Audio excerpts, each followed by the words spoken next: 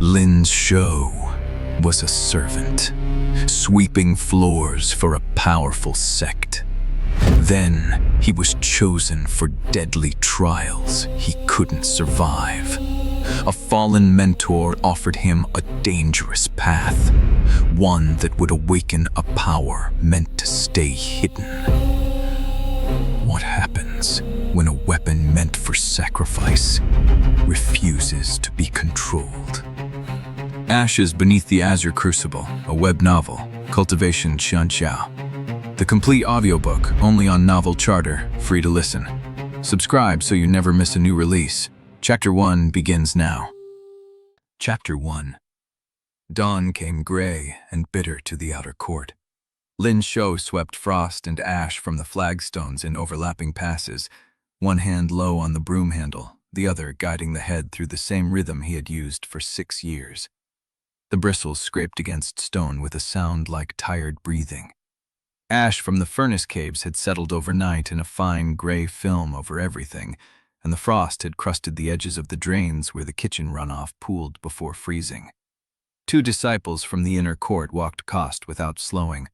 The first one's robe hem brushed Lin's shoulder. The second stepped directly over his bucket, as if it and he were part of the same obstacle. Neither acknowledged him. Lin kept sweeping. He had learned the cost of eye contact in his first month, when a Sword Hall senior had explained rank with the flat of his palm.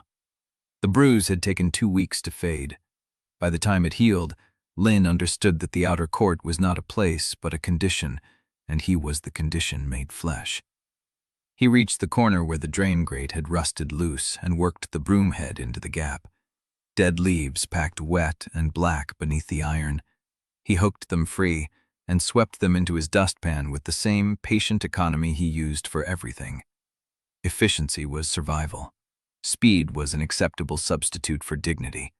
Across the courtyard, another figure swept the same way. Elder Gu Renshan moved through his own quadrant with a broom that had been his companion longer than Lin had been alive.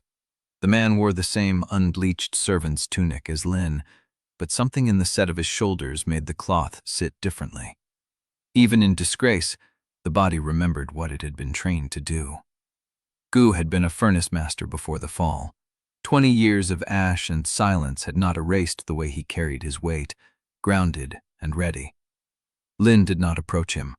They never spoke during the morning sweep. That was part of the arrangement. Gu had taught him that the first rule of surviving as a shadow was never to cast 2 shadows in the same place. So Lin finished his quadrant, emptied his dustpan into the ash cart, and leaned the broom against the wall in the exact groove where it had sat for 1,000 mornings. He was turning toward the refectory when the bells began. High above, from the inner court bell tower, the bronze struck 3 times in slow, measured intervals. A formal announcement, the kind that preceded public readings of sect law, execution warrants, or declarations of trials. Disciples stopped mid-stride. Servants put down their buckets. Even the kitchen dogs, mangy and thin, lifted their heads as the resonance rolled across the courts and faded into the furnace caves. Lin stood very still.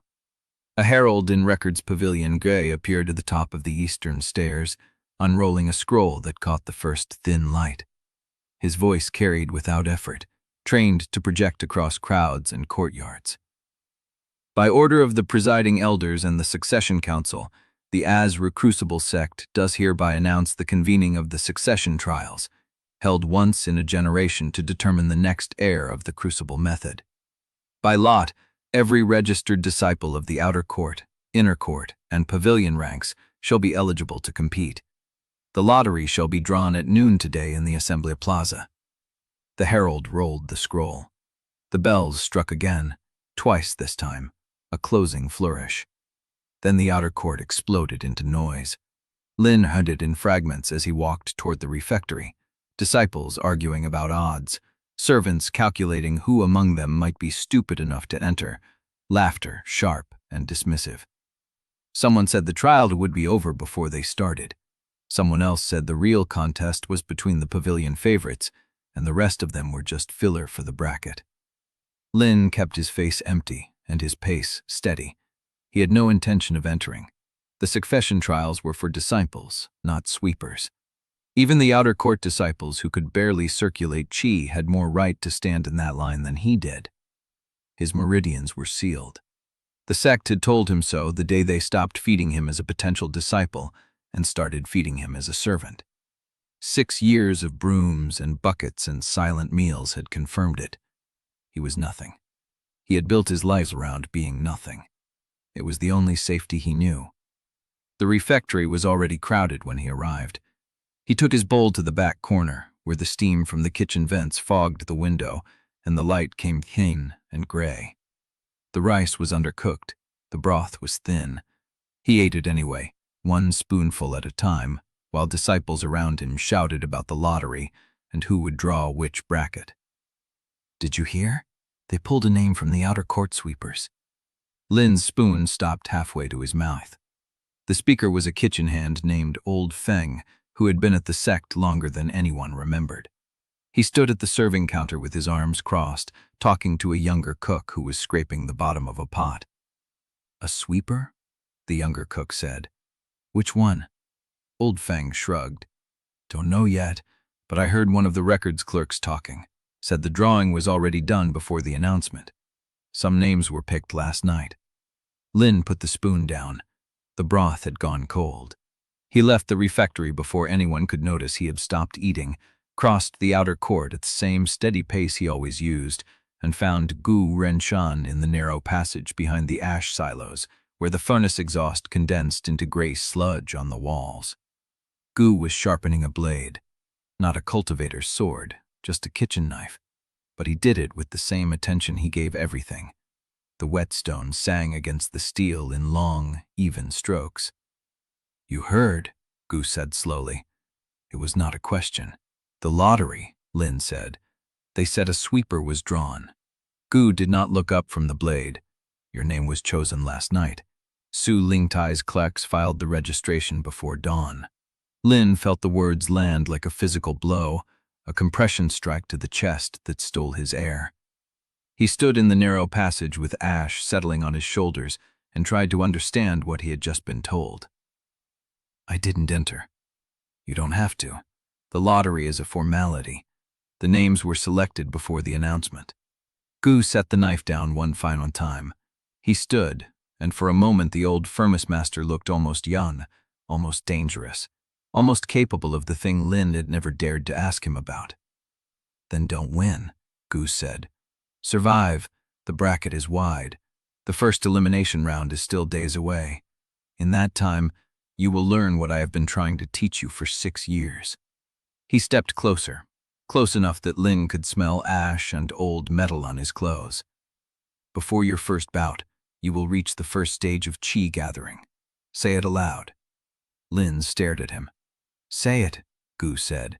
"Say it so I can hold you to it." Lin's throat felt like it was lined with frost.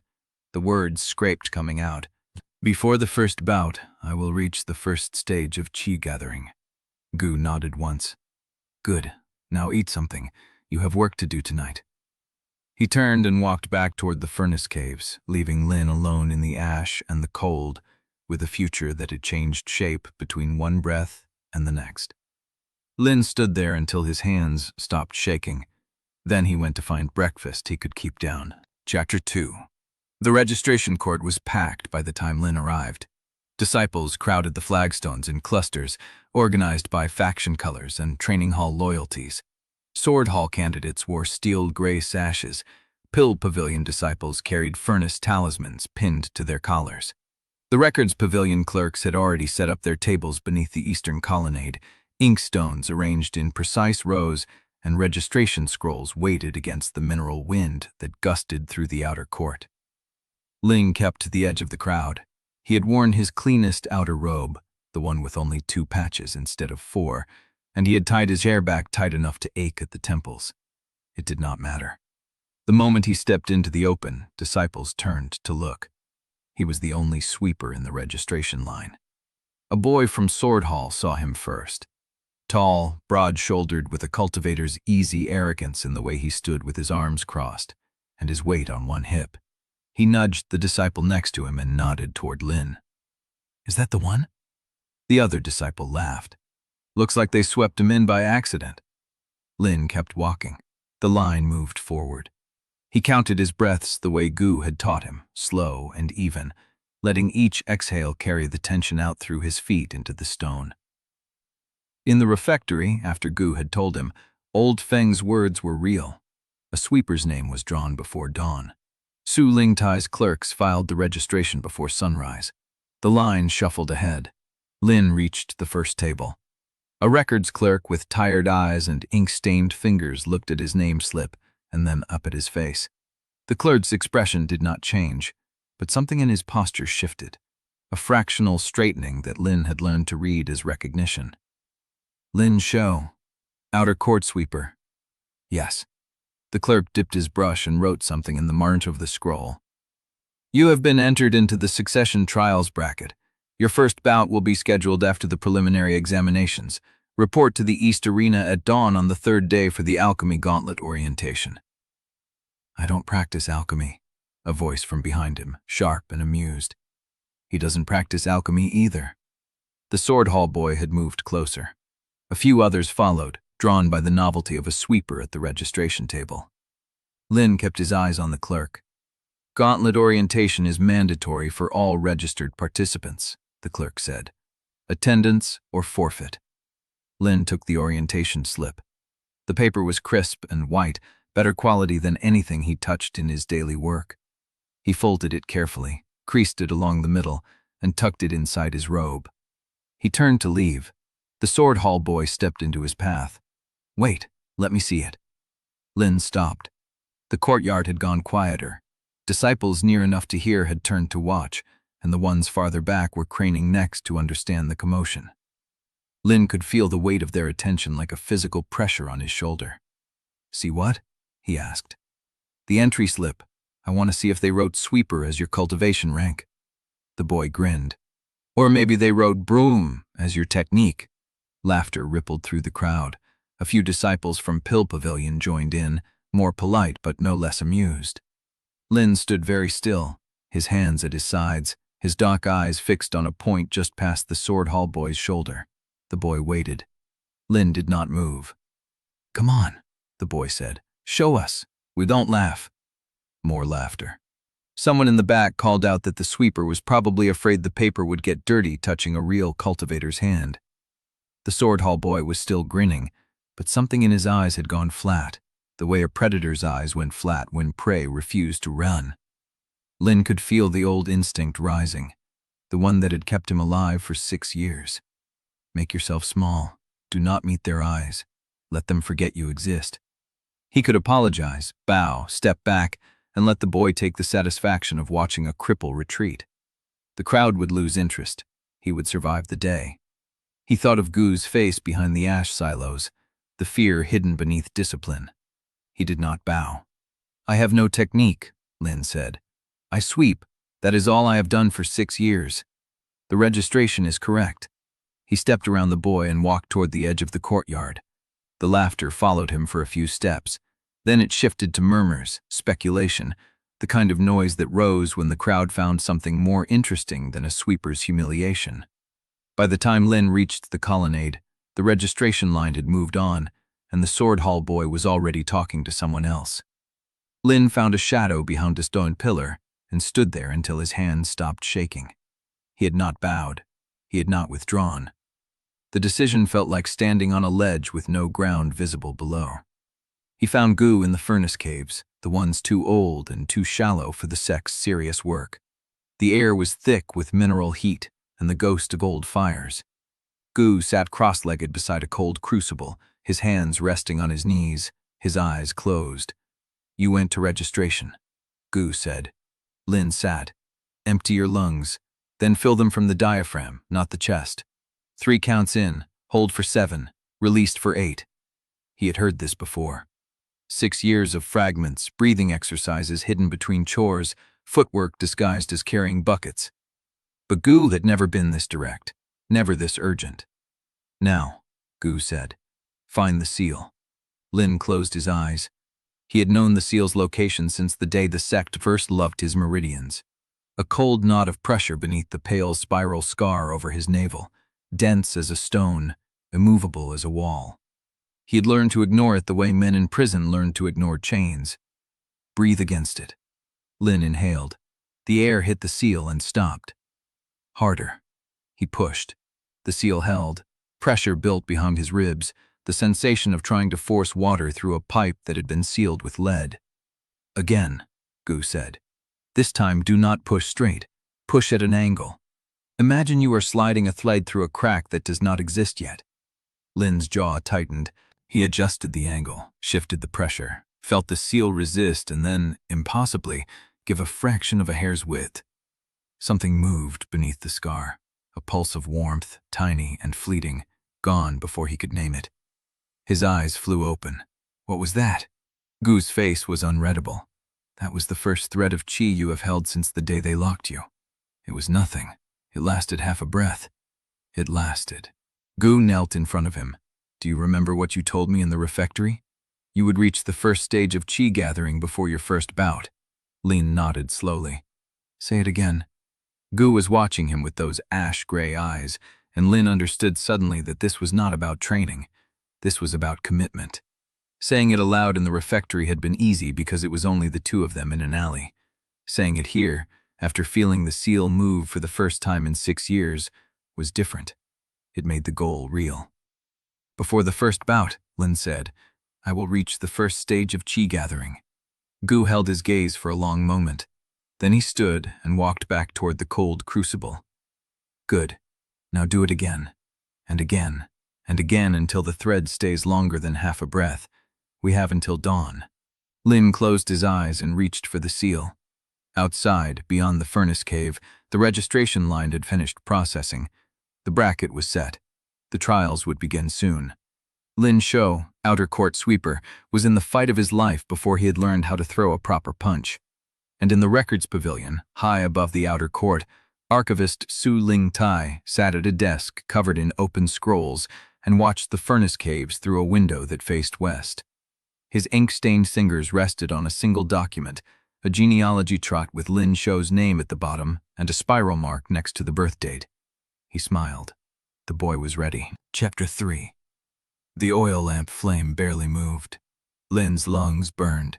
His chest ached from holding the breath pattern, for pushing against the wall inside him that had never budged, not once, not in 6 years. Again, Gu said. Lin's hands were flat on his knees. Sweat had begun to gather at its temples, though the cave was cold enough to see his breath. He had lost count of how many times he had tried. 10, 20. The seal gave nothing now.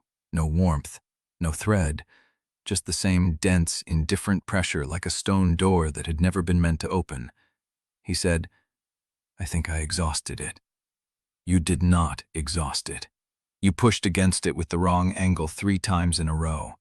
You lost the rhythm. Lin bit back the retort that wanted to surface.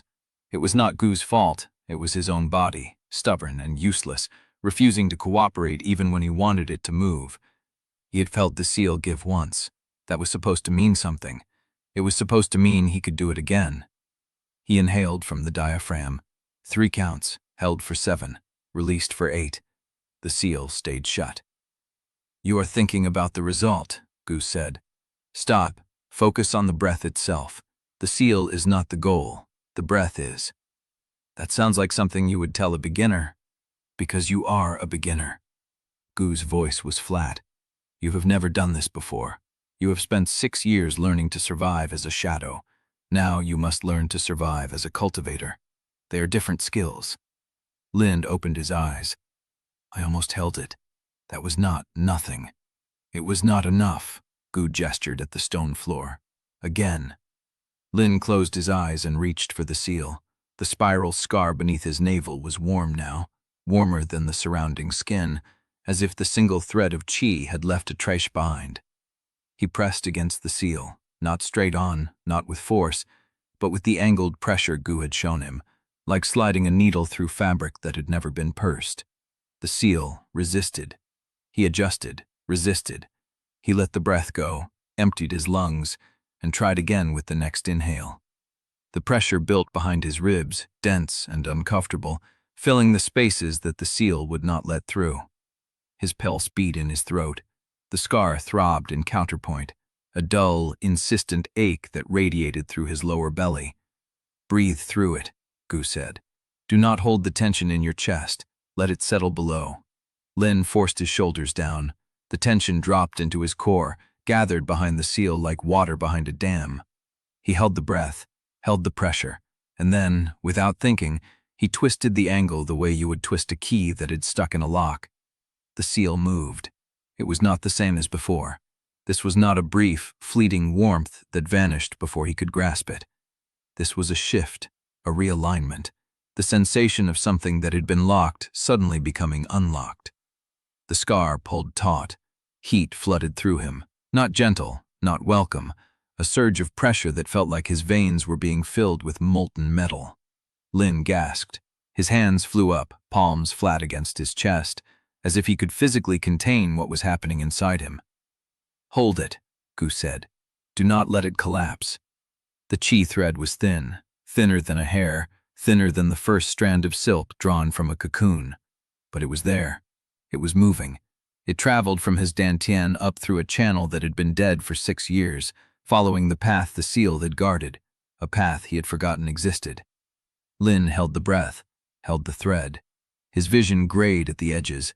The pressure at his chest mounted, sharp and relentless, and he understood suddenly that his body was not ready for this. The channel was too narrow, the chi too dense, and the seal had not opened fully, only cracked enough to let it trickle through, and that trickle was more than he could handle. He wanted to stop. He wanted to let the breath go and feel the normal emptiness return, the familiar, safe numbness of being sealed. "You let it collapse," Gu said, "and you will not be able to open it again tonight. Maybe not this week. Do you have a week?" Lin's jaw clamped. The gray deepened. The heat in his chest became pain, a spreading brine that radiated through his ribs and up into his throat. His heart hammered. The lamp flame flickered as if disturbed by a draft, though the cave air was still. The thread wavered. Lin brought both hands together in his lap, pressed his palms against each other, and used the pressure to ground himself. He had done this before. Not with chi, with chores, with pain, with the long, grinding hours of sweeping ash and frost when his hands were cracked and his back backed, and he wanted nothing more than to stop. He had never stopped. He did not stop now. The thread stabilized. The gray receded. The burning did not fade, but it stopped spreading, held at the boundary of the open channel, contained by the same stubborn discipline that had kept him alive for 6 years as a sweeper. He breathed. 3 counts in, hold for 7, release for 8. The thread stayed. He did it again, and again, and again. By the 4th cycle, the thread had thickened, no longer a hair but a thin cord, still fragile, still threatening to dissolve, but real, measurable, present. Lin counted the breaths. 10, 20, 30. Each one felt like lifting a weight he had never been strong enough to hold. At the 33rd breath, his arms began to shake. "You can soft totally. You can stop," Gu said. Lin shook his head. He could not speak. The effort of holding the breath pattern and the thread at the same time left no room for words. "You have held it long enough. Let it go." Slowly. Lin wanted to argue. He wanted to prove he could hold it longer, that he was stronger than the seal, stronger than the sect, stronger than the boy who had been broken and discarded 6 years ago. But his body made the choice for him. The thread snapped. The pressure released in a wave that slammed through his chest and out through his limbs, and Lin doubled over, coughing, gasping, his hands hitting the stone floor hard enough to scrape the skin. Dark spots swam across his vision. His stomach heaved. He tasted blood and bile and something metallic that he did not have a name for. Gu's hand landed on his back, steady, firm. "You did it." Lin spat onto the stone. The phlegm was streaked with red. That did not look like success. It looked exactly like success. Gu's voice was quieter now. "You pushed a controlled pulse through the outer ring of the seal. You held a thread of chi for over 30 breath cycles. That is further than you have ever been." Lin raised his head. His arms still shook. The cave swam in and out of focus. "Then why do you look like I just died?" Gu did not answer immediately. He withdrew his hand and stood, walking to the oil lamp and adjusting the wick so the flame steadied. Because every time the seal opens, Ho said, the sect feels it. Lin's stomach went cold. The seal was not placed by a lone elder. It was anchored to the sect's foundation array. Every crack, every thread that passes through, every moment of chi that flows where it should not, sends a ripple through the formation. Gu turned back to face him, his expression carved from stone. Su Lingtai knows you started training. He may not know where or with whom, but he knows. Lin stared at him. The heat in his chest had cooled to a dull ache. The thread of chi was gone, but the memory of it remained, a warmth that sat beneath his ribs like a coal that had not yet burned out. Then what do? We train faster. Gu's eyes were dark. We train harder. And we make sure that when the seal breaks, you control the break, not the sect. He gestured at the cave entrance. The sun is rising. You have a bracket to read and a gauntlet orientation to attend. Rest for now. You will need it. Lin pushed himself to his feet. His legs wobbled. His hands would not stop trembling. I held it, he said. Gu looked at him. I held it, Lin said again. That means I can do it again. Something flickered in Gu's expression, too brief to name. That means, Gu said, you can begin. Lin walked to the cave entrance, his body aching, his blood still singing with the trace of something he had not felt in 6 years as a sweeper. The sky beyond the cave mouth was pale gray, layered with the thin clouds that preceded dawn. He was a sweeper. He was a sealed disciple. He was something else now, too, something he did not yet have a name for. Behind him, Renshan stood alone in the furnace cave, staring at the cold crucible, and did not move until the first light touched the stone. Chapter 4. The air outside the furnace cave was thin and cold, carrying the mineral bite of the red basin's pre-dawn breath. Lin walked with his shoulders level, his stride measured, the way he had learned to move when every joint screamed and the world expected him to collapse. He had done it before. The day after a 5-hour ash carry. The morning after Qingming had beaten him behind the grain stores for breathing too loud. He knew how to make pain look like patience. The outer court was already waking. Disciples in gray robes crossed the main yard with bowls of rice gruel, their voices low, that eyes sharp with the hunger that came before a trial announcement. Lin kept his gaze down, counting flagstones, letting the rhythm of his feet drown the burn in his chest. A shadow fell across his path. He stopped without looking up. Old habit. The body knew before the mind did when someone had chosen to block you. Sweeper. The voice was female, polished, carrying the particular courtesy of someone used to being thanked. Lin raised his eyes slowly. The girl standing before him wore the pale green of the pill pavilion, her sleeves embroidered with the 3-flame mark of a ranked apothecary. Her face was smooth, her dark hair pinned with a silver needle, and her smile arrived precisely when she judged the moment correct. You are Lin Shou. Not a question. He had not expected one. I am.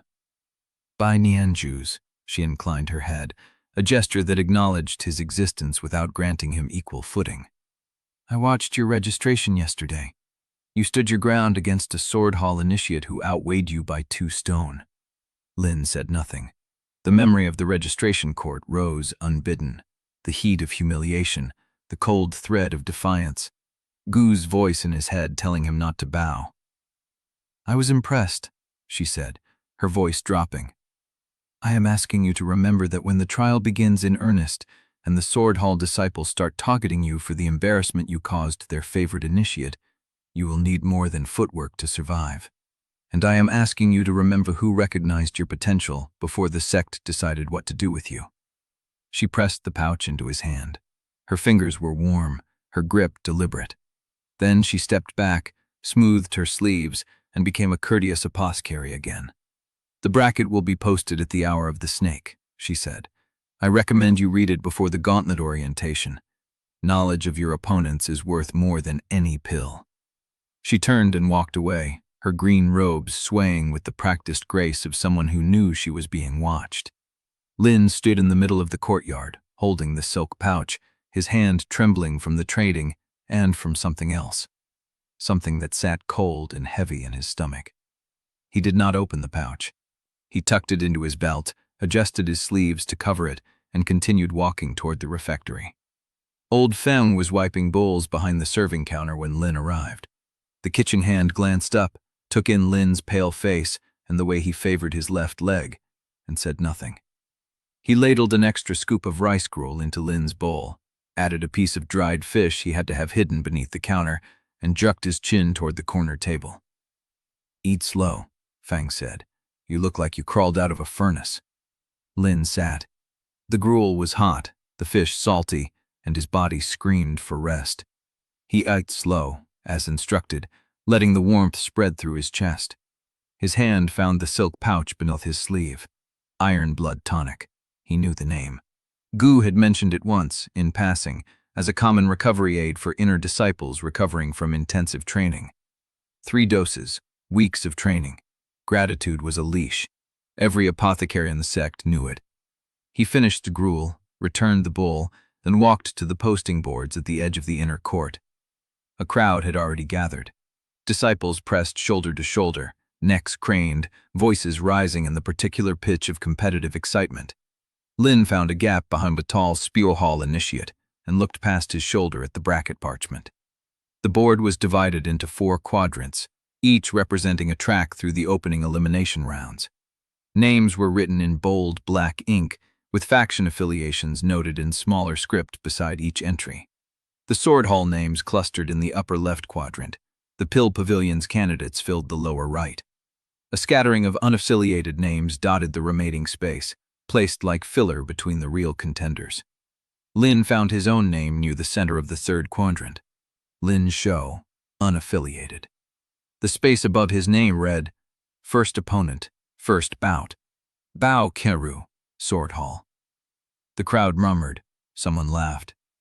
Bao Keru drew the sweeper, a voice said, thick with satisfaction. That bout will last 5 breaths. Generous, another replied. I give it 3. Lin read his opponent's name again, fixing it in his memory. Bao Keru, Sword Hall. He had never seen the disciple fight, but he knew the name. Every sweeper knew the names of the disciples who trained in the main yard, who kicked servants out of their path, whose reputations preceded them like weather. He turned away from the board. The walk back to his sleeping cell took him past the records pavilion. The building rose 3 stories above the surrounding courts, its exterior faced with dark stone that seemed to drink the morning light. The windows were narrow, high, designed for observation rather than view. Lin did not look up, but he felt it. A gaze, weightless and invisible, pressing against the back of his neck like the memory of heat. He kept walking. In his cell, he closed the door, sat on the edge of his cot, and finally opened the silk pouch. Inside lay 3 amber pills, each wrapped in a thin membrane of beeswax. The smell was sharp, medicinal, and beneath it, very faint, the same metallic note he had caught in Bai Nianju's robe. He did not take one. He re-wrapped the pouch, tucked it beneath his mattress, and sat in the silence of his cell, breathing the way Gu had taught him, feeling the narrow channel inside him pulse with the ghost of the chi thread he had held at dawn. 3 days until the gauntlet orientation. 1 opponent before that. He did not know how many breaths Bao Keru would need to end him, but he knew how many he would take before falling. And he had just begun to count. Chapter 5. Lin heard the gong before he felt the ground. It came from the main arena, deep bronze shuddering through the morning air, and across the outer court bodies began to move. Disciples streaming toward the tiered stone seats, vendors packing their trays. The low hum of anticipation that belonged to the trials alone. Lin stood at the edge of the preparation yard, his hands steady at his sides. He had not slept. He had spent the night on his cot, weaving Gu's cadence, feeling the narrow channel pulse and fade, until the space behind his eyes burned with exhaustion. Twice he had almost reached for the beeswax pouch beneath his mattress. Twice he had pulled his hand back. The beeswax pouch sat hidden under the mattress. He had decided before dawn. Not because he trusted Bai Nianju, and not because he distrusted her. He simply did not know which feeling was the trap, and he would not walk into the arena with an unknown debt already settling in his stomach. He adjusted his outer robe, cleanest one, 2 patches instead of 4, hair tied back tight enough to ache at the temples. A disciple in sword hall blue stopped in front of him, Paul, chin sharp, arms crossed like he was waiting for Lin to apologize for breathing. "You're the sweeper." Lin said nothing. "The bracket's been resequenced. You're up second, not fourth. Bout wants it over with before the main crowd arrives." The disciple smiled. There was nothing friendly in it. "Try to last longer than 10 breaths. The stewards hate cleaning blood off the stone before noon." He walked away. Lin stood in the yard, the morning cold seeping through his patched soles, and waited. He did not think about Bao Kuru's cultivation level. He did not think about the rankings, the odds, the laughter he would hear if he lost. He thought about the narrow channel inside him, the ghost of the chi thread, the angle. Pressure must be answered with rhythm. Gu's voice, hoarse, certain. The gong sounded again. Lin walked into the arena. The ring was a circle of pale flagstones 30 paces across, enclosed by a low stone lip that marked the boundary of the bout. Beyond it, tiered seats rose in uneven arcs, packed with disciples who had come to watch the early matches, the ones that served as appetizers before the real contenders fought. The seats were half full, maybe 200 bodies, enough to make noise. Bao Kuru was already inside the ring. He was built like someone who had been fed well since childhood. Broad shoulders, thick arms, a sword at his hip that had not drawn yet, and he probably would not to. His cultivation base pushed against the air around him, invisible but measurable. The weight of a disciple who had spent years on the sect's grain, its pills, its techniques. He looked at Lin the way a cook looked at a chicken. "The ring has no mercy," Bao said. His voice carried, meant to carry. "Step out now and the stewards will record a forfeit. You'll keep your bones." Lin stepped over the stone lip. The crowd laughed. The steward at the edge of the ring raised a hand. A woman in gray robes, face empty of expression, holding a small brass gong. "First bout, third quadrant. Lin Shou, unaffiliated. Bao Kuru, sword hall." She paused. "There are no killing strikes in the opening round. Intent to maim will be penalized. The bout ends when a competitor is unable to rise, yields, or crosses the boundary stone with both feet." She looked at Lin, then at Bao. "Begin." Bao moved. He was fast. Not blindingly fast, but fast enough to end most early round fights before they started. His lead foot planted, his weight shifted, and his palm came forward in an open strike aimed at Lin's chest. Simple and brutal and direct. Lin stepped sideways. Not a cultivator's step, a sweeper's step. The kind of step you learned when you carried 2 full buckets across wet stone and a senior disciple decided to test whether you would spill. The kind of step that kept you upright when someone swung a broom at your knees for fun. Bao's palm glanced past Lin's shoulder. The crowd made a sound. Not quite surprise, interest. Bao reset. His eyes narrowed. "You got lucky." Lin did not answer. Bao came again. This time he feinted high and dropped his weight, sweeping a leg at Lin's ankles. Lin jumped. Not high, just enough. The kind of judge you learned when you had spent years dodging the kick that came every time a servant was slow to move out of the way. Bao's sweep hit air. The crowd's interest sharpened. Lin backed toward the edge of the ring, not fleeing, measuring. His feet remembered every narrow corridor he had ever carried a load through, every tight turn, every moment he had to slide past a body that would have knocked him down for sport. Bao's jaw tightened. His pride was starting to burn. "You dance like a servant." "I am a servant," Lin said. The words came out flat. No anger, no shame, just fact. Bao charged. This time he did not faint. He threw a full palm strike, channeling a thread of chi into the blow, the earl around his hand rippling with compressed force. It was not a killing strike. It was a crippling one, meant to crack ribs and collapse lungs and end the embarrassment of a second-hand sweeper making a sword hall disciple look slow. Lin did not dodge. He dropped. His knees bent. His back curved. The palm passed over his head, close enough that he felt the heat of the chi wake against his scalp. And in the same motion, the same breath, he pushed upward from the crouch and drove his shoulder into Bao's exposed ribs. Not a technique, not a cultivation art. A load carrier's counter. The same motion he used to shift a full grain sack onto his shoulder. Bao grunted. His stance wavered. Lin felt the opening like a crack in stone. He did not think. He breathed. the way Gu had taught him. The angle.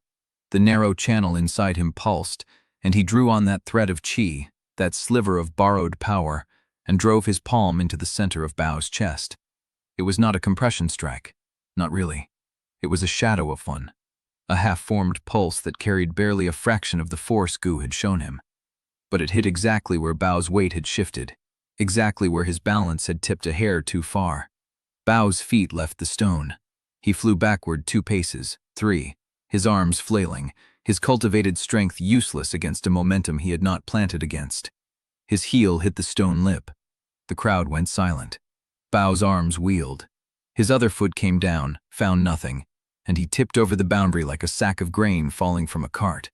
His back hit the ground beyond the ring. The steward's gong sounded. Bao concluded, boundary violation. Lin Shou advances. The silence held with 1 breath, 2. Then the noise came. Not applause, not cheers.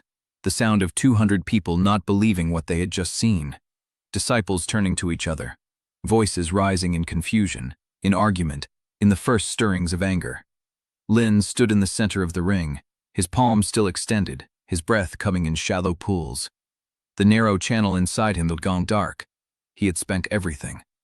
Bao Kuru was on his feet now, his face red, his hands balled into fists. He took a step toward the ring. Sweeper. Lin met his eyes. Bao's jaw worked. The sword hall disciples in the front row watched him. The steward watched him. The whole arena watched him. The next time we meet, Bao said, you will not have a boundary to hide behind. He turned and walked away. Lin lowered his hand. The steward wrote something on a slick of parchment. She did not look impressed. She did not look disappointed. She looked like a woman recording a fact she would forget by evening. Neck bout in 10 minutes. Winner stays in the 3rd quadrant bracket. Lin stepped over the stone lip and walked out of the arena. His legs were shaking. He made it to the preparation yard, to the shadow of the archway, where the morning light did not reach. He leaned against the wall and pressed his palm to his chest, feeling the narrow channel, feeling nothing. It was empty. He had used the thread, the only thread, and he did not know when it would come back. From across the yard, a figure in pale green robes watched him. Ba Nianju. She did not approach. She did not smile. Share slightly. Jackracacia. Willius. Mistress's Roth. I just stand up now the protecture. From someone wanting by braving Brits the memble for pressed and first Toros. Baby figs lusted stone. Not much. I mean just the proaches here out of these stone. Jodl scrock bus. Someone who despied us. I mean they know that I delight. He a real mast attended. His breath coming in shallow pulls. The narrow channel inside him had gone dark. He had spent everything. Bao Kuru was on his feet now. He blaffed. He sells the money Blucken exacted, and the useful natures who pretend to not go around the campaigning. I wouldn't go down on the court. I would take around the buddy watched Eld, would have passed out against. She simply stood in the shade of the pill pavilion's awning, her hands folded at her waist, her expression unreadable. And behind her, higher past the roof of the records pavilion, a narrow window caught the sun and held it like a watching eye. Chapter 6. Lin pushed off the wall and forced his legs steady. The shaking would stop if he pretended it was not there. That was what 6 years had taught him. Act whole, and the body followed, eventually. He crossed the preparation yard with measured steps, keeping his eyes on the ground ahead of him, not on the pale green figure still standing beneath the pill pavilion awning, not on the window high in the records pavilion, not on the clusters of disciples who had stopped talking to watch him pass. The noise of the arena faded behind him. He made it to the archway that led into the outer court proper, and then a hand closed around his elbow. Not hard, not violent, firm enough that stopping was the only clean option. Lin turned. The man holding his elbow was middle-aged, with a clerk's narrow face and a pill pavilion badge pinned to his collar. Not Bai Nianju. Someone older. Someone whose robes carried the smell of dried herbs and ink. You are Lin Shou. It was not a question. I am. The man released his elbow and offered a folded square of paper instead.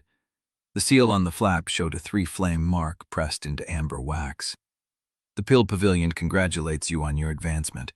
Mistress Shun Alex extends an invitation to the pavilion's auxiliary training hall. We have facilities better suited to a rising contender than the outer courtyard. Lin took the paper. The wax was still warm. I have not advanced yet, he said. One bout does not make a bracket win. The man's mouth did not move, but something in his posture shifted. Amusement, perhaps. Or patience. Mr. Sunelix believes in investing early. The training hall is open to you until your next bout. No obligation. Lin heard the words the way Go had taught him to hear words. Not for what they said, for what they did not say. No obligation. Which meant obligation would come later, named something else. I will consider it, Lin said. The man inclined his head and walked away without another word. Lin stood in the archway with the folded paper in his hand, feeling the warmth of the wax, feeling the weight of a courtesy that had already begun to count against him. He tucked the paper into his sleeve and kept walking. The outer court was quiet. Morning classes had started. The few disciples who lingered in the yard were the ones too low-ranked to have anywhere better to be, and they watched him with the particular stillness of people who had heard a rumor and were waiting to see if the rumor would bleed. Lin did not meet their eyes. He crossed to the refectory, where the morning meal was winding down and the benches stood half empty. Old Fang was behind the serving counter, whopping a bowl with a stained cloth. He looked up when Lin walked in, and his hands stopped moving. He did not speak. He simply reached under the counter, pulled out a cover bowl, and set it on the edge of the serving ledge. Lin took it. The bowl was warm. The lid fit tight enough to hold steam. He carried it to the farthest corner of the refectory, where the light from the high windows did not reach, and sat with his back to the wall. He lifted the lid. Rice. A piece of steamed fish. A handful of pickled vegetables. More food than he had seen in a single serving in months. He ate slowly. Old Feng's advice echoed in his memory. Eat slow. Let the body keep what you give it. The food settled warm in his stomach. His legs stopped shaking. He finished every grain, every shred of fish, every sliver of vegetable. He set the bowl aside and pressed his palm to his chest, feeling for the narrow channel. Still empty. He had spent everything on that single compression strike. The thread of chi he had held at dawn, the thread that had taken days to coax open, was gone, and he had no idea how long it would take to grow back. If it grew back. He pushed the thought away and stood. The refectory had emptied while he ate. Old Feng was gone from behind the counter. A single outer disciple sat near the door, pretending not to watch him. Lin walked out. The sun had climbed past the roofs now, and the yard was bright with the hard white light of mid-morning. The bracket board stood at the center of the outer court, surrounded by a small crowd of disciples reading the updated matchups. Lin did not approach. He knew his name would still be there. Third quadrant. Winner standing.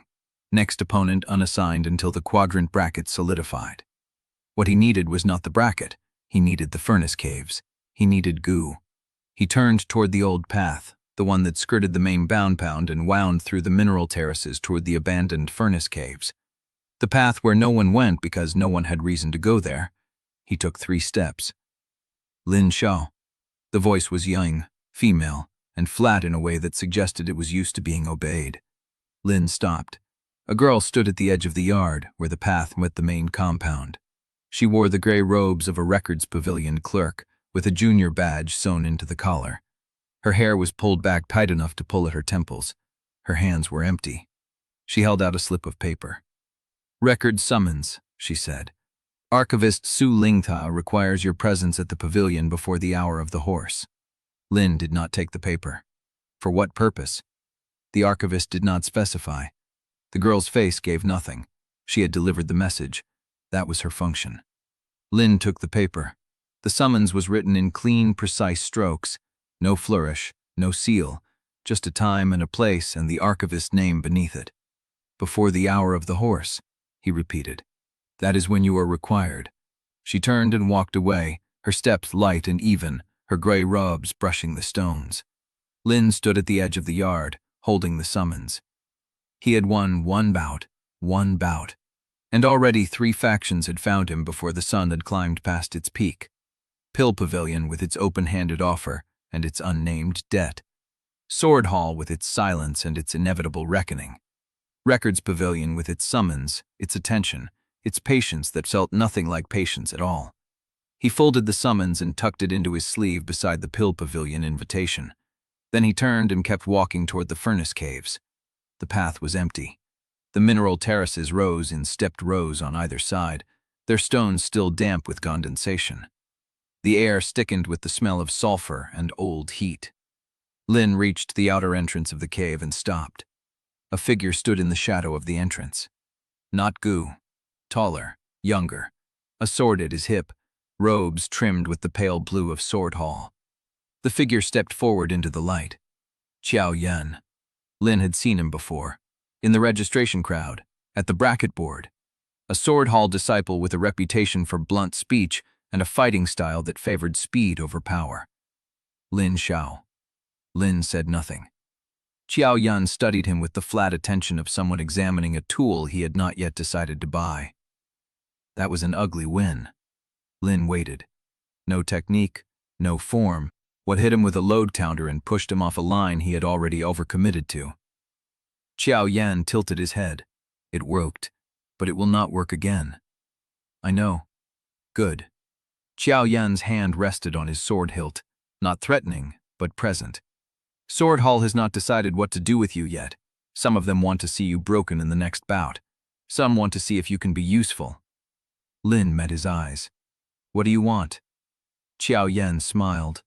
It was not a warm smile. It was the smile of someone who appreciated a direct question. I want to know if that first win was luck, instinct, or training. And I want to know before I decide whether to warn you or watch you fall. He stepped past Lin, close enough that the edge of his sleeve brushed Lin's shoulder. Think carefully about where you go from here, Sweeper. Every faction is watching, and the one that is not recruiting is already planning your funeral. He walked away, his steps sure and unhurried, his sword swinging at his hip. Lin stood at the entrance to the furnace cave and watched him go. The cave was empty when he finally stepped inside. Gu was not there. The furnace was cold. The ash on the floor had not been disturbed. The stone ledge where they sat for training held nothing but the imprint of a hand pressed into the dust. Lin stood in the silence. He had no chi. He had no teacher.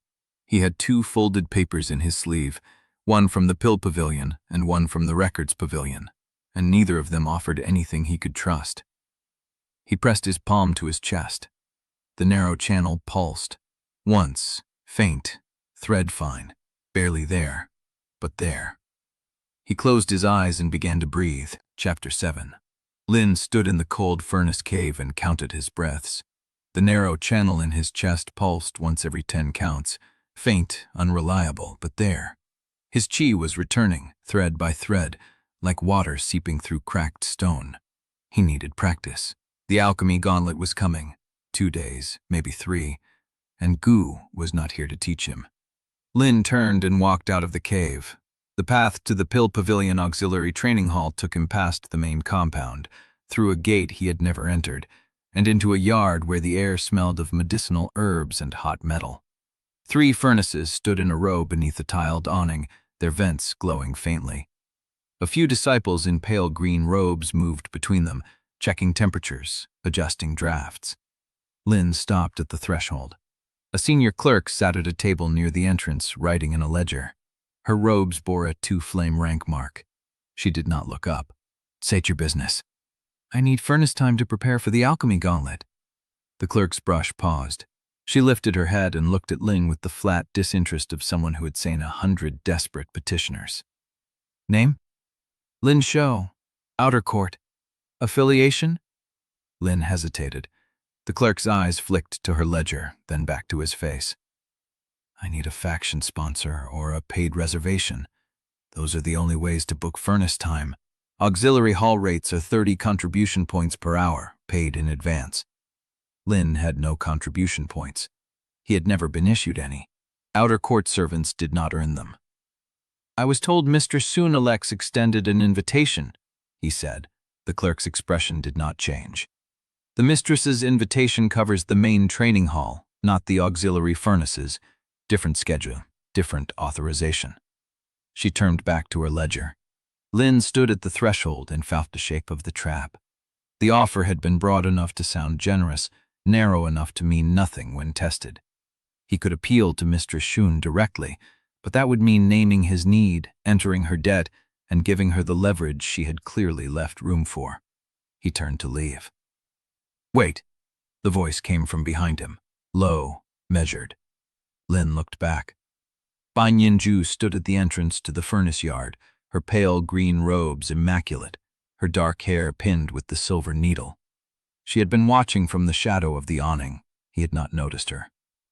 "Leave us," she said to the clerk. The clerk rose without a word and walked into the interior of the hall. Bai Ju crossed the yard and stopped an arm's length from Lin. Her face was calm, her hands clasped loosely at her waist. She looked at him the way she had looked at him in the courtyard after the bout, assessing, patient, unreadable. "You need furnace time," she said. "I do. And you do not want to owe Mistress Shun for it." Lin said nothing. Bai Ju smiled. It was a small thing, barely a movement of her lips. "Good. You are learning." She reached into her sleeve and drew out a key. Iron, tarnished, hung on a plain leather cord. "There is a furnace in the lower archive annex. It is not registered on the main schedule. No one uses it. It was mine once, before I was promoted to the inner hall." She held the key out. Lin did not take it. "What do you want?" "Nothing tonight." She turned the key in her fingers. "I want you to survive the gauntlet. I want you to reach the second round. I want you to be worth the attention you are gathering." "And after?" "After, we will talk about what you owe." The restraint in her voice was worse than a demand he could measure, a demand he could refuse. This was open-ended, a promise of future payment with no stated price. Lin looked at the key. He thought about Gu, absent and unreachable. He thought about the summons in his sleeve, waiting for him at the records pavilion. He thought about the narrow channel in his chest, pulsing its thin promise of recovery. He needed furnace time, but everything in this sect came with a cost, and the costs were never stated until they were due. "Why are you doing this?" Bai Ju's smile faded. For a moment, something else passed across her face. Not warmth, but something closer to recognition. "Because I watched you refuse to bow at registration. Because I watched you beat a sword hall disciple with a sweeper's footwork and a half-taught technique. Because you are standing in a yard where you have no right to be, asking for what you need instead of begging for what you are given." She held the key closer. "That is worth something, even if your sect has forgotten how to measure it." Lin took the key.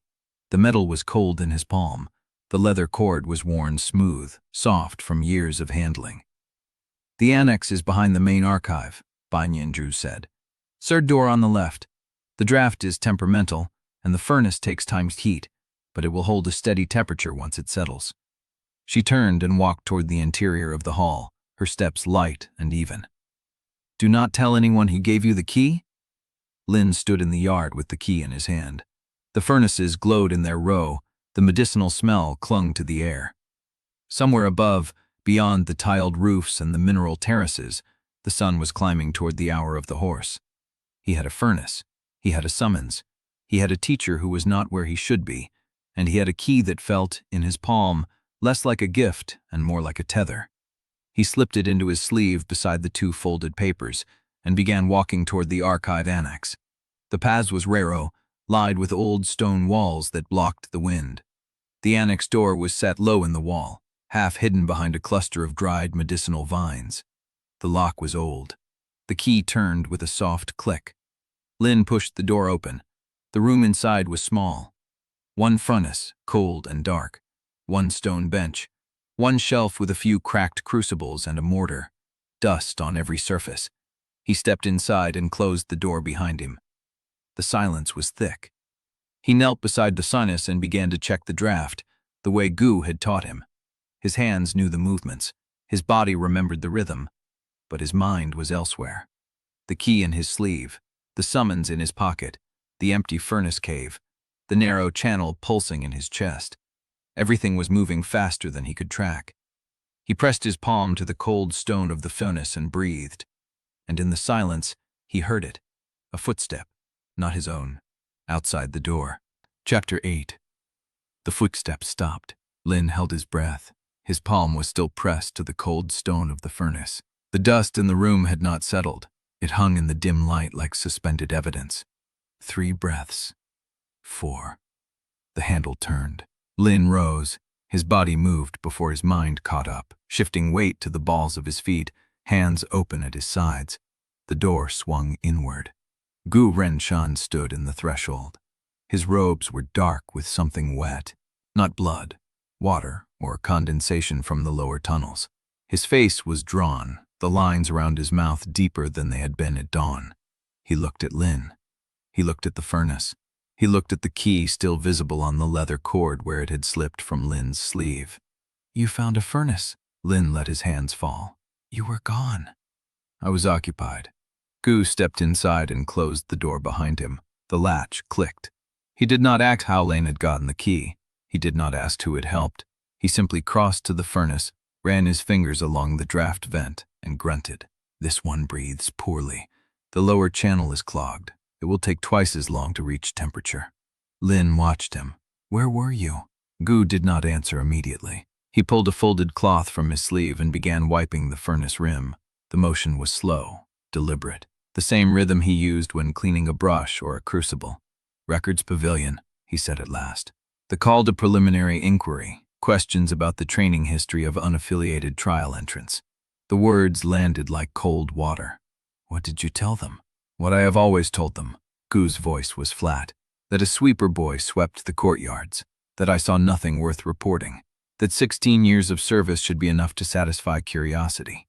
He set the cloth aside and turned to face Lin fully. "They will not be satisfied for long." Lin felt the narrow channel pulse in his chest, a thin thread of chi, still weak, still unreliable. He had spent everything on the compression strike. The recovery was slow, too slow. "I was assigned Station 7 for the gauntlet," he said. Gu went still. "Station 7, he repeated. "The one facing the moon furnace vent, the one with the bent draft." Gu's hand moved to his own wrist. A habit Lin had seen before, a gesture that meant Gu was measuring something he did not want to speak aloud. The silence stretched. "Show me the assignment slip." Lin pulled it from his sleeve. The paper was cheap, the characters stamped in standard clerk's ink. Gu took it. His eyes moved across the lines once, twice. "The assignment was made by lot," Lin said. "The assignment was made by lot," Gu repeated. His voice carried no belief. He handed the paper back.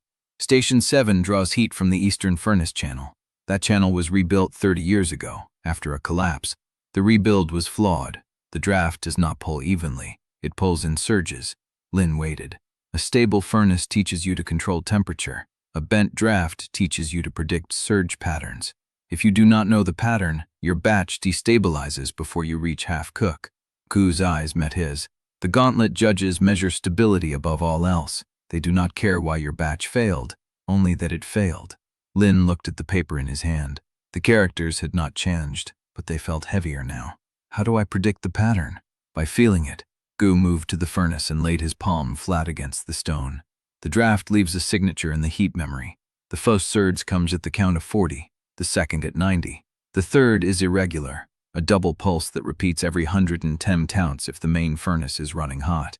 He pressed harder against the stone, as if listening through his skin. "These principles are not taught anymore.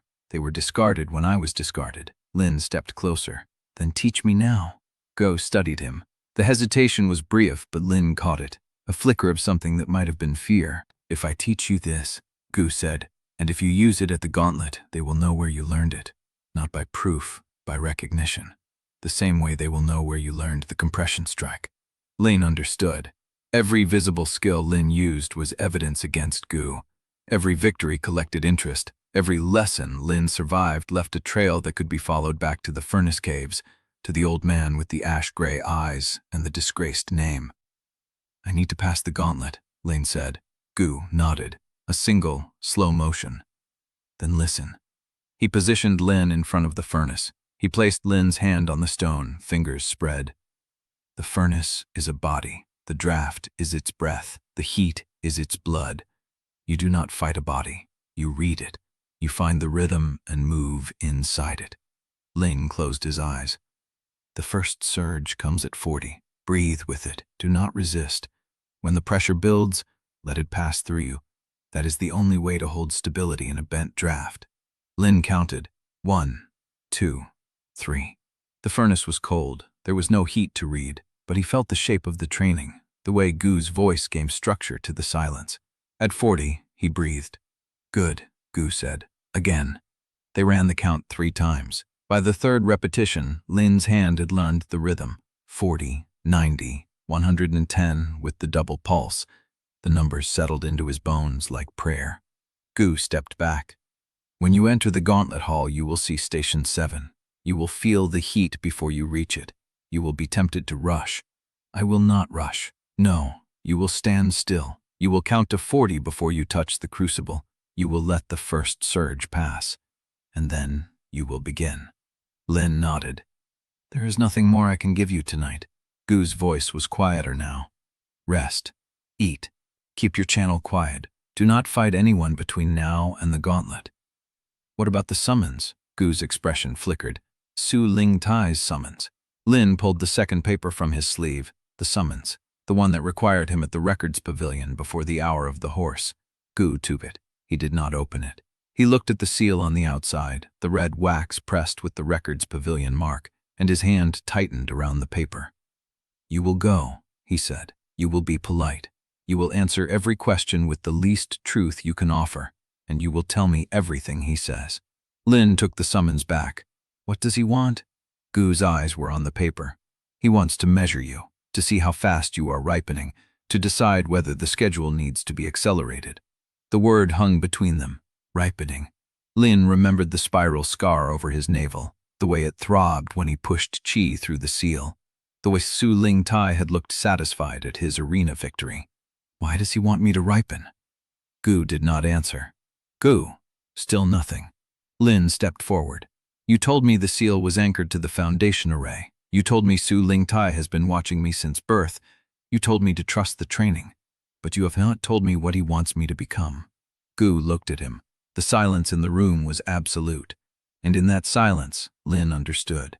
Gu was afraid, not of the inquiry, not of the summons, not of the disciples who watched from windows and calculated from shadows.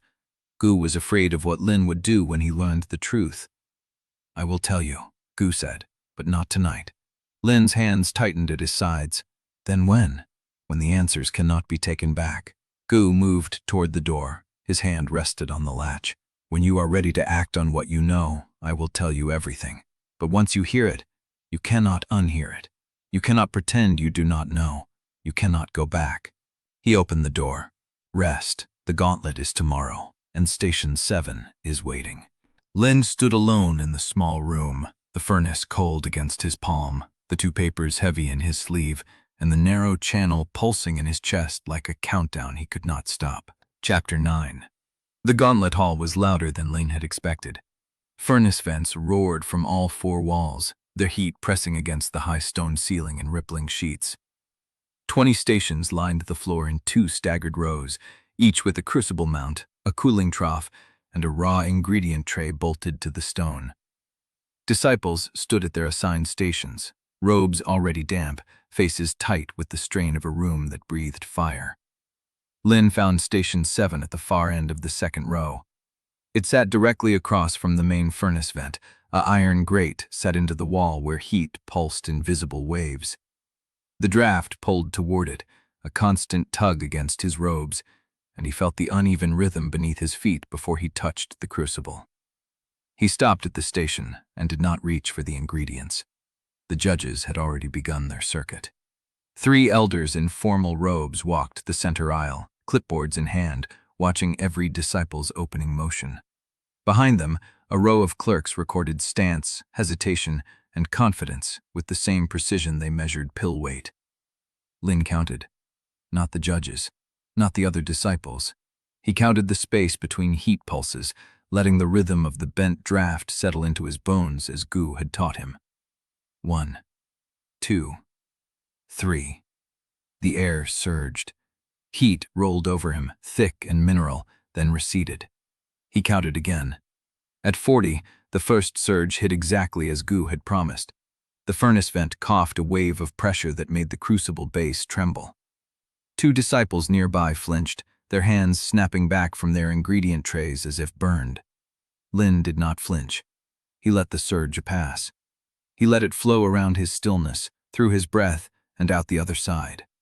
Only then did he reach for the ingredients. The tray held raw spirit grain, crushed mineral bark, and a bundle of dried fireweed tied with hemp cord. Standard ingredients for a basic condensation pill. The recipe was simple enough that a first-year apprentice could produce a passable batch. Lin picked up the fireweed. The leaves were brittle, too brittle. When he pressed a fragment between his fingers, it crumbled into dust instead of bending. Fireweed harvested too long ago lost its binding property. The pill mass would separate on the crucible wall. He set the fragment down. He checked the mineral bark. The grain was uneven. Some pieces ground to powder while others remained coarse enough to crack a heating crucible. He checked the spirit grain and found it damp, packed too tightly in the center of the tray, moisture pooling where the heat could not reach. Every ingredient was wrong. Not destroyed, not obviously sabotaged. A first-year apprentice would blame inexperience. A second year would blame the heat. Only someone who knew what to look for would see the pattern. Too fine, too old, too damp, too uneven. The trap was precise, deniable, perfect. Lin placed his hands on the crucible base. The stone was warm, but not hot. The draft had not yet pushed the main furnace's heat into this station's channel.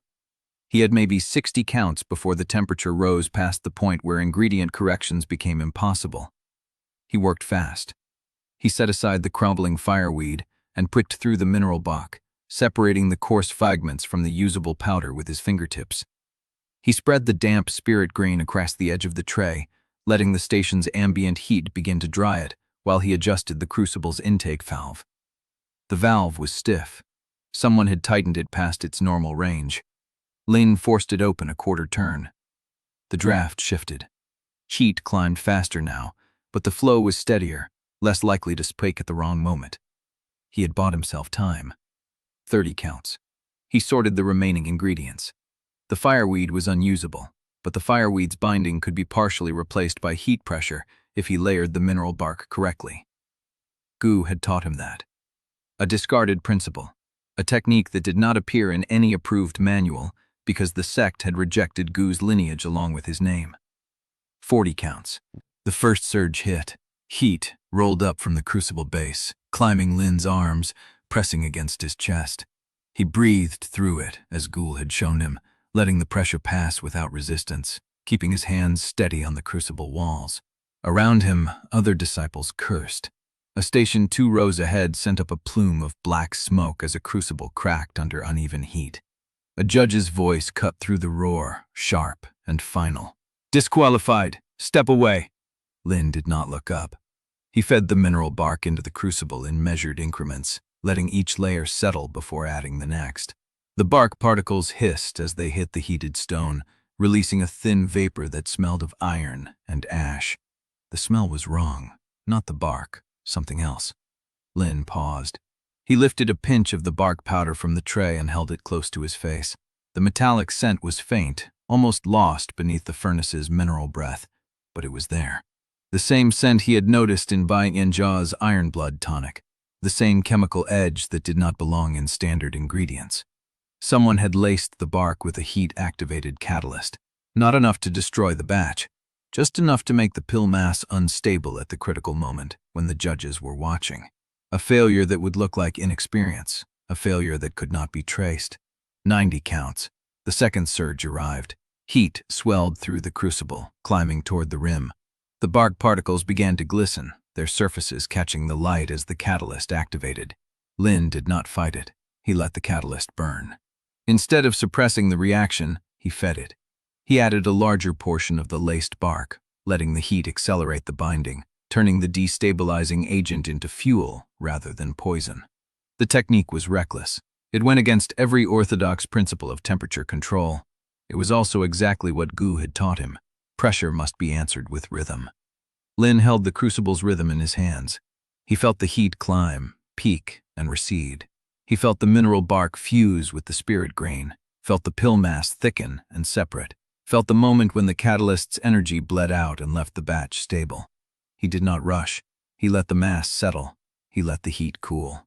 He let the pill form at its own pace, the way a body healed, the way a seal cracked, the way breath found its own depth if you did not force it. 110 counts. The third surge came as Gu had said, a double pulse, 2 waves of pressure hitting in rapid succession, the irregular heartbeat of a furnace channel rebuilt 30 years ago. Lin breathed through both. The crucible held. The pill mass held.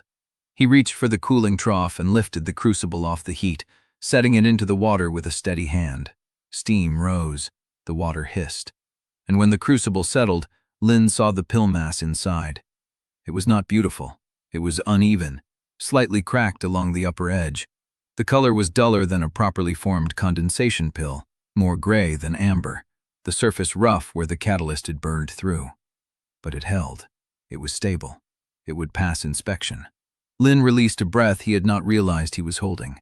The judges were 2 stations away now, moving toward him with clipboards and measuring eyes.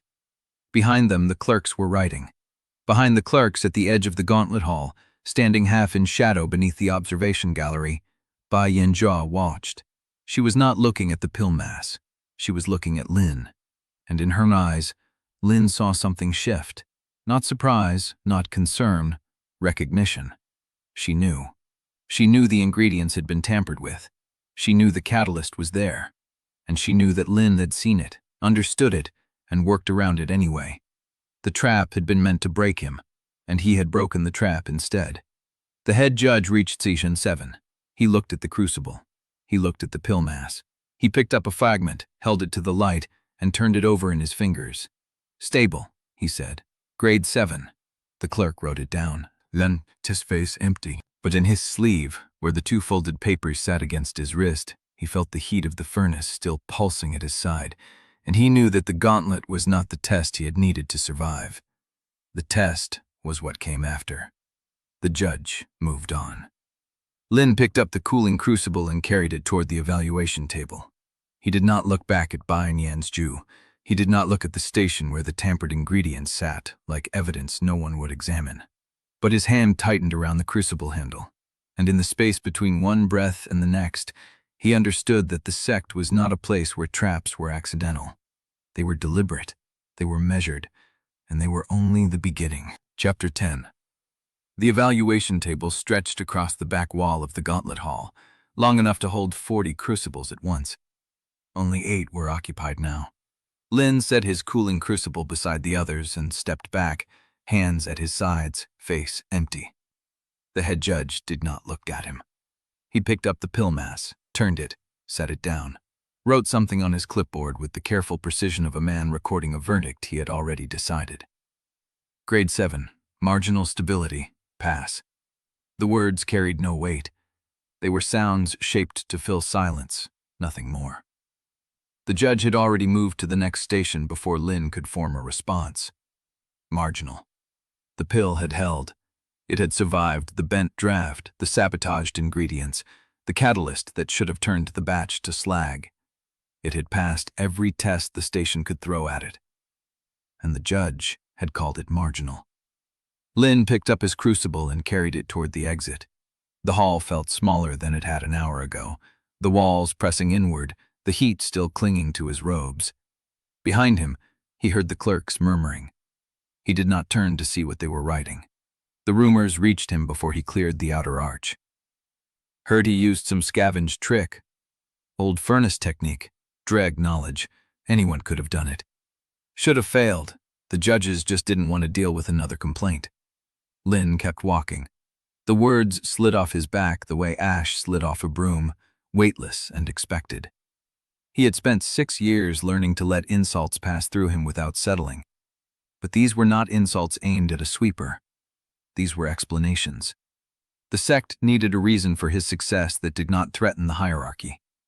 If Lin Shou, the sealed cripple, the servant who should never have entered the trials, could forge a stable pill on a sabotaged station with bimizate and poisoned ingredients, then the hierarchy meant nothing.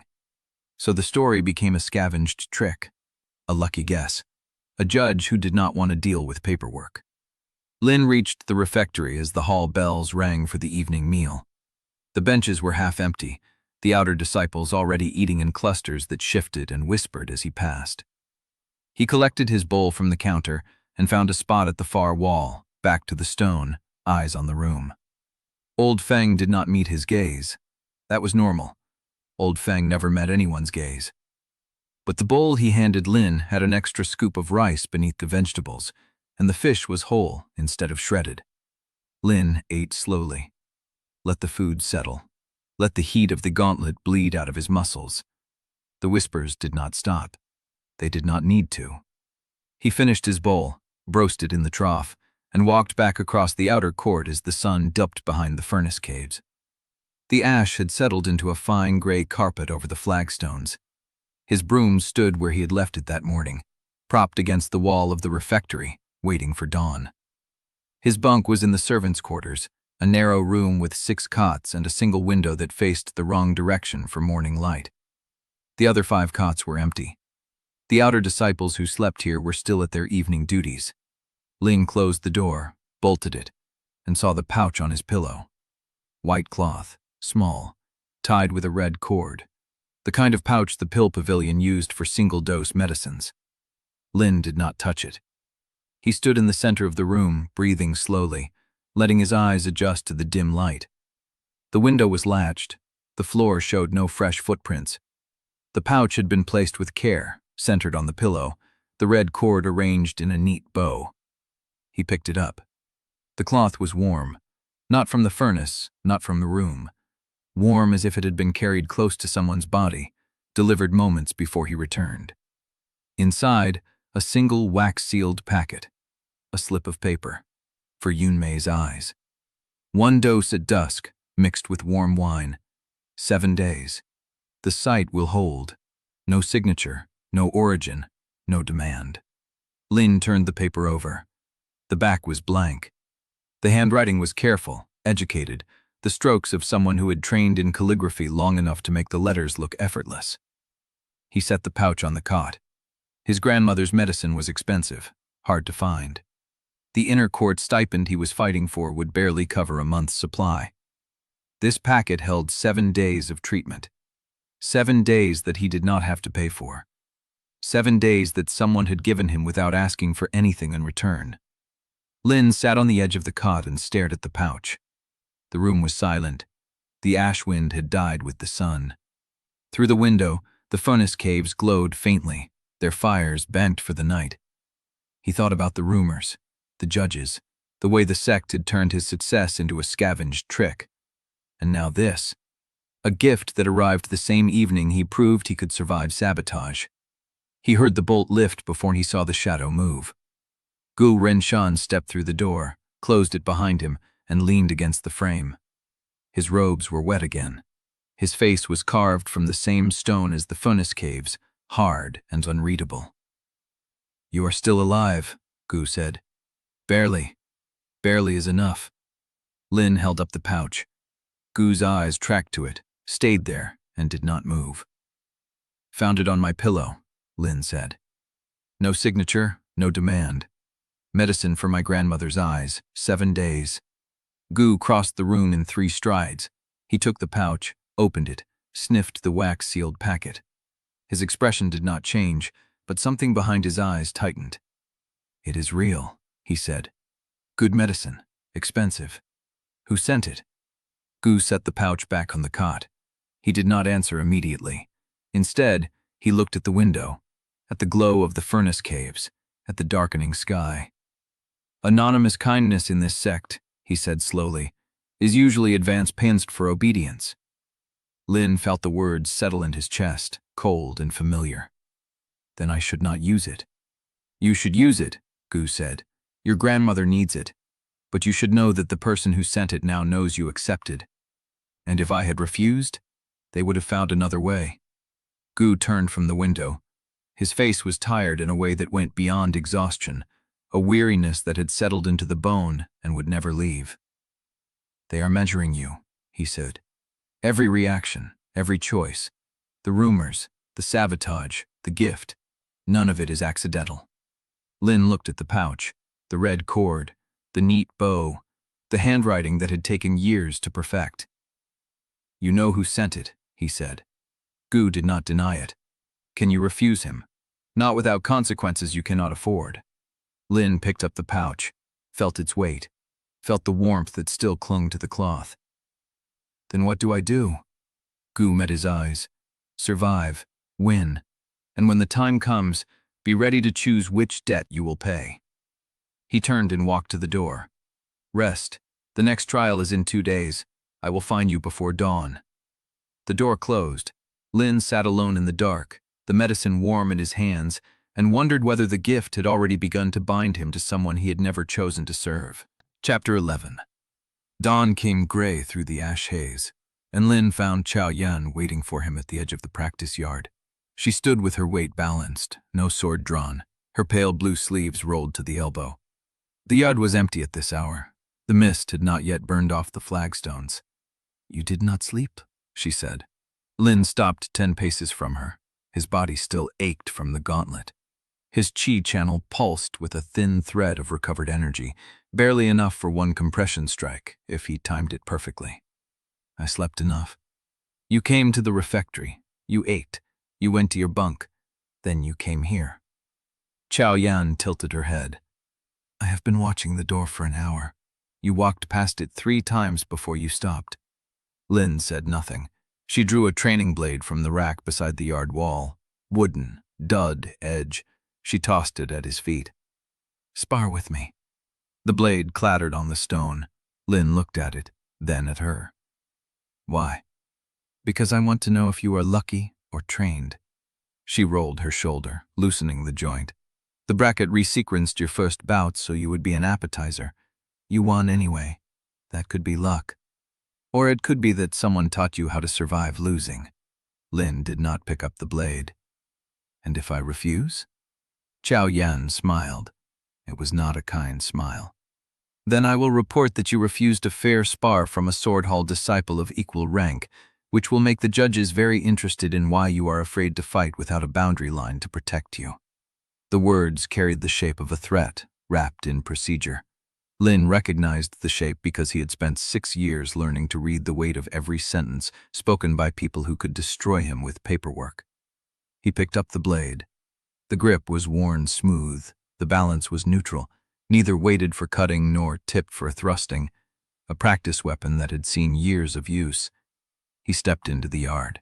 Chao Yan did not wait for a signal. She closed the distance in 3 strides, her wooden blade cutting a flat arc toward his ribs.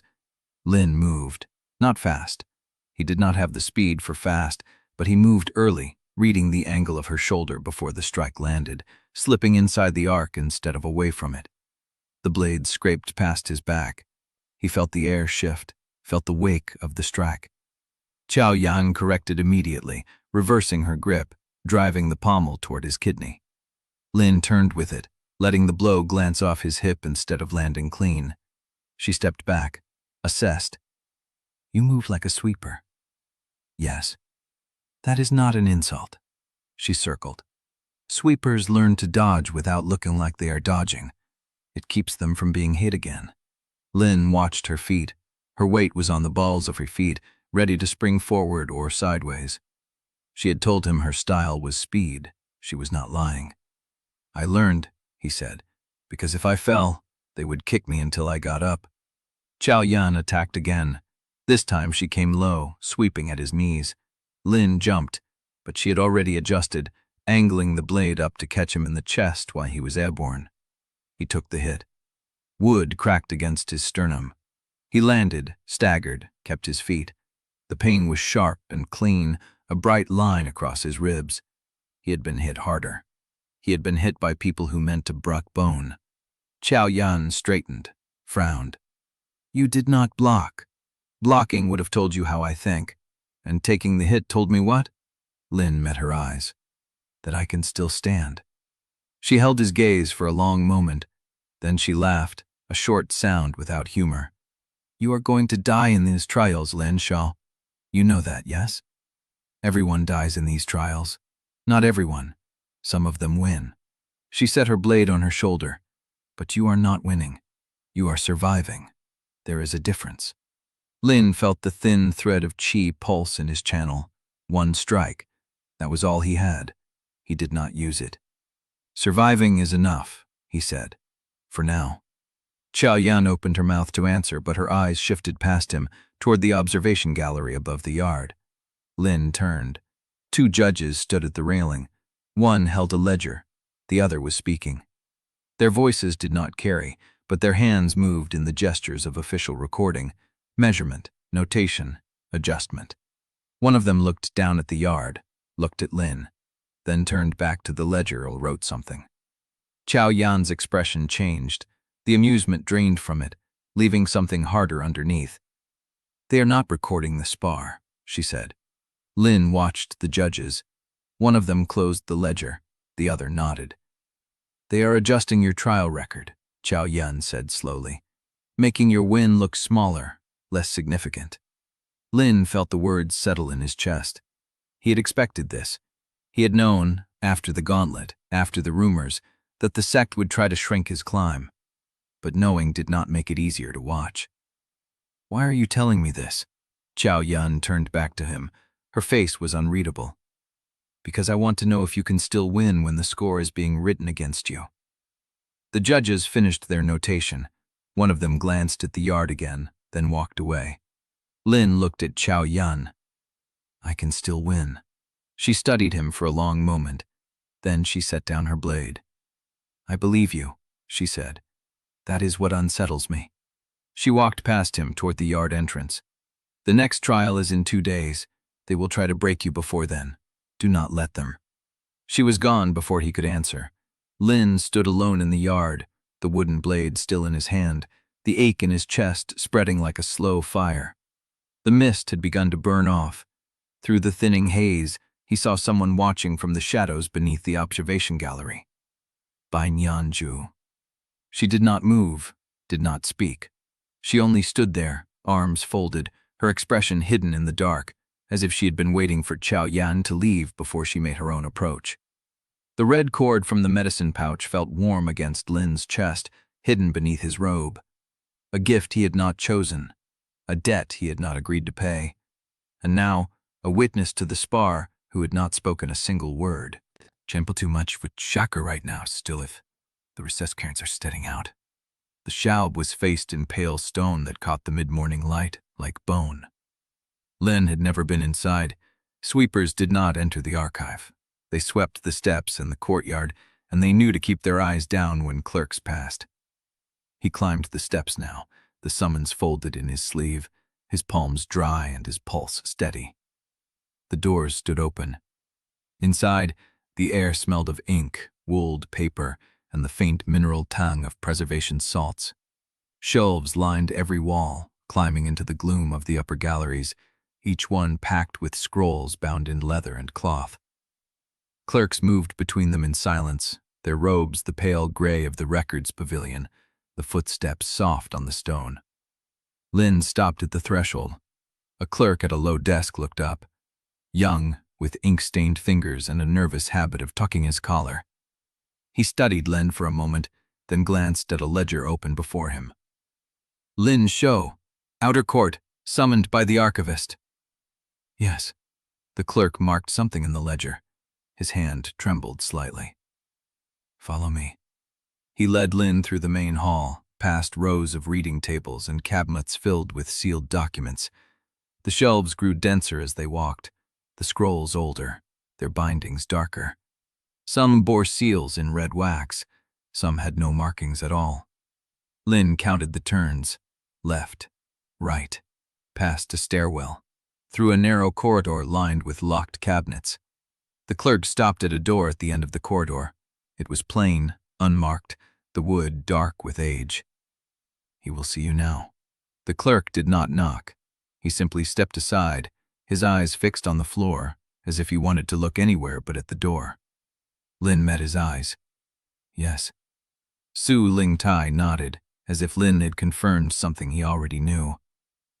"I have seen many disciples enter these trials hoping to earn enough to save someone. Some succeed. Most do not." He leaned back in his chair. "You are an interesting case, Lin Shou." You entered the trials without cultivation, without sponsorship, without any visible means of advancement. And yet here you are, still standing, still climbing. Lin felt the spiral scar beneath his navel pulse once, a dull throb that had nothing to do with qi. Luck, Lin said. No. Su Lingtai's smile sharpened, just slightly. Luck is a word people use when they do not want to admit they are being watched. He stood. Lin stood with him reflexively. Su Lingtai walked to the window, his hands clasped behind his back. The light fell across his face, illuminating the fine lines around his eyes. I called you here for a routine verification, he said. Your trial status, your health, your readiness for the next round. Standard procedures, your unaffiliated entrance. Lin waited. But I also wanted to meet you, to see you for myself. Su Lingtai turned. You are smaller than I expected. Quieter. That is good. Quiet people last longer. He studied Lin with the same intensity as before. Your body is recovering well. The seal is holding. You are not pushing too hard. Lin's blood went cold. He knows about the seal. Of course he knows. He is the one who watches it. You will be called for the next trial in 2 days, Su Lingtai continued. The Stone Lung Passage, an endurance trial designed to test breath control and resolve. It is not a combat round, but many fail it nonetheless. He walked back to his desk. I expect you to pass. Lin said nothing. Su Lingtai sat down, his hands folded over the folder again, his expression settling into something almost paternal. You may go. Lin did not move. Archivist? Su Lingtai looked up. Why did you call me here? The question hung in the air. Su Lingtai studied him for a long moment. Then he smiled, slow and warm, the kind of smile that seemed intended to comfort. Because I wanted to see the boy who survived what should have killed him. He opened the folder again. And because I wanted to tell you that someone is watching out for you, Lin Shou, whether you know it or not. Lin's hand moved to his chest, where the medicine pouch rested beneath his robe. The red cord felt warm against his skin. Su Lingtai's eyes followed the movement. Do not thank me yet, he said softly. You do not know what you are being saved for. Lin turned and walked to the door. His hand was steady on the latch. His pulse was not. Behind him, Su Lingtai's voice came again, gentle, almost kind.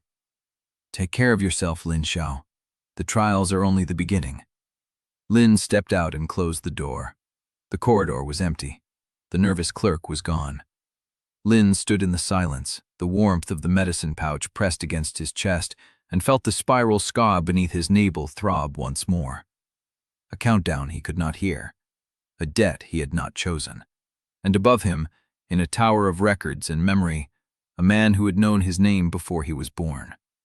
He walked back through the pavilion, past shelves of sealed scrolls and locked cabinets, past clerks who did not meet his eyes, past the pale stone walls that held the ways 1,000 years. At the entrance he paused. A young clerk stood at the low desk, the same one who had let him in. He was staring at Ling with wide eyes, his ink-stained fingers pressed flat against the ledger. He opened his mouth, closed it. Then he looked down at his desk and said nothing. Lin stepped out into the light. The steps of the records pavilion stretched before him, white stone and shadow, and beyond them the outer court lay quiet in the mid-morning sun. He had been inside for less than an hour. It felt like a lifetime. Chapter 13. At the base of the records pavilion steps, Lin stopped. The mid-morning light fell across his face, warm and ordinary. Behind him, the stone walls held their silence. Clerks moved past with ledgers and inkstones, not one of them looking at him. He pressed his palm against his chest, where the medicine pouch lay warm beneath his robe. You do not know what you are being saved for.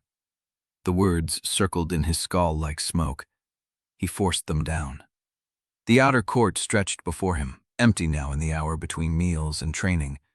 He walked, one please after the other, feeling the cobblestones through his worn soles. The spiral scar beneath his navel pulsed with a rhythm that did not match his heartbeat. The seal is holding. You are not pushing too hard. Su Ling Tai knew, had always known, had watched him train, watched him fight, watched him stumble through the gauntlet like a beetle pinned under glass. Lin reached the servants' quarters without remembering the path. The bunk room was empty. His pallet lay undisturbed, the blanket folded at the foot. He sat down, pulled the medicine pouch from beneath his robe, and held it in both hands. 7 doses. 7 days. Grandmother Yun Mei's eyes, saved by a man who had known Lin's name before he was born. He closed his fingers around the pouch. The red cord burned against his skin. 2 days passed in a blur of shallow breath and restless sleep. Lin did not see Gu Renshan. The furnace caves stayed cold, the ash undisturbed. He trained alone in the pre-dawn dark, running through the breathing forms until his ribs ached, pushing the narrow channel to its limit and beyond. Each time, the seal held. Each time, the spiral scar crashed, a reminder of the countdown he could not measure. On the morning of the Stone Lung Passage, Lin reported to the trial grounds with 37 other entrants. The assembly point was a stone arch at the eastern edge of the sect, where the mineral cliffs gave way to a network of tunnels carved into the mountain's throat. The entrance gaped like a wound, dark and cold, and from its depths came the sound of wind moving through narrow passages, a low moan that raised the hair on Lin's arms. A proctor stood before the arch, a lean woman with gray-streaked hair and eyes that had seen too many failures. "The Stone Lung Passage tests breath control," she said, her voice carrying without effort. "You will enter through this arch and exit through the western vent, half a lay through the mountain. The tunnels are filled with ash and dead air pockets. You will crawl, climb, and squeeze through gaps no wider than your ribs. If you cannot breathe, you will signal. The extraction team will pull you out. Your trial ends." She paused. "Many of you will fail." Lin looked at the other contestants. Some stood rigid with tension, their hands clenched at their sides. Others wore the easy confidence of disciples who had trained for this, who had studied the tunnels and memorized the choke points. One of them caught his eye. A broad-shouldered young man with a Sword Hall crest on his collar. He was staring at Lin with a smile that did not reach his eyes. "Bao Keru. The next time we meet, you will not have a boundary to hide behind." Lin looked away. The proctor raised her hand. "Begin." The first wave of entrants moved forward, disappearing into the dark. Lin counted to 10, then followed. The tunnel swallowed him whole. Darkness closed in, thick and absolute, broken only by the faint glow of the ventilation grates set into the ceiling at irregular intervals. The air smelled of ash and old stone, dry and thin, and each breath tasted of dust. Lin moved forward, his hands tracing the rough walls. The tunnel sloped downward, then narrowed, forcing him to turn sideways and shuffle through a gap no wider than his shoulders. The stone scraped against his ribs, and he felt the seal pulse once, a sharp warning. He slowed his breathing. In through the nose. Hold. Out through the mouth. Gu's voice from a dozen pre-dawn sessions. The rhythm that had kept him alive when his channel was empty and his body screamed for rest. He matched his pace to the cadence. The tunnel opened into a wider chamber, the ceiling high enough to stand. Ash lay thick on the floor, ankle deep, and the ventilation grates were clogged with it. The air here was heavier, pressed down by the weight of the mountain. Lin took a step. The ash shifted beneath his foot and something cracked. He stopped. Ahead of him, a dark figure lay half buried in the ash, unmoving. A hand, pale and still, stretched toward the tunnel's far wall. Lin's pulse jumped. He forced it down. "Keep moving. Do not stop. Do not think." He stepped around the figure, careful not to disturb the ash further.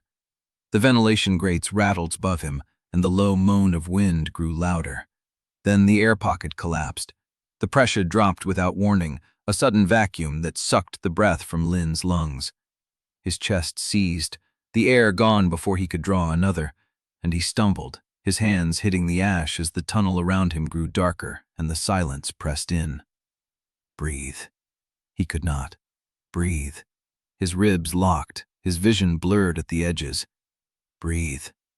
The forbidden cadence rose in his chest, not from thought but from bone-deep memory. The rhythm Gu had drilled into him through pain and repetition, the pattern of pulse and release that moved against the seal instead of through it. Lin opened his mouth and drew breath against the vacuum. It tore at his throat, thin and sharp, but it was air. He drew another, slower, forcing his diaphragm to obey. His vision cleared. The pressure in his chest eased. He pushed himself upright. The air pocket had collapsed somewhere ahead, burying the tunnel in a cascade of ash and loose stone. The exit was blocked, but not completely. A gap the width of his arm remained at the top of the pile. Lin crawled toward it. He did not think about the figure behind him. He did not think about the weight of the mountaineer pressing down from above. He only breathed.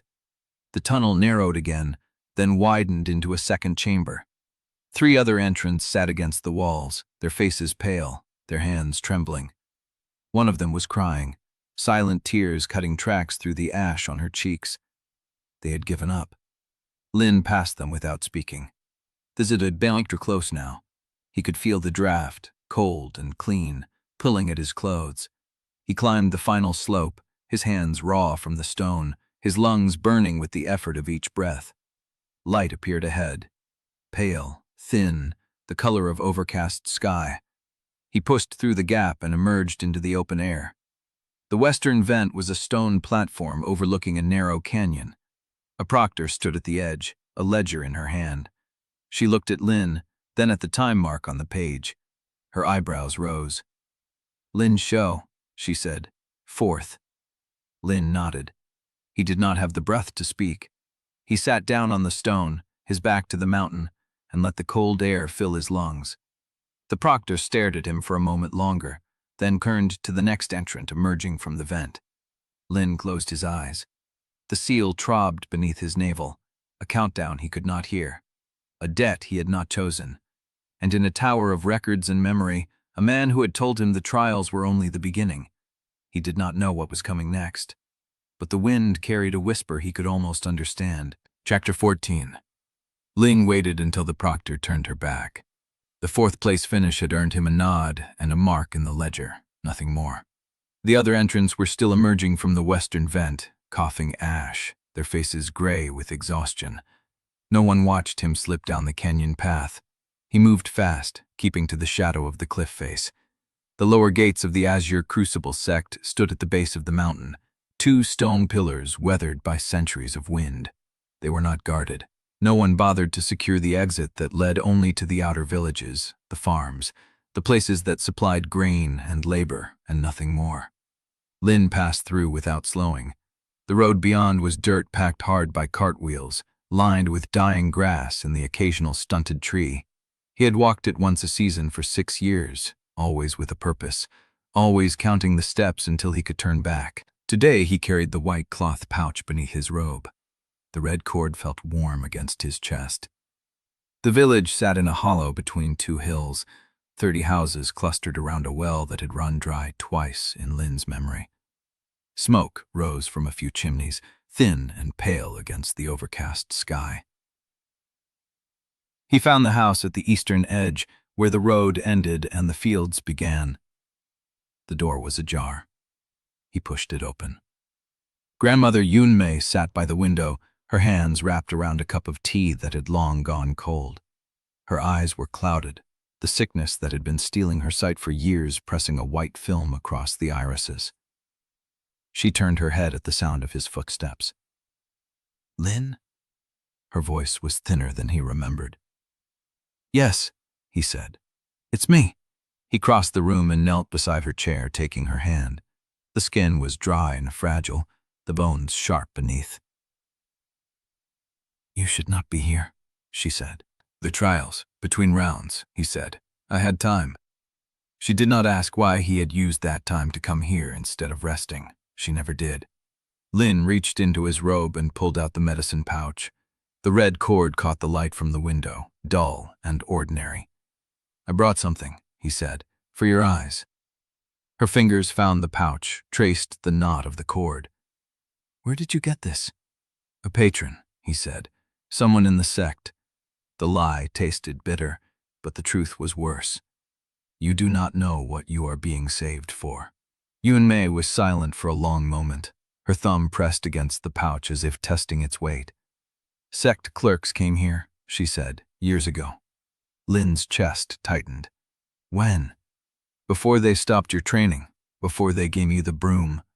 She set the pouch down on the table, her hands finding the edge of the cup. "They asked about your infancy, how you were born. Who attended the birth?" Lin stared at her. "Why would they ask that?" "I did not know then." Her voice was quiet, careful.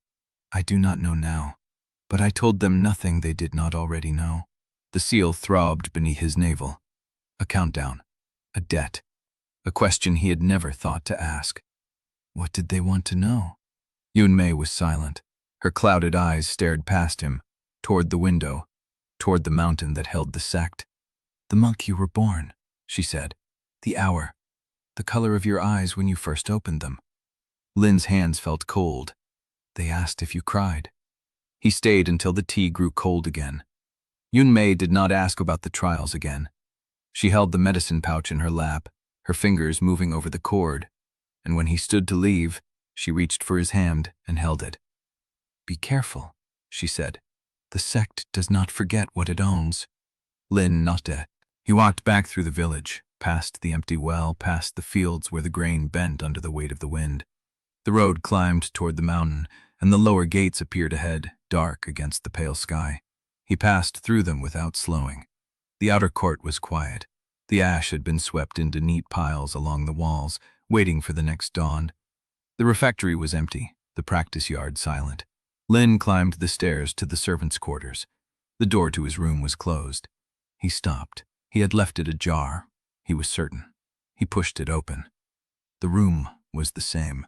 The cot against the wall, the worn blanket, the single shelf with his spare robe folded neatly, but the pillow had been moved. Not much, a hand's width, enough. Lin crossed to the cot and lifted the blanket. The beeswax pouch where he had hidden Bai Nianju's iron blood tonic was still there, still sealed. His spare robe was undisturbed. He checked the loose floorboard beneath the cot. The scrap of paper he had stolen from the archive annex was gone. Lin's blood went cold. He stood slowly, his hands empty, his heart beating a rhythm that matched the seal's pulse. Someone had been here. Someone had found the proof he had copied in secret. And that someone had left nothing else disturbed. They wanted confirmation, not theft. The room felt smaller now, the walls closer, the air heavier. Lin turned toward the door. A shape stood in the doorway, dark against the dim light of the corridor. Elder Gu Renshan. His robes were dry this time, but his face was carved from the same stone as the furnace caves, hard and unreadable. "You should not have gone," Gu said. Lin did not answer. "Give me what you found," Gu said. "It is gone," Lin said. "Someone took it." Gu's jaw tightened. "Then we have less time than I thought." Chapter 15. Gu stepped past Lin into the room and stood still. His gaze moved across the cot, the shelf, the floorboards, not hunting, but reading. He did not touch anything. He simply stood in the center of the small space and let his eyes trace the geometry of disturbance. "The pillow," Gu said, "moved a hand's width. The blanket." Lin looked. The corner that had been tucked beneath the cot's edge was now folded over itself. "Someone checked beneath it," Gu said. "Carefully. They put it back wrong." Lin crossed to the cot and knelt. The beeswax pouch with Bai Nian's tonic was still there, still sealed. The spare robe was folded as he had left it. The loose floorboard was in place, but the scrap of paper he had hidden there was gone. "Nothing else," Lin said. "Just the evidence." Gu did not answer. He moved to the shelf, ran a finger along the edge, examined the dust on his fingertip. "They knew where to look," Gu said. "They did not search, they went straight to the board." Lin's chest tightened. "Someone from Records Pavilion. Or someone who was told where to find it." Gu turned. His face was unreadable, but his voice carried the weight of a man measuring a closing gap. "The question is whether they took it to destroy it or to confirm it exists. Which matters?" "Both." Gu crossed to the window and looked down into the darkened yard below. "If they destroyed it, they want the truth buried. If they confirmed it, they want to know who else has seen it. Lin stared at the empty floorboard. Then whoever took it already knows I copied it. Yes, that means, Lin said slowly, they let me keep the scrap long enough to bring it here. They waited until I had hidden it in my room. Then they took it. Gu turned from the window. Whoever it is, he said, they wanted to know where you put it. The room felt colder. Lin's hand moved to his chest, where the red cord of the medicine pouch lay beneath his robe. The fabric was warm against his skin, a reminder of a debt he had not chosen and a patron who watched too closely. Su Lingtai, Lin said. Perhaps. Who else could have tracked me that precisely? Gu did not answer. The silence stretched. Lin thought of the records pavilion, the winding corridors, the locked cabinets, the clerks who did not meet his eyes, the round room where Su Lingtai had sat in a chair higher than his own and smiled at a boy who did not yet know what he was being saved for. If he knows I copied the evidence, Lin said, why not confront me directly? Why take it in silence? Because he does not need the paper. He needs what you learned from it. Lin's jaw tightened. Vessel continuity. Yes. Gu's voice was flat, controlled. The voice of a man who had spent 20 years learning to survive by not showing his hand. He wanted to know if you understood what you had found. Now he knows you do. Lin stared at the empty floorboard. Then we have nothing left to hide. We have everything to hide. Gu stepped closer. His presence filled the small room, ash and metal and the sharp herbal ointment that clung to his burns. From now on, you do not use the compression strike. Not in practice, not in the trials, not unless death has already closed its hand around you and left no other gap. Lin looked up. The next trial will be fought with your arms and your lungs and your feet. The compression strike is mine. Every time you use it, you tell the sect who trained you. Everyone already suspects. Suspicion is not proof. Suspicion is a rumor that dies when it finds no body. Gu's eyes were hard. The moment you use that strike in front of the wrong judge, they will open a formal inquiry. They will question me under binding testimony, and I will not survive a second investigation. Lin's throat tightened. You taught it to me. To use once, in a single bout, against an opponent who could not counter it. That was a risk I accepted. Gu's voice dropped. I will not accept you burning through the rest of our time on a technique that can get traced. Our time. The words hung in the air. How much time do we have? Gu did not answer. Elder Gu, I do not know. Gu's voice was quiet now, stripped of command. Su Lingtai has been watching you since before you could speak. He knows the seal's rhythm better than I do. When he decides the moment is right, we do not receive a warning. Lin's hands were cold. Then what do we do? Train, eat, sleep, survive the next trial. Gu moved toward the door and stopped leaving traces that a records clerk can follow. He stopped in the doorway, his hand on the frame. The compression strike is forbidden until I say otherwise. If you use it before then, I will know, and I will not train you again. Lin nodded. Gu was silent for a moment longer.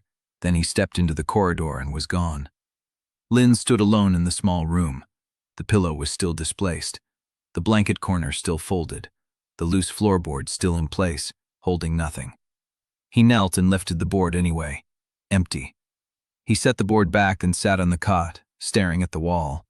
The seal beneath his navel throbbed once, a pulse of warmth that spread through his gut and faded. They wanted to know where you would put it. He lay back on the cot and closed his eyes. He did not sleep. A sound reached him through the dark, soft, deliberate. Footsteps in the corridor outside. They stopped. Lin opened his eyes. The door was closed, the latch was in place, the room was dark. But the footsteps had not resumed. Someone stood on the other side of the thin wooden door, close enough to hear the wood settle. Lin did not move. He did not breathe. The silence stretched until it felt like the whole mountain was holding its breath. Then the footsteps resumed, walking away. And when Lin finally looked down, he saw a folded slip of white paper lying on the floor, inches from the gap beneath the door. Chapter 16. Lin stared at the paper on the floor. The slip lay flat against the worn boards, white and clean, untouched by corridor dust. Someone had placed it there while he lay on his cot, while the footsteps had stopped outside his door, while the silence stretched long enough to feel like drowning. He did not move to pick it up. The seal beneath his navel pulsed once, slow and warm, as if counting the seconds. He counted with it. 10 breaths. 20. The corridor beyond his door remained silent. Whoever had left the paper was gone now, or waiting somewhere farther down the hall where their breathing would not betray them. Lin read the note. Twice, before the allotment bell, he knew what that meant. The outer court received its distribution of spirit grain, medicinal broth, and low-grade recovery pills at the hour of the snake. Every servant and unaffiliated trial entrant lined up at the dispensary window. If he did not speak with Mistress Shun before that bell, his name would not be called. Not a threat, a reminder of leverage. Lin folded the paper and tucked it into his sleeve. The sky beyond his small window was still dark, pressed with the heavy gray that came before dawn. He had maybe an hour before the first light touched the refectory roof, an hour before the dispensary clerks began measuring grain. The pill pavilion stood apart from the outer courts, a 3-tiered building of pale stone and dark tile. Its windows sat high enough that no one could look in from the street. Lanterns burned at the entrance, throwing orange light across the steps. 2 disciples in pale green robes stood guard, their faces smooth and unreadable. Lin stopped at the bottom step. One of the guards looked at him. No greeting, no challenge, just a gaze that measured his robe, his worn shoes, the tension in his shoulders. Lin Shou, he said. The guard did not ask how he knew the name. She simply stepped aside. The doors opened before Lin reached them. Inside, the pill pavilion smelled of herbs and ash, and the faint metallic tang of furnace stone. The entrance hall rose 2 stories high, lined with cabinets of dried ingredients and rows of sealed jars. Disciples moved between counters in practiced silence, their hands full of mortars and measuring cups. No one looked at him twice. A figure waited at the far end of the hall near a narrow door that led deeper into the building. Mistress Sun-Elex stood with her hands clasped at her waist, her pale green robes immaculate, her gray hair pinned with a silver ornament shaped like a mortar. She looked exactly as she had the day her clerk delivered the invitation, composed, unhurried, aware that everyone around her was waiting for her next word. She did not smile when Lin approached. "Come, we will speak in the garden." She turned and walked through the narrow door without waiting for his answer. Lin followed. The garden was small, enclosed by high walls of the same pale stone as the pavilion. A single ginkgo tree stood at its center, its leaves yellowing at the edges. The ground was covered in white gravel raked into precise lines. No flowers, no benches, nothing to distract from the conversation. Mistress soon stopped beside the tree and turned to face him. "You received my note." "Yes." "You came." Her voice was mild, neither approving nor reproachful. "That is a good sign. It means you still know how to recognize a door when one is held open." Lin kept his hands still at his sides. "With respect, Mistress Sun, your door has costs I do not yet understand." "Costs?" She tilted her head. "I have not asked you for anything, Lin Shou. I offered you access to the Pill Pavilion's training hall. I did not demand you use it. I did not demand you repay the courtesy." A pause. "And when you chose the Records Pavilion's attention over mine, I did not retaliate." Lin said nothing. Shun's eyes held his. "You think I am testing you. I am not. I am informing you." She stepped closer, her robes brushing the raked gravel. "You are a sealed servant who has somehow reached the 4th rank in a trial meant to break unaffiliated entrance. You have caught the attention of Archivist Su Lingtai, who does not notice anyone by accident. You have also caught the attention of people who would prefer you did not survive the next round." Lin's jaw tightened. The gauntlet, the ingredient sabotage, among other things. Shun's voice dropped. "I know who tampered with your station. I know who paid the clerk who contaminated your fireweed and bark." I could name them, if it served me to do so. Then name them. Name them to you, and what would you do? Confront a sponsored Pill Pavilion disciple with no proof and no backing? She shook her head. You would be dead within the hour. Not by my hand, but by the hand of someone who does not want the attention you are drawing. Lin's hands were cold. Then what do you want from me? Your time, your attention, your acknowledgement that the Pill Pavilion offered you a seat and you considered it. Shun spread her hands. I feel like I'm sure. This move's powerling brooches. Will dides it was an overturn to the Baron. No time. The garden was quiet. The ginkgo tree stood still, its yellowing leaves catching the first gray light of dawn. He did not follow her. The allotment bell rang at the hour of the snake. Lin stood at the back of the line, watching disciples and servants file past the dispensary window. Each name was called in order. Each hand received a small pouch of grain, a clay vial of broth, a single low-grade recovery pill. The line moved quickly. When the clerk called the last name, the window slid shut. Lin had not heard his. He stood in the empty courtyard as the other disciples disposed, their pouches tucked into their sleeves, their faces turned toward the refectory. No one looked at him. The dispensary window stayed closed. Lin turned and walked back toward the outer court, his stomach hollow, his hands empty. The note from Mistress Soon was still folded in his sleeve. The Pill Pavilion keeps no grudges. But when he passed the garden wall on his way out, a single yellow leaf from the ginkgo tree drifted across the gravel and came to rest at his feet. He did not pick it up. He walked on. The refectory was nearly empty by the time Lin arrived. Old Feng stood behind the counter, wiping a bowl with a cloth that had once been white. He looked up as Lin approached, and his eyes moved to Lin's empty hands. No question, no comment. He ladled a scoop of thin gruel into a bowl and slid it across the counter. Lin took it. He sat in the corner and ate slowly, feeling the warmth spread through his chest in small, reluctant waves. The seal beneath his navel was quiet now, but the silence felt heavier than before. And when he looked up from his bowl, he saw a shadow move past the refectory door, too fast to be a disciple walking at ease. Someone was watching. Someone was always watching. Chapter 17. The gruel lasted until midday. Lin felt it burn through him in a single thin pulse, then fade, leaving his stomach hollow and his hands colder than they had been before. He sat in the corner of the refectory long after the bowl was empty, watching the light shift across the floorboards. The shadow had not returned, but the memory of it pressed against the back of his neck like a blade held too close. He stood, rinsed his bowl, and left through the side door. The outer court was quiet. Disciples had gathered at the eastern training yard, where a new bracket had been posted on the announcement board. Lin walked toward them, keeping his pace even, his shoulders relaxed. The crowd parted when he approached, not out of respect, out of curiosity. He heard the whisper before he reached the board. Did not draw allotment. 3 days, maybe 4. Sword Hall is already taking bets on how fast he drops. Ling read the bracket without changing his expression. Ranking challenge, resource denial circuit. The rules were scrawled in the proctor's clipped hand.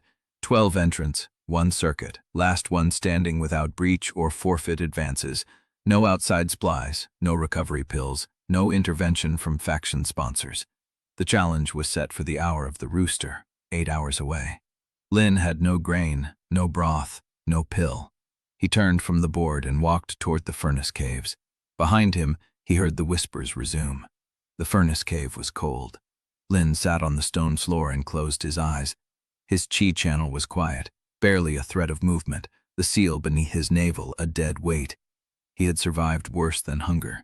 He had survived 6 years of being looked through. But this was different. This was designed. The denied allotment, the whispered rumors, the timing of the challenge, all of it pressed toward the same conclusion. Mistress Shun had made her point. The Pill Pavilion could start him out. The rest of the sect, what easier estrapes his dirty eyes, reckon day, but drevitation matter, his reliefted backs, go to his teps endicus. The times who agreed and his parseless confusing, as he entired when he small is out of the mildom and invetted into the blusbeast judgment. Besilent tently had said to be finally. Persks perect the crock is deadity. wait out of that you want's place, share, or agreeing for spotty of the affection country. I can pace their eyes. They destroyed the bowl, happy on. Win let the cold settle into his bones. Then he began to breathe. Not the forbidden cadence, not the compression pattern, just the rhythm Go had taught him before any of that. Hold, release, empty, wait. Starvation meant his body would burn through its own reserves faster.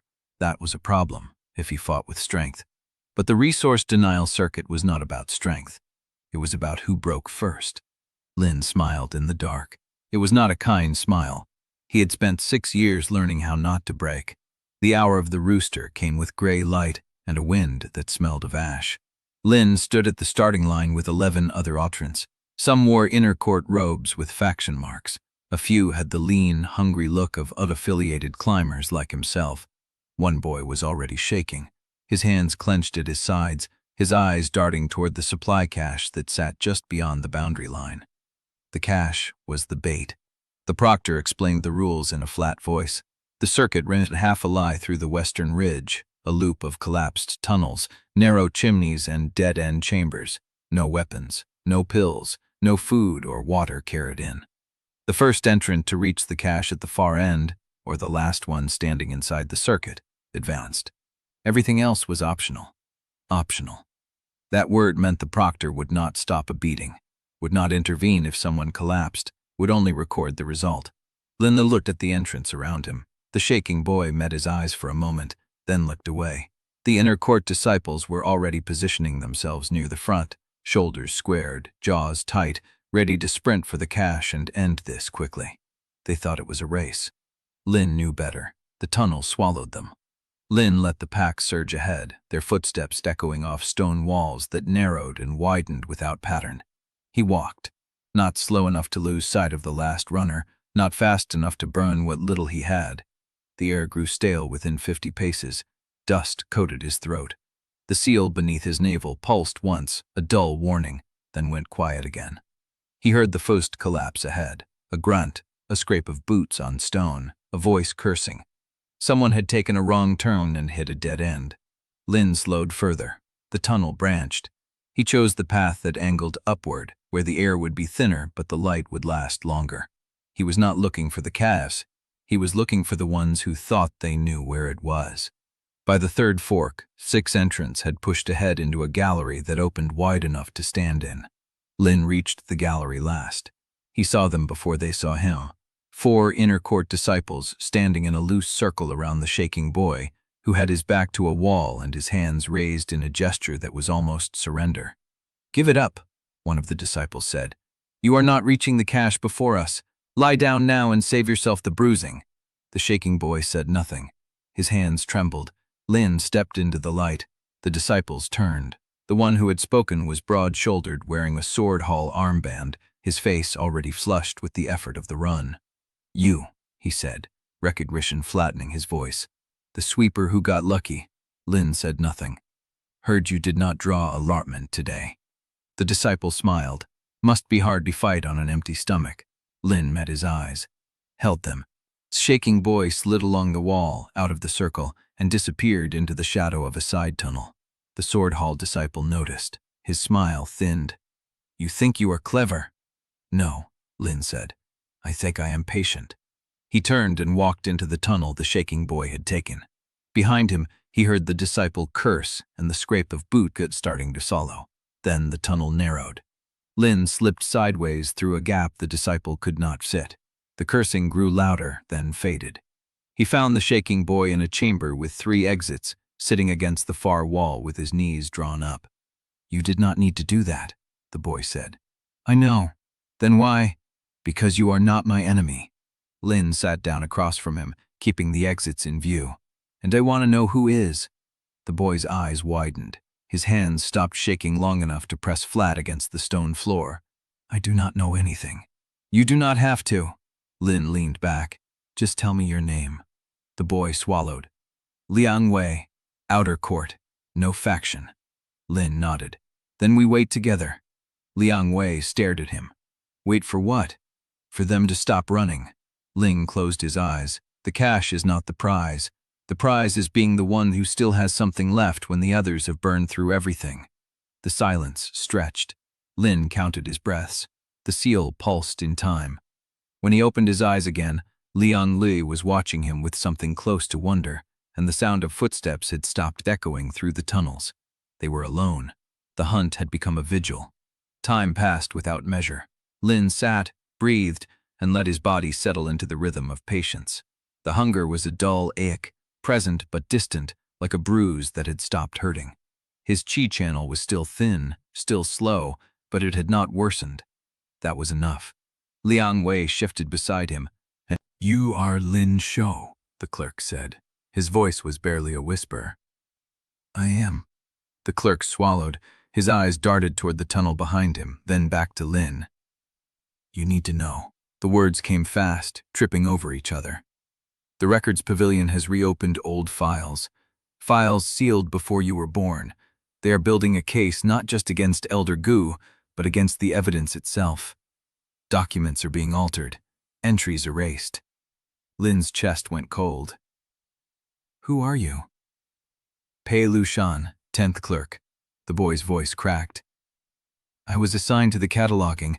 I saw your name. I saw the spiral mark. I saw—" A distant shout echoed through the tunnels. Pei Lushan flinched. "I cannot stay. They will know I came." He took a step backward, then another. "You have days, maybe less. The case is almost ready." He passed something into Lin's hand, a scrap of paper, folded tight, still warm from his palm. Then he turned and vanished into the dark. Lin stared at the empty tunnel. The paper weighed nothing. He unfolded it. One phrase, written in a clerk's neat hand. Vessel Continuity, Chapter 18. The paper sat in Lin's palm, the ink still dark, the characters precise. Vessel Continuity. He read the phrase twice, then a third time, as if repetition might unlock meaning through pressure alone. The words meant nothing and everything. They described a process, a category, a crime disguised as procedure. Liang Wei shifted behind him. "What does it say?" Lin folded the paper and pressed it into his sleeve next to the furnace key. "Something I need to understand." He stood. The hunger was still there, a hollow ache beneath his ribs, but the warning had pushed it to the edges. Pei Lushan had risked everything to bring this. A 10th clerk did not leave his post in the middle of a challenge circuit without cause. He did not whisper about sealed files and erased entries unless the noose was already tightening. Ling walked to the mouth of the middle tunnel and listened. Silence. The clerk was gone. The dark had swallowed him. But the words remained. Liang Wei rose and stood at Lin's shoulder, his breathing still uneven. "What do we do now?" "We finish the circuit," Lin said, "and then I find out what that phrase means." "We," Lin turned. Liang Wei's hands were no longer shaking. "You said you had no faction," Lin said. "I do not." "Then you have nothing to lose by walking with me." Liang Wei stared at him for a long breath, then nodded once. They moved through the tunnels in silence. Lin kept the folded paper against his wrist, a constant pressure, a reminder. Vessel Continuity. The words gnawed at him as he navigated the narrow passages, choosing routes by the angle of the draft and the texture of the stone under his fingertips. The circuit was still alive with hidden dangers, dead ends, collapsed sections, chambers where the air turned thick and stale. But the race was over. They found the cache in a collapsed gallery, its seal broken, its contents scattered. Other entrants had been here first. Empty water skins and discarded wrappers littered the floor. A single grain pouch lay untouched in the corner, overlooked in the rush. Lin picked it up. He held it out to Liang Wei. "Eat. You should take it. You are the one. I will find more." Lin pressed the pouch into Liang Wei's hands. "Right now I need you steady." Liang Wei's throat worked. He opened the pouch and ate slowly, one grain at a time, as if afraid the food would disappear. Lin watched the tunnel mouths and thought about Pei Lushan's ink-stained fingers. The circuit ended without further incident. Lin emerged into the late afternoon light, blinking against the glare, his body hollow and his mind churning. Liang Wei followed a few steps behind, the grain pouch tucked into his robe. The proctor at the exit marked their names without comment. then waved them toward the recovery yard. Lin did not go to the recovery yard. He turned toward the furnace caves. The path was empty. The hour between trials was a dead hour, when disciples rested and clerks filed reports and the sect held its breath between contests. Lin moved quickly, keeping to the shadows, his hands loose at his sides. He reached the cave and slipped inside. The furnace was cold. The ash lay undisturbed. Gu was not here. Lin stood in the stillness and pulled out the folded paper. Vessel continuity. He read it aloud this time, letting the words echo off the stone walls. They felt heavier spoken than written. They felt like an accusation. He thought about the spiral mark next to his birth date on Su Lingtai's chart. He thought about the clerks who had questioned grandmother Yun Mei about his infancy, the month and hour, the color of his eyes, whether he had cried. He thought about the seal beneath his navel, anchored to the foundation array, pulsing in time with the sect's heartbeat. Vessel, a container, a receptacle, something meant to hold pressure, continuity, unbroken succession, a chain that must not be allowed to break. The words fit together like two halves of a lock. Lin's hand tightened on the paper. He was not a disciple. He was not even a prisoner. He was a vessel being ripened for transfer. The sound of footsteps on gravel broke the silence. Lin folded the paper and slipped it into his sleeve before the figure reached the cave mouth. He turned, already shaping an excuse, already preparing to deflect. The figure that stepped into the cave was not Gu Renshan. It was Pei Lushan. The clerk's robes were dusty, his collar askew, his ink-stained fingers trembling at his sides. He looked like he had run the entire way. "You should not be here," Pei said. His voice was thin, stretched. "They will be looking for me soon. The cataloging shift ends at sunset. If I am not at my desk, then why did you come?" Pei's jaw worked. He stepped forward, then stopped, as if the air between them had become a boundary he could not cross. "Because I read the rest." His voice dropped to barely a whisper. "The sealed files, the transfer logs, the records they told me to alter." He swallowed. "I know what they are building the case for. It is not just about Elder Gu. It is about you. It is about what you are meant to become when the seal breaks." Lin's chest went cold. "What am I meant to become?" Pei opened his mouth. A bell rang somewhere above them, high and clear, cutting through the evening air like a blade. Pei flinched. "I have to go." "You did not answer me." "I cannot." Pei backed toward the cave mouth, his face pale, his eyes fixed on Lin with something between terror and plea. "If I tell you here, they will know. The foundation array carries everything. Every word spoken within the set stones. The archivist hears it all." Lin stepped forward. "Then tell me where." Pei's breath caught. He reached into his sleeve and pulled out a second scrap of paper, folded smaller than the first, creased from being held too long. He pressed it into Lin's hand with the same desperate urgency as before. "The annex. Lower archives. Third row. Far wall. There is a shelf that does not match the others." Pei's voice was barely audible now. The records they did not erase. The ones they thought were buried too deep to find. The bell rang again, closer this time. Pei turned and ran. Lin stood in the cave mouth, the second scrap burning against his palm as the clerk's footsteps faded into the dusk. He unfolded it. A single line of characters, written in the same neat hand. "The living vault does not break. It is opened." Chapter 19. The arena was a box. Lin saw it the moment they opened the trial grounds. Not the wide stone platform of the first bout, not the open yard where he had sparred Chao Yan. A square of packed earth no wider than 3 broom lengths, bounded by wooden walls waist high. No room to circle, no space to dodge, no distance to buy time. The crowd pressed against the rails on all 4 sides, packed so thick their breath fogged the cold air. Outer court disciples, pill pavilion observers, sword-hauling formation near the eastern rail, their blue trim catching the torchlight. Lin stood at the southern entrance and counted the walls. A cage. The opponent who stepped through the northern gate was built like a furnace door, thick through the shoulders, arms scarred from years of forge work. He wore no faction colors, but his stance was pure sword haul, weight forward, hands loose, chin tucked. He did not draw a weapon. He did not need one. Behind him, at the edge of the observation gallery, Lin caught a flash of pale green. Bai Nianzhu stood in shadow, arms folded, watching. He did not see Gu Renshan anywhere. The proctor raised a hand. The crowd went quiet. Bout rules, ring out or submission. No killing strikes. Boundary violations count against the aggressor. The proctor looked at Lin when he said it. Lin understood. The box had been built for him. The walls were too low to trap a proper cultivator, but high enough to pin a sweeper who relied on footwork. Defending meant backing into wood. Advancing meant fighting in range. There was no middle ground. The proctor dropped his hand.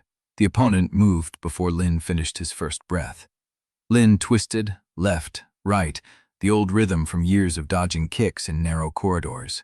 But the box was smaller than any corridor he had ever worked. His shoulder hit the wall on the second step, and the opponent was already there, a fist driving into his ribs hard enough to lift him off balance.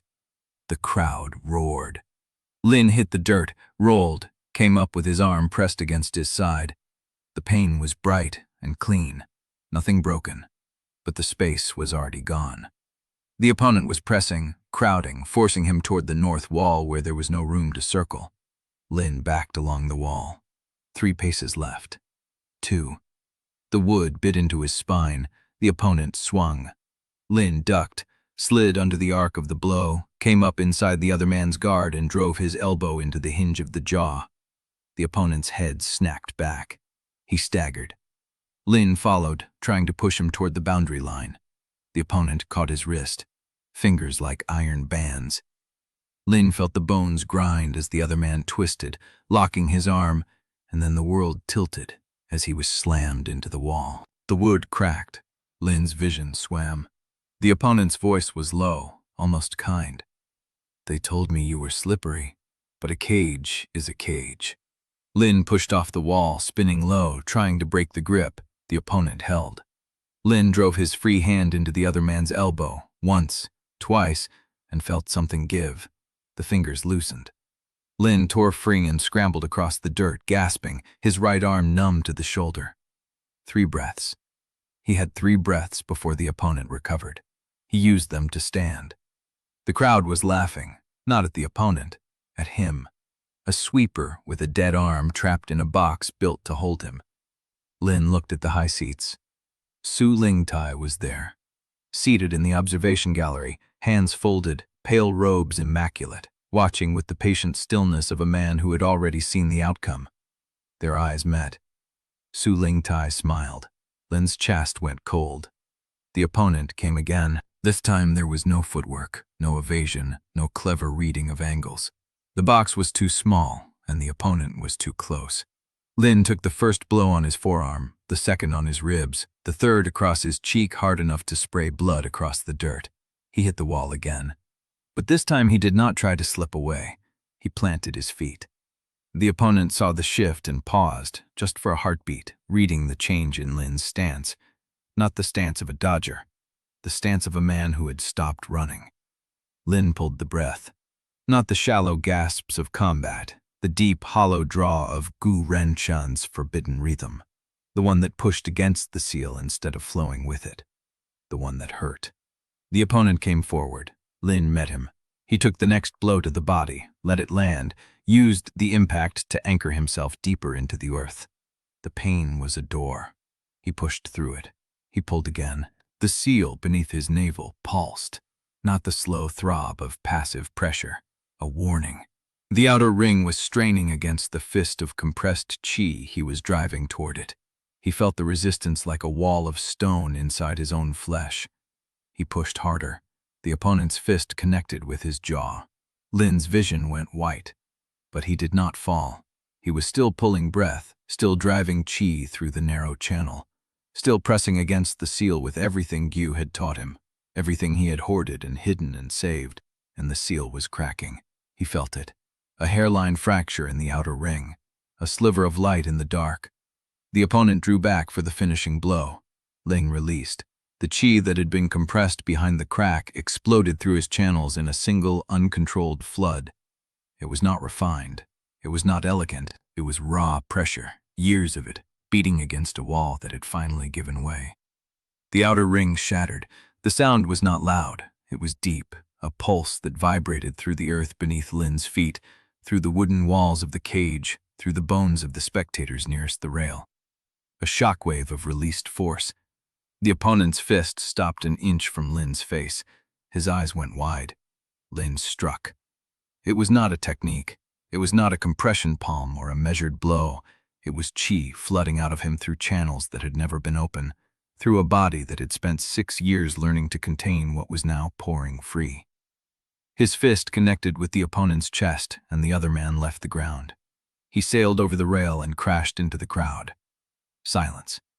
Then the crowd erupted, not cheering, not jeering, a roar of pure shock, because a sweeper with sealed meridians had just shattered his own seal on stage and thrown a sword-hall-trained disciple across a boundary wall with nothing but raw chi.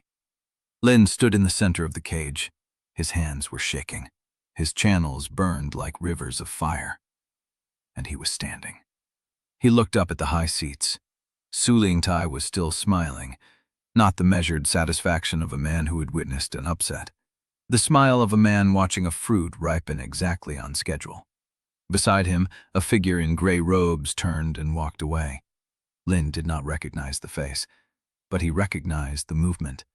The controlled haste of someone carrying news to a place that already expected it.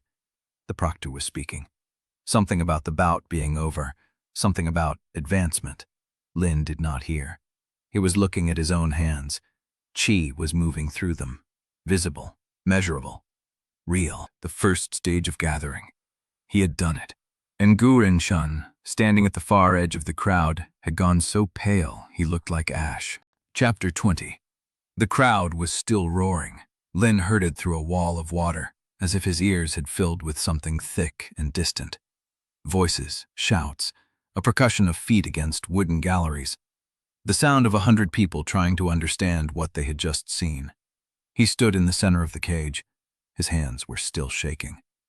Chi moved under his skin like something alive, something that had been caged so long it did not know how to be still.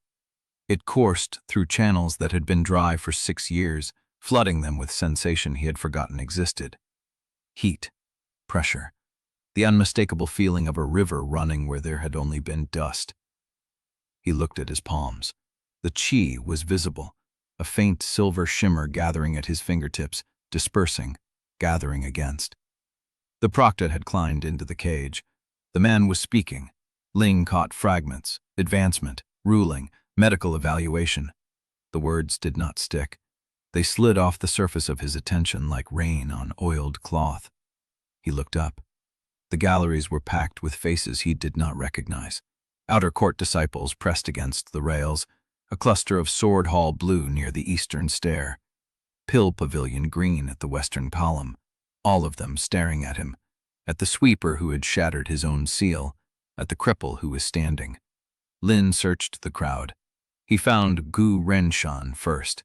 The old man stood at the far edge of the assembly, where the shadows of the upper gallery cut across the lower stands.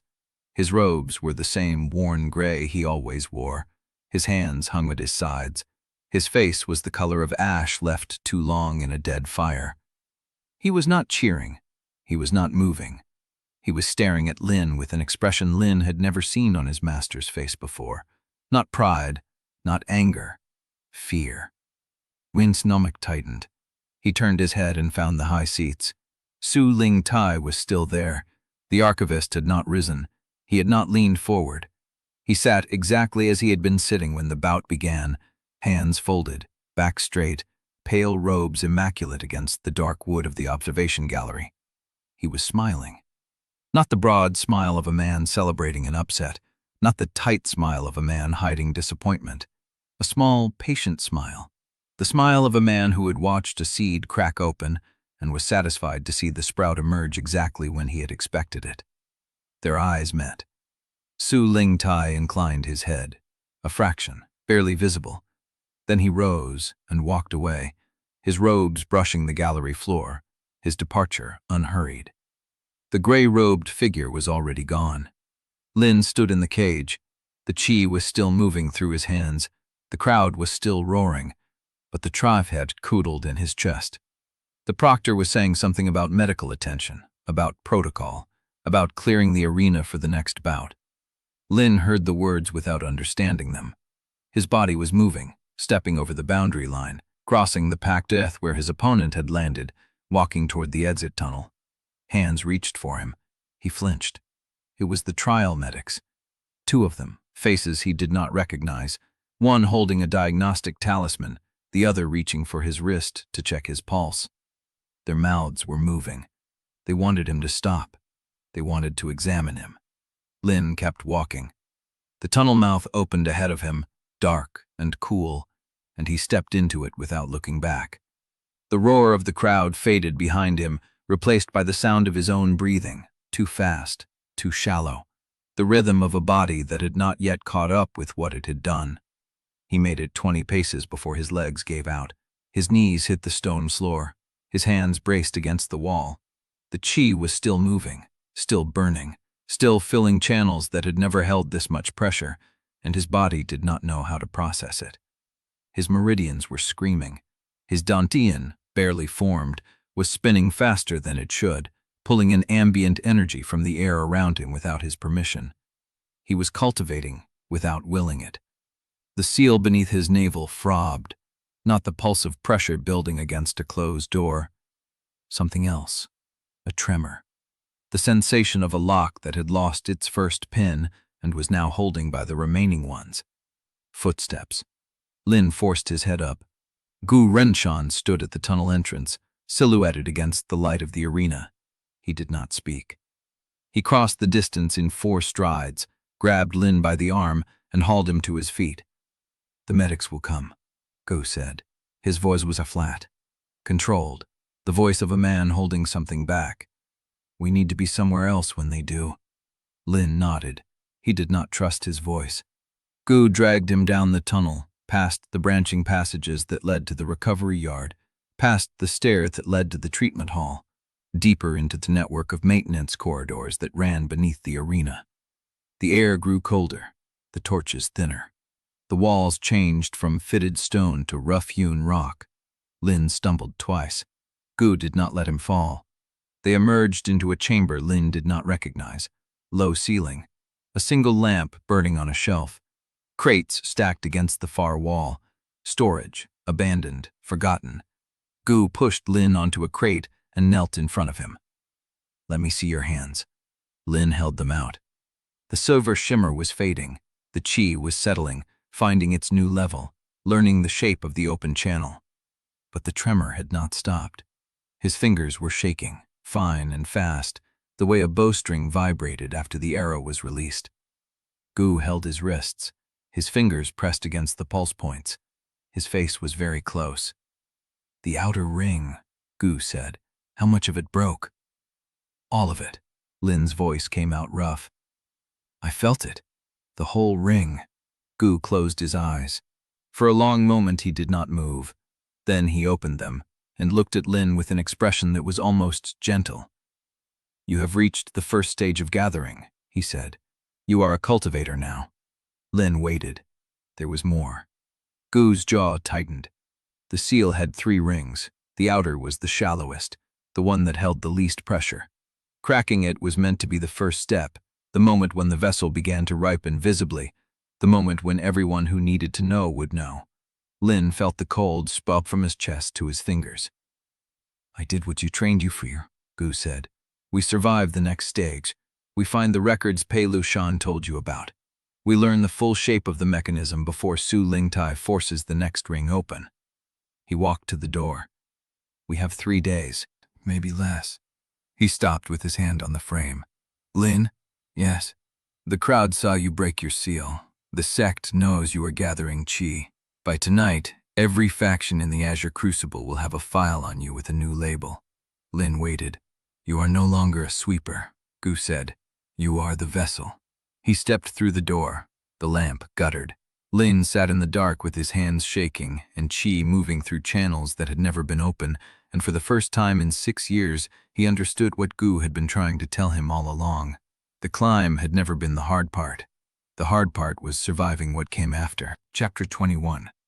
The cave smelled of old ash and the metal tang of Lin's own chi, still unsettled, still moving through channels that had never been opened before. He sat on the crate with his hands flat on his knees, trying to still the tremor that ran from his wrists to his fingertips. Gu stood at the lamp. His back was to Lin. His shoulders had not relaxed since he walked through the door. The outer ring was the easiest to break, Gu said. His voice was flat, deliberate. That was the design. The seal was never meant to hold forever. It was meant to hold long enough. Lin waited. Long enough for what? Gu turned. The sect's method, the Azure Crucible, produces dense chi by compressing it under heat and pressure. That compression requires an anchor. Something that absorbs the strain the refinement cannot burn away. He paused. Someone. The word settled between them like a stone dropped into still water. A living vault, Lin said. Yes, that's what Lushan meant. The vessel does not break. It is opened. Gu's jaw tightened. The seal was constructed around your meridians when you were an infant. 3 rings, each one calibrated to your growth, your chi capacity, your body's tolerance. The outer ring was designed to break first, visibly, publicly, so the sect knows the vessel is ripening on schedule. Lin's hands curled into fists. The chi flared, silver light flickering at his knuckles. And the middle ring? Stronger, deeper. It will feel like the outer ring cracking times 10. Your body will fight it. Your channels will try to collapse. You will want to stop breathing because the expansion will feel like drowning. And the inner ring? Gu was quiet for a long moment. When the inner ring opens, the vessel is ready. The foundation array recognizes the resonance. The pressure that has been building for generations in the sect's formation finds a new container. Lin stared at him. That's what Su Lingtai is saving me for. Not a disciple, not a sacrifice. A container. Yes. Lin heard his own voice as if from a distance, flat, hollow, the voice of a boy who had stopped feeling the shock because there was no room left for it. How many before me? Gu's face went still. 27. The number hung in the air. 27 vessels, Lin said. 27 children raised inside the sect, sealed at birth, ripened layer by layer, then opened. Yes, and every one of them died. Gu did not answer. The lamp flame wavered. Lin felt the chi at his channels pulse, a heartbeat that was not his own, the rhythm of the foundation array pressing against his newly opened meridian. Why didn't you tell me before? Because I needed you to survive the climb first. Gu's voice was raw now, stripped of control. If I had told you on the first day, you would have seen every victory as a step toward the grave. You would have stopped fighting. You would have let the trials break you because there would have been no point in rising. Lin wanted to argue. He wanted to say that he would have risen anyway, that knowing the truth would have sharpened him, not broken him. He was not sure it was true. What happens when the inner ring opens? Gu walked back to the crate and sat down across from Lin. His face was close now, lit from below by the small flame, the hollows beneath his eyes dark as bruises. The foundation array will attempt to transfer the accumulated pressure of the sect's stolen method into your body. The compression that should have been refined over generations, broldos, released, will instead be stored inside you. How long would I survive? Long enough for the sect to prepare the next vessel. Lin heard the words. He understood them. The vessel was not designed to live through the transfer. It was designed to hold the pressure until a new container was ready. 27 vessels, he said again. 27 children, who never knew what they were being prepared for. Gu's hands were gripping his own knees. His knuckles were white. The first vessel was not a child, he said. It was the founder's own disciple, a woman named Shen Li Wei. She volunteered. She believed the sect's survival required her sacrifice. Lin waited. The second vessel was her daughter. The lamp flame seemed to dim. The sect learned that the transfer worked best with blood. The closer the relation, the more stable the anchor. Over the generations, the Records Pavilion began selecting offspring of previous vessels, tracking blade lines, preparing them from birth. Lin's throat was dry. My parents, I do not know who they were. Gu's voice was barely a whisper. Su Lingtai's genealogy chart would tell you, but I have never seen the full record. The names before you were sealed deeper than the foundation array itself. Lin thought of grandmother Yu Mei, the clerks who had come years ago to ask about his infancy. The month, The hour, the color of his eyes at birth, whether he had cried. They had been measuring him since before he could speak. "The stone lung passage," Lin said. "The figure buried in the ash." Gu's eyes flickered. "What figure?" "There was a body in the tunnel, a hand reaching toward the wall. I thought it was a trial entrant who had died in the collapse." Gu went very still. "How far in?" "Halfway, near the first vacuum pocket." Gu closed his eyes. "That was the 21st vessel," he said. "She was sealed during my first year as an elder. I did not know what the seal was then. I only knew the girl had been in the infirmary for months before she disappeared. I was told she had been transferred to a sister sect for advanced treatment. She died in the tunnel. She tried to run." Gu opened his eyes. "Someone helped her escape through the stone lung passage. She did not make it past the vacuum collapse." Lin felt the cold spread from his chest to his stomach. "Who helped her?" "I never learned the name. The clerk who concealed the escape was executed within the week. The girl's body was left where it fell as a warning." The lamp flame steadied. Lin looked at his hands. The silver shimmer had faded. The chi had settled into a slow, rhythmic pulse, the cadence of a heart learning to beat in a new body. 3 days, he said. "You said we have 3 days." "Yes." "What happens on the 3rd day?" Gu's face was carved from stone. "Su Lingtai will announce the tribunal hearing. The case against me will be posted publicly. I will be summoned before the sect elders, charged with illegal instruction, corruption of the trials, and theft of sect techniques.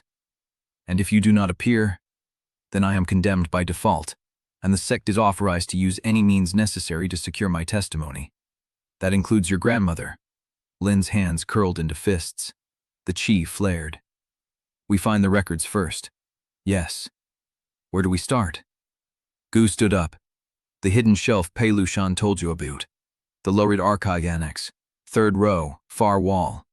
He walked to the door. "We go now before the night watch changes. We take what we can carry and we do not stop until we have the full shape of the mechanism." He reached for the door handle. Then he stopped. His head turned. His body went rigid. Wynne saw it happen. The shift in Gu's posture, the way his hand hovered above the handle instead of dipping it, the stillness of a man who had just hid something that should not be there. "How many?" Gu did not answer. He stepped back from the door. "Extinguish the lamp." Lin's hand moved before his mind caught up. He reached for the flame and pinched it out. Darkness swallowed the cave. The silence stretched. Then Lin heard it. Footsteps. Multiple sets, scuffing against the stone of the corridor outside.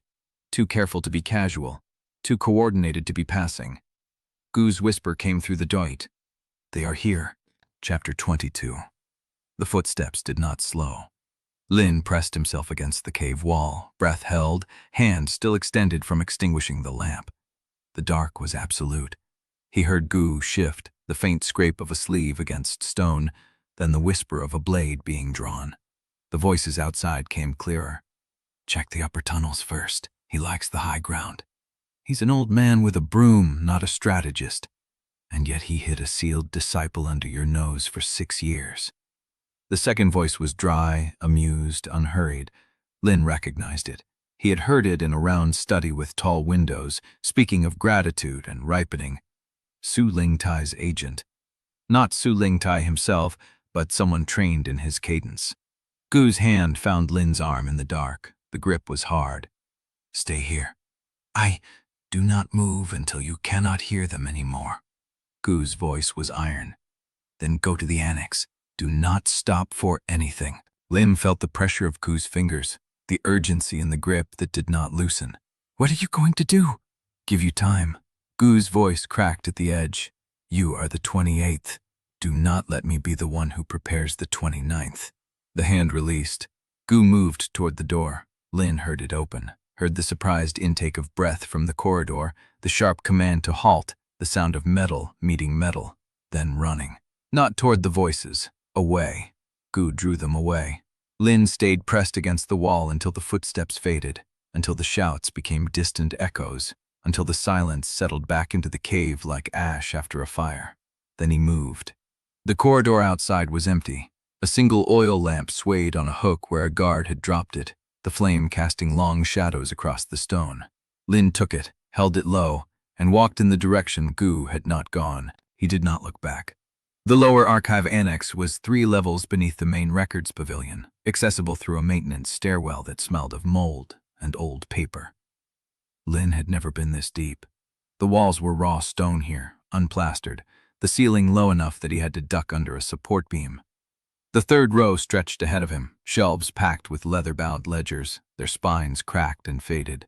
Far wall. He counted the rows as he walked. 1, 2, 3.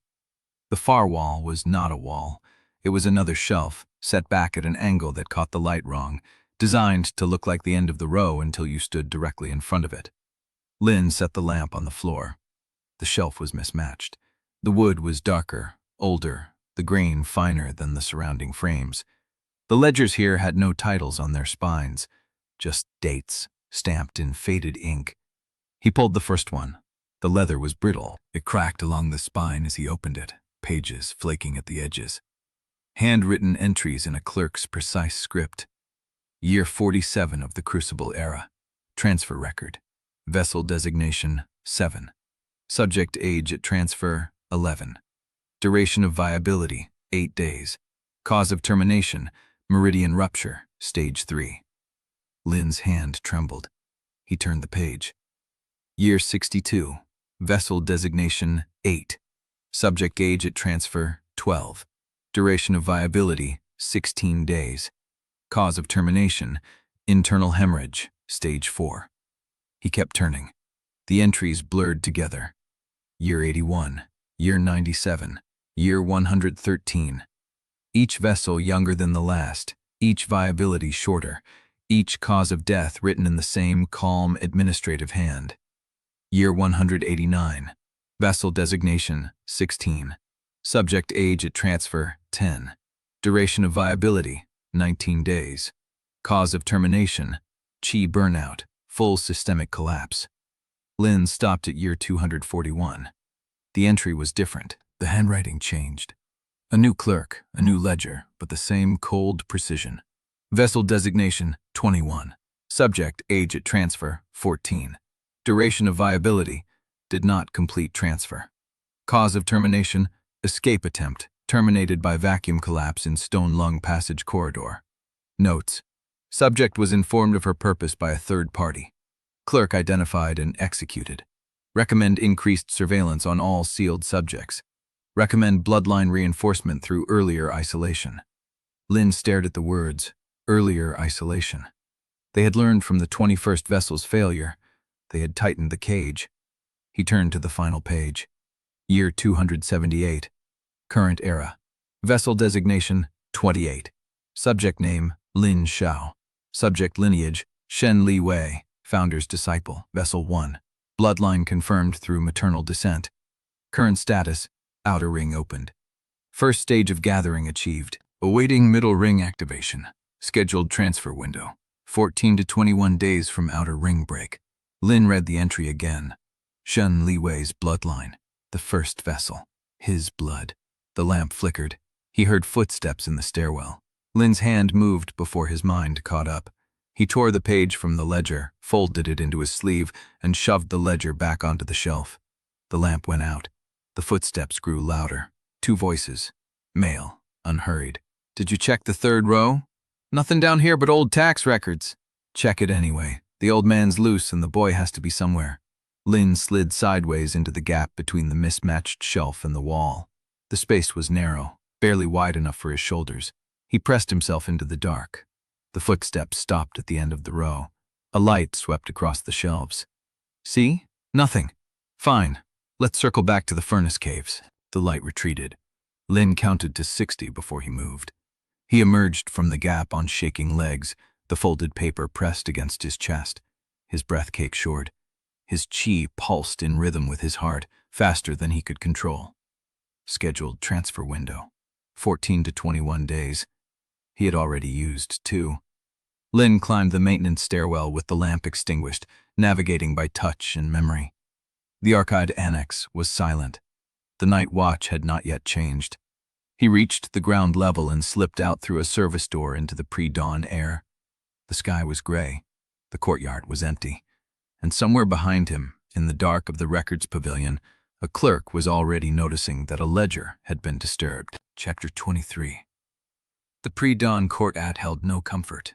Lin stood at the edge of the flagstones, the torn ledger page pressed flat against his ribs beneath his robe. His breath came in short clouds. The paper felt blanded, its words burned through cloth and skin. Vessel 28, scheduled transfer window, 14 to 21 days. 2 days gone. He forced his feet forward across the empty yard. The outer wall of the refectory cast a long shadow, and Ling kept to it, moving along the stone where the gray light had not yet reached. His body hummed with involuntary chi, channels pulling ambient energy from the air whether he wanted it or not. He could feel the middle ring of his seal like a second pulse, deeper than his heartbeat, waiting. A hand caught his arm. Lin spun, compression strike half-formed in his palm. Renshan stood in the shadow of the refectory eaves. His robes were torn at the shoulder. A thin line of blood ran from his hairline down his temple, dark against the gray of his skin. "Not here," Gu said. His voice was a blade filed down to nothing. He pulled Lin into the alley between the refectory and the empty grain store. The passage was narrow, barely wide enough for 2 shoulders. Mineral dust and old ash coated the ground. No lamps, no windows. Gu leaned against the wall and pressed his palm to his bleeding temple. The blood came through his fingers. "How many?" Lin asked. 3. They will report that I escaped into the lower tunnels. That gives us time, but not much." Gu looked at him. "You found it." Lin pulled the page from his robe and held it out. Gu took it. His eyes moved across the entry, once, twice. His hand did not tremble, but something in his face shifted, a crack in stone that had been sealed for years. "Shen Liwei's bloodline," Gu said. "I suspected. I was never permitted to see the full ledger." "What does it mean?" Gu folded the page and handed it back. His fingers were cold when they brushed Lin's. "Your grandmother's mother was a daughter of Shen Liwei's younger brother. The bloodline diluted through 2 generations, but the records pavilion tracked it. They always track it." Lin's hand closed around the paper. "She does not know. She knows enough to have hidden you as long as she could. When they came asking about your birth, she told them nothing they did not already have." Gu's voice lowered. "She kept you alive, Lin Shou. That is the only debt that matters now." Lin wanted to hold that thought, but the ledger's words pressed harder. 27 children, all dead. He looked at Gu. "You trained me anyway, knowing what I was. I trained you because I knew what you were." The words hung in the narrow space between them. Lin felt the middle ring pulse beneath his navel, a slow, patient throb, like a second heart counting down. "Then tell me the rest," he said. "No more pieces, no more warning without meaning." Gu was silent for a long moment. Then he lowered his hand from his temple. The blood had slowed to a seep. "The Azure Crucible method is a lie." Lin's chest went still. "The method you hear praised in every har, the foundation of the sect's power, the art that made the Crucible name feared across the Red Basin," Gu said. "It was stolen, not inherited, not discovered. Stolen from a dead lineage that no longer exists to claim it." He paused. The lineage was called the Smelting Hand School. They refined chi through direct compression, body as crucible, no external vessel. Their elders could forge pills with their bare palms and shatter steel with a breath. But the method had a flaw. The compression generated strain that accumulated in the user's core. Over decades, it killed them. Lin's throat tightened. The living vault. The original masters did not need a vault. They accepted the cost. They died cleanly, generation after generation, knowing the art would end with them if no solution was found. Gu's voice turned bitter. "Our founder was less willing to die. She found the Smelting Hand texts. She found their youngest elder dying of compression strain and offered to share the burden. He trusted her." Gu's jaw tightened. "She took his techniques and gave him a sealed child instead of a solution. The child absorbed the strain. The elder lived long enough to teach her the full method. When he died, she claimed his inheritance and named the Azure Crucible." Lin stared at the page in his hand. Vessel 1, Shen Liwei, the founder's own disciple. "He volunteered," Lin said. That is what the ledger says. He was 12 years old and had been raised to believe his master loved her. Does that sound like volunteering to you? The air left Lin's lungs. The first transfer worked, Gu continued. Shen Liwei survived for 3 months before the strain ruptured his core. By then, the founder had trained a second vessel, Liwei's own daughter. Blood relations produce more stable anchors. The founder learned that lesson the hard way, and the records pavilion never forgot it. Lin thought of the spiral mark on Su Lingtai's genealogy chart, the years of questions about his infancy, the clerks interrogating his grandmother about his eye color, his crying, the hour of his birth. They had been measuring him since before he could walk. How did you find out? Lin asked. I was assigned to review the sect's alchemy lineage records 23 years ago, a routine cataloging. I found an old injury ledger for the founding generation, entries that did not match the public histories. Compression strain deaths in adolescent disciples, 3 clusters, all within a decade of the founding. Gu's eyes were distant. I asked questions. I was told to stop. I asked. More. They stripped your rank. They gave me a broom and a silence order. They should have killed me. Gu's voice was flat. Su Lingtai argued that a dead martyr was more dangerous than a living warning. He was right. I spent 6 years watching you grow and knowing what they had planned for you, unable to speak it aloud because the Foundation Array heard every word. The Foundation Array. Su Lingtai's network, his ears, his weapon. Gu pushed off the wall, swayed slightly, caught himself. The array does more than carry words. It anchors the vessel mechanism. The seal on your meridians is woven into its structure. When the middle ring opens, the array will begin transferring accumulated strain into your core whether you resist or not. Lin's hand moved to his navel. The seal pulsed beneath his fingers. Can I stop it? Gu met his eyes. I have spent 20 years trying to find the answer to that question. And? I do not know if stopping it is possible. But I know that surviving it requires breaking the process from inside, not fighting it head-on. Gu's voice dropped. The forbidden breathing method I taught you circulates against resistance. That was not an accident. It was designed to let you maintain control of your own chi flow, even when pressure forces through your channels from outside.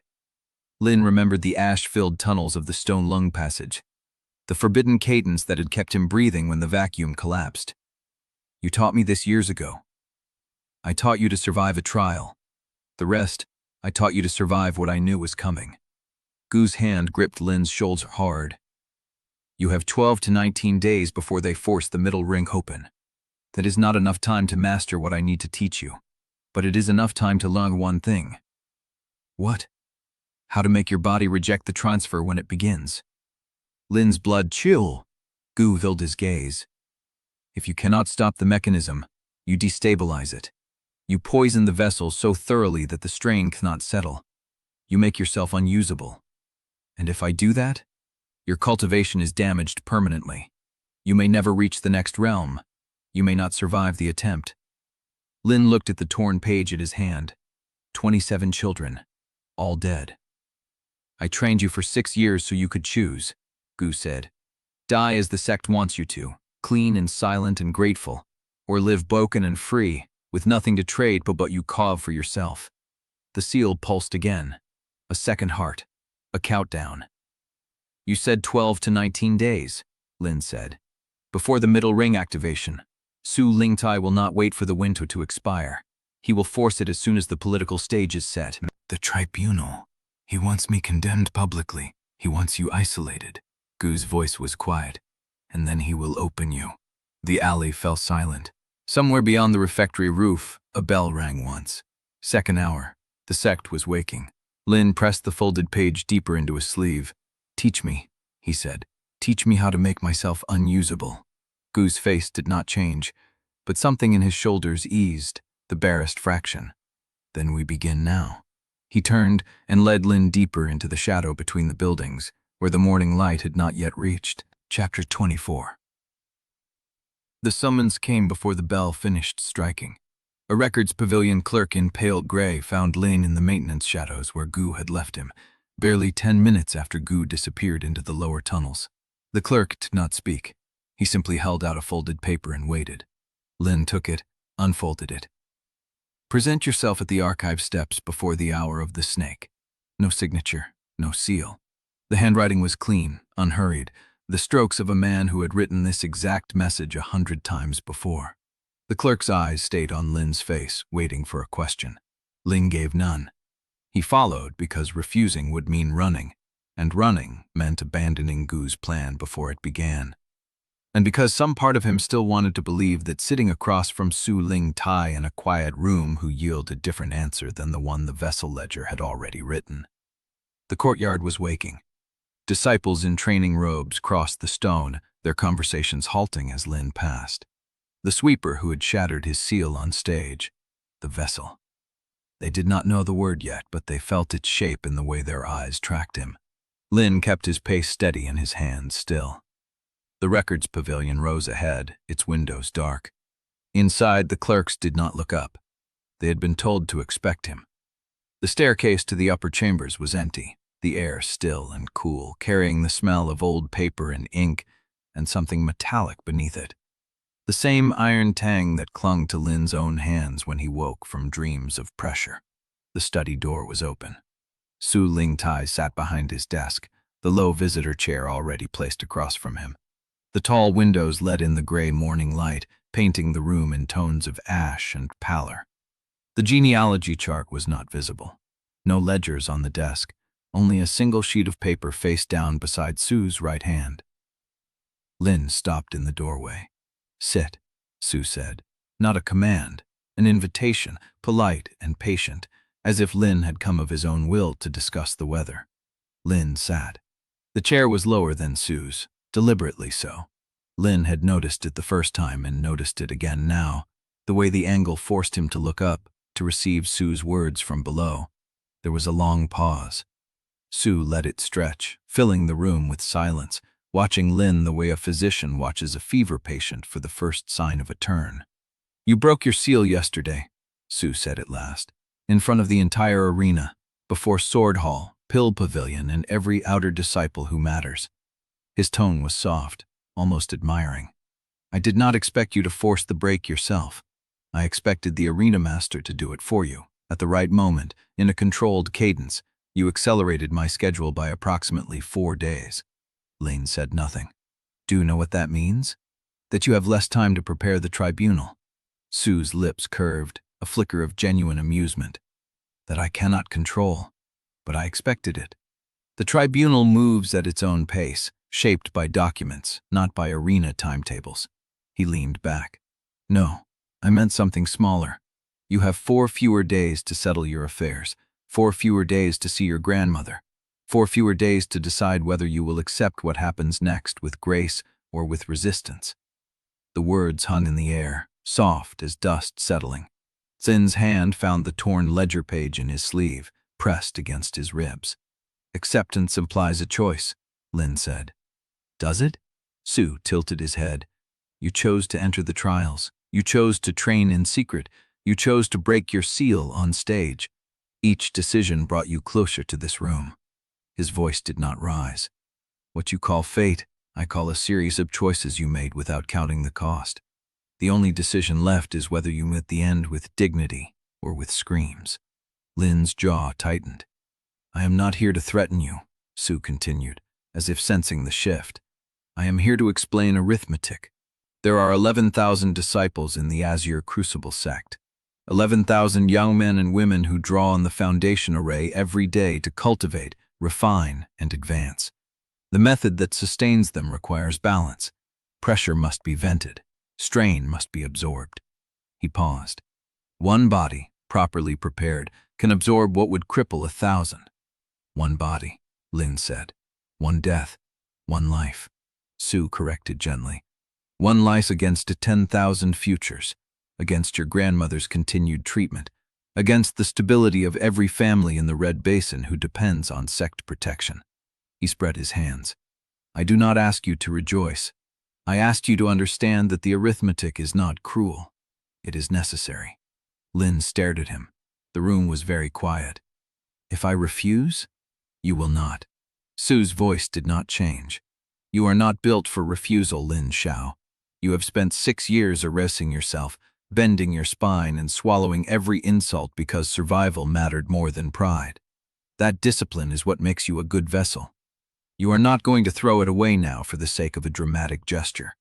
Lin's hands stayed still in his lap, but the seal beneath his navel pulsed, a slow, deliberate beat, and for a moment he felt the taut rhythm of Gu's breathing method running beneath his ribs, waiting. You spoke of the Tribunal, Lin said. When? 4 days. The announcement will be made this afternoon. And Elder Gu? Su's expression did not flicker.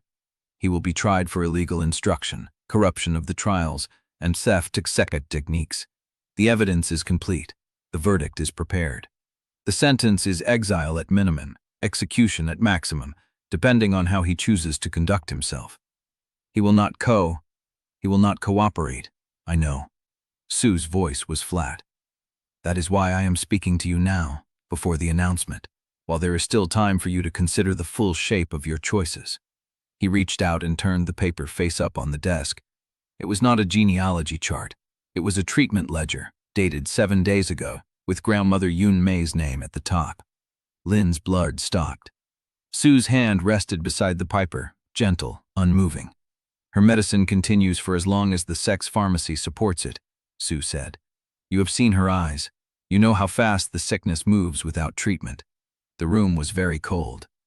I am not threatening her, Su said, and his voice was softer now, almost kind. I am telling you that the Arithmetic does not change. The sect will survive. The vessel will open. The only variable is whether the people you love survive alongside it. Lin's hands were shaking. He could not stop them. Su watched him for a long moment, then set the treatment ledger aside, as gently as a man closing a book he had enjoyed reading. You have 4 days, Su said. Use them wisely. Chapter 25. The medic station smelled of rust and old cotton, and Lin sat on the treatment bench with his hands pressed flat against his knees to stop their trembling. He had walked here. He had nodded to the clerk at the intake door. He had given his name, his trial bracket, his complaint, lingering chi instability after the arena, and every word had come out steady, as if he had not just spent an hour in Su Ling Tai's study learning the exact dimensions of his cage. The clerk had noted his details and directed him to the third partition, where a man in travel-worn robes sat on a low stool examining a mortar with his fingers. The man looked up. He was not young. His face was weathered, his beard streaked with gray, and his eyes had the particular stillness of someone who had seen enough wounds to stop being impressed by them. Sit, he said. I am Samir Dastan, contract physician. You are Lin Shou. It was not a question. Yes. Samir gestured to a second stool. I was told you would come. The arena medics noted your seal break and recommended a follow-up examination. He set the mortar aside. Roll your sleeve to the shoulder. Lin obeyed. Samir's hands were dry and precise. He pressed 2 fingers to the inside of Lin's elbow, then traced the line of his forearm, then stopped at the pulse point beneath his palm. Breathe normally. Lin breathed. Samir's fingers held still for 3 full breaths, then moved again, following the meridian path up toward Lin's shoulder, across his collarbone, down to the hollow of his throat. He did not speak. His touch was methodical, professional, unhurried. When he reached the edge of Lin's ribcage, he paused. Your outer ring is broken. Yes. Not by arena pressure, not by a technique strike. Samir's eyes met Lin's. You cracked it yourself. Lin did not answer.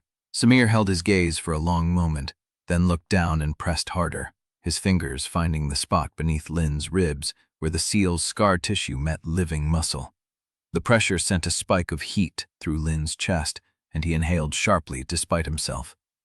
There, Samir murmured. There it is. He withdrew his hand and sat back on his stool. The seal on your meridians has 3 rings. The outer ring is designed to break under controlled force, preconditioning the body for deeper integration. He said it flatly, as if reciting from a text. The technique applied here is refined, professional. It was designed by someone who understood human anatomy at a level most cultivators never achieve. Lin's chest tightened. You are telling me what I already know. I am telling you what the Arithmetics will not. Samir leaned forward and placed his palm flat against Lin's sternum, his tongue pressing just below the collarbone. The markings around your seal are not unique to Azure Crucible. The binding pattern, the nested rings, the anchoring nodes at the heart and navel, I have seen this work before. Lin's breath stopped. Samir's voice dropped. The Smelting Hand School used similar patterns on their furnace anchors. The Iron Can sect used a variant on their burial attendants. Every lineage that developed body binding for foundation stabilization used the same structural logic, because the human body only has so many points where a seal can anchor without immediate collapse. You have seen this before, Lin said. 23 years ago, in a different sect, in a different basin. Samir's thumb pressed harder, and Lin felt the seal pulse beneath it, a deep, slow throb like a second heartbeat. The same nested rings, the same controlled break sequence, the same patient progression toward a transfer that kills the host. Lin's hands were shaking again. Can you read the markings? Some. Samir's eyes were dark. The outer ring was keyed to a specific breathing rhythm. The middle ring is wired to the spine, not the heart. That is unusual. Most body binders anchor the second ring in the chest cavity. Whoever designed your seal knew that spinal integration would delay organ failure by several weeks. He released Lin's sternum and sat back. The sect's foundation array is feeding into your seal directly. It is not just holding you, it is accelerating your ripening. He paused. Whoever is managing your progression wants you ready quickly. Lin stared at him. Can you stop it? No. Samir's voice was blunt. I can identify the structure. I can tell you which lineages used similar methods.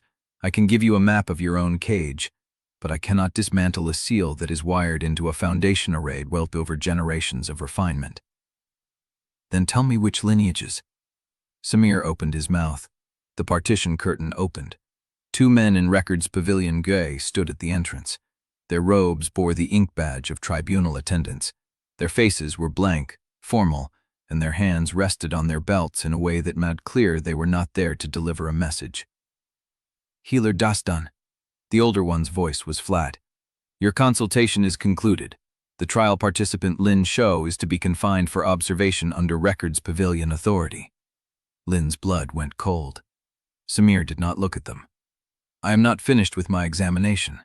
The archivist order supersedes your medical judgment. The attendant stepped forward. Stand aside. Samir's hands stayed still on his knees. He did not move. Lin watched the gray-robed men, saw the set of their shoulders, the weight of their hands, the complete absence of hesitation. They had been sent before Samir could finish his sentence. They had been listening. The foundation array carried every word. Su Ling Tai had heard everything. Samir looked at Lin. His face gave nothing away, but his hand moved, a single small motion, a tap of his finger against the treatment bench, twice, in a rhythm Lin recognized. The forbidden breathing cadence.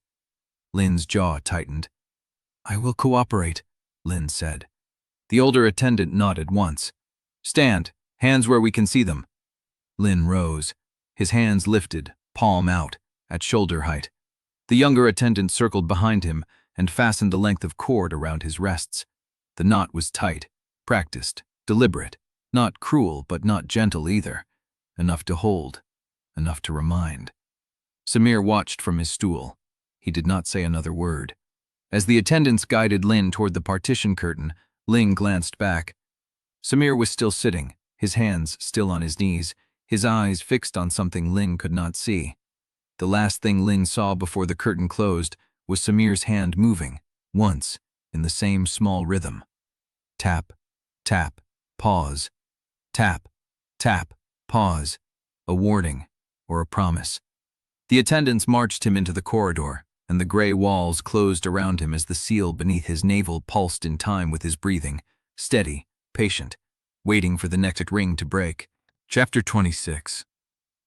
The attendants marched Ling through corridors he had never seen, past locked doors and sealed archive bays, down a narrow stairwell that spiraled into the earth. The air grew cool, then cold, then still in a way that pressed against his ears. They stopped at a door made of solid iron. No window, no handle on the inside. The older attendant unlocked it and stepped aside. Inside. Lin stepped across the threshold. The door closed behind him. The lock engaged with a sound like a bone breaking. The room was small. A cot against one wall, a wooden bucket in the corner, a single lamp burning on a shelf too high to reach. The walls were raw stone, damp with condensation, and the ceiling was low enough that Lin could touch it by raising his hand. He sat on the cot, wrapped his arms around his knees, breathed. Tap, tap, pause. He ran the rhythm through his fingers against his own thigh. Samir had known the cadence. Samir had seen the seal before. Samir had nearly named the lineages before the attendants arrived. The foundation array carried every word. Su Lingtai had heard everything. Lin pressed his palms against his eyes and tried to think past the walls, past the iron door, past the certainty that every breath he took inside this room was being measured by someone who already knew the shape of his defeat. He did not know how long he sat there. The lamp burned steadily, fed by some reservoir he could not see. There were no windows, no sounds from outside. The room had been built for isolation, for the kind of waiting that wore a person down to their bones. Lin counted his breaths. The seal pulsed beneath his navel in time with his heartbeat. Tap, tap, pause. He was still counting when the door opened. A different attendant stood in the corridor, younger, with a tray in her hands. The tray held a bowl of broth, a cup of water, and a small clay bottle sealed with wax. "Your evening meal," she said. Her voice was neutral. Her eyes were not. Lin looked at the tray, at the clay bottle, at the way her fingers tightened on the edge of the tray as she set it on the floor just inside the door. "I did not request medicine," he said. "It was sent by the pill pavilion." She straightened. "For recovery." She left before he could ask more. The door closed, the lock engaged. Lin stared at the tray. The broth smelled clean, simple, nothing unusual. The water was clear. The clay bottle was sealed with red wax, the same shade as the pill pavilion's dispensary mark, and the wax was unbroken. He picked up the bottle, turned it over in his hands. The seal was warm, as if it had been held recently, as if someone had carried it from the pavilion to this corridor and had not let it cool. Lin set the bottle down. He did not open it. He sat on the cot and watched the bottle sit on the tray, watched the lamp flicker, watched the shadows shift across the damp stone walls. He did not know how much time passed before the door opened again. This time, it was not an attendant. Bai Nianju stood in the doorway, her pale green robes immaculate, her dark hair pinned with the silver needles she always wore. Her face was smooth, composed, her hands empty at her sides. She looked at the tray, at the unopened bottle, at Lin sitting on the cot with his arms crossed. "You did not drink it," she said. "No." "Good." She stepped into the room. The door did not close behind her. Lin heard the attendant's footsteps retreat down the corridor, leaving Bai alone with him. She knelt beside the tray, picked up the clay bottle, examined the seal with the same careful attention she had once given his furnace work. "Who sent it?" Lin asked. "Officially?" Bai broke the seal. "The Pill Pavilion's recovery dispensary, standard issue for trial participants placed in observation." She uncorked the bottle and tilted it, letting a single drop fall onto her fingertip. "Unofficially, someone who wanted you weak but alive." She touched her fingertip to her tongue. Lin watched her face. Bai's expression did not change.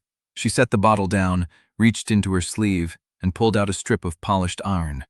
She struck it against the stone floor. A spark caught the edge of her sleeve, and she touched the flame to the bottle's mouth. The clay cracked. The liquid inside hissed as it burned. Lin smelled something sharp, medicinal, and beneath it something else, something metallic and sweet that made his stomach turn.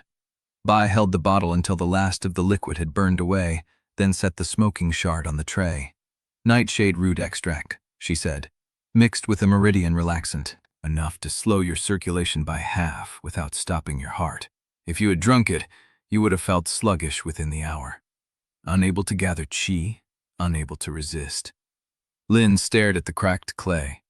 "Who sent it?" "I do not know." Bai's voice was flat. "The dispensary log shows a standard recovery order signed by a clerk I have never seen. The bottle was prepared by an assistant who does not remember filling it. By the time I traced the order back to its source, the signature had already been erased. Then how did you find it? I was watching the dispensary. She met his eyes. I have been watching the dispensary since you were confined. The moment a recovery tonic was ordered for your cell, I knew it was not standard procedure. Lin's throat tightened. Why? Because standard procedure would have sent a weaker dose. Standard procedure would have been delivered by a medic, not an attendant. Standard procedure would not have been ordered by a clerk who does not exist. Bai picked up the cracked shard of clay and wrapped it in her sleeve. Someone wanted you weak for the next stage. Weak enough to comply, weak enough to cooperate. She rose. That is what I came to tell you. Lin stood. The movement was unconscious, a surge of adrenaline that pulled him upright before he had decided to speak. Bai. She stopped at the door. Liang Wei, Lin said. The boy I walked with in the circuit. Is he safe? Bai did not turn. He is alive. His allotment was restored after you were confined. He asked about you. Lin's chest ached. Tell him I am fine. I will not lie for you. Bai's voice was quiet. But I will tell him you are still breathing. She stepped into the corridor. Bai. She stopped again. Why are you helping me? The silence stretched. The lamp flickered. The shadows leaned and shrank. Bai turned. Her face was unreadable, but her eyes were not. They were tired, human, carrying something that looked like the weight of a decision she had not yet made. Because I want to know, she said, whether you understand what kind of interest you have attracted. Lin held her gaze. I am learning. That is not the same as knowing. Bai's voice dropped. The person who ordered that tonic did not want you dead. They wanted you compliant. They wanted you quiet. They wanted you ready for whatever comes next without the strength to refuse it. She paused. That is not the interest of an enemy, Lin Shou. That is the interest of someone who intends to use you. Lin's hands were still. I know who intends to use me. One of them. Bai shook her head. You do not know how many are watching. You do not know how many have already placed their pieces on the board. She stepped into the corridor. The door began to close. Bai! She looked back. Thank you. Her mouth tightened. She did not answer. The door closed, the lock engaged. Lin stood alone in the lamplight, staring at the empty tray, the cracked clay, the wet stain on the stone floor where the nightshade root extract had burned away to nothing. His seal pulsed. Tap, tap, pause. Someone wanted him weak. Someone wanted him ready. And Bai Nianju, who had watched him from the shadows for weeks, who owed him nothing, who had every reason to let the poison do its work, had burned the evidence instead. He did not know what that meant. He did not know if it made her an ally or a deeper trap. But he knew, with a certainty that settled in his chest like stone, that the 4 days Su Lingtai had given him were not a countdown to the Tribunal. They were a countdown to something else entirely. Chapter 27. The corridor outside Lin's cell was empty when he pressed his ear to the iron door. No footsteps, no whispered orders, no attendant waiting with another tray. He counted to 60, then to 90, then pressed his palm flat against the metal and felt the cold seep through his skin like a promise. Someone wanted him weak. Someone wanted him ready. He had been in this cell for less than a day, and already the walls were learning his shape. Lin stepped back from the door and sat on the stone ledge that served as a bed. His seal pulsed beneath his navel, steady and insistent, counting seconds he did not have. 4 days. He did not know what the countdown pointed to. Su Lingtai had said the Tribunal. Bai had said something else entirely. The only thing Lin knew for certain was that sitting in this cell would not save Gu, would not save his grandmother, would not save himself. He needed to move. The iron door had no interior handle, but the lock mechanism was visible through a narrow gap at the jamb. Lin had spent 6 years studying how things were built, how they wore, where they failed. The lock was simple, a single tumbler with a spring catch, designed to keep a compliant prisoner inside, not to stop someone who understood pressure points. He reached into his sleeve and found the key Bai had given him weeks ago, the one to the hidden furnace. the one he had never used. It was the wrong shape for the lock, but the metal was good, strong enough to lever. Lin wedged the key into the gap between the door and the jamb, found the point where the catch met the frame, and pushed. The lock groaned. He pushed harder, breathing through his teeth, feeling the metal bend against the metal. The catch slipped. The door swung open. Lin stood in the threshold, the key warm in his hand, the corridor stretching empty in both directions. He stepped out. The records pavilion was quieter than it had been during the day. The lamps were dimmed to a single flame every 20 paces, casting long shadows that pooled in the corners like water. Lin moved along the wall, keeping to the dark, counting doors and intersections the way he had learned to count furnace drafts and trial brackets. He needed to find Gu. The tribunal was days away. The transfer was closer, and Gu was wounded, hunted, somewhere in the tunnels beneath the sect. Lin found the service stairwell at the end of the corridor and descended. The air grew colder. The stone changed from polished to rough. The lamps gave way to darkness. He reached the bottom and found a narrow passage that led to the lower archive annex, the same annex where he had found the vessel ledger, the same annex where Gu had drawn the pursuers away. The door was ajar. Lin pushed it open and stepped inside. The shelves were intact. The ledger was gone. The darkness was absolute, and someone was breathing in the corner. Lin froze. "You should not be here." The voice was rough, exhausted, but familiar. Lin exhaled. "Gu." The shadow moved. Gu Renshan emerged from behind a shelf, his face bruised, his robe torn at the shoulder, his hand pressed against his ribs. He looked like a man who had run through walls to get here. "How did you find me?" "I followed the same path we took before." Lin stepped closer. "You are bleeding." "It will hold." Gu's eyes were sharp despite the exhaustion. "They searched this annex an hour ago. They will search it again when they realize I doubled back. We have minutes, not hours." Lin nodded. "Then we move." "No." No's hand caught his arm. "Listen to me. If I am caught with you again, the tribunal will have all the evidence they need. Su Lingtai will paint me as a fugitive who corrupted a servant boy and dragged him into treason. And you will be confined so deeply that not even Baiyanju will reach you." Lin's jaw tightened. "I am not leaving you." "You are not listening." Gu's grip tightened.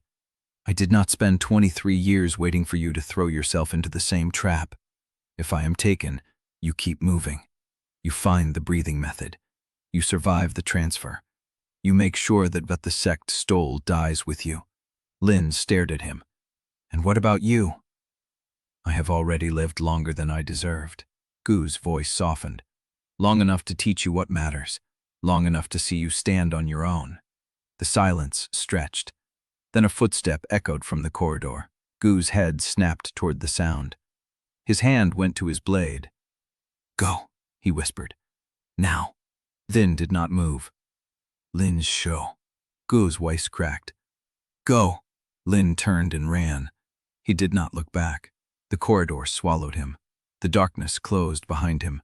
He ran until his lungs burned, and his legs screamed, and his seal pulsed with every desperate breath. He ran until he reached a door that led to the surface. He pushed it open and stumbled into the pre-dawn air. The courtyard was empty. The frost had not yet been swept. The ash lay undisturbed. Lin stood in the gray light, his breath fogging, his hands shaking, his seal counting seconds he could not afford to waste. He had no plan, no allies he trusted, no time. And somewhere beneath the sect, Gu Renshan was bleeding in the dark, waiting to be found. Lin turned toward the sword hall training grounds. He did not know if Qiao Yan would help him. He did not know if the alliance would hold. But he had no one else to ask. Chapter 28. The pre-dawn air bit his face as he crossed the courtyard. Lin moved fast, keeping to the edges where shadows still pooled between the lamps. His seal throbbed with every stride.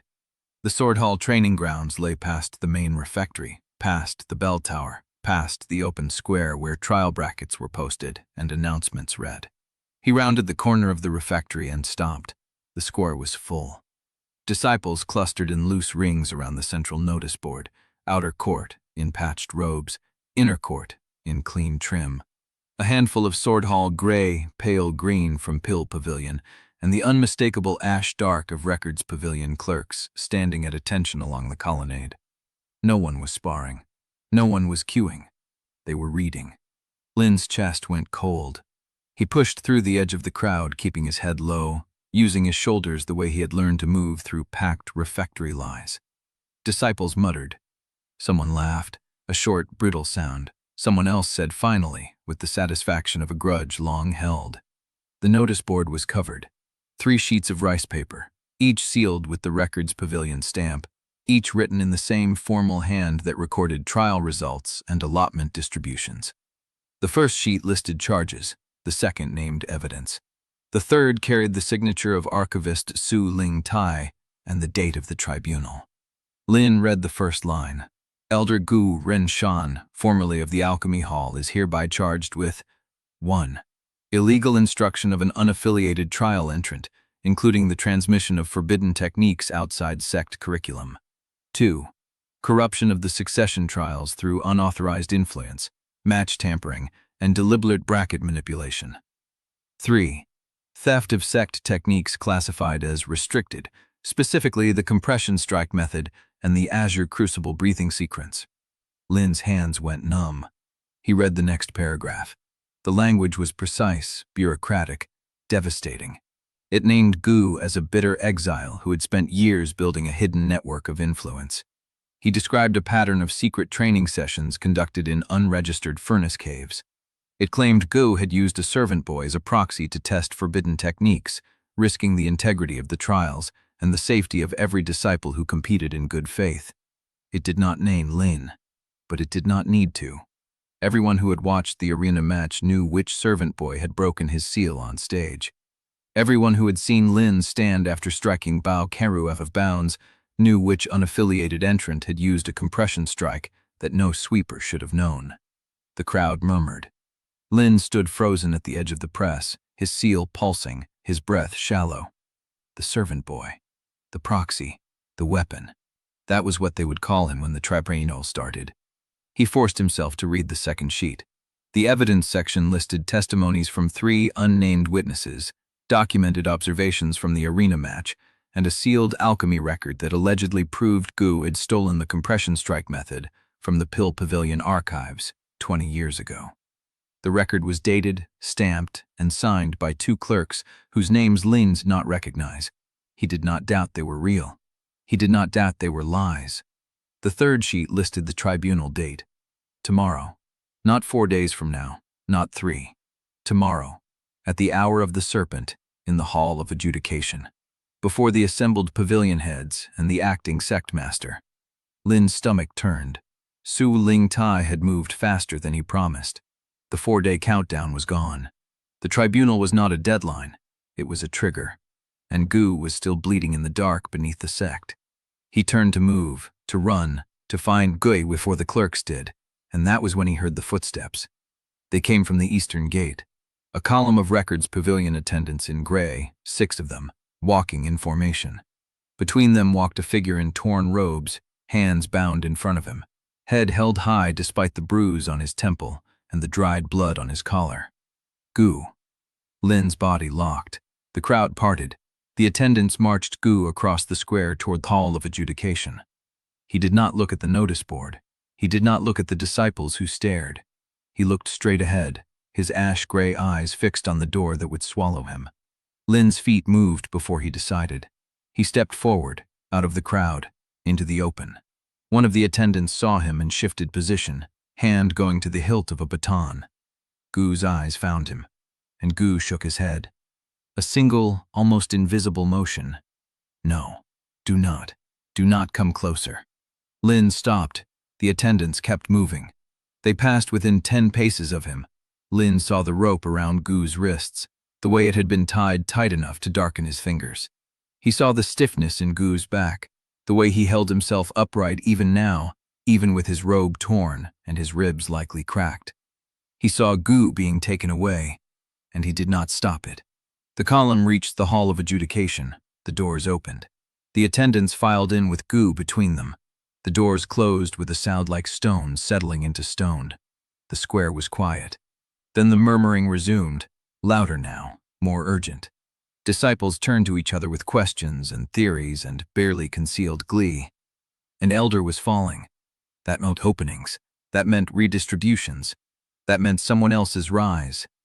Lin stood alone in the gap where the column had passed. A hand touched his sleeve. He spun. Pei Lushan stood behind him. Gray robe, inkstand fingers, pale face. The 10th clerk looked like he had not slept. His eyes were red-rimmed, his collar askew, his voice barely a whisper when he spoke. "Do not do anything." Lin stared at him. "He's already inside. The charges are posted. The process has begun." Pei's fingers trembled against Lin's sleeve. Once the procedure starts, truth moves slower than accusation. You cannot outrun it. You can only gather enough weight to tip the scale. Tip the scale with what? Lin's voice came out rougher than he intended. They have testimonies. They have forged records. They have a timeline that proves nothing and a story that blames him for everything. Pei's jaw tightened. "I know." "Then tell me what to do." Pei was quiet for a long moment. His gaze dropped to the ground, then lifted. Something shifted in his expression, a decision hardening behind his eyes. "There is a shelf in the lower Courtyard, 3rd row, far wall. You know it." Lin nodded. "Go there. Do not let anyone see you. Do not let anyone follow you." Pei's voice dropped further, almost inaudible. "There is a panel behind the shelf. The records behind it are not sealed. They are forgotten. They are the records I was told to alter and did not have the courage to burn." Lin's breath caught. "Go now," Pei whispered, "before they realize I am gone." Pei stepped back, blended into the dispersing crowd, and vanished. Lin stood alone in the square. The hall doors stayed closed. The notice board stayed posted. And somewhere behind the 3rd row of the lower archive annex, buried beneath dust and deliberate erasure, a forgotten panel held what Pei Lushan had lacked the courage to destroy. Lin turned and walked. The seal beneath his navel pulsed in time with his steps. The breathing method ran beneath his ribs. He did not look back at the hall. He could not afford to. Chapter 29. The lower archive annex smelled of dust, old paper, and the metallic tang of the furnace room beneath it. Lin moved through the stacks with the silence of 6 years spent sweeping around sleeping disciples. His feet knew where the floorboards creaked. His shoulders knew how to turn without brushing the shelves. The seal beneath his navel pulsed in steady rhythm, marking time he could not afford to lose. 3rd row, far wall. He found the shelf Pei had described. Same warped wood, same faded labels, same layer of undisturbed dust that suggested no clerk had touched it in weeks. Lin ran his fingers along the underside of the shelf, searching for a catch, a seam, anything that would give way. Nothing. He pressed harder, traced the join where the shelf met the wall, felt a hairline gap where the wood had pulled away from the stone, barely wide enough to fit a fingernail. He hooked his fingers into the gap and pulled. The panel swung open on silent hinges, releasing a breath of cold air that smelled of older paper, older ink, older secrets. Inside were 3 bundles wrapped in oiled cloth. Lin pulled them out one by one. His hands were steady. His breathing was not. The first bundle held a stack of parchment sheets bound with faded red cord. He peeled back the corner of the top sheet and saw names, dates, ages at death. A column marked Transfer Outcome, with entries that read Meridian Rupture, Internal Hemorrhage, Vacuum Collapse, Organ Failure. 27 names. The second bundle held a genealogy chart that unfolded twice before it stopped. Lin recognized the spiral mark at the bottom of the page. His own name sat at the end of a chain that stretched back to the sect's founding. Beside each name, a date of birth, a date of transfer, a date of death. The third bundle was smaller, a single parchment sheet wrapped in waxed cloth. When Lin opened it, he found a diagram of the human body with the meridian paths drawn in black ink and 3 nested rings marked in red. The outer ring was labeled Visible Rupture. The middle ring was labeled Transfer Initiation. The inner ring was labeled Vessel Consumption. Beneath the diagram, written in a hand Lin recognized as Giz, the method does not kill. The opening kills. If the vessel learns to open itself, the mechanism loses its hold. Lin stared at the words until they blurred. He had what he needed. Proof. Names. Dates. The mechanism laid bare in ink and paper. He rewrapped the bundles, tucked them inside his robe, and closed the panel. Bai Nianju reached the Pill Pavilion dispensary at the hour of the rooster, 3 hours before the tribunal was scheduled to begin. The senior alchemist on duty was a man named Huo Sheng, gray-templed, slow-eyed, and deeply loyal to Mistress Shun. Bai had worked alongside him for 2 years and knew exactly how to play him. "The recovery allocation for the observation cells," she said, placing a requisition slip on the counter. "I need to verify the inventory before the tribunal starts." Huo Sheng glanced at the slip without touching it. "That was already signed off yesterday." "I know. I am double-checking." His eyebrows rose. "On whose authority?" Bai met his gaze without blinking. "Mistress Shun's inventory review was scheduled for this afternoon. She will want the records to be current before she arrives." It was a lie, and Huo Sheng would know it was a lie if he checked. But checking meant walking to Shun's study and asking her directly, and no one in the Pill Pavilion did that without a very good reason. Huo Sheng stared at her for a long moment. Then he sighed, pulled the allocation ledger from beneath the counter, and slid it across to her. Bai flipped it open and began copying entries. Slowly, meticulously. The kind of slow that would take hours. She was buying time. She knew it. And she knew it would not be enough. Chao Yan found Lin in the shadow of the archive annex an hour later. "You look like you slept in a furnace," she said.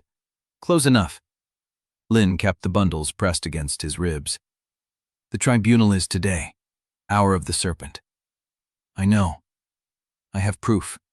Names. Records. The vessel continuity charts pay preserved." Chao Yan's jaw tightened. She looked toward the hall of adjudication, visible through a gap between buildings. Attendants were already gathering at its doors. "Then present it," Is said. "I need more time. The charges were posted this morning. If I walk in now with evidence before anyone has spoken, they will call it premeditated slander. They will call it a conspiracy.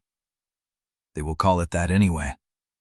Then let them call it that after someone has said something that makes the accusation stick."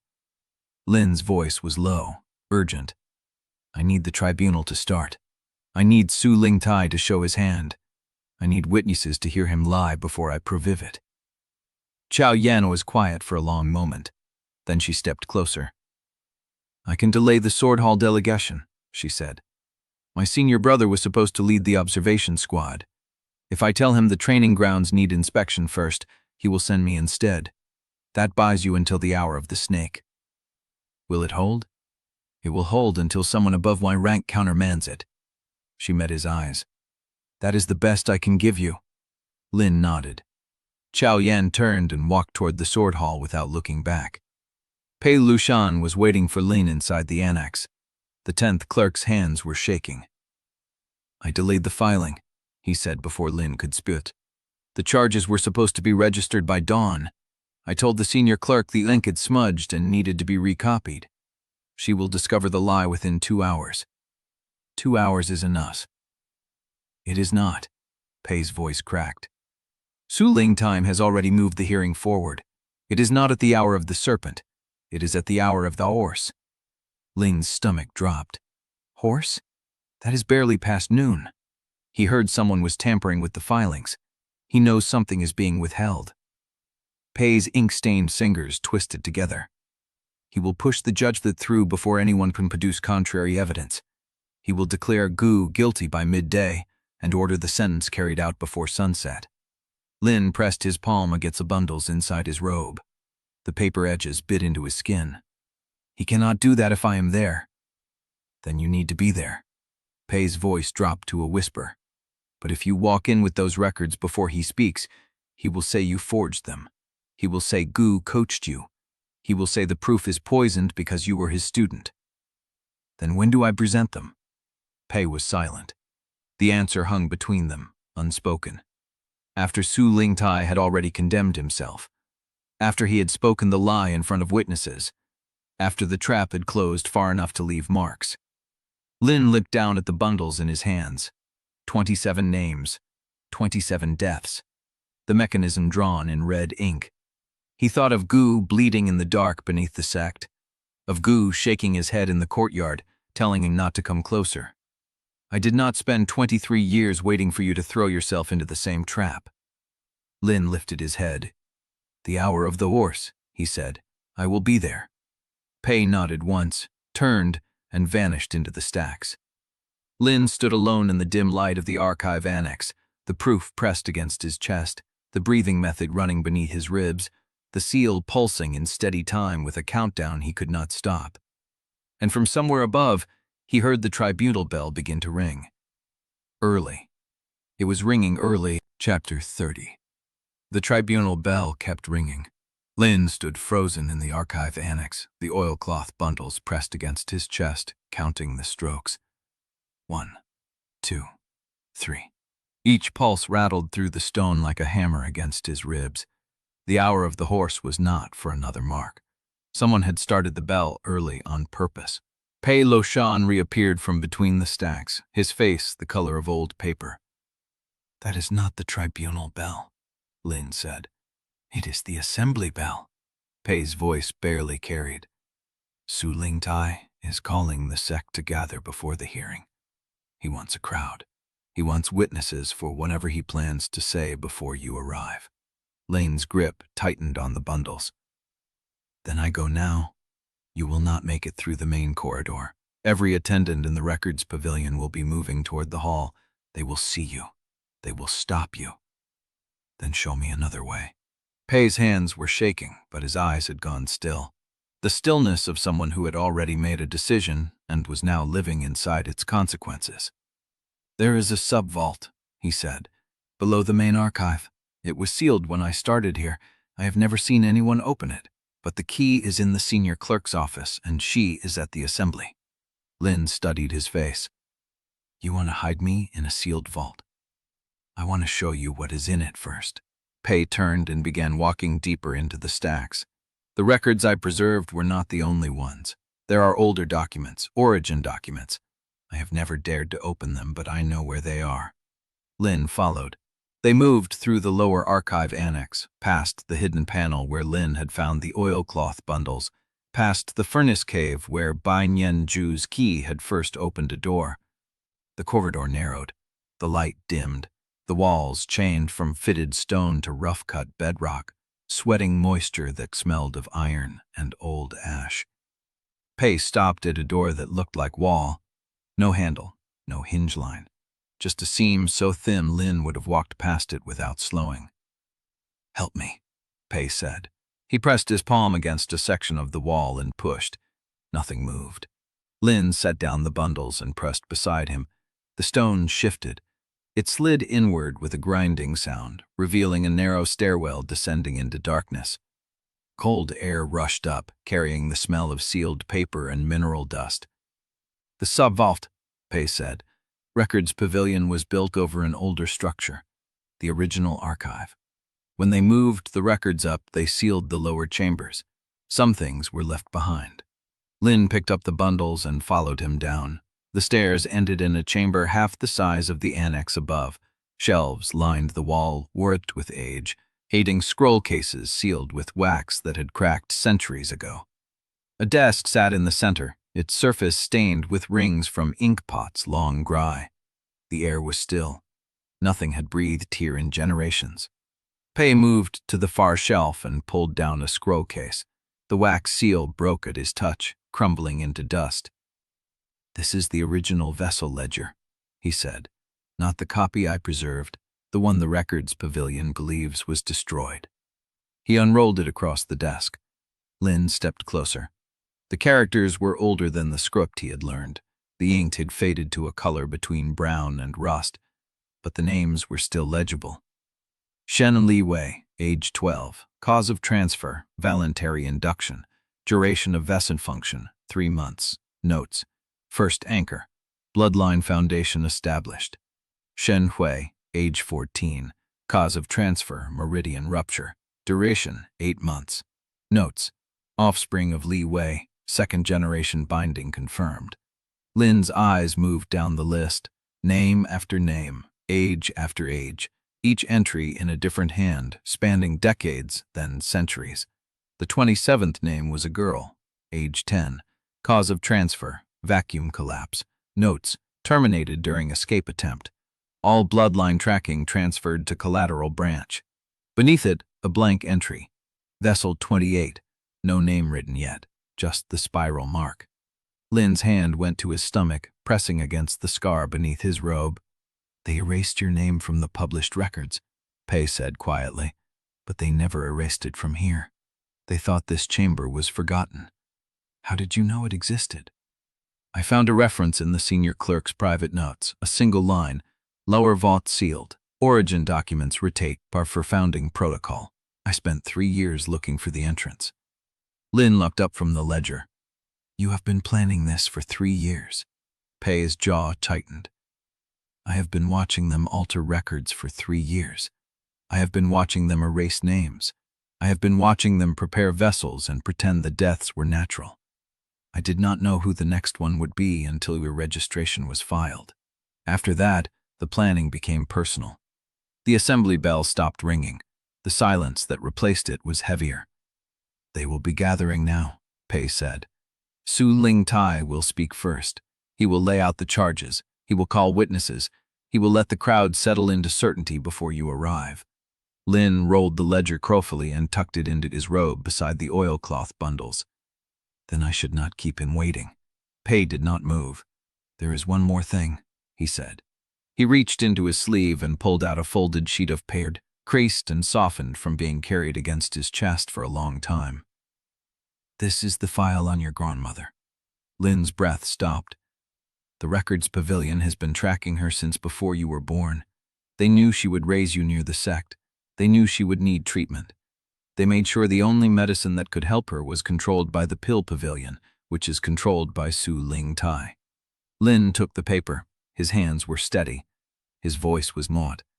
"She was part of the plan. She was part of the preparation. They did not need her to know. They only needed her to be the reason you stayed."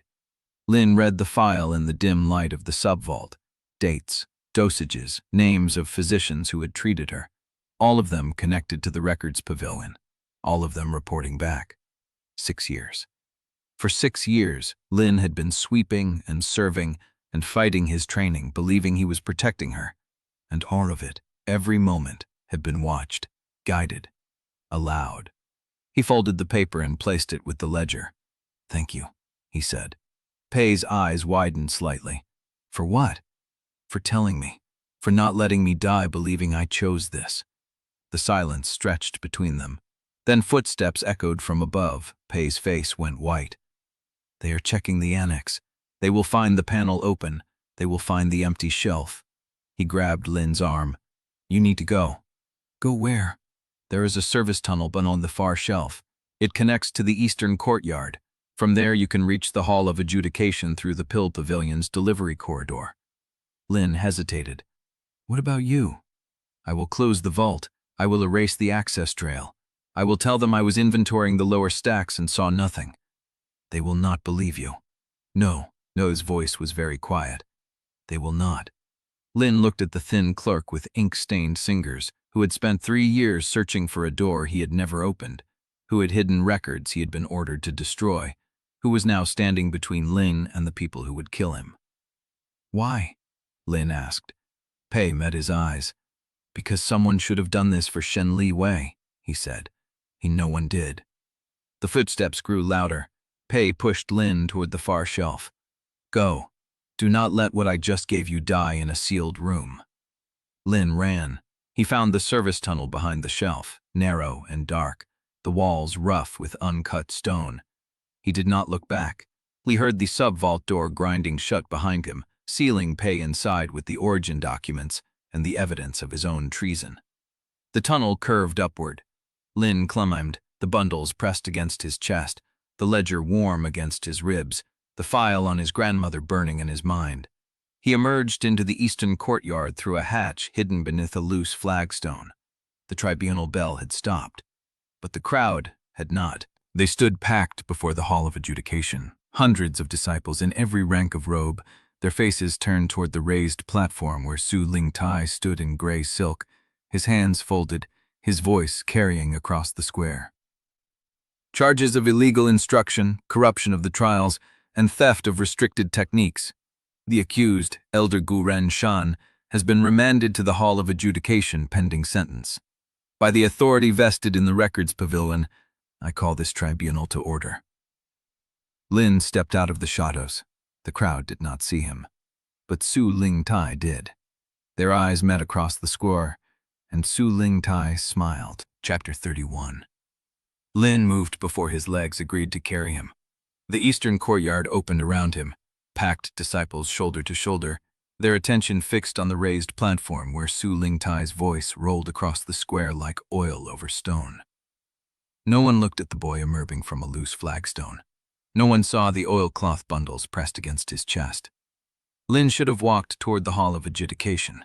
Instead, his feet carried him along the outer wall, past the Pill Pavilion's delivery corridor, past the empty training grounds where the morning mist still clung to the packed earth.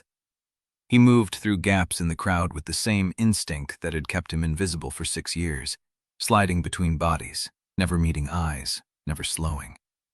The gate to the outer village stood unguarded. Everyone was at the tribunal. Lin passed through it and broke into a run. The road curved down through the switchback terraces where frost still glittered on the ash-gray grass. His breath came hard. The bundles slapped against his ribs. The file on his grandmother boned against his skin like a brand. He reached her door before he knew what he would say.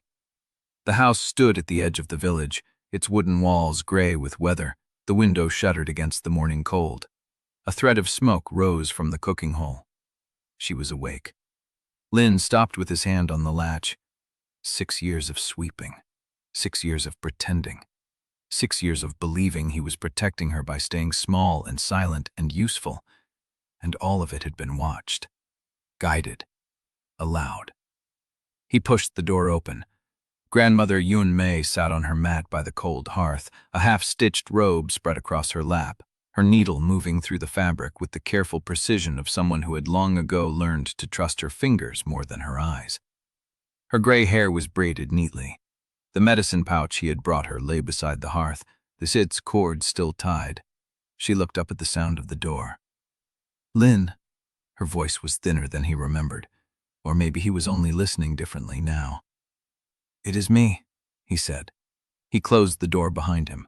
The house was small and warm and smelled of dried herbs, the same roof that had sheltered him through every childhood fever, the same hearth where she had told him stories about the mountains beyond the Red Basin, places she had never seen, places she promised they would visit when his cultivation advanced.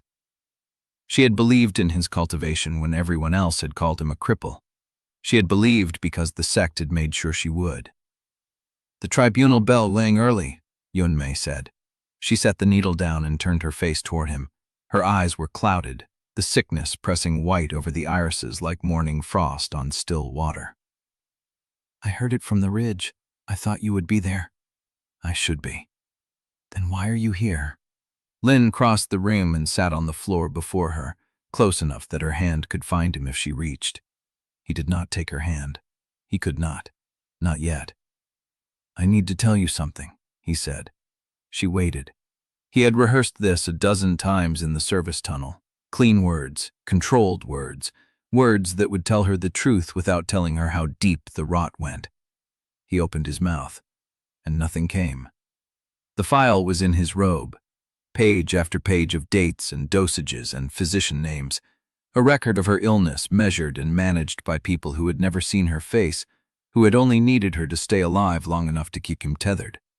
She was not sick by accident. She had never been sick by accident. The sect, Lin said, his voice cracked. He stopped, breathed, started again. The sect has been controlling your medicine. For years, through the Pill Pavilion, through physicians they chose. Yun Mei's hands went still on the robe. They told me it was the only treatment, she said slowly. The only way to slow the fever sickness. The only formulation that matched my humors. It was. Then what is the difference, Lin? They helped me. They helped you. The stipend, the training, the roof over your head. We owe them." Lin pulled the file from his robe. He did not open it. He did not need to. "They helped me because they needed me," he said. "They helped you because you were the reason I would stay. Every pill, every treatment, every physician's visit, it was all accounted for. They tracked you from before I was born. They built this." He held up the file. "Every choice I made to protect you. Every time I stayed small instead of speaking. Every time I swallowed an insult instead of fighting back. That was the plan. They made sure you would be the reason we never left." The words hung in the silence. Yimue did not speak. Her hands had not moved. Her face was very still. Only her chest rose and fell, slow and even, the rhythm of someone measuring their breath against a pain they had not expected to feel again. "You were sick," Lin said, and now his voice was shaking. "You were sick, and I could not save you without them. I could not feed you without them. I could not—" "Lin." Her voice cut through his. The same voice that had told him to stand up straight when the outer court disciples pushed him into the mud. The same voice that had said, after his father did not return from the mines, "We will not wait for people who choose to leave us." "Tell me the rest," she said. He looked at her clouded eyes. He could not. He could not tell her about the vessels, about Shen Liwei at 12 years old, about the 27 children who had died before him, about the spiral mark on a genealogy chart that stretched back to the sect's founding, his name at the end, his blood chosen before he had drawn his first breath. Lin. Her hand found his knee. The touch was light, her fingers knotted with age, but it held him like an anchor. "You did not walk all the way here to tell me half of it." "I cannot." "Why not?" "Because if I tell you the rest, you will not let me go back." "Then you know me very poorly." He looked up. Yunbin's face was turned toward him, her blind eyes fixed somewhere past his shoulder, and she was smiling. Not a soft smile, not a sad one. It was the smile of a woman who had buried a husband and outlived a son, and learned, somewhere in the long years between, that fear was a luxury she could no longer afford. "I have known what I was to this sect for a long time," she said. "Not the details, not the names, but I knew I was not a patient. I was a leash." Lin's breath stopped. "I had a visitor," she said, "years ago, before you entered the trials, a woman from the records pavilion. She told me that your training was progressing well and that my medicine would continue as long as you remained compliant." "Why did you not tell me?" "Because you were happy, Lin." The words hit him like a blow to the chest. "You were sweeping floors and stealing bruises and eating scraps, and you were happy. You had a purpose. You had Gu Renshan breathing fire into your training. You had a grandmother who still needed you. I was not going to take that from you just because I suspected the people who paid for my medicine were not doing it out of kindness." Lin stared at her. "You knew." "I suspected." She squeezed his knee. "There is a difference, but I knew enough to wonder why the physicians never asked about my symptoms. Only about you." The fire in the hearth popped softly. Lin pulled the file from his robe and placed it in her lap. "The ledger is here," he said.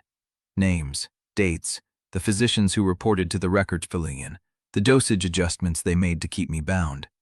She did not open it. "You came back to tell me," she said. "That is what matters.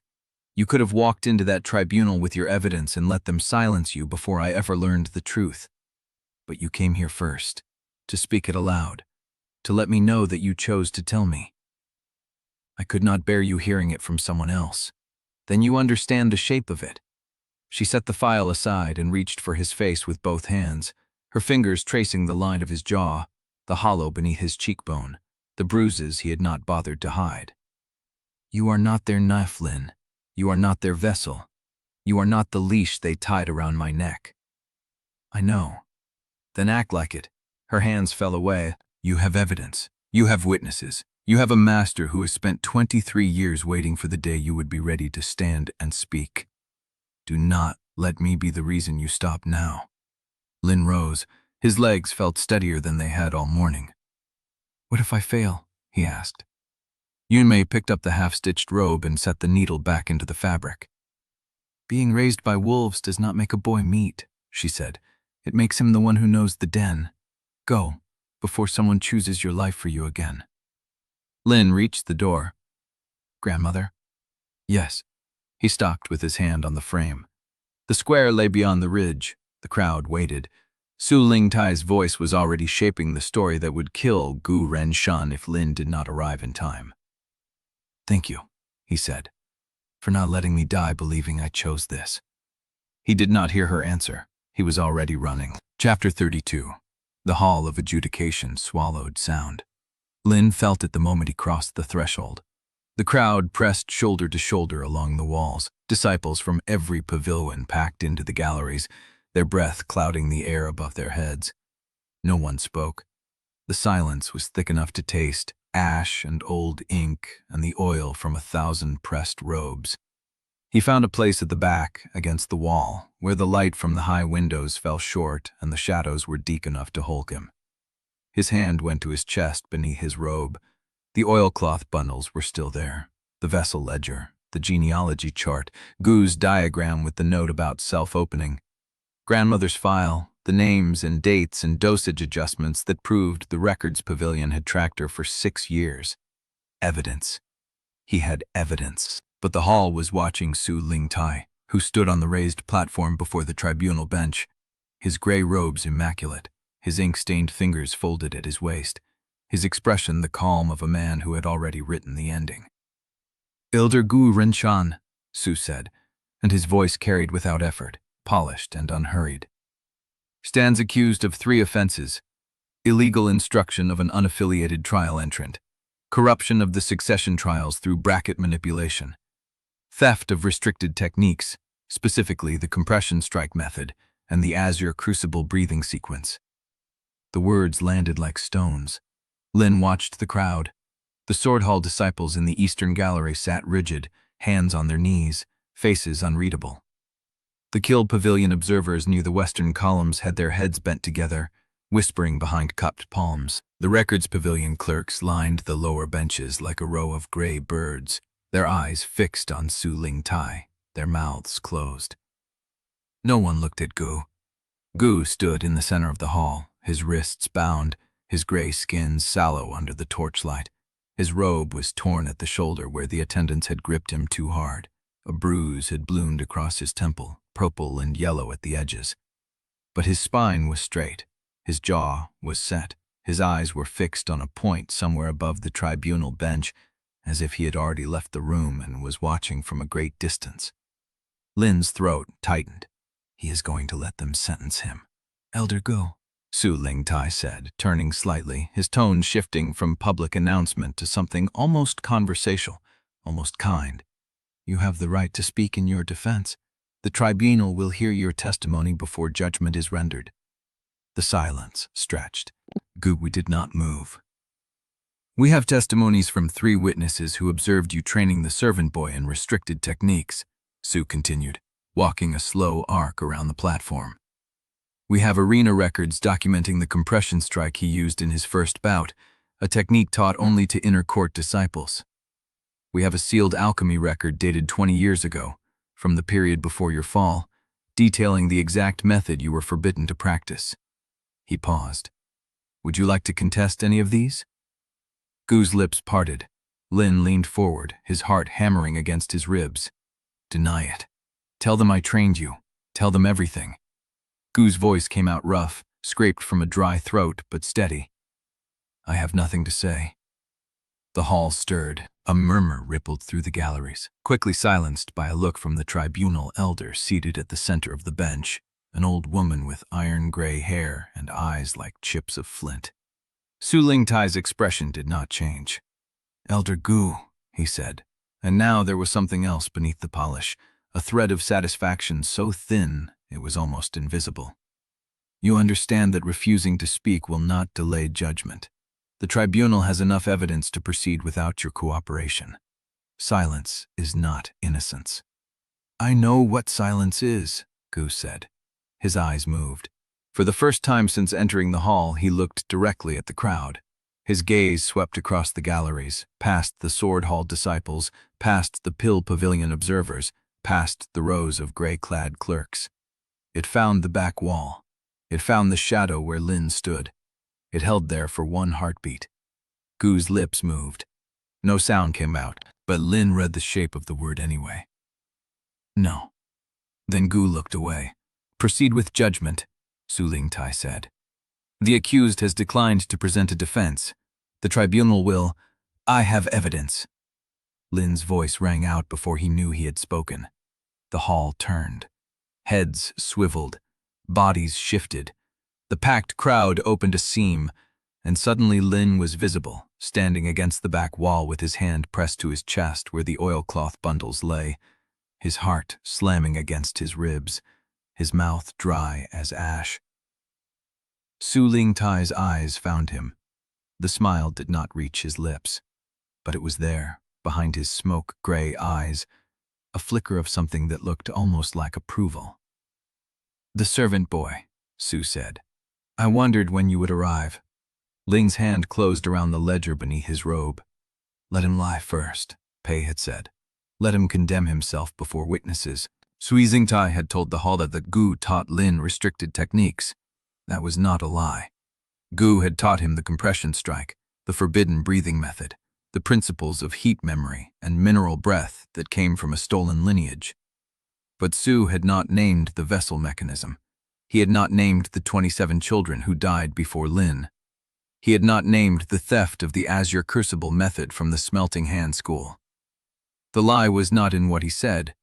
The lie was in everything he left out. Step forward, the tribunal elder said, her eyes on Lin. Name yourself and your relation to this matter. Lin's legs moved before his mind caught up. He walked. The crowd parted around him like water around a stone. He felt their stares on his skin, the weight of 1,000 eyes measuring his robe, his calloused hands, the patches at his knees. A servant boy walking into the center of a tribunal hall with evidence that could shatter a sect. He stopped beside Gu. I am Lin Shou, he said, outer court sweeper, trial entrant. The boy elder Gu Renshan trained. Gu's eyes closed. Then you confirm the charge of illegal instruction, Su Lingtai said smoothly. The accused has already acknowledged his guilt by refusing to speak. Your testimony is not needed. I have documents, Lin said. Records from the sub-vault beneath the records pavilion. Original vessel ledgers. A genealogy chart that traces the sacrifice of 27 children to maintain the Azure Crucible method. A file proving that the records pavilion has been controlling my grandmother's medicine for 6 years to keep me bound to the sect. The hall went still. Su Lingtai's expression flickered. The calm cracked, just for an instant, at the corner of his mouth. Those records do not exist, he said. They were hidden, Lin said, because Pei Lushan could not bear to destroy them. Su Lingtai's hands stopped moving. Pei Lushan, he repeated, and the name hung in the air like a blade. The tribunal elder leaned forward. Produce these documents. Lin reached into his robe. The oilcloth bundles were warm against his fingers. He pulled the first one free, the original vessel ledger, its leather cover cracked with age, the pages yellowed and thin. He held it up for the hall to see. The crowd leaned in, and behind him, in the shadows where the light did not reach, a door opened. Footsteps, many of them. Lin turned, still holding the ledger, and saw a column of Sword Hall disciples filing into the hall, their swords drawn, their faces hard. At their head, Bao Keru walked with his hand on his blade, his eyes fixed on Lin. The hall of adjudication is sealed, Bao announced, not to the crowd, but to Su Lingtai. By order of the Sword Hall elder, no one leaves until the verdict is delivered. Lin looked at Su Lingtai. The calm had returned. Su was smiling. Chapter 33. The ledger was hot against Lin's fingers, not from the furnace caves, not from the climb, but from the weight of the names pressed into its pages, 27 children who had held this same leather before him. He held it higher. This is the original vessel ledger, he said, and his voice did not shake. It documents every child the sect has prepared as a living vault for the Azure Crucible method. The first was Shen Li Wei, the founder's own disciple. He was 12. The crowd made a sound Lin had never heard before. Not gasps, not murmurs, but something between. The collective intake of breath from hundreds of lungs that did not know whether to inhale or hold still. Slander, Su Lingtai said, but his voice had lost its polished edge. A forgery coached by a desperate elder. Then read it yourself, Lin said. "The names are there, the ages, the causes of death. Every transfer documented in the records pavilion's own hand." He stepped forward, past the Tribunal Elder's table, past the rows of clerks' desks, until he stood at the base of the platform where Su Lingtai's desk sat. The hall's sound-deadening architecture pressed the silence against his skin. "Vessel 7 died of meridian rupture," Lin said. Age 11. Vessel 14 died of internal hemorrhage. Age 10. Vessel 21 tried to escape through the stone lung passage. She was terminated by vacuum collapse when the foundation array closed around her. She was 14. The names fell into the hall like stones into still water. "You are reciting dead children," Su Lingtai said, very quietly. "I am naming them," Lin said, "because you never did." He pulled the second bundle from his robe, the genealogy chart. The edges were frayed, the ink faded in patches, but the bloodlines were traced in a steady hand that had mapped generations like livestock. "This chart tracks every bloodline the Records Pavilion has cultivated for the vessel program," Lin said. "It starts with Shen Li Wei. It ends with me. Vessel 28. He unrolled it, and the paper caught the light from the high windows. The spiral mark at the bottom was visible from the first row of seats. A Pill Pavilion observer stood up, then another. A Sword Hall disciple shifted his grip on his blade. "The sect has been breeding vessels," Lin said, and the word vessel cracked open the last reserve of silence in the hall. "For centuries, choosing children from the collateral lines of the first anchor, sealing their meridians at birth, raising them inside the sect walls, feeding them, clothing them, letting them believe they were failures, and then consuming them when their bodies were ripe enough to hold the strain." He turned to face the gallery. "My grandmother's medicine," he said. "The Records Pavilion controlled it for 6 years. They told her the treatment would continue as long as I remained compliant. They did not need to threaten me. They let me threaten myself." He pulled the third bundle free, the medical file, with physician names and dosage adjustments and dates that matched the sect's calendar exactly. "I have the proof," he said. "The names of the physicians who coordinated her treatment, the dates when the dosage was adjusted to coincide with my trial performances, the clerk who wrote the orders." The hall was no longer still. It was churning, voices rising, factions shifting, disciples turning to each other with faces that had gone pale or red or bloodless white. Su Lingtai raised a hand. The motion was small, but the sword hall column moved in response, tightening their formation, their blades catching the light. "Enough," Su Lingtai said. "You have spoken. You have named dead children and wielded forged documents and accused the Records Pavilion of crimes that would destroy this sect. I will give you one chance to retract before I order your restraint." Lin's throat was dry. His hands were shaking, but he pressed the oilcloth bundle against his chest and kept standing. "No," he said. The word was small. It did not echo, but it carried through the hall as though the foundation array itself had transmitted it. "I will not retract. I will not be silenced, and I will not let you kill another child to keep your stolen methods stable." Su Lingtai's face did not change, but his hands, clasped before him on the desk, tightened until the knuckles went white. "You do not understand what you are destroying," he said. "I know exactly what I am destroying," Lin said. "I am destroying the lie that let you prepare 28 children for sacrifice. I am destroying the silence that kept my grandmother's sickness controlled. I am destroying the archives that erased every vessel's name before me." He turned to the Tribunal Elder. "Examine the ledger," he said. "Compare it to the Records Pavilion's own admission logs. The handwriting matches, the ink composition matches, the seal stamps match. These documents are not forged. They were hidden." The Tribunal Elder was a woman Lin had never seen before today, gray-haired, thin-lipped, with eyes that had watched the proceedings without revealing anything. She looked at the ledger in Lin's hands, then at Su Lingtai, then back at the ledger. "Bring it here," she said. Lin climbed the steps. His legs were shaking now.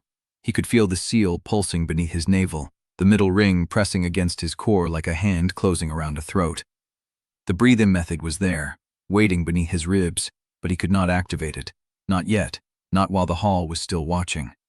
He placed the ledger on the Tribunal Elder's desk. She opened it. The hall held its breath. And in the silence, Lin heard a sound that should not have been possible. Footsteps. Running. The door at the back of the hall, the one Bao Keru had sealed, groaned open under a shoulder, and Pei Lushan stumbled through.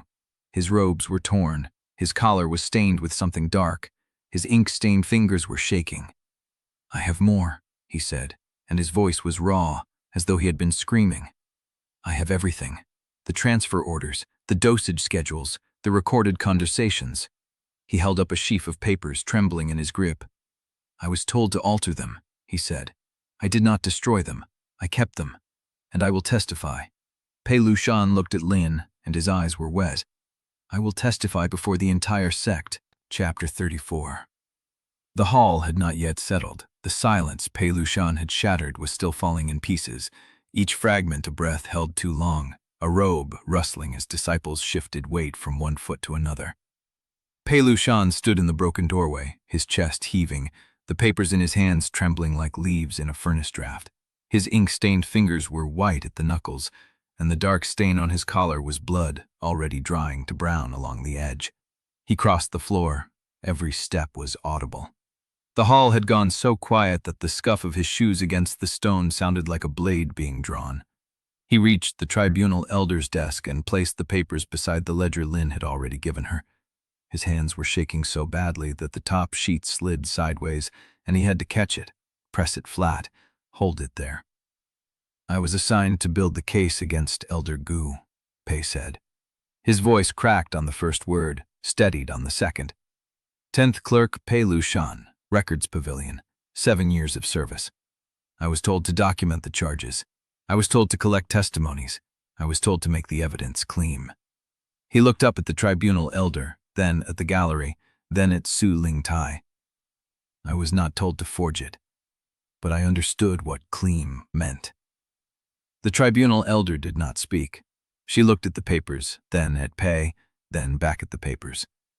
"These are the transfer orders," Pei said, touching the top sheet. "Records Pavilion internal directives, dated and sealed, authorizing the preparation of sealed subjects for vessel continuity. The earliest is 43 years old. The most recent is 6 years ago, authorizing the tracking file on Grandmother Yun Mei." He moved his hand to the second stack. "These are the dosage schedules. Records Pavilion clerks coordinating with Pill Pavilion physicians to adjust the grandmother's medicine. The dates match Lin Shou's trial performances exactly. When he won a bout, the dosage was increased. When he lost, it was decreased. Every adjustment was timed to keep him desperate enough to comply, but not so desperate that he would break." The hall was no longer silent. A low murmur had begun, spreading from the back rows, building like heat before a flashover. Pei touched the third stack. "These are the recorded conversations," he said, "transcribed from the Foundation Array's surveillance. Conversations between Records Pavilion clerks discussing which collateral bloodline to track next.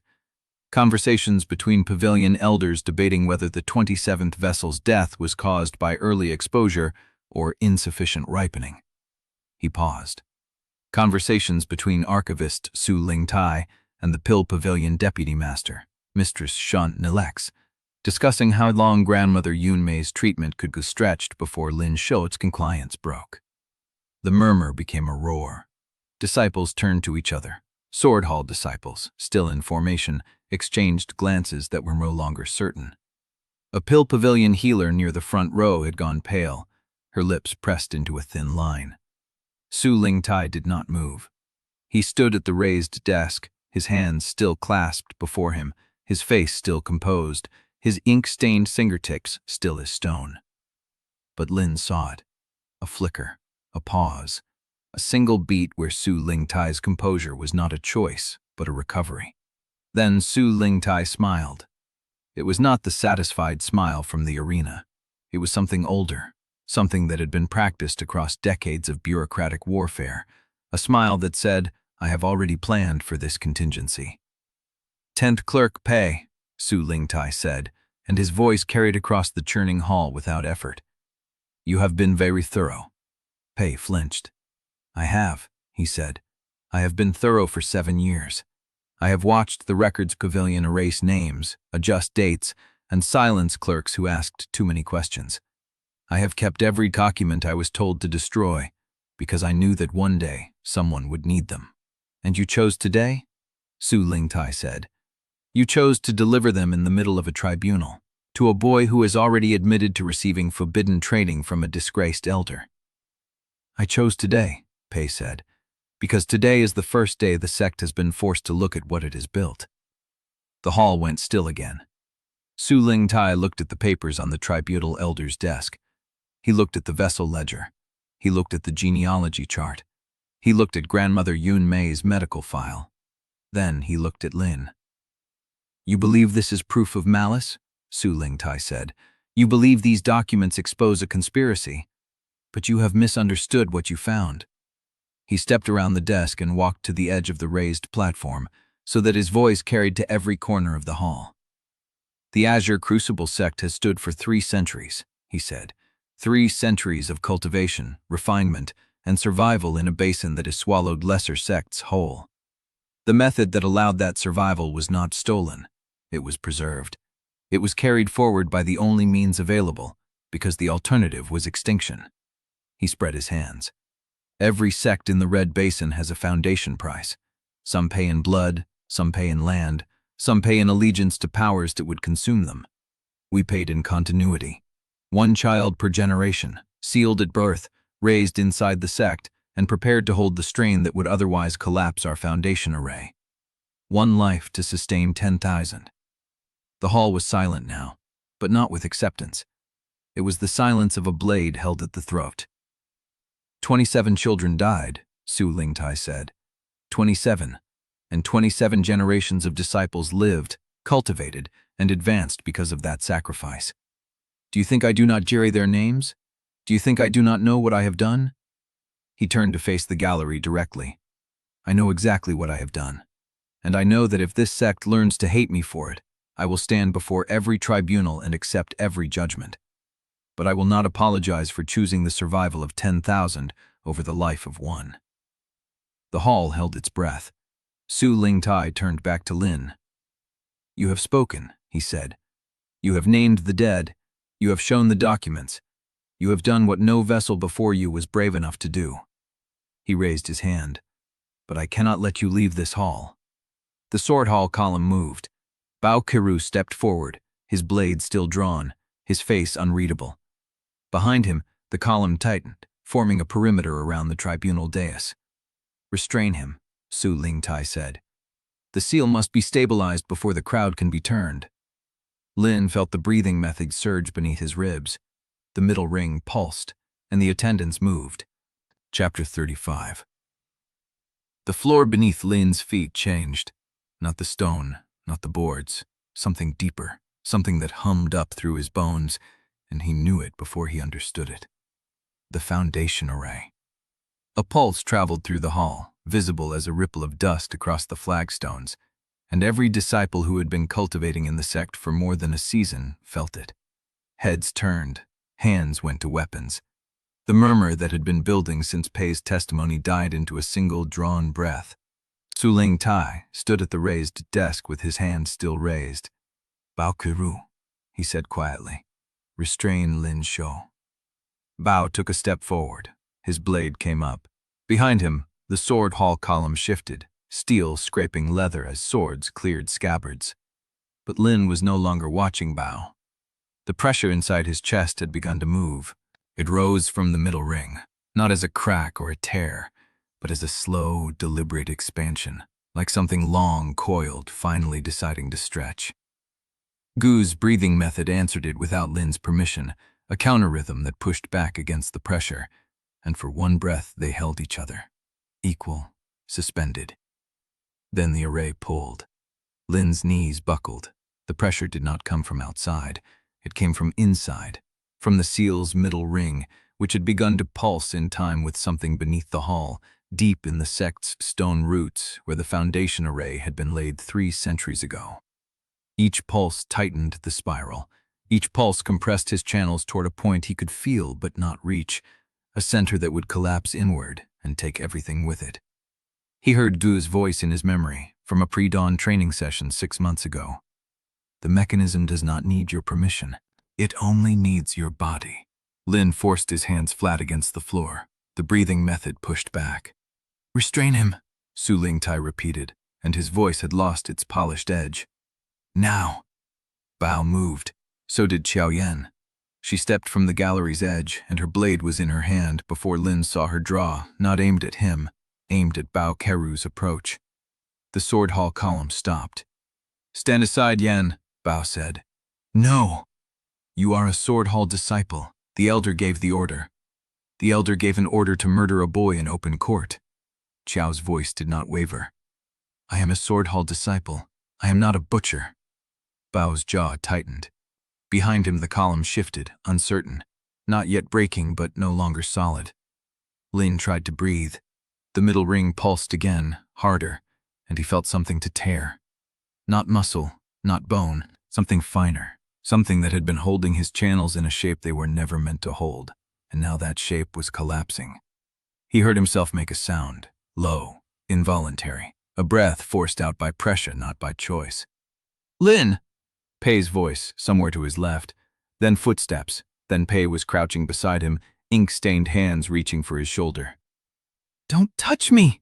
Lin gasped. "The array! If you touch me while it's pulling—" Pei's hand stopped an inch from Lin's shoulder. "What do I do?" Lin could not answer. The pressure was rising, climbing through his chest, his throat, his skull, and the breathing method was still pushing back, but it was losing ground, pulse by pulse. "Su Ling Tai!"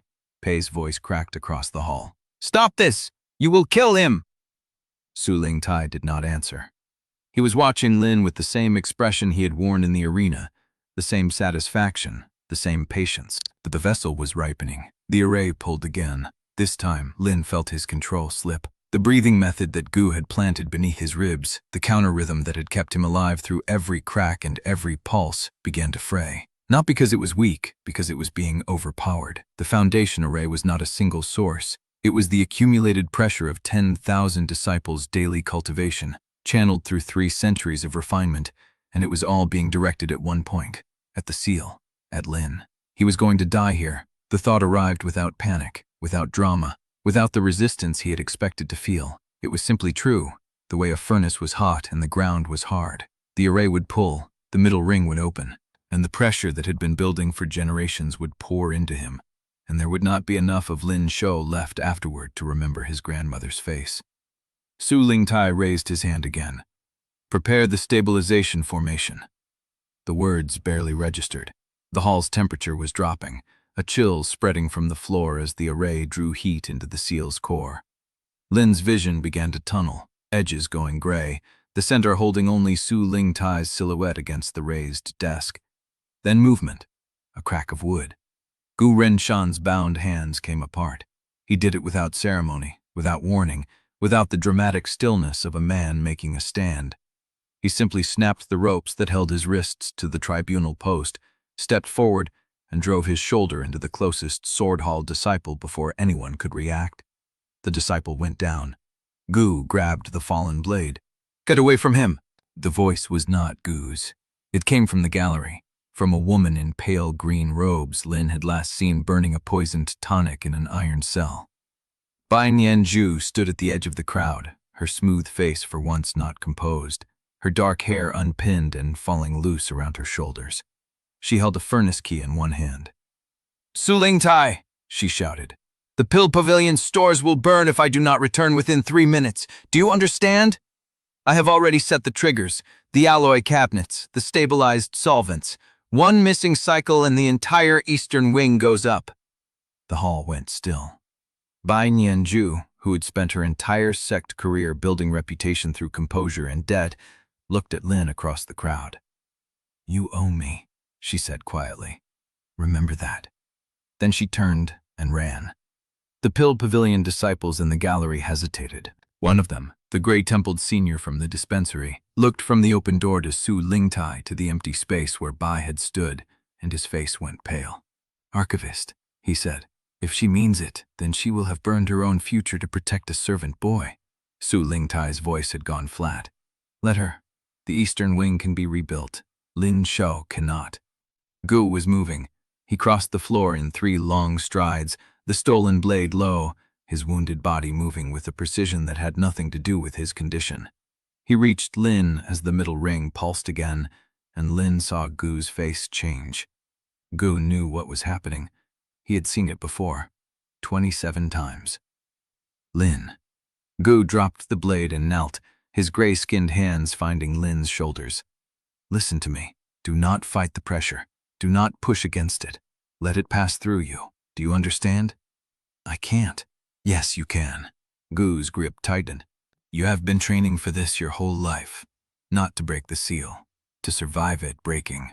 The breathing method is not a wall. It is a path. Let the pressure flow along the path. Do not try to stop it. Lin tried to breathe. The pressure surged. Good, Gu said. Again. Behind them, Lin heard steel clash. Yan had engaged the sword hall column, not to win, to buy time, her blade meeting bows in a shower of sparks. The eastern wing is not burning, Su Lingtai said, and his voice was calm again. 10th Clerk Pei, you have committed treason. Disciples, seize him. Footsteps, shouts, Pei's voice breaking as he was pulled away. Lin kept breathing. The pressure was still rising, but something had shifted. Not the external pressure, the internal shape. The breathing method had found the pulson's rhythm, not fighting it, not running from it, flowing alongside it like water finding its own level. Go! Lin's voice came out steadier than he felt. What happens when the array realizes I am not absorbing? Gu's eyes met his. It tries harder. The floor vibrated. The foundation array, which had been pulling with steady, patient pressure, began to pull with hunger. Lin felt the change in his bones. The middle ring, which had been pulsing in measured cadence, began to stutter, irregular, searching, trying to find the hold it had lost. Su Lingtai felt it too. His composure cracked. Restrain the elder, he shouted. Now! Sword Hall disciples broke from the column. Chao could not hold them all. 3, 4, 5. They rushed past her, blades drawn toward Gu and Lin. Gu looked at Lin. Remember, he said, you are not their vessel. You are my disciple. Then he stood and turned to face the approaching blades. Lin tried to rise. His legs would not answer. The middle ring was still pulsing, still trying to tighten, and the breathing method was still flowing, but his body had reached a limit he could not push past. He was on his knees in the Tribunal hall, watching the man who had trained him for 6 years prepare to die defending him, and he could not stand. Su Lingtai's voice cut through the noise. The seal has reached containment threshold. Disciples, you may strike the elder. The boy must be taken alive. Lin felt the array shift. Not withdrawal, redirection. The pressure that had been forcing inward began to pull outward, drawing from his channels instead of filling them, and he understood with perfect clarity what Su Lingtai meant by containment. The seal was not opening, it was closing. The middle ring squeezed, not to break, to hold, and Lin felt his chi begin to drain into the array, slow and steady, feeding the foundation that had been built to consume him. Go sawed in his face. No. He turned from the approaching disciples and dropped to his knees again, one hand pressing against Lin's chest, the other gripping his shoulder. And Lin felt Gu's own chi push into him, raw and burning, a countercurrent against the array's pull. Master, do not speak. Gu's voice was rough. Breathe. Let my chi guide yours. Do not fight both. Fight only the array. Lin breathed. The pressure held, and the sword hall column closed around them. Chapter 36. The pressure was not stopping. Lin felt it in his teeth, in the hinge of his jaw, in the space behind his eyes where thought lived. The middle ring was not trying to break anymore. It was trying to hold, squeezing his channels into a diameter they had never been meant to reach, and the array was pulling from the other side, drawing his chi outward like water through a cracked cup. Gu's chi burned against his chest, raw, desperate, warm in a way that had nothing to do with temperature. Breathe, Gu said again, but his voice had changed. The command was still there, but underneath it Lin heard something he had never heard from Gu before. Strain. Gu was pouring everything he had into the countercurrent, and it was not enough. Lin tried to obey. He pulled air into his lungs. The breathing method caught the rhythm, flowing alongside the array's pulse, finding the gaps, slicking through them like a sweeper moving through a crowd of taller bodies. For 1 breath, 2. The pressure held steady. Then the array adjusted. It did not push harder. It changed shape, shifting from steady pull to something more intimate, a pressure that matched his own heartbeat, his own breath, his own circulation. The breathing method could not flow alongside a pulse that had become identical to Lin's own body. There was no gap left to slip through. "Gu," Lin's voice came out thin. "It is matching me." Gu's eyes went sharp. "Then change the rhythm." "I cannot." "Yes, you can."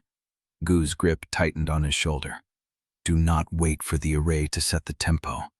Set your own. Push against the seal instead of waiting for it to push against you." Lin understood what Gu was asking. It was the first lesson, the one that had taken him months to learn, back when he was still a sweeper with no chi at all, back when every breath of the forbidden method felt like swallowing broken glass. Circulate against resistance. Pulse into the pressure instead of recoiling from it. He had done it then with a sealed meridian and no hope. He could do it now. Lin closed his eyes. The array was still pulling, still matching, still trying to find the hold it had lost when he stopped absorbing. But there was a difference now that he understood. The array was not hunting him, it was reacting to him. It was responding to what his body did, trying to anticipate, trying to counter, trying to close every path he opened. But it could only respond. It could not predict what it had never seen. Lin took a breath. Not the breathing method's rhythm, not the array's pulse. Something older, something from before Gu had taught him anything at all, from the years when he had nothing but a brew and a grandmother who needed medicine. He breathed the way he had breathed when he carried buckets up the eastern stairs, short, sharp, unforgiving. The middle ring stuttered, not much, barely a hesitation, but the array's matching pulse broke for half a beat, searching for the new rhythm. And in that half beat, Lin felt something he had never felt before. Control. Not much, not enough, but real. He breathed again, the same rhythm, carrying water up the eastern stairs, 2 buckets, arms burning, legs shaking, knowing that if he stopped his grandmother would go without treatment for another day. The seal cracked, not the ring, something deeper, something that had been holding tension inside him for so long Lin had forgotten it was there. The pressure did not release. It shifted, flowing into the channel he had opened, and Lin felt his own chi move with it instead of against it. "Good." Gu's voice was rough. "Again." Lin breathed. The eastern stairs, dawn frost on the flagstones, the taste of ash from the furnace caves. Gu's voice, harsh and patient, telling him that pressure must be answered with rhythm rather than force. The array searched. It found the new rhythm in 3 heartbeats, adjusting, matching, beginning to pull again. But this time Lin was ready. This time he did not wait for the counter. He breathed again before the array could settle, changing the rhythm again, carrying not buckets now, but the memory of Gu's hands adjusting his stance, the memory of a single ginkgo leaf drifting across gravel, the memory of his grandmother's fingers finding his face in the dark. The array stuttered again, longer this time. "Lin." Gu's grip shifted, and Lin felt something change in the flow of chi between them. Gu was pulling back, not stopping but withdrawing slightly, leaving room. "You are doing it. You are controlling the rhythm." Lid opened his eyes. The hall was still chaos. Chao Yan was still holding the sword hall column at bay, her blade flickering in the torchlight, her breath coming hard. Bai Nianju was still in the gallery, the furnace key raised, her face pale. Pei Lashan was on his knees between 2 disciples, his head bowed, his hands bound. And Su Lingtai was watching, not the hall, not Go, not the chaos. Lin. Su Lingtai's smoke-gray eyes were fixed on Lin's face, and for the first time since the tribunal began, Lin saw something in them that was not calm certainty, uncertainty. "You are forcing it," Su Lingtai said, not loud, but the howl had gone quiet enough to hear. "You are forcing the seal to follow your rhythm instead of the arrays." Lin did not answer. He breathed. The middle ring pulsed, not in containment, not in transfer, but in something between the two, caught between Lin's will and the Foundation's hunger. The array pulled. Lin breathed. The array searched. Lin changed. It was not a fight. It was a negotiation, and Lin was winning. "The seal cannot stabilize this way," Soot Lingtai said, and his voice had lost its polished edge. "If you keep forcing it, the middle ring will break open, and you will die the same way the others did. Vacuum collapse, organ failure. There is no third path." "I know," Lin said, and he breathed again. Not the eastern stairs this time, not the furnace caves, not his grandmother's hands. The breathing method, the one Gu had taught him in secret, in pre-dawn darkness, in pain and repetition and proof. The one that circulated against resistance, the one that pulsed into the pressure instead of recoiling from it. Gu had said the method was a path. Lin had not understood until now. The path was not through the seal, it was through himself. He breathed, and the middle ring answered, not cracking, not closing, but opening, not by the array's will but by his own. And Lin felt the pressure that had been building for 16 years begin to move through him instead of around him. It hurt. It hurt worse than the first pulse, worse than the outer ring breaking, worse than anything he had ever felt. His channels tore, and the breathing method knit them, and the array pulled, and his body pushed, and the middle ring kept opening, slow and terrible and deliberate. "Do not stop," Gu said. Lin did not stop. The pressure rose, the hall watched, and Su Lingtai's composu broke at last. Chapter 37. The middle ring opened, not with a crack, not with a rupture, with a release, a venting. Lin felt it in his bones first, a deep ache that spread through his chest, his throat, his teeth, and then the pressure that had been building for 16 years began to move through him instead of around him. It did not break him. It passed through him. The foundation array shuddered. Lin felt it in the stone beneath his knees, in the torchlight that flickered hard enough to cast shifting shadows across the tribunal hall. The array pulled, searching for resistance, searching for the seal's familiar boundaries, and found neither. Lin breathed. The pressure kept moving, through his channels, through his dantian, through the spaces between his ribs that Gu's breathing method had carved open in pre-dawn darkness. It felt like drowning. It felt like flight. The hall was no longer silent. Disciples were shouting. Someone was screaming. The sword hall column had broken formation, their blades half-lowered, their faces caught between duty and the raw instinct to flee. Chao Yan was still standing, her blade still raised, but she was watching Lin instead of the hall, her expression unreadable. Bai Nianju had lowered the furnace key, Pei Lushan had raised his head, and Su Lingtai was not watching the seal. He was watching the air around Lin's body, the way the released pressure curled and dispersed, the way the foundation array searched and found nothing, the way the centuries of compressed strain that should have consumed Lin were flowing through him like water through an open channel. "No," Su Lingtai said. The word was quiet, barely audible over the chaos, but Lin heard it. "This is not." Su Lingtai stepped forward, his composure cracking, his hands rising as if to shape the air itself. "This is not what was promised." "Promised to whom?" Lin's voice came out raw, scraped, wrong. He did not recognize it. "To the 27 children who died before me. To the 10-year-old girl who ran. To my grandmother whose medicine you stretched like a leash." "Gu did this." Su Lingtai's voice rose, sharp and desperate, cutting through the noise. "Gu taught you something forbidden, something corrupted. This is not ascension. This is dissolution. He has made you a vessel that can only empty, never fill." "I am emptying," Lin said. "I am emptying what you put in me." The pressure kept moving, and as it moved, Lin felt something change. The foundation array was not pulling anymore. It was feeding. The pressure that had been building for 3 centuries, the accumulated strain of 10,000 disciples forced through the stolen Azure Crucible method, was no longer searching for a vessel to consume. It was flowing into Lin, not as a trap, as a current.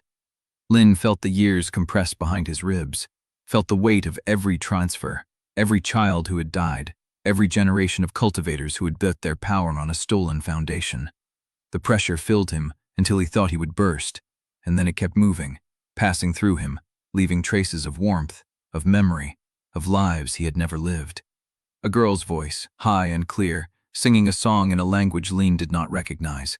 A boy's hand, small and calloused, reaching for a jar of medicine that was never given. A woman's laugh, brief and bright, cut short by silence. Lin breathed, and the voices passed through him, and the pressure kept moving, and the hall watched in silence as the ritual that should have consumed him became something else entirely. Su Lingtai's voice cut through the noise. "Seize him." The sword hall column hesitated. Disciples exchanged glances. Bao Karu took a single step forward, then stopped, his hand on his blade, his eyes fixed on Lin's face. "I said seize him." No one moved. Su Lingtai's control was not breaking. It had already broken. The hall was watching. The disciples were watching. The elders in the gallery were watching. And they had all seen the same thing.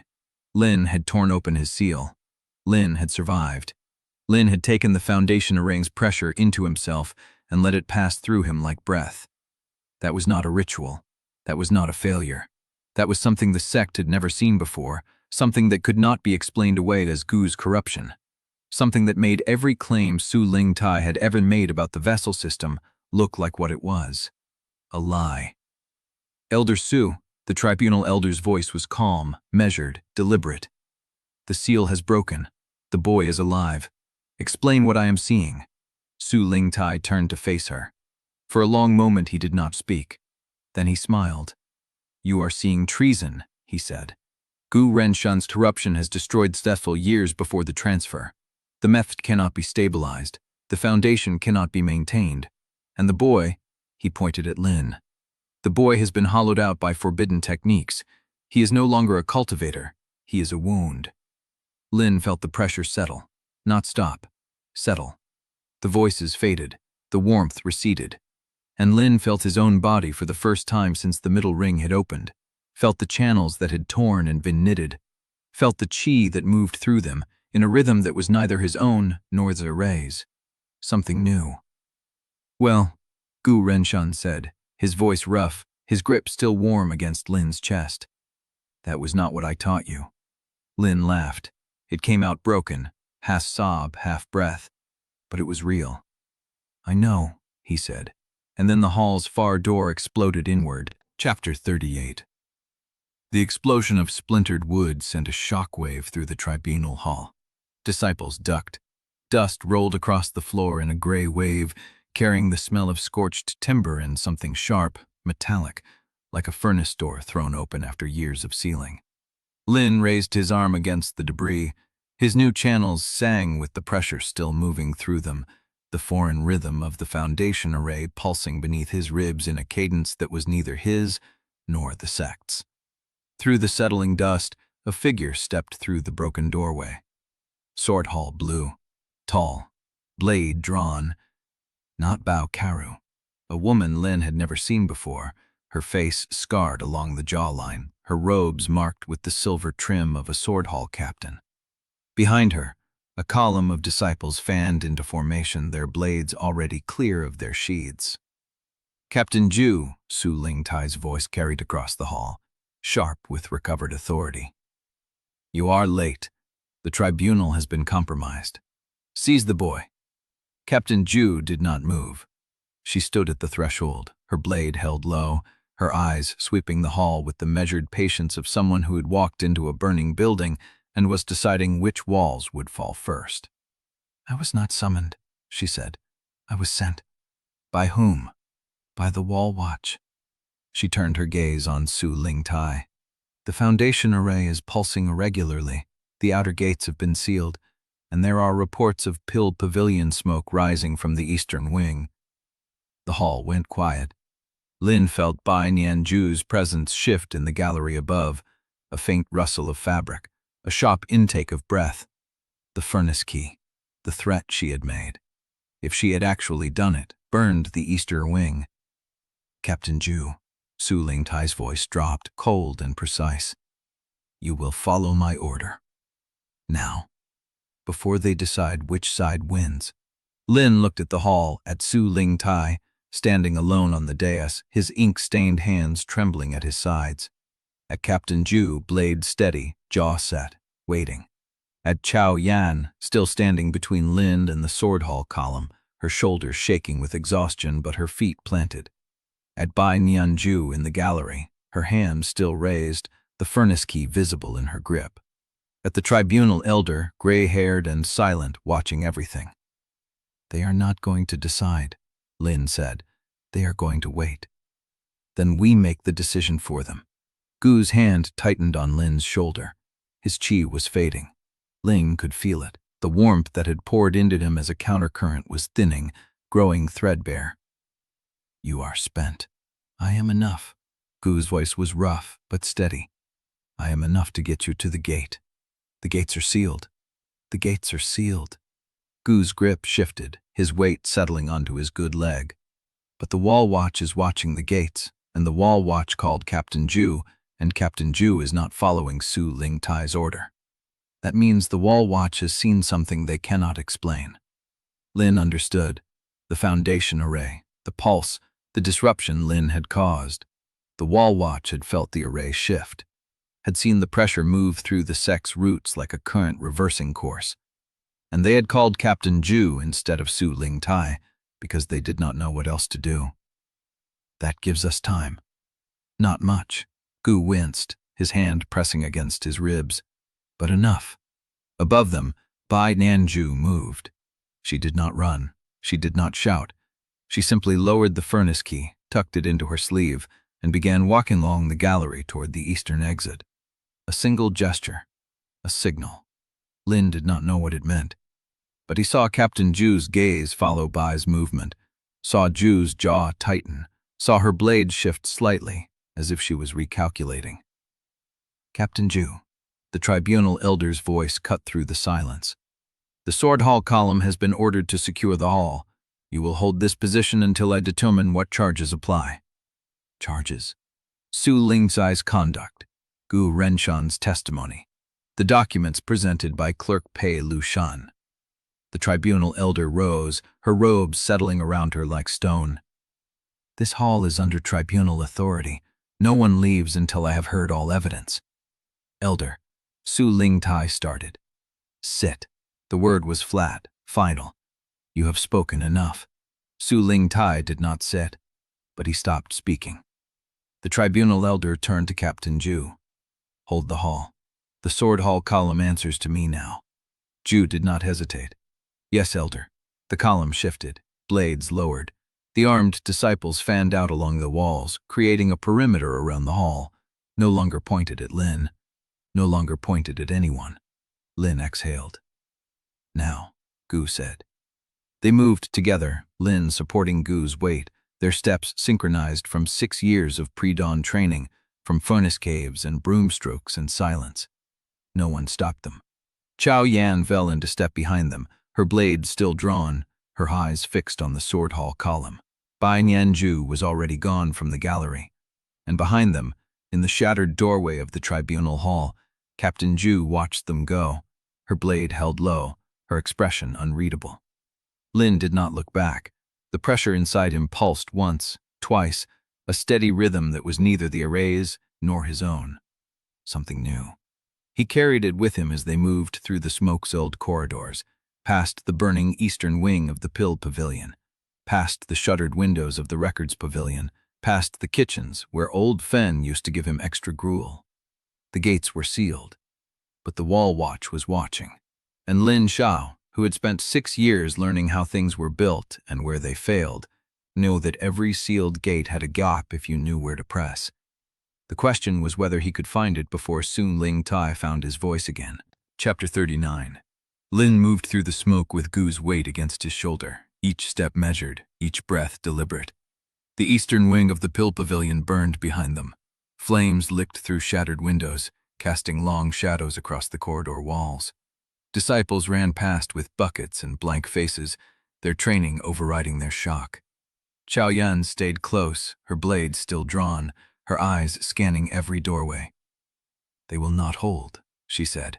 Captain Zhu buys us minutes, not escape. Minutes are enough, Gu said. His voice was thin, threadbare.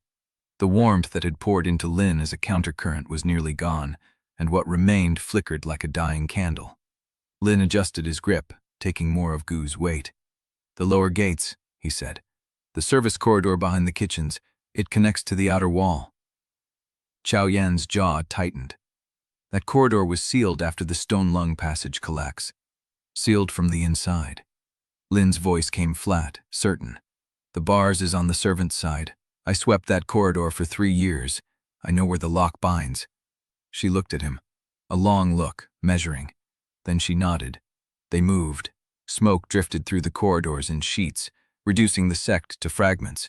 A carved pillar, a splintered door, a discarded robe half burned at the hem. The screams from the pill pavilion had faded to shouts, the shouts to the rhythm of organized firefighting. But behind them, the tribunal hall remained silent. That silence was worse than pursuit.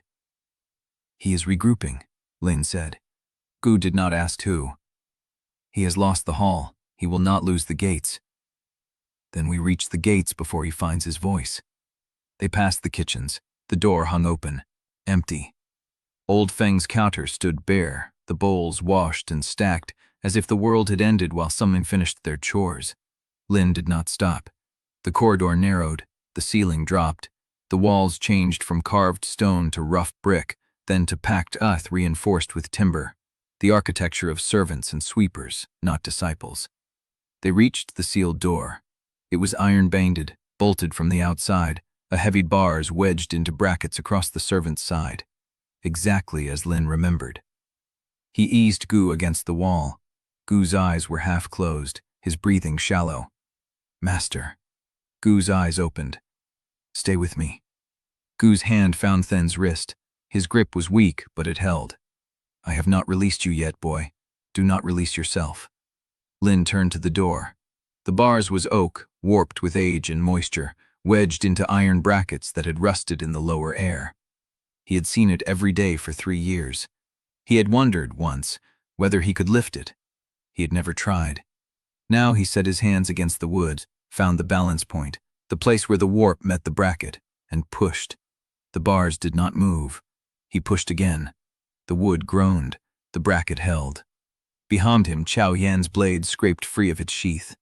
"I hear footsteps." Lin pressed his palms flat against the bars. He closed his eyes. He found the rhythm inside him, the steady pulse that was neither the foundation arrays nor his own. Something new, something that had been carved into his channels by the forbidden breathing method and the countercurrent of Gu's qi. He pushed into that rhythm, let it build. Let it fill the spaces the seal had left, the spaces that were still raw and healing and alive. Then he pulled. The bars rose, the bracket screamed, the iron bent, not enough to break, enough to let the bars slip free, and Lin caught it before it could crash to the floor. He set it down. Quiet. Beyond the door, the service corridor stretched into darkness. Chao Yan exhaled. "That was not strength," she said. "That was leverage." Lin turned back to Gu. "Master, we have a path." Gu's eyes were closed. Lin touched his shoulder. "Master." A beat. Another. Then Gu's hand moved, found Lin's arm, tightened. "I heard you. You called me your disciple," Lin said, "before the tribunal, when you poured your qi into me." Gu's lips twitched, a ghost of his old sharpness. "I did. I want to say it back." The words hung in the smoke-thick air, heavier than the bars, heavier than the seal that had bound Ling for 16 years. Gu's eyes opened fully. "Then say it." Lin knelt. The earth was cold and damp beneath his knees. The walls were rough brick. The air tasted of ash and burning. None of it mattered. "Elder Gu Renshan, you found me when the sect had erased me. You taught me when the sect had seared me. You gave me breath when the sect meant to consume me." His voice did not waver. "I claim you as my master, before the sect, before the ashes, before whatever comes next." Gu stared at him. For a long moment he said nothing. Then his hand found Lin's shoulder. The same grip, the same pressure, the same warmth that had carried him through 6 years of pre-dawn furnace caves and broomstrokes and silence. "Then I accept you as my disciple," Gu said. "And I reject every judgment the sect has passed on either of us." Lin felt something shift inside him, not in his channels, not in his cultivation, but deeper, where the seal had once anchored itself to his ribs, to the marrow of who he had been. That anchor was gone, and in its place, something solid. He rose, guided Gu to his feet, turned to the open door. The service corridor stretched ahead, narrow and dark and damp. the passage of sippers and kitchen hands and forgotten boys. Lin stepped into it. Chao Yan followed, her braids still drawn. And behind them, in the burning corridor, a voice called out, "Lin Shou, Paiyan Zhu." She stood at the edge of the smoke, her robe smudged with soot, her hair loose, the furnace key still in her hand. The eastern wing waned behind her, casting her shadow long across the brick. "You owe me," she said. Lin stopped. "I know. I am not calling it in, not yet." She stepped closer, her voice low, her eyes fixed on his. "But when I do, you will answer. That depends on what you ask. It will not be what they would ask." She held his gaze for a heartbeat, then two. Then she turned and walked back into the smoke, disappearing as if she had never been there at all. Lin stood at the threshold, the corridor dark before him, the fire bright behind him, Gu's weight against his shoulder, Chao Yan's blade at his back. "Lin." Chao Yan's voice was tight. "We need to move." "I know." He looked back once. The tribunal hall was hidden behind smoke and stone and the burning remnants of the pill pavilion. Su Lingta's voice had not followed them, but it would. The gates were ahead, and the wall watch was watching. Chapter 40. The service corridor swallowed them whole. Dark, damp, narrow enough that Lin's shoulders brushed both walls when he carried Gu forward. The air tasted of old stone and rat droppings, and the faint mineral bite of furnace smoke seeping through brick. Gu's weight pressed against his right side, breaths shallow, each step a negotiation. Chao Yan followed behind, her blade still out, her footsteps a steady counterpoint to Lin's uneven pace. "Left ahead," Ling said. "Then a service stair." "How do you know?" "I swept it. 3 years." The corridor branched. Lin took the left turn without hesitation, guiding Gu around a pile of collapsed plaster that had been there since before the stone lung passage collapse. He knew this path, the way he knew the rhythm of his own breath, the way he knew the ache in his grandmother's hands when the cold settled in. The stair was where he remembered it, narrow, spiraling, the steps worn smooth by decades of servants' Sid. The foundation shifted. No one patched it because no one who knew about it reported it. He had not reported it either. 6 years ago, when he first found the gap while clearing debris, he had covered it with loose brick and kept silent. A sweeper's instinct. A path of escape for a boy who had learned that exits were not gifts, but discoveries. He had never thought he would use it. Gu's hand tightened on his shoulder. "Good," Gu said. The word was barely a breath. Lin climbed. The stair opened into a narrow enclosure between 2 storage sheds, the outer wall rising 3 times his height before them, gray stone streaked with mineral stains. The maintenance shed stood to the left, its roof sagging, its door hanging crooked on rusted hinges. Ling guided Gu to the wall behind the shed. The gap was still there. A crack running from the base of the wall to waist height, wide enough for a boy to slip through, narrow enough that most adults would not attempt it. Lin had measured it once, lying on his stomach, pressing his palm into the gap to feel the cool air on the other side. He turned to Chao Yan. "Can you get him through?" She looked at the gap, looked at Gu, looked at Lin. "I can try." "No." Gu's voice was rough but steady. "Lin goes first. I follow. You cover." "Master, that is not a request." Lin set his jaw. Then he turned, pressed himself out of the gap, and pulled. The stone scraped his shoulders. His robes caught on a jagged edge.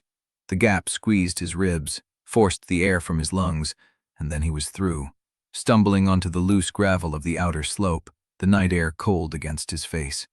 He turned back. Chao Yan was feeding Gu through the gap, her hands careful despite their speed. Gu's face was gray with pain, but he did not make a sound, did not slow, just pressed through the stone until he was through, until Lin caught him and pulled him clear. Chao Yan won a first the heartbeat later, her blade scraping the stone as she slid through. She straightened, looked back at the wall.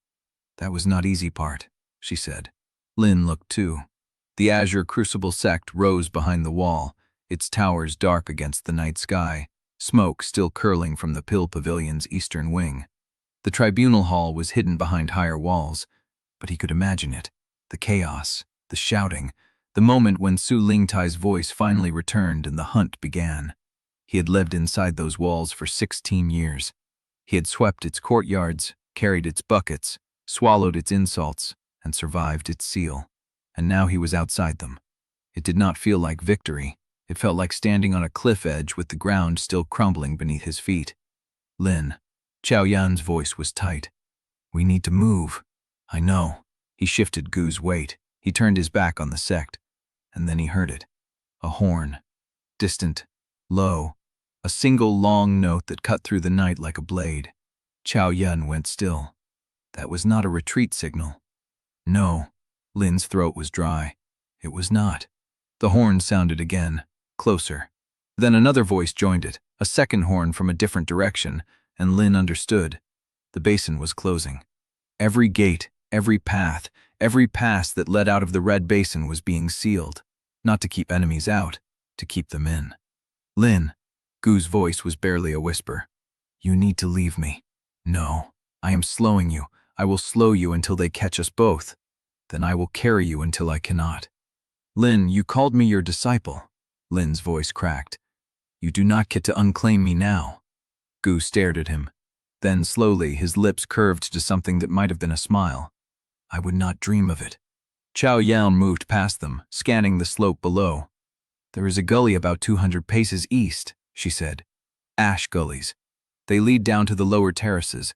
If we can reach them before the search parties form, we might have a chance. A chance, Lin repeated.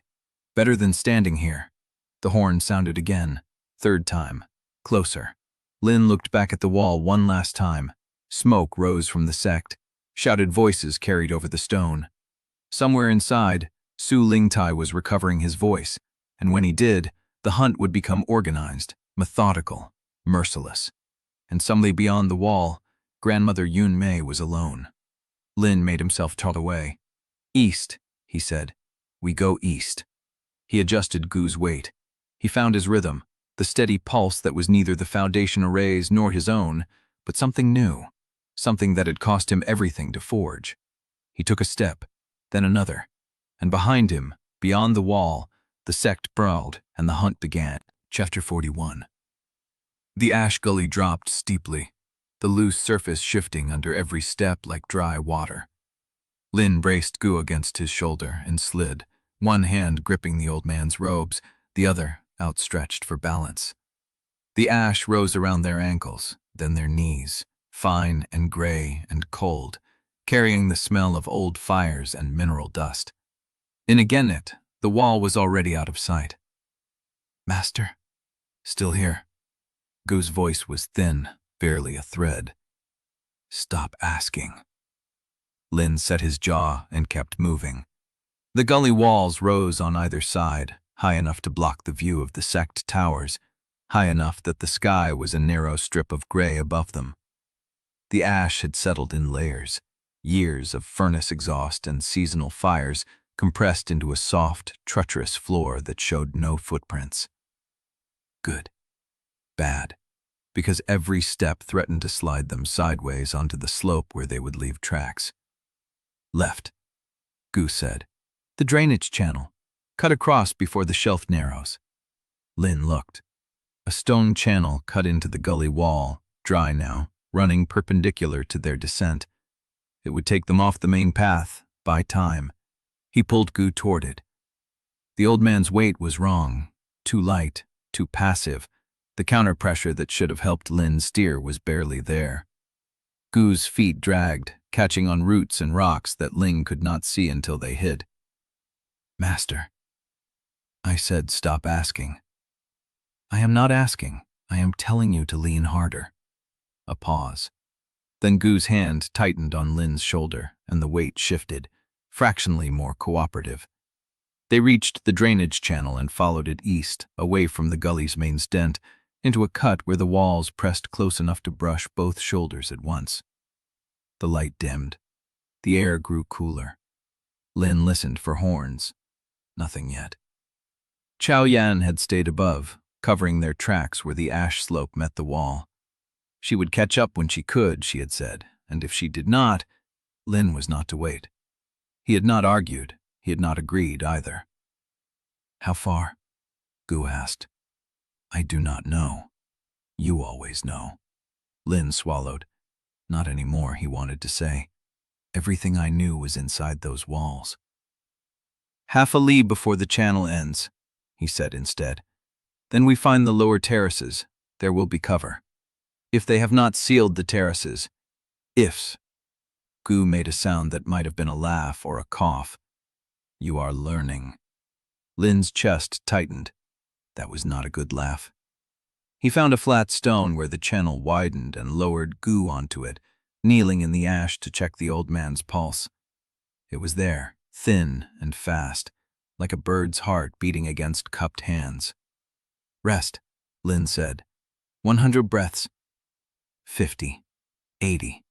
Gu's mouth twitched. 60. And then we move. Lin counted. The channel was silent except for the wind moving through the ash. No horns, no hounds, no voices carrying down from the wall. 60 breaths was not long enough. He used them anyway. Pressing his palm to Gu's chest, he felt for the rhythm of his master's chi, the faint thread that remained after Gu had poured so much into Lin during the Tribunal. It was there, but fading, like a coal losing its glow. Lin pushed his own chi into Gu's channels. Crude, inefficient. Everything Gu had taught him not to do. But Gu's eyes flickered open, and some of the gray receded from his face. You are wasting strength. I know. Stop, when you can stand on your own. Gu's fingers closed around Lin's wrist, surprisingly strong. I will not be the reason you die in this gully. You are not. Lin. Master. Lin met his eyes. You told me once that the breathing method works by circulating against resistance, that the pressure makes you stronger if you do not break. Gu said nothing. I am not breaking. For a long moment, Gu held his gaze. Then his grip loosened, and he let Lin keep the chi flowing. 30 breaths left, Gu said. Then we move. Lin nodded. He counted. At 29, he heard it. A horn. Not the Basin closing call from before. This was different, closer. A single sharp note that cut through the ash and stone like a blade. Lin's hand stilled on Gu's chest. That was the first terrace, Gu said quietly. They are already below us. How? They know the Basin better than you do. I spent 23 years sweeping the outer court. They spent 23 years mapping every escape route. Lin pulled his hand away. The chi flow stopped. Can you stand? Gu's jaw tightened. I can try. The old man rose, swaying, one hand braced against the channel wall. His breath came in short, controlled gasps. I can try, he repeated. Lin took his weight again, and they moved. The channel ended at a drop, 3 body lengths down into a wider gully where the ash had been swept into drifts against the walls. Below, the lower terraces spread out, tiered fields of medicinal herbs and spruced grain, their irrigation channels glinting dull silver in the gray light. Empty. No workers, no guards. Everyone had been pulled inside when the horn sounded. We can cross the terraces, Lin said. Use the channels for cover. And when they see our tracks in the mud, we move before the next horn. Gu looked at him. That is not a plan. It is a direction. Lin lowered himself over the edge, ash puffing around his landing. Catch it? Gu did not argue. He dropped. Lin caught him, staggering under the weight, and they moved again, crossing the first terrace with their heads low, feet sinking into the wet soil between the herb rows. The mud clung to Lin's boots, heavy and cold. Behind them, the first hound bayed. High, excited. They had found the channel. Lin pushed faster. The second terrace was steeper, the irrigation channel deeper, cutting through the field like a scar. Lin followed it, dragging Gu along the edge where the mud gave way to gravel, where they might log fewer prints. The hound bayed again. Closer. The kilns, Gu said. There is a path behind the drying sheds. It leads to the old mole road. Go. Why? She looked at him, her eyes steady. Because I saw what you did in that hall, she said, and I have been waiting 20 years for someone to say it aloud. Lin stared. Outside, the hounds bayed. Go, she said again, before I change my mind. Lin rose, pulling Gu with him. He did not ask her name. He just ran. Chapter 42. The tunnel spat them onto the old mill road through a gap in the retaining wall, too narrow for pursuit, too low for anything but crawling. Lin pulled Go out into gray light and stood, blinking, his hands raw from the stone. The mill road ran east between collapsed terraces and abandoned storage pits. No one followed. No hounds broke from the gap behind them. Lin did not stop. He carried Go along the road, past the first mile marker, past the second, past a broken cart half swallowed by ash. The weight on his back was lighter now. That was worse. Samir, Lin said, the name scraping out of him. Where did he say his camp was? Trade Road, Go managed. South of the Basin Gate. That is 3 miles. Then put me down. No, Go's breath hitched. You will collapse before you reach it. Then I will collapse there. The road curved south where the terraces gave way to scrubland, the soil turning from red to gray, the vegetation thinning until only thornbush and stone remained. Lin's legs burned, his vision blurred at the edges, the world narrowing to the next step, then the next, then the next. A caravan track branched off the main road, marked by broken pottery and old wheel ruts. Lin followed it. The camp appeared at the bottom of a shallow depression, 3 wagons drawn into a triangle, a fire pit between them, a single canvas awning stretched over a work table. The horses raised their heads as Lin approached, ears forward. Samir Dastan was at the table, his back to them, grinding something in a mortar. He did not turn. The road is that way, he said, gesturing with the pestle. I am not a rest stop. Samir, the pestle stopped. Samir turned. He looked at Lin, at Gu over Lin's shoulder, at the blood drying on both their robes. His weathered face did not change, but his eyes went very still. Inside wagon, he said, the one with the red canvas. Put him on the cot. Lin carried Gu to the wagon. The cot was narrow, the canvas roof stained with years of smoke and rain, but it was clean. He laid Gu down, and Gu's hand caught his wrist. Lin, I am not leaving. You cannot stay. Master, do not argue with a dying man. Gu's voice was barely a whisper. You do not win. Lin's throat closed. Samir pushed past him, his hands already moving over Gu's chest, checking pulse, breathing, the fading glow of chi at the dantian. He worked in silence for a long moment, his fingers pressing, testing, reading. Then he stopped. He has nothing left, no reserve, no current. Someone fed him their own chi and it kept him alive this far, but it is not enough. I fed him. Samir looked at Lin. You? My chi, from the Tribunal. And your channels? Lin did not answer. Samir's jaw tightened. He grabbed Lin's wrist and pressed 2 fingers to the meridian at the base of the palm. The pressure was light. The knowledge in his face was not. You broke your seal. Yes. Not the way the sect intended. No. Samir released him and turned back to Gu, pulling a clay jar from his bag. Sit. Eat something. Drink water. I need a lauer to stabilize him, and I cannot do it while you are collapsing. I am not. You are. Samir did not look up. Sit. Lin sat. The ground was hard. The wagon cast a narrow shadow. Lin did not feel the cold, but he felt the exhaustion pressing down on him, the weight of everything he had carried settling into his bones. He closed his eyes. When he opened them, the light had shifted. An hour, maybe 2. Samir was at the fire pit, stirring something in a small iron pot, his movements precise and unhurried. Lin stood. His legs held. He walked to the wagon. Gu was asleep. His breathing was shallow but steady. The color faintly returned to his lips. A bandage wrapped his chest, clean white linen against gray skin. He will live, Samir said from the fire. For now, the chi you gave him bought time, but he needs proper treatment. Rest. Medicine. A place where we are not being hunted. We are being hunted. I noticed. Samir ladled something into a clay bowl and handed it to Lin. Drink. It will settle your channels. Lin drank. The liquid was bitter, hot, and he felt it spread through his chest like warm oil, easing the raw ache in his meridians. Samir watched him.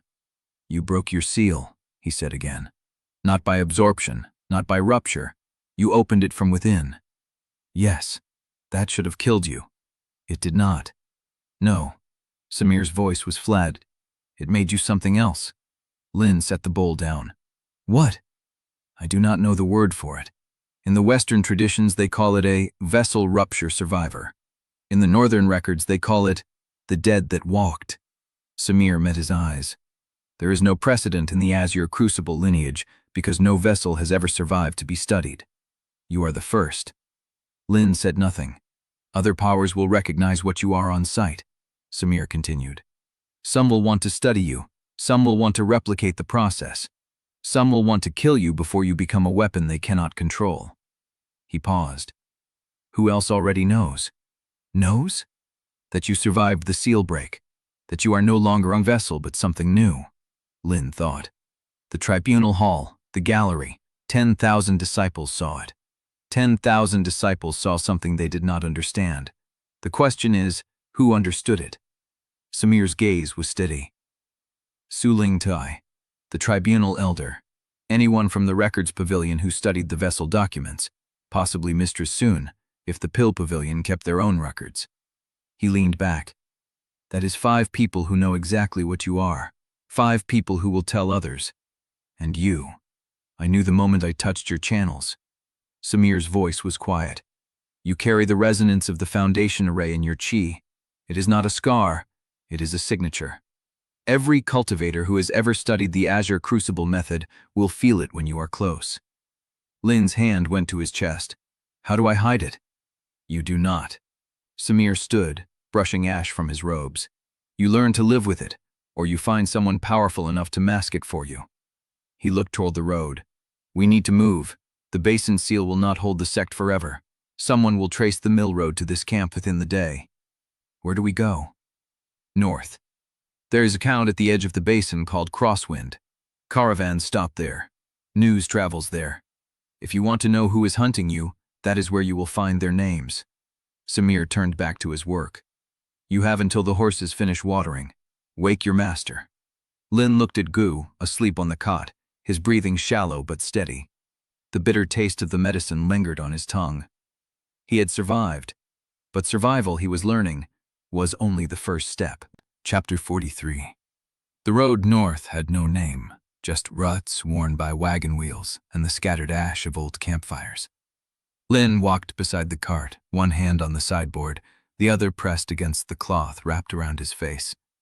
Samir drove. Gu lay in the wagon bed, breathing steady but still too shallow.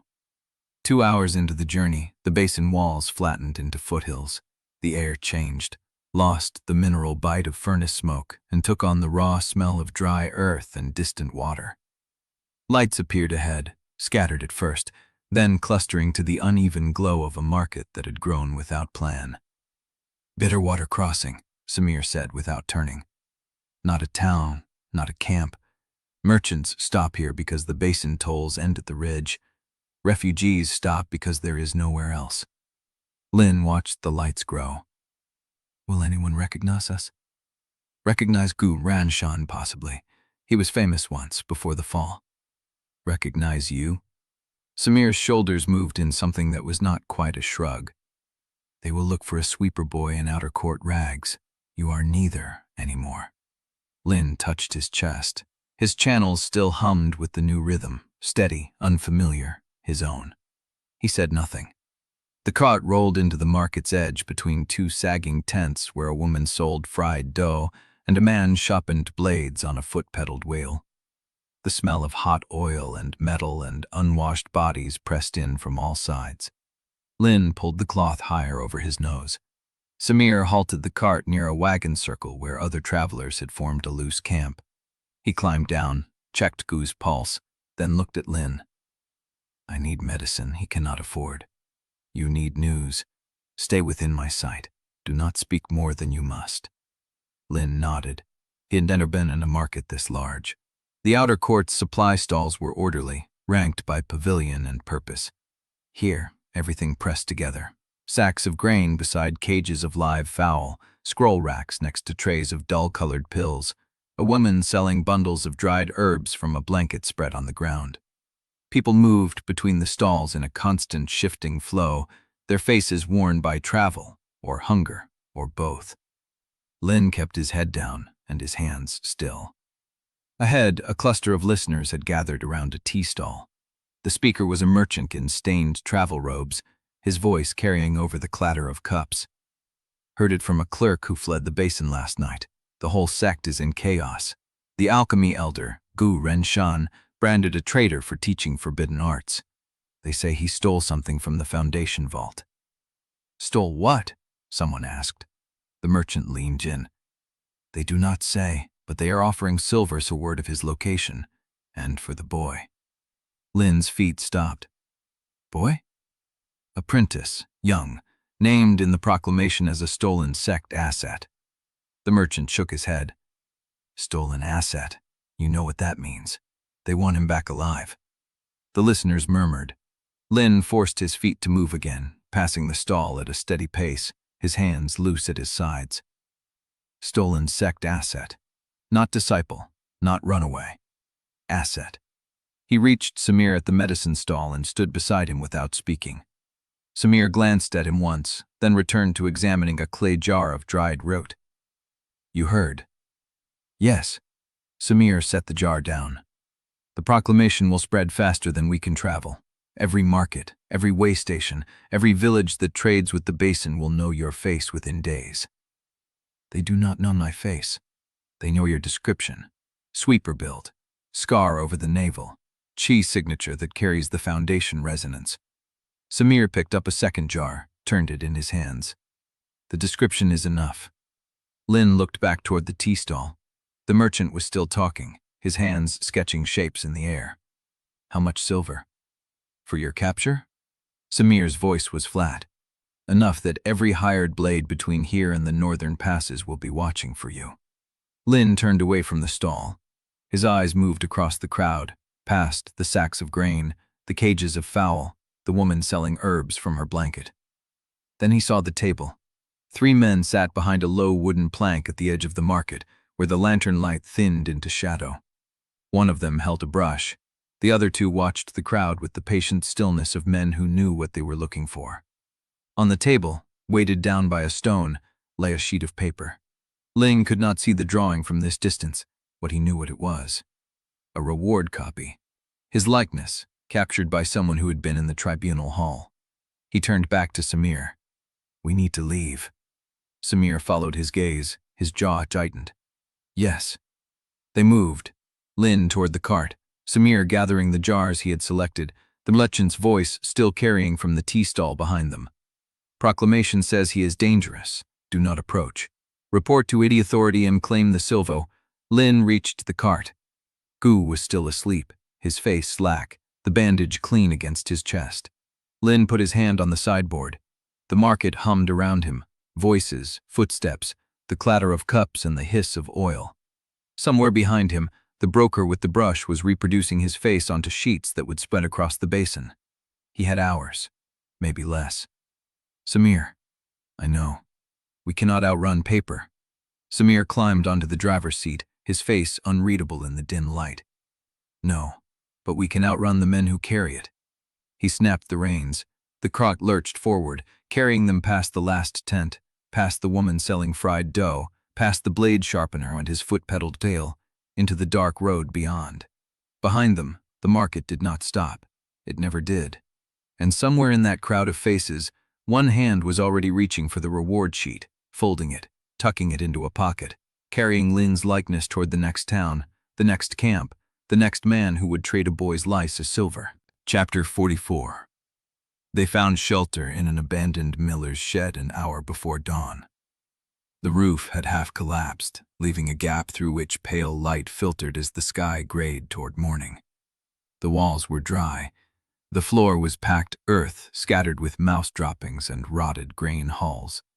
It was the best they could reach before Gu's breathing turned shallow, and Samir said, "Stop." Lin sat against the wall with his back to the door, knees drawn up, watching Gu's chest rise and fall. The bandage was clean. The color in Gu's face had not returned, but neither had it worsened. Samir had built a small fire in the broken hearth, the smoke drawn upward through a gap in the chimney stones. He was crushing dried root into a bowl, his movements mechanical. Lin had no idea what time it was. The sky was gray. The road had been empty for hours.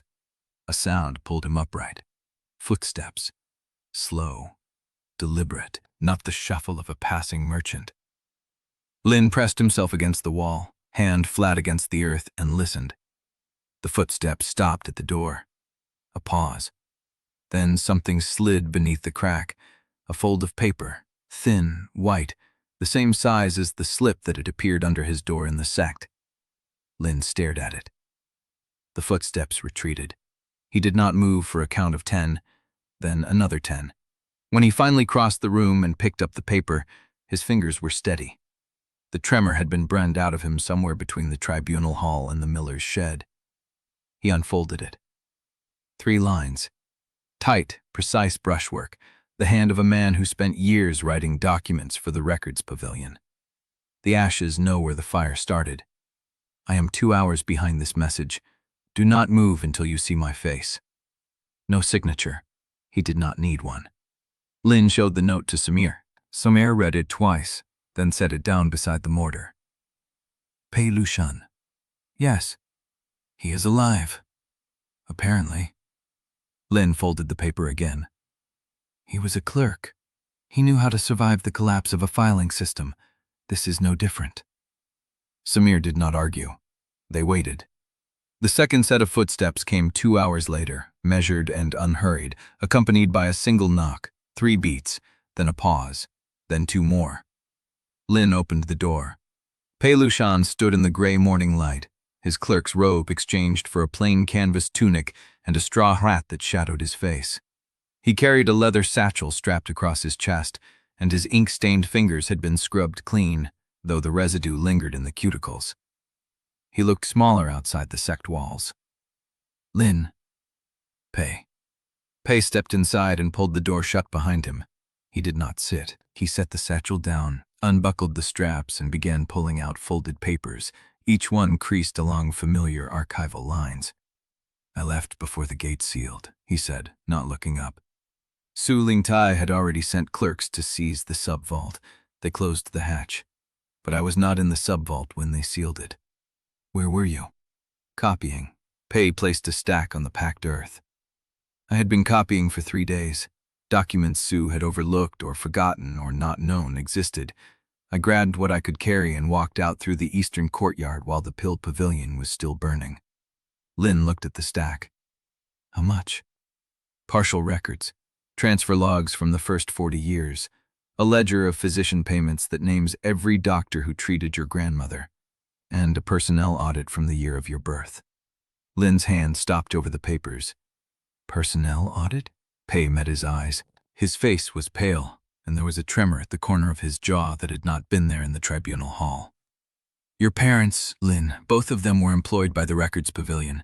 Your father as a copying clerk, your mother as a furnace tender in the lower archive heating tunnels.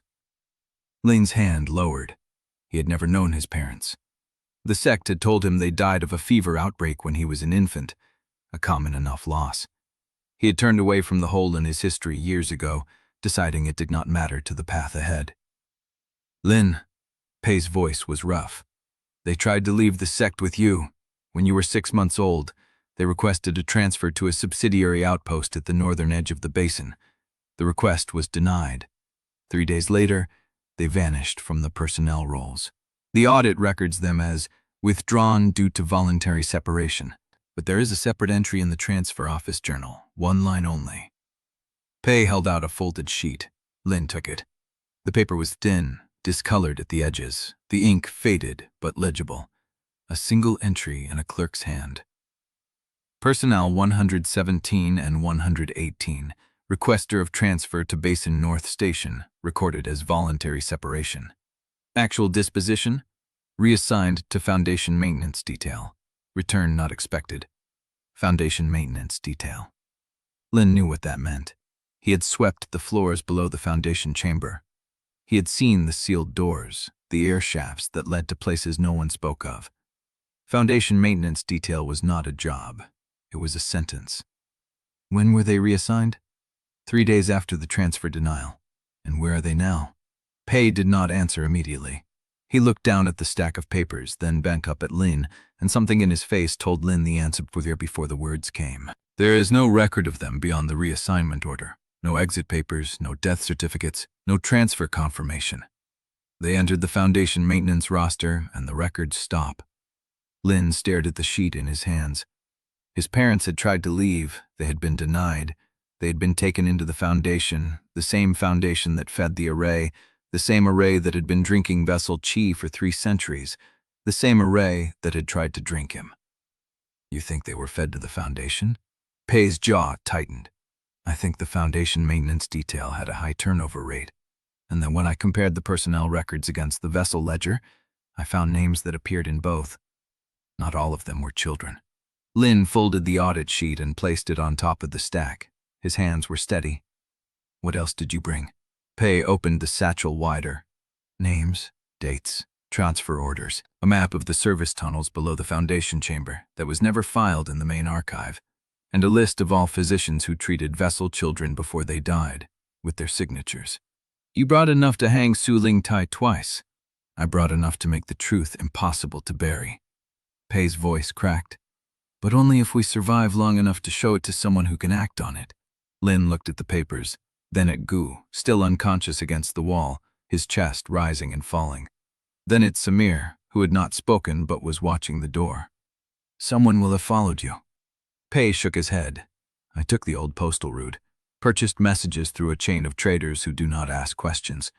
No one knows where I stopped. You do not know that. I know that I walked for 12 hours without seeing a single sect color. Lin looked at the door. The morning light had grown stronger through the gaps in the roof. The miller's shed smelled of dust and old grain and the faint sourness of something rotting under the floorboards. Outside, the road was silent. Then we need to leave. Now. He reached for the papers, stacking them, pressing them flat, sliding them into Pei's satchel. The leather was warm from Pei's body heat, but before his fingers left the stack, Pei's hand closed around his wrist. There is something else. Lin's eyes lifted. Pei's face had gone gray. I looked for your mother's name in the vessel ledger. There was no entry, but I looked for it in the physician payment register. Pei. One of the doctors who treated your grandmother 10 years ago is the same physician who signed the intake form for your mother's Foundation reassignment. A man named Elder Shou Feng. He still works for the Pill Pavilion. Lin's wrist went still beneath Pei's grip. Shou Feng. The name sat in his chest like a stone dropped into still water. He had never known his mother's physician. He had never needed to. Where can I find him? Lin's voice was quiet, but Pei heard the edge in it. Pei released his wrist. I do not know. But his name appears on 14 other intake forms, all of them Foundation reassignments, all of them personnel who requested transfers out of the sect and were denied. Lin looked down at the papers. The weight of them had changed. Outside, a horse stamped the earth. Samir rose from the hearth without a sound, a blade materializing in his hand from somewhere beneath his coat. Pei went rigid. Lin dropped into a crouch, his hand finding the edge of the satchel strap. The footsteps came heavy, booted, multiple sets. A voice called out, "Records Pavilion Dispatch, open the door." Pei's face lost all color. Lin's hand tightened on the strap. They had nowhere to run. The miller's shed had one door and a collapsed roof. The papers were still spread across the floor. Bu could not stand, let alone flee. The voice came again. Open the door. We know you are inside. Lin looked at Pei, then at Samir, then at the papers that held his parents' names, his grandmother's physicians, and the truth the sect had buried for 30 years. He rose to his feet, and the door swung open. Chapter 45.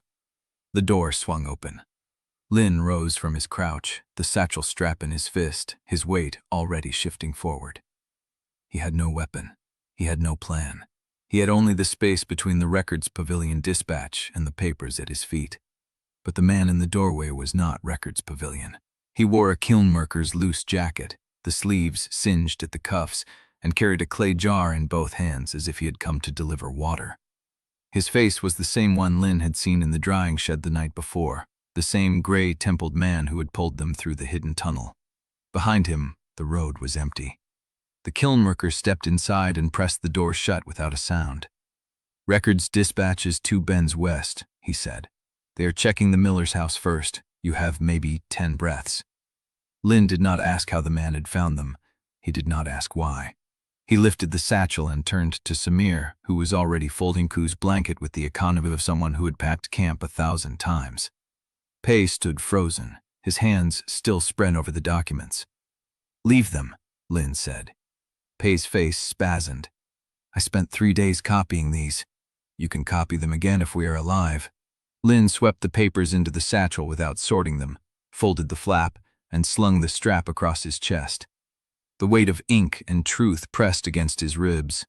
The kiln worker opened the door a crack and peered out. "Now." They went.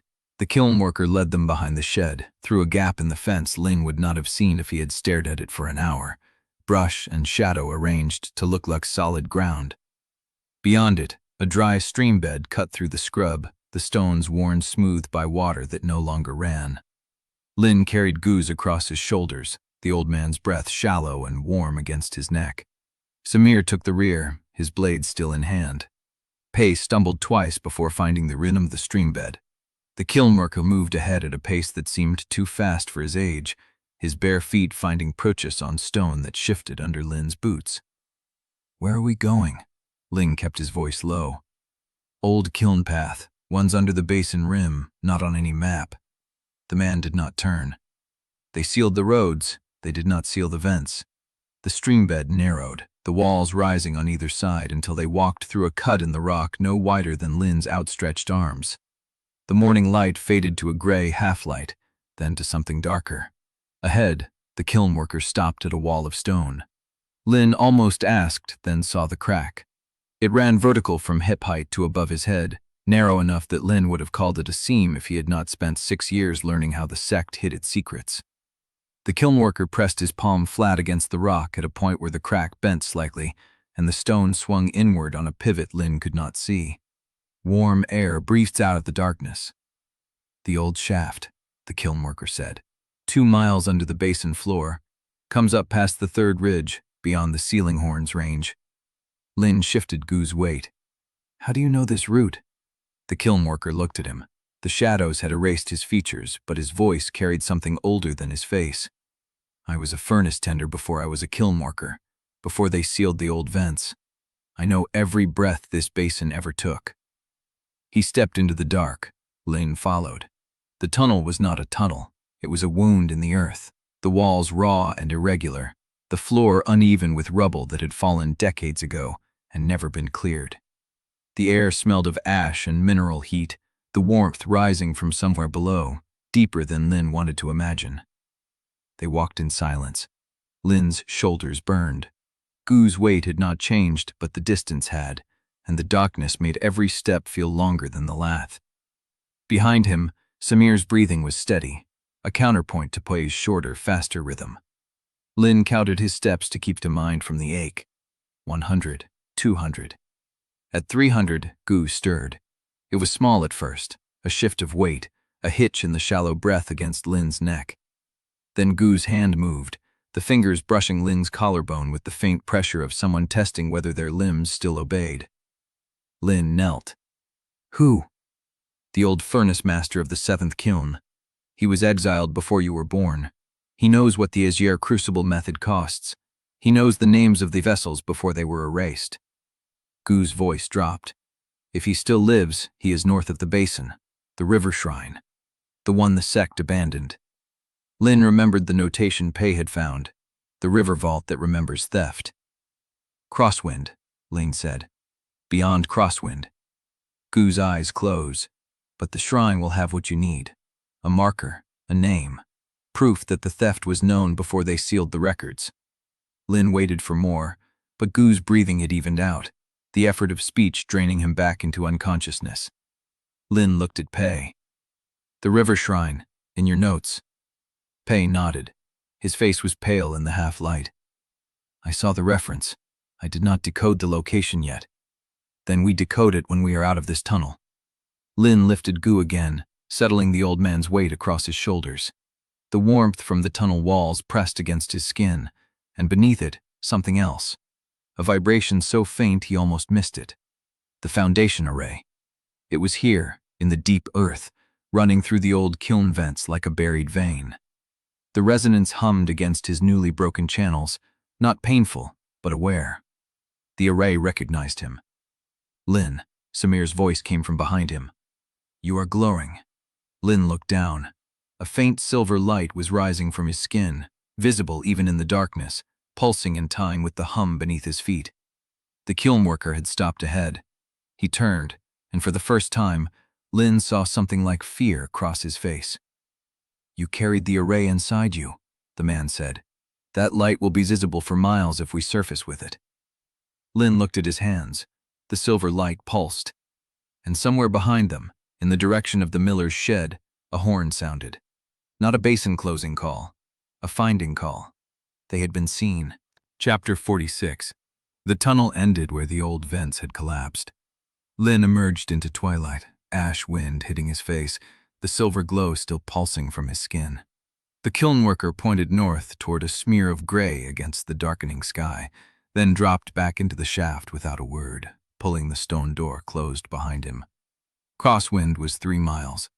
Lin carried Gu through the last of the light, the glow dimming as the surface air cooled, until by the time the first stars appeared, he could hide his hands in his sleeves and pass for ordinary. The shrine sat at a fork in the road, a waist-high stone block weathered by decades of ash storms, its surface covered in old prayer marks and offering niches. Someone had left a bundle of dried sage. Someone else had tied a strip of faded cloth to the corner post. Lin lowered Gu against the shrine's base and sat, the satchel heavy against his hip. "Half an hour," Samir said, checking Gu's pulse. "Then we move again." Pei spread the documents across the shrine's flat top, weighting them with stones. The coded annotations were there, a different hand in the margins, smaller, more precise than the main text. Lin watched the road. The finding call had stopped an hour ago, but that meant nothing.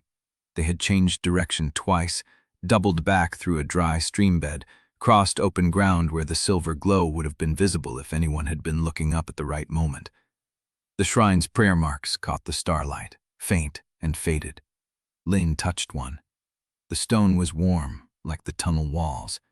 The resonance was here too, weaker, diluted by distance and surface air, but present. The foundation array had branches, veins that ran deeper than the basin, older than the sect itself. He pulled his hand back. "The river shrine," Pei said, not looking up from the documents. "I think I have the location.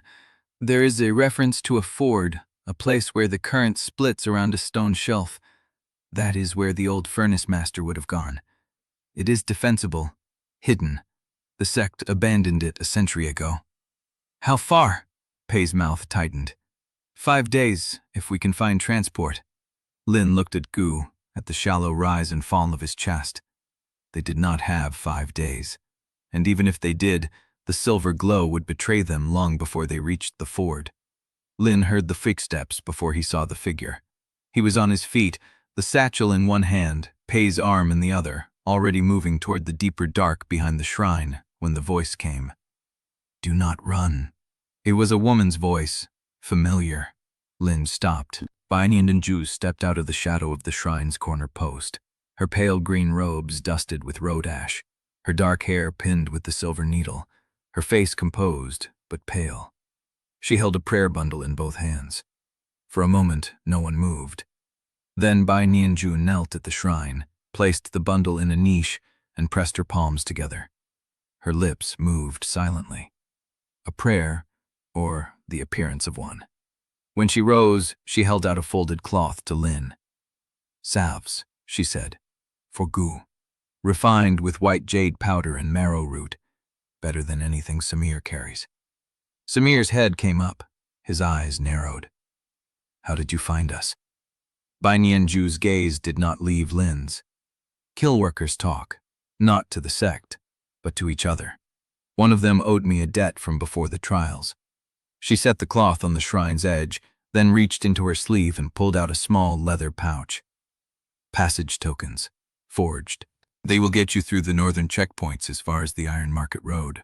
Beyond that, you are on your own." Lin did not touch either offering. Why? Bai Nianju's composure cracked just a little, a flicker at the corner of her mouth, a tightening in her shoulders. Because the pill pavilion is splitting open, she said. Half the senior alchemists want to expose Su Ling Tai and reclaim the sect's founding method as a legitimate legacy. The other half want to bargain with him before the scandal spreads beyond the Basin and destroys everything. And you? I want to survive. She said it flatly, without shame. You are the only living witness to what happens when the seal breaks from within, the only proof that the vessel can survive. Every faction will want you. Some will want to protect you. Some will want to dissect you. She stepped closer. Sun spoke for the bargain faction. She argued that Su Ling Tai's method was brutal, but necessary, that the sect could not survive the truth. Lin's hand tightened on the satchel. She lost. Bai Nianzhou's voice dropped. The vote was narrow, but she lost. The exposure faction controls the pill pavilion now, and they are moving to secure the evidence before Su Ling Tai can destroy it. Then why are you here? Lin asked. If your faction is winning, why run? Bai Nianzhou looked at him for a long moment. Because Shun accepted the vote, she said. Then she walked out of the hall, took a personal escort, and left the sect grounds before anyone could stop her. The words settled like ash in Lin's chest. She is coming for you. To bargain, Lin said. To control? Bai Nianzhou corrected. She does not care whether Su Ling Tai lives or dies. She cares about who holds the vessel. If she gets you, she gets the leverage to dictate terms to both factions. The exposure faction will not attack her if she holds the proof. The bargain faction will not move against her if she holds you. Lin looked at the offerings on the shrine, the salves, the passage tokens. Why help me? Bai Yansu's smile was thin and sad. Because I watched you break your own seal in front of the entire sect. I watched you choose truth over survival. I have never met anyone who would burn down their own world to stand on clean ground. She turned. I will be at the Crosswind market for 3 days. If you need more than those tokens will buy, find me at the apothecary sign with the broken mortar. She walked north, her robes fading into the ash and starlight. Pei exhaled. Do we trust her? Lin looked at the salves, the tokens, the prayer bundle still smoking in its niche. He did not know. But as he reached for the cloth, a single coin fell from its folds and landed at his feet. It was not a checkpoint toll token. It was an Azure Crucible sect coin, worn smooth by decades of handling, its face rubbed until the marking was nearly gone. And on the back, scratched into the metal by a finer hand, was a name. Shou Feng. Lin looked north, where Bai Nianzhou had disappeared into the dark. The coin was warm against his palm, and far behind them, on the road from the Basin, a line of torches crested the ridge. Chapter 47. The ridge rose in a black glass wave, the remains of some old eruption sheared open by wind and time. Lin climbed with goo half carried across his shoulders, one hand gripping the folded cloth Bai Nianzhou had left. The salves were still warm against his ribs. Behind him, Samir's breath came in short, sharp pulls. Pei's footsteps scraped and slid on the volcanic stone. The torches had not gained, but they had not fallen back either. They are pacing us, Pei said, not pushing, just keeping pace. Ling did not answer. He knew what pacing meant. It meant they knew where the ridge ended. It meant they did not need to run. The black glass glittered under the moon's thin light. The air tasted of ash and cold mineral, the same taste as the furnace caves, but stripped of warmth. Lin's shoulders burned. Gu's weight pressed against his spine, each labored breath a reminder that the old man had nothing left to give. They reached a saddle where the ridge dipped between two outcrops, a natural bottleneck. Lin saw it before his feet hit the flat ground, a place where pursuit could pinch them from both sides if they were slow. Through, he said. Fast. They were halfway across when the torches crested the southern rise. Not pacing now, moving. Lin ran. The glass crunched under his heels, black shards scattering. Samir grabbed Pei's sleeve and pulled him faster. The saddle narrowed ahead, stone walls closing in on both sides. And then the northern rise lit up. A second line of torches. Lin stopped. They were pinned in the saddle, the ridge walls too steep to climb, the glass too sharp to hold. South and north, the torches closed in steady and unhurried, the walk of people who knew their prey had nowhere to go. Samir turned in a slow circle. Pei's hand went to his satchel, the instinct of a clerk protecting his papers even when the knives were coming. Lin lowered Gu to the ground, gently. The old man's eyes were closed, his breathing shallow but even. "Lin," Samir said, "if we scatter, they have dogs, they have torches, they have numbers." Lin straightened.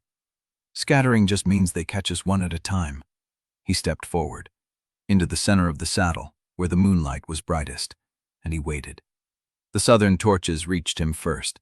12 figures, 8 in standard sect escort gear, padded leather and short blades, 2 carrying lanterns on poles, and at the front, walking with the unhurried ease of someone who had already won, Mistress Sun and Lex in pale green robes that caught the lantern light like water over moss.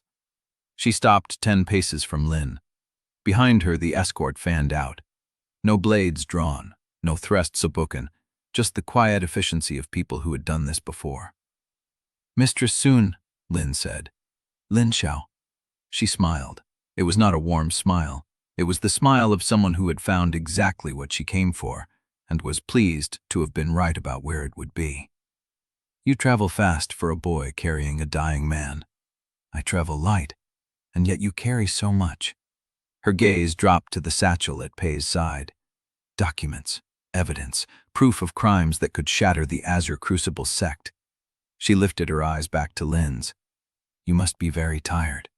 Lin said nothing. Sun took a step closer. The escort did not move. She held up her empty hands, palm out, the gesture of someone showing they carried no weapon. "I am not here to fight you, Lin Shou. You are here to capture me. I am here to offer you a choice." She let the words settle. "The bargain faction lost the vote, but I am still Deputy Master of the Pill Pavilion. I still command resources, influence, and safe passage to places the Exposure faction cannot reach." "And what do you want in return?"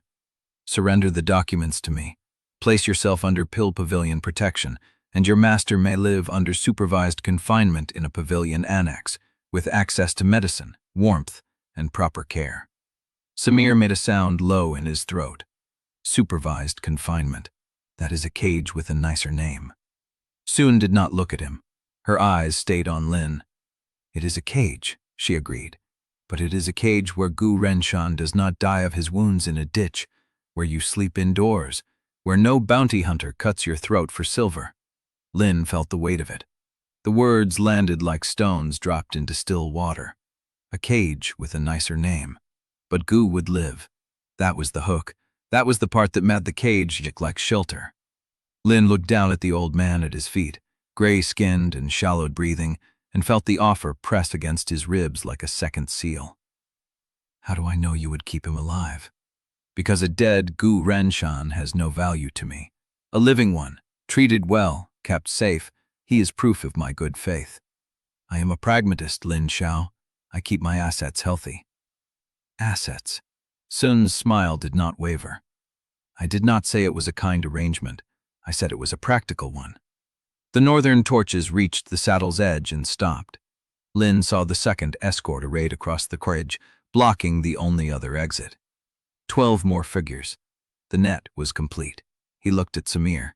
The healer's face was unreadable, but his hand rested on the medicine pouch at his belt, not on a weapon. He looked at Pei, whose fingers were white against the satchel strap, caught between the instinct to protect the evidence and the calculation that surrender might buy them tomorrow. And he looked at Gu. The old man's eyes were open. Lin had not heard him wake, had not felt the shift in weight, but Gu was looking up at him with an expression Lin had seen once before, in the Tribunal hall, when Gu had mouthed, "No," and told him not to intervene. "You are thinking about it," Gu said. His voice was a scrape of rust and gravel. "I can see you thinking about it. Mistress Sun offers supervised confinement, medical care, safety, safety." Gu's laugh was wet and broken. "She offers to put me in a box where no one can see what she does to me.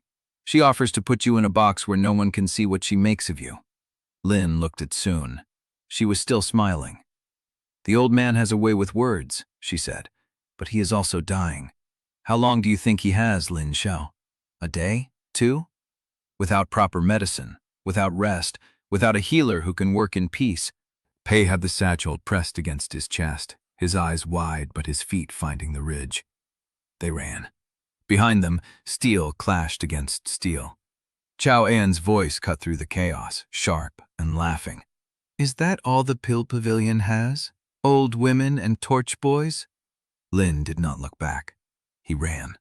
The black glass glittered under his feet, and behind him, the torches regrouped, and the pursuit began again. Chapter 48. The ridge fell away beneath them in jagged shelves of volcanic glass, each step a gamble against footing that shifted and cracked. Lin carried Gu's weight across his shoulders, one arm locked around the old man's ribs, feeling each labored breath against his own chest. Samir ran ahead, scanning the descent for paths that would not slice their feet open. Pei pressed close behind, the satchel clutched against his body, his breathing ragged but steady. Behind them, steel sang against steel. Xiaoyan's voice cut through the clatter, sharp and taunting, buying them seconds that felt like hours. Left, Samir called.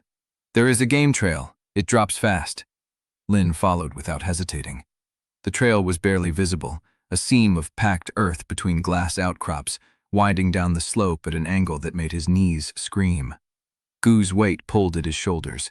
His channel still burned from the seal break, raw and unstable, but he did not slow down. Lin, Gu's voice was barely a thread. Put me down. No. You are slowing. They will catch us. Lin's jaw tightened. I said no. The game trail opened onto a wider ledge where the glass gave way to fractured stone and scrub brush. Samir had already reached the far edge, waving them forward. Below, the ridge flattened into a long, shadowed valley where a single set of wagon tracks cut through the dust. And there, drawn up beside a collapsed stone marker, waited a caravan. 4 wagons, canvas-covered, hitched to draft beasts with braided reins. No banners, no sigils, just hard-eyed men and women in travel-worn leather, watching the ridge with the patience of people who had seen worse than a nighttime chase. Bai Nianzhou stood at the lead wagon. She raised one hand, palm open, a signal that meant, come now and ask later. Lin reached the ledge and looked back. The ridge crest was a line of torches and shade. He could not see Xiao Yan, could not hear her voice anymore. Only the clash of blades, fading, swallowed by distance and the wind that funneled through the valley. His feet stopped. Every instinct he had, every lesson Gu had drilled into him about survival and momentum and not looking back, all of it collapsed under a single fact. Xiao Yan had thrown herself into that fight so he could reach this ledge, and he could not hear her anymore. Lin, Samir's voice was sharp.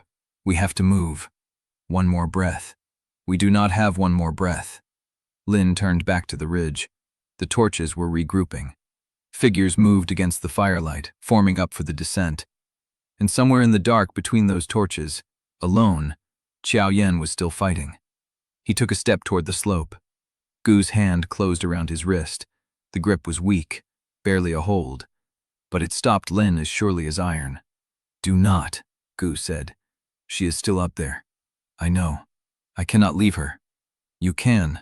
Gu's voice cracked on the second word. You must. She did not buy this distance so you could waste it on guilt. Lin's body strained against the command. His feet wanted to climb.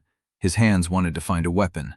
Everything he had learned about loyalty, about not abandoning the people who bled for him, screamed at him to turn back.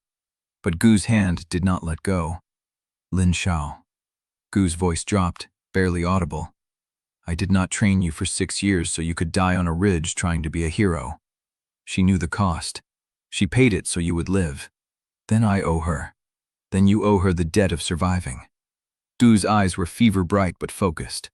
You honor the dead by finishing what they died to protect, not by joining them. Lin's breath caught. Behind him, Bai Nianzhu's voice cut through the dark. The caravan leaves in 20 breaths, with or without you. Samir was already at his side, hand on Lin's shoulder, not pulling, just present. Pei stood at the wagon step, the satchel clutched to his chest, his face pale but his eyes steady. Lin looked at the ridge one last time. The torches had begun to descend, and somewhere above, Xiao Yan's blades sang once more. a single high note of defiance that cut through the night. Then silence. Lin turned away. He carried Gu down the remaining slope, his feet finding the wagon tracks by instinct. The caravan driver did not speak, only jerked his chin toward the second wagon, where a canvas flap had been tied back to reveal a bed of packed straw and trots. Lin laid Gu in the straw. Samir climbed in beside him, already reaching for his medicine pouch. Pei scrabbled onto the bench beside the dryzai. Lin stood at the wagon's tail, one hand on the frame, staring back at the ridge. The torches had reached the ledge. Biding Anju appeared at his side. Her face was unreadable, but her hand rested on his arms for half a breath. She was a good fighter, Bai said quietly. She knew what she was doing. She was my ally. She was, and she made her choice. Bai's voice hardened. Now you must make yours. Get in the wagon, Lin Shou, or stay and make her sacrifice worthless. The lead wagon marched forward. The driver's whip cracked. The second wagon jolted, wheels grinding against stone. Lin climbed in. The canvas fell shut behind him. The wagons rolled into the dark valley, carrying them away from the ridge, away from the torches, away from the last place Qiao Yan had stood.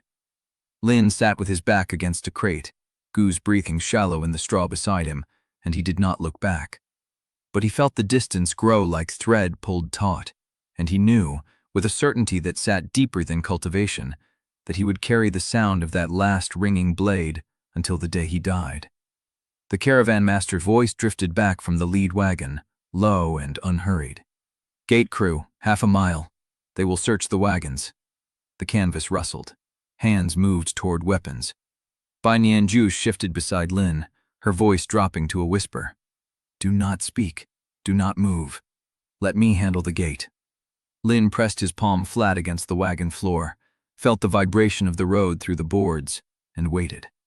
Behind them, the ridge disappeared into dust and darkness.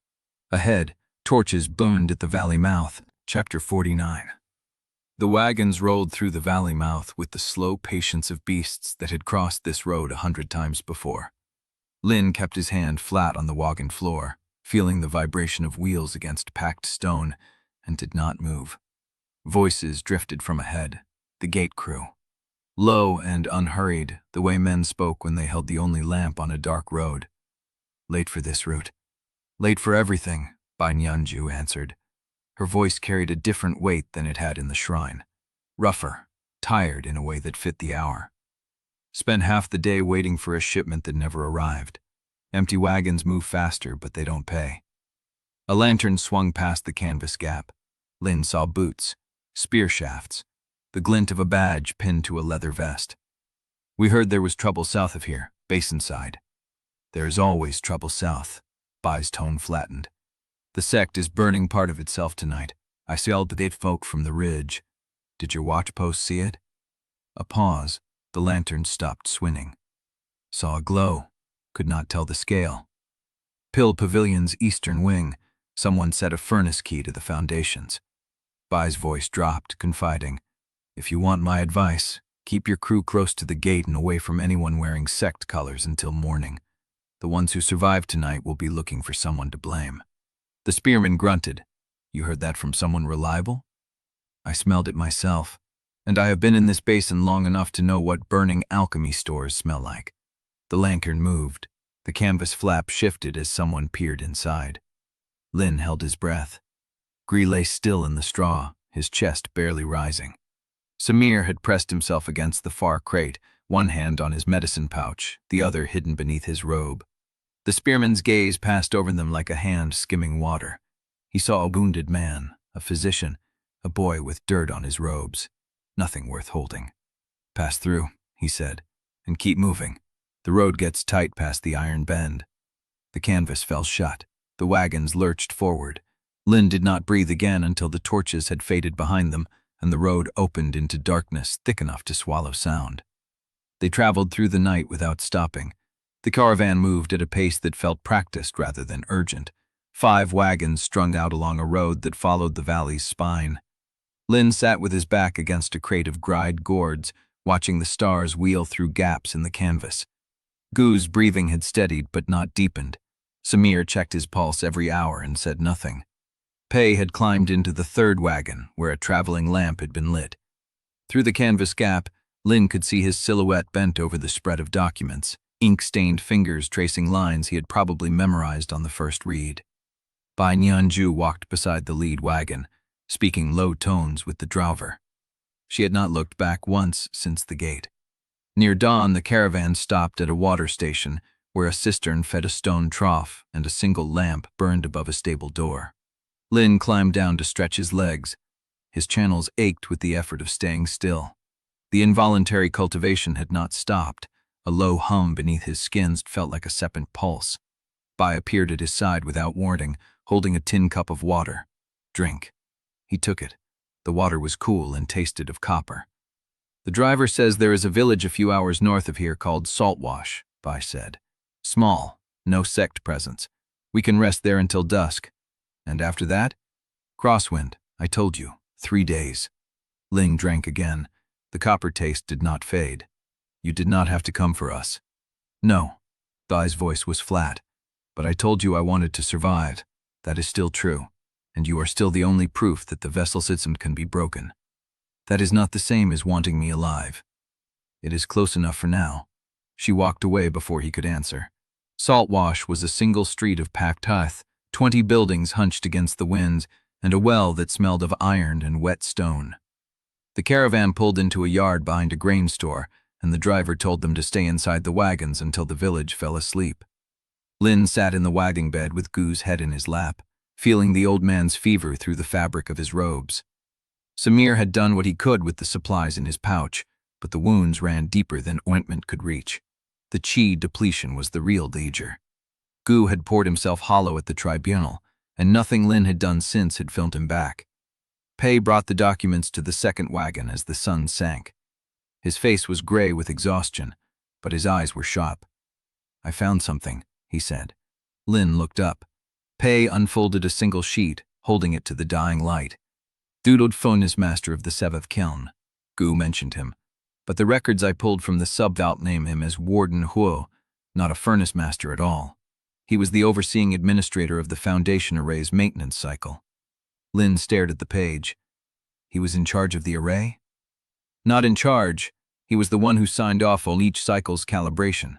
For 30 years. Pei's voice dropped.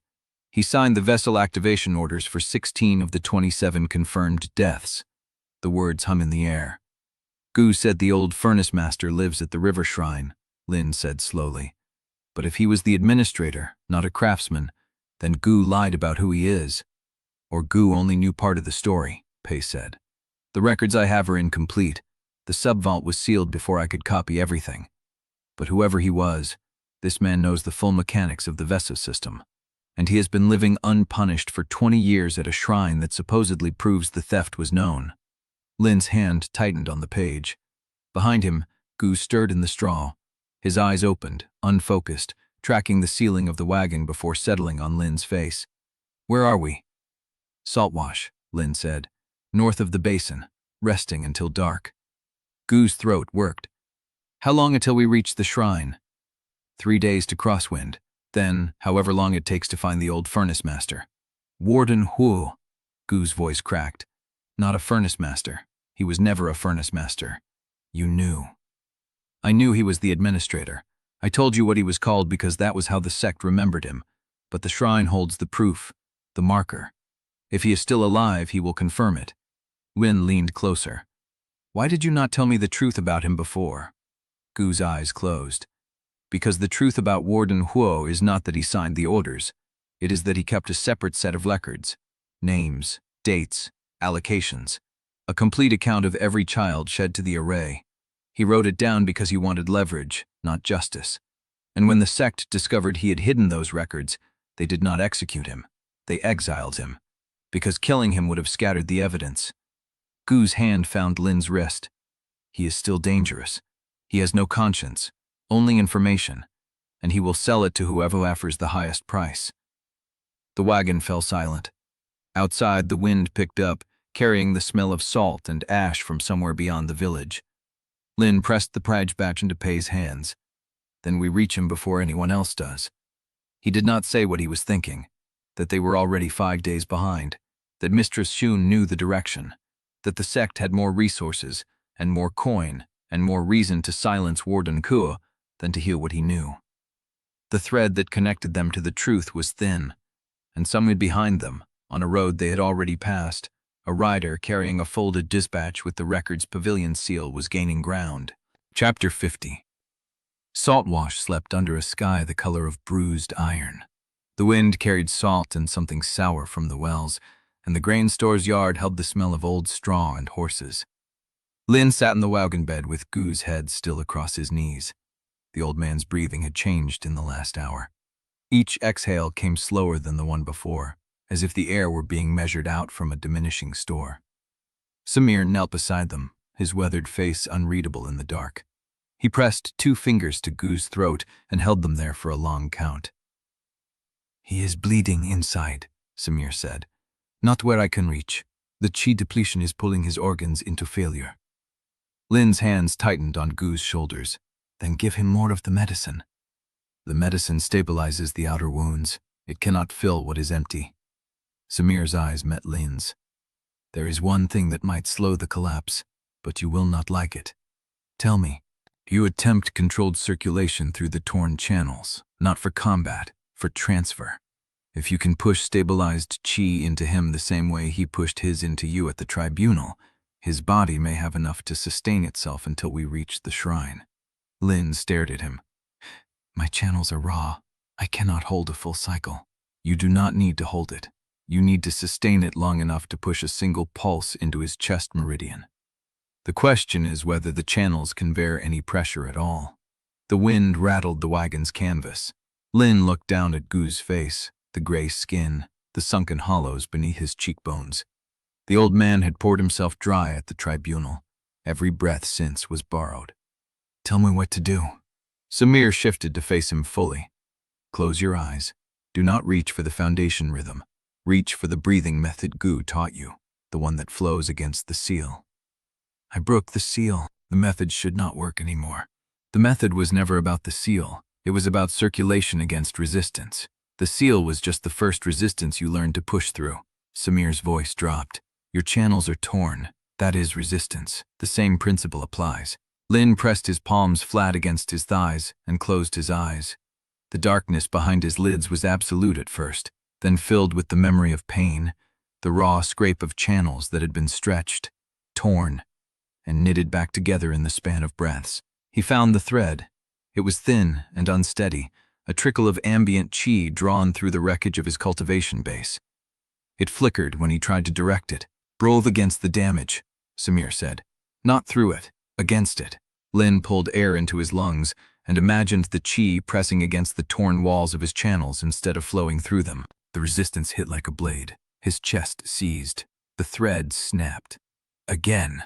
He dragged in another breath, found the thread, pressed it against the raw edges of his channels. The pain flared white behind his eyes, but the thread held. Good. Now shape it. The second stage gathering pattern. Compressed, layered, 3 turns before release. Lin had never reached the second stage. He had been stuck at the threshold of chi gathering for 6 years, and the first ring had only cracked open days ago. The second stage pattern was something he had only read about in Gu's diagrams, a dense spiral of pressure that required stable channels and a foundation he had never built. He shaped the chi anyway. It bucked in his grip. The torn channels screamed. He forced the first turn, feeling the chi compress against itself, then the second, the pressure building until his ribs ached with it, then the third. The pattern caught. For one breath, the chi held the second stage shape, dense and layered, pulsing with a rhythm that did not belong to the foundation array. Lin felt the difference in his bones. The first stage had been a trickle, a thread, a whisper. This was a current. For 2 breaths, the pattern held. The pressure mounted, pushing against the torn channel walls, and for a moment, Lin thought they would hold. For 3 breaths, the pattern held. Then the pressure bucked. It did not collapse gently. It detonated. The shaped chi tore through its container, ripping sideways into Lin's ribs, his sternum, the space behind his lungs. His body arched off the wagon floor, his teeth locked. Blood rose in his throat, and he swallowed it because spitting it out would mean admitting defeat. Samir caught his wrist before he could fall back. That was not a failure, Ling coughed. The blood tasted like copper and ash. I lost control. You held the second stage pattern for 3 breaths. Samir's voice was low, rough, and something else. Something Lin had not heard from him before. Your channels are torn open. Your cultivation base is a scarred ruin, and you have no foundation to support even a first-stage circulation. You should not have been able to shape the pattern at all. He released Lin's wrist and sat back. That pattern requires stable channels, dense qi, a foundation built over years. Samir's eyes had gone very still. You just kicked open a door that should not exist for someone in your condition. Lin wiped blood from his lip. It bucked. Because your channels cannot hold the pressure, not because the gate is locked. Samir looked at Gu's face, then back at Lin. If you learn to sustain that pattern for even 30 breaths, you will be able to push qi into him. Not enough to heal him, enough to keep him alive until we reach the shrine. The wagon creaked in the wind. Lin looked down at his hands. They were trembling. The torn channels screamed with every heartbeat, but the pattern was there, waiting, a door he had opened once and could open again. Teach me to hold it. Samir's jaw tightened. I cannot teach you what I have never learned. The second stage pattern is not my lineage. The one who can teach you is the same man who taught you the first. He nodded at Gu's still face. He just needs to live long enough to do it. The canvas rustled. Pei's voice came from the driver's bench, tight with urgency. The rider with the record's pavilion seal. He just passed through Saltwash. He did not stop, but he slowed at the edge of town. He knows we are ahead of him now. Lin looked at Gu's face. 3 breaths was not enough. He closed his eyes and reached for the thread again. Chapter 51. The wind hit them in the open stretch between Saltwash and the ridge, a hard northern blast that carried grit and the smell of distant rain. The caravan master called the halt before the horses broke their pace, pulling the wagons into the lee of a stone outcrop where the road narrowed to a spine of cracked rock. Canvas slapped against wagon frames. The horses blew and stamped. Lin sat with his back against the wagon wheel, Gu's head still across his knees, the old man's breathing a shallow thread that Lin checked with every inhale. His own channels burned from the second stage attempt, the torn walls pulsing with every heartbeat. But he kept his hand pressed to Gu's chest and felt for the rise that meant still alive. Samir had climbed out to check the horses. Pei had taken the documents into the shelter of the outcrop, spreading the salvaged papers across a flat stone and weighting them with pebbles against the wind. Lin watched the sky. Gray, thick. No torches visible yet, but the rider with the record's pavilion seal was ahead of them now, and that meant he was either delivering news or receiving orders. Neither option promised safety. The canvas rustled. Pei's voice came thin and tight, not urgent but concentrated. Lin, come here. Lin shifted Gu's head onto a roll of folded cloth and rose, his legs stiff from hours of sitting. He walked to the outcrop where Pei knelt over the papers, ink-stained fingers holding down a sheet that looked older than the others. The fibers darkened at the edges, the characters written in a hand that was not Pei's. Look. Pei pointed at the margin. These annotations are not in the main record hand. They are older, smaller. Someone wrote in the margins of the sub-vault documents, and whoever it was did it after the official filing, because the ink sits on top of the seal impression. Lin crouched beside him, his knees pressing into the gravel. Whose hand? I do not know the name, but I know the style. Pei's voice dropped. This is a Records Pavilion archivist's annotation code. We use it for cross-reference from sealed cases. Tiny characters, offset from the main text, no more than 3 or 4 per document. If you are not trained to see them, you read right past. He turned the sheet so Lin could see. The characters were small, nearly invisible against the darkened fiber, tucked into the space between the official text and the binding edge. Holding shelf, 7th tier, false back. Pei moved to the next paper, then the next. Each one carried the same tiny hand, different characters, different locations. Stacked under Furnace Logbook, year 24. Behind shrine dedicatory panel, river vault. Lin's breath caught. River vault, he said. Pei's hands were trembling. There is more. He pulled out the bottom sheet, the one that had been folded smallest, the creases so deep Pafford's the favors had split. This one is not an annotation. It is a separate document, inserted into the bundle after the official seal was applied. Look at the binding punch. The holes do not match the others. Lin took the sheet. The paper was rougher, the characters pressed hard enough to leave an impression on the reverse side. Someone had written this with urgency, with weight, with the heel of the hand driving the brush down as if speed mattered more than elegance. The river vault remembers theft. Those who built the cage also hid the key. Ask the man who tended the furnace before the seals were laid. He knows where the true records sleep. Lin read it twice. The words settled into his chest like stones. The man who tended the furnace before the seals were laid, he repeated. Pei nodded. Warden Huo. He was not just the administrator. He was at the Foundation maintenance detail. He was there when the seals were laid. Then the river vault is real. Or it was 20 years ago. Pei's voice tightened. The archivist who wrote these annotations, whoever they were, has been dead for at least 15 years. I found her name in a personnel review file during my first year in records. Died in her sleep. No cause noted. No inquiry opened. Lin looked at the sheet again. The characters seemed to pulse in the gray light. The river vault that remembers theft, he said. That has to be the river shrine. The one Gu told me about. The old furnace master's shrine. The shrine is the vault. Or the vault is beneath it. Pei's mouth pressed into a thin line. He stared at the sheet for a long moment, then folded it carefully along the original creases and tucked it into his satchel. Then we need to get there before the records pavilion rider does, because if he reaches Warden Huo first, he would burn every document that shrine holds, and the knowledge dies with Huo. Lin straightened, his knees aching. The wind pulled at his sleeves, cold and dry, carrying nothing but dust. No torches on the road behind them, no rider ahead, but somewhere beyond this ridge, someone was closing in. A sharp whistle cut the wind. Lin turned. The caravan's lead guard stood at the bend in the road, hand raised, eyes fixed on the eastern approach. Pei was already moving, gathering the documents with quick, practiced sweeps. Lin's hand went to his chest, where the second stage pattern still burned. He could feel the pressure waiting, a coiled current that bucked against his torn channels. 3 breaths was not enough. From the bend, the guard's voice carried over the wind. Riders, 8 of them, moving fast, no dust. That means they have been moving all night. Bai and Zhu appeared at Lin's elbow, her face pale in the gray light. Sect colors? Hard to tell from this distance, the guard called back. But they are not slowing for the bend. Bai's jaw tightened. She looked at Lin, then at the outcrop where Pei was still shoving papers into his satchel, then at the wagon where Gu lay breathing in shallow threads.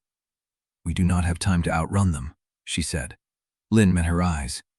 Then we do not outrun them. Chapter 52. The courtyard gate sagged on its leather hinges. Lin pushed it open with his shoulder, the wood grinding against packed earth. The yard was the same as he remembered. Wash basin by the wall, herbs drying on a rack, 3 stones around a cold fire pit. The home smelled of boiled grain and the faint medicinal sharpness of the eye wash he had sent ahead through the last caravan runner. He crossed the yard in 4 steps. The door opened before he reached it. Grandmother Yun Mei stood in the frame, one hand braced against the jamb, the other pressed to her chest. Her eyes were gray with cloud, the same milky film that had been thickening for 3 years. But they tracked his approach. Not perfectly, not steadily, but they tracked. You walk heavier, she said. You used to step like a cat. Lin stopped an arm's length from her. Grandmother, she reached out. Her fingers found his shoulder first, then climbed to his jaw, his cheekbone, the hollow beneath his eye. She mapped his face in silence, her thumb brushing the edge of a cut he had not noticed he carried. You are thinner than I expected, she said, and you smell like blood and burnt stone. I am well. You are not. She lowered her hand. But you are alive. That is more than I prayed for. Lin looked past her into the house. The cot was made, the bowls stacked, the medicine jar half full on the shelf where he had placed it through the runner. She had been taking it. The cloud in her eyes had thinned enough that she caught his gaze and held it, a pale echo of the sight she had lost. "It helps," she said, answering his unspoken question. "The physician's drops. I can see shapes now. Light and dark. Movement." She paused. "I saw you cross the yard before you knocked. I knew it was you." Something loosened in Lin's chest. "I came to move you somewhere safer," he said. "Safer than home? There are people hunting me. They will know where you live." She did not flinch. She had never flinked. Not when the sickness took her husband, not when the sect took her daughter, not when the cloud began eating her sight. She simply turned and walked back inside, her hand brushing the wall for guidance, and sat down on the edge of the cot. "Close the door," she said. Lin closed it. The room was dim. A single oil lamp burned on the shelf beside the medicine jar, casting a small circle of light across her hands. She folded them in her lap, the knuckles swollen from years of labor. "I knew they would come for you one day," she said. "Not the way you mean, not with swords and warrants. I meant they would come for you the way they came for your mother." Lin sat on the floor across from her. The boards were worn smooth by years of her feet crossing them. "A woman came here," Yunmei said. 6 years ago, maybe 7. She wore Records Pavilion gray and carried a ledger. Her voice did not waver. "She asked me questions about you. Nothing I had not answered before. Your sleeping habits, your appetite, whether you grew sick in the winter." Lin's hands went still on his knees. "Then she asked me something I did not understand," Yunmei continued. "She asked whether you ever ran fever when moonlight struck old scars." The words landed like a stone in still water. "What did you tell her?" "The truth, that you did not. That your scars healed clean, the way they had always healed." She lifted her head, her clouded eyes finding his face. She wrote it down, closed her ledger, and she left. Lin's pulse moved faster in his throat. Moonlight. Old scars. The Records Pavilion had been testing something, a condition, a marker, a way to confirm whether he was the right vessel. "He came back twice more," Yunmei said. "The same questions, the same answer. The third time she asked whether you ever woke with your hands cold. What did you tell her? The truth again, that you always woke with warm hands, that you ran hot like your father." Lin breathed out. The pattern was visible now, a diagnostic checklist. Cold hands would have indicated poor circulation from the seal constricting deeper channels. Fever at moonlight scars would have meant the foundation array's resonance bleeding through old wounds, a sign of premature ripening. They had been measuring him for readiness, and she had answered wrong on both counts. "That woman," Lin said, "do you remember her name?" She did not give one, but she wore a seal on her collar, a spiral, like the one on your stomach. Lin's blood chilled. "I have never told you about that mark," he said quietly. Yunmei smiled. It was a thin thing, worn at the edges. "I am your grandmother. I bathed you when you were small. I saw it before anyone sealed it inside you. I just did not know what it meant until the woman came asking questions." The lamp flame trembled in a draft Lin could not feel. "They have been watching you since birth," she said, "since before you could walk. I thought they were monitoring your development for the trials. I thought it was a blessing, that a sweeper's child might catch an elder's notice." Her voice cracked for the first time. "I was wrong." Lin reached forward and took her hand. Her fingers were cold now, cold as she had never described his. He held them between his palms. "It does not matter what they planned," he said. "I broke the seal. I am not their vessel anymore." She looked at him. Her eyes were clearer than they had been in months, the medicine burning the cloud away one drop at a time. She saw him. Not a shape, not a guess. She saw, "You carry the same weight your father carried," she said. "The same stillness, the same way of holding your grief where no one can see it." Lin did not answer. "You do not have to stay," she said. "You came to warn me. I am warned. Go. I came to move you somewhere safer. There is nowhere safer. The sect found me once. They will find me again. I am old and nearly blind, and I am not the one they want." She squeezed his hand. "But you are, so go, before whoever followed you finds this door." A creak sounded from the yard. Lin's head snapped toward the window. The gate was still closed. The yard was empty, But the sound had come from the gate, the same leather hinge he had pushed open minutes ago. A shadow moved beyond the gap. Yun Mei's hand tightened on his. "Someone is outside the gate," she whispered. Chapter 53. The gate creaked again. A long, slow complaint of old leather and rust. Lin rose without thinking. His body moved before his mind caught up, sliding between his grandmother and the door, his hands empty of anything but the reflex of 6 years of learning where danger lived. "Stay behind me," he said. Yun Mei did not argue. She pressed herself against the wall beside the lamp, her clouded eyes fixed on the rectangle of darkness beyond the window. The gate swung inward. A figure stepped through. Short, lean, robes torn at the shoulder and dark with something that was not dye. The blade in her hand caught the lamplight and threw it back in a thin silver streak. "Chao Yan?" Lin's breath stopped in his chest. She was alive. She was standing in his grandmother's courtyard with blood crusted along her collar and her left hand wrapped in a binding that had gone brown at the edges. She looked at him through the gap in the door. Her face was pale under the dirt and the dried blood, but her eyes were the same, blunt, uncompromising. The eyes of someone who had made a choice and was still standing inside it. "You look worse than I expected," she said. Lin did not answer. He crossed the room in 3 strides, pulled the door open, and caught her by the arm before she could step inside. She swayed when he touched her. The blade in her hand did not waver. "How did you find me?" he said. "Followed the wagons until they stopped, then followed the smell of the medicine your grandmother uses." She jerked her chin toward the courtyard. "You left tracks through half the basin. I am not the only one who can read them." Lin pulled her inside. She came without resistance, which told him more than her words did. Xiao Yan did not let herself be moved unless she needed to be. He closed the door behind her and shot the bolt. Yimine had not moved from the wall. Her eyes tracked the shape of the newcomer, measuring the sword, the blood, the way Xiao Yan leaned slightly to her right to favor her bound hand. "Sit down," Yimine said, "before you fall." Xiao Yan looked at her. Then she sat, folding onto the floor with her back against the wall and her blade across her knees. The movement was careful, deliberate, the economy of someone conserving what little strength she had left. Lin crouched in front of her. "How bad?" "Bad enough." Xiao Yan touched her ribs with her wrapped hand and winced. 3 of Sun's escorts are dead. The other 9 are still looking for me.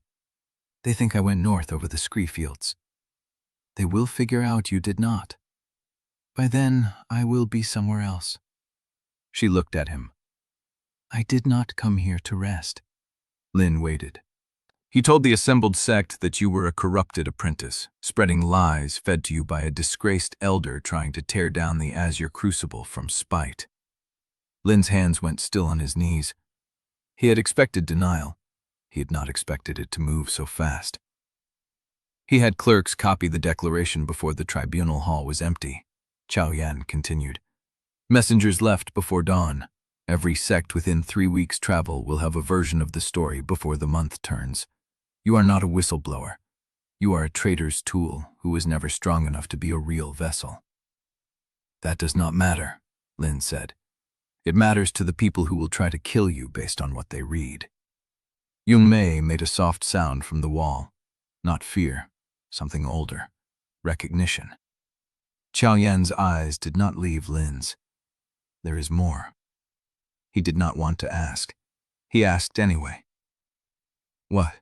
"The ones who still answer to the old chain of command, not the fracture lines the tribunal opened." She paused. "They have authorized pursuit beyond Basin territory. Formal. Written. With signatory seals from 3 pavilions."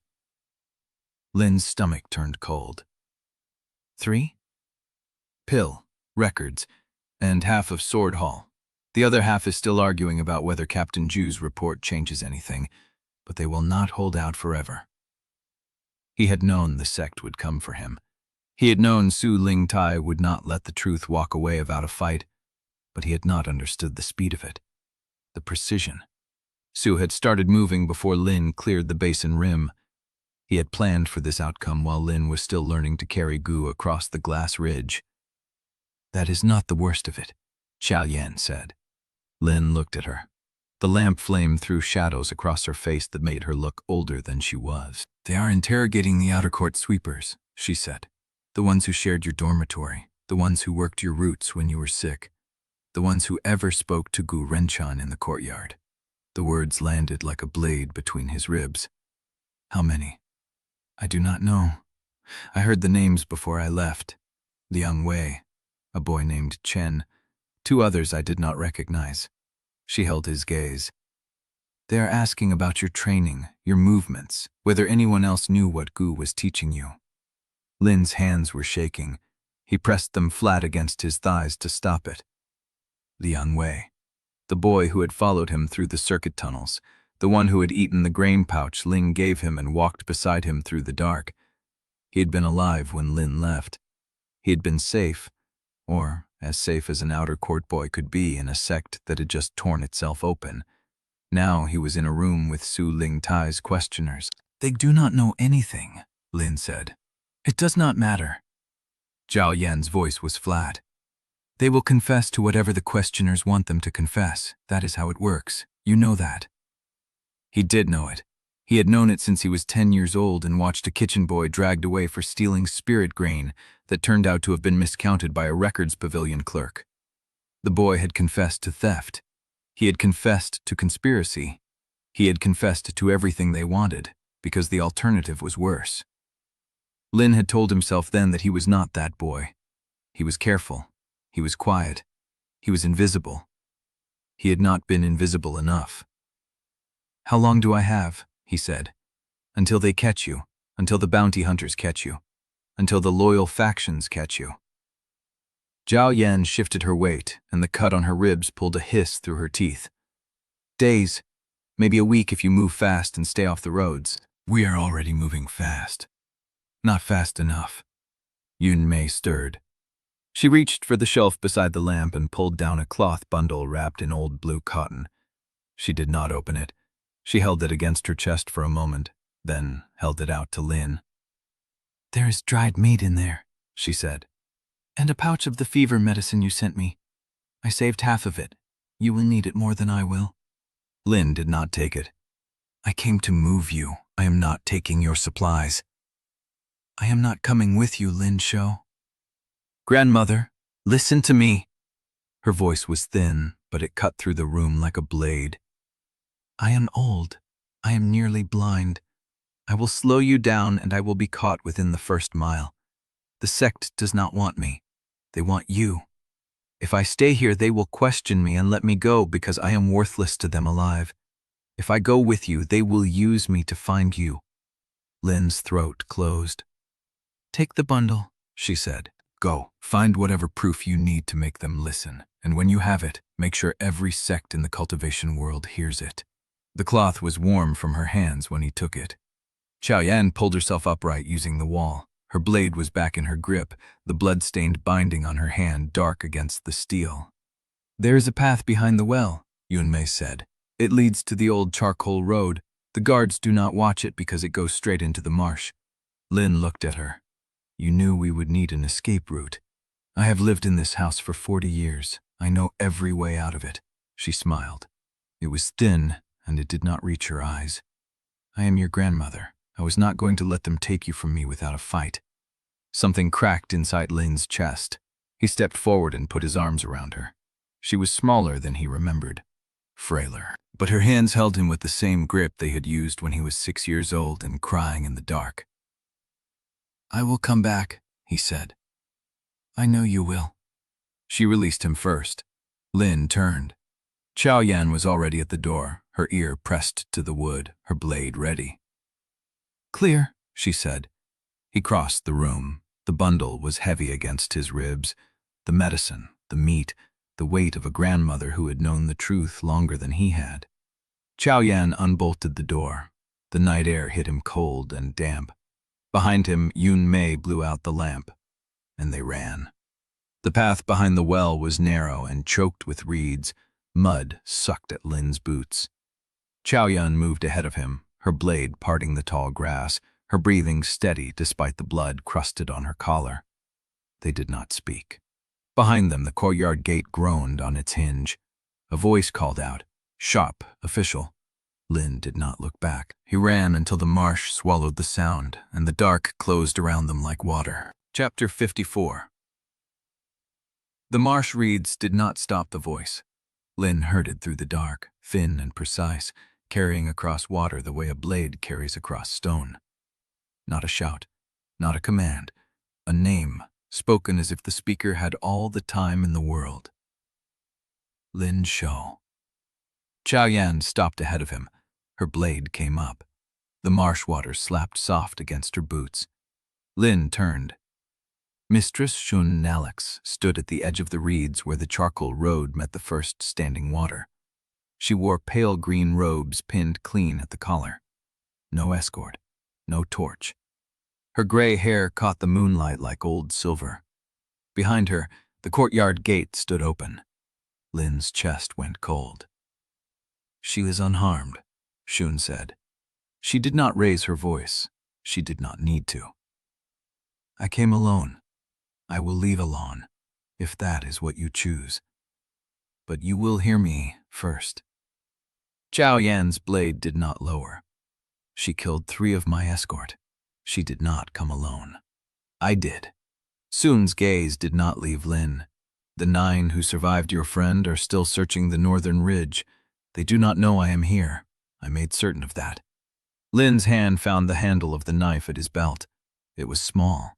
It would not stop a cultivator of Shun's rank, but holding it steadied something in his chest. You came to bargain, he said. I came to offer you the only honest trade you will receive tonight.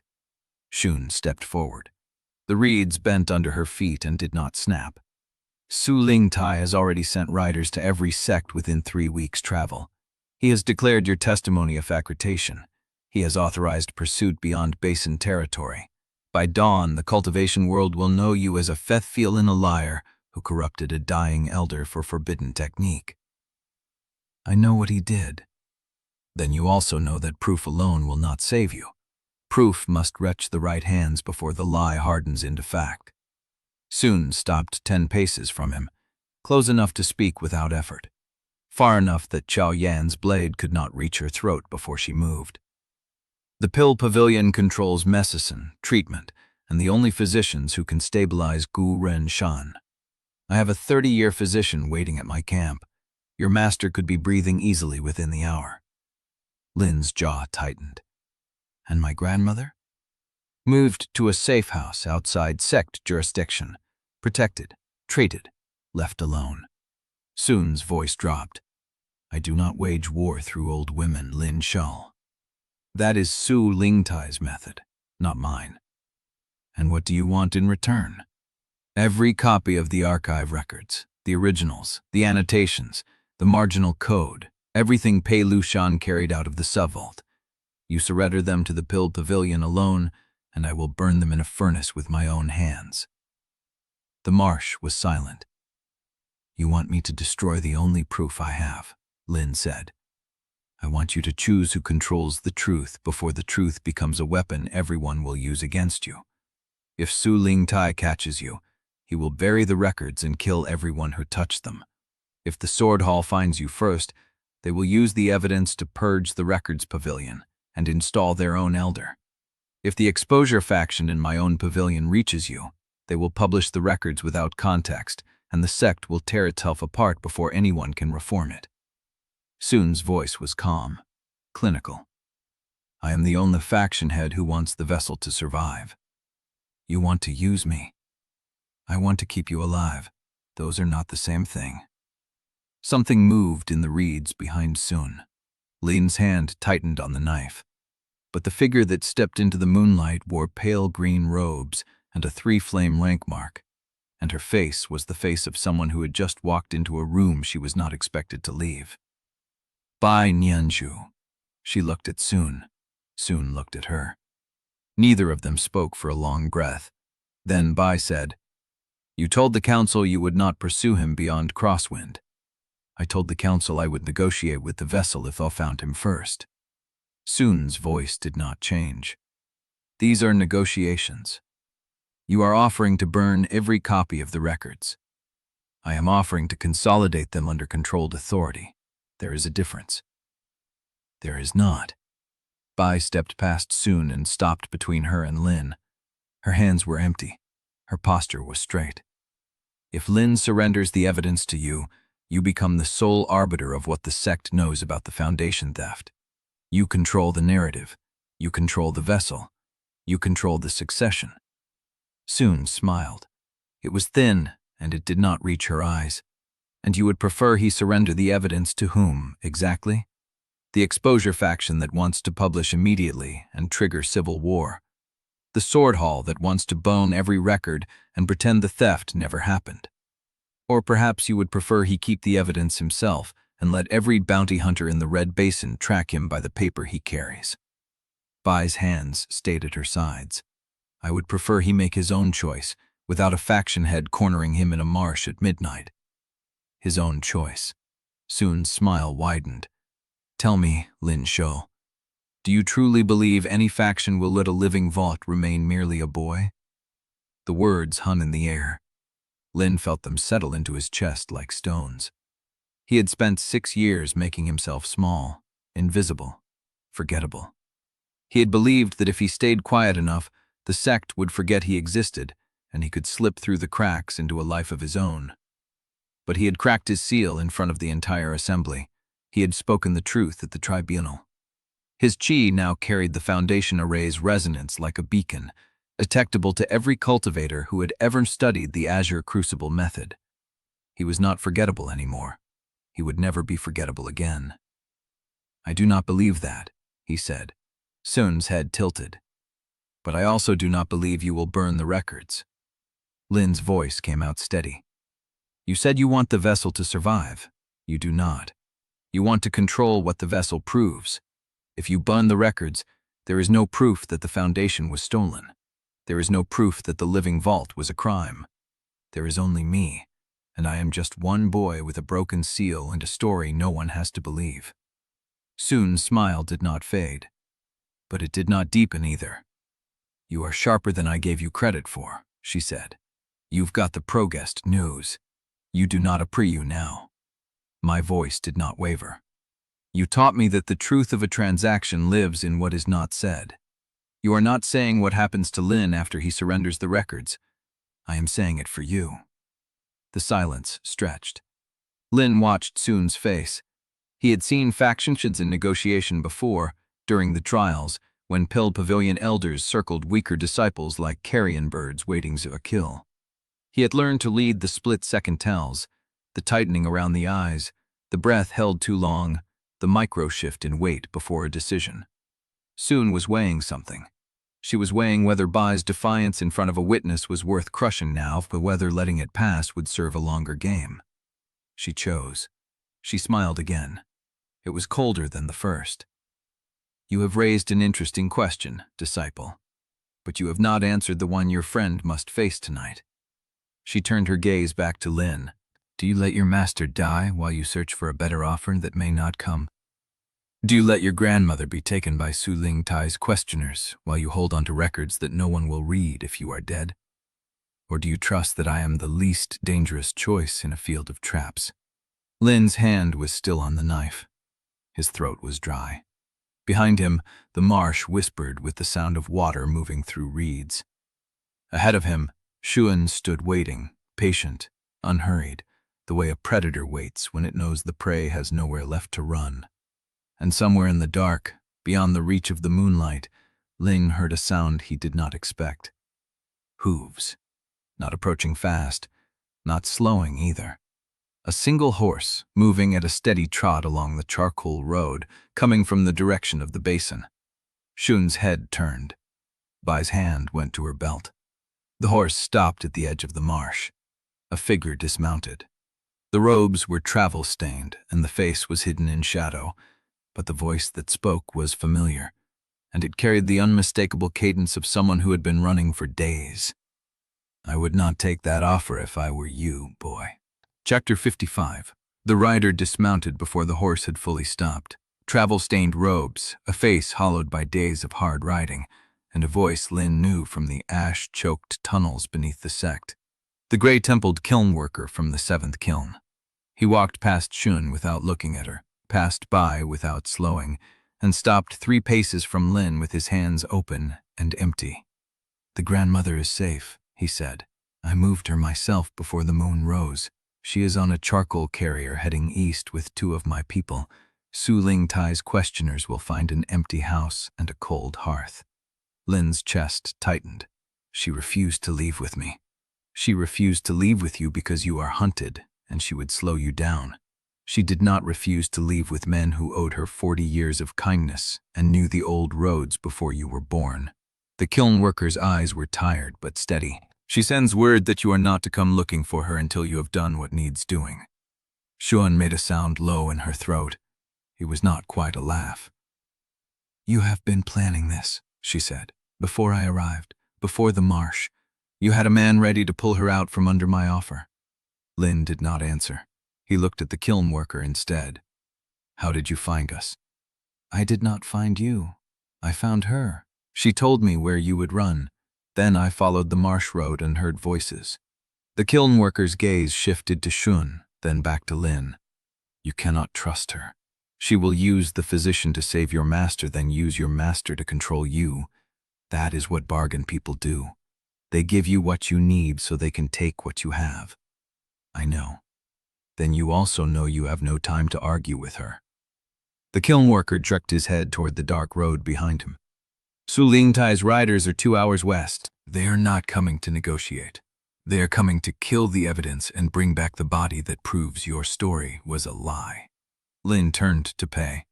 Pei was already kneeling, the documents spread across a flat stone, his fingers tracing the margins of the oldest page. The wind pulled at the paper edges. He pressed them flat with his palms. "The river shrine," Pei said without looking up. "I have been reading the annotations again. The archivist who hid these clues did not just mark locations, she marked a sequence. The holding shelf, the furnace log book, the panel behind the shrine. 3 places, 3 keys, 1 truth." "What truth?" Pei's finger stopped on a line written so small it looked like a crack in the paper. He read it aloud, his voice barely louder than the wind. "The river remembers what the basin buried. If the vessel reaches the 3rd turn before the 4th seal, the theft becomes undone. I'm specifically the man who held the coals before the cage was built." Lin's breath caught. Warden Huo, the man who tended the furnace before the seals were laid, the administrator who signed the orders and kept the secret records, the exiled keeper of the names. "The 3rd turn," Lin said. "Go said the seal had 3 rings. I broke the outer ring in the arena. The middle ring broke in the tribunal. The inner ring is still intact." "And the 4th seal?" Bai asked. Pei shook his head. "The annotation does not say, but the archivist wrote before the 4th seal, as if the 4th seal is a threshold that will close the door forever." Lin looked at Gu. Gu's eyes was still closed. His chest rose and fell in shallow, uneven breaths.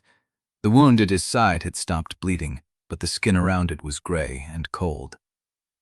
"He cannot travel," Samir said quietly. "If you move him now, he'll not survive the night." "If we stay here?" Lin said. "He will not survive the morning. Su Ling Tai's riders are 2 hours west. Sun's physician is somewhere in the marsh waiting for my answer. Every hour I spend choosing is an hour I lose." He turned to face Sun directly. "I will give you a copy of the records." Sun's eyebrows rose. "Not the originals, a copy.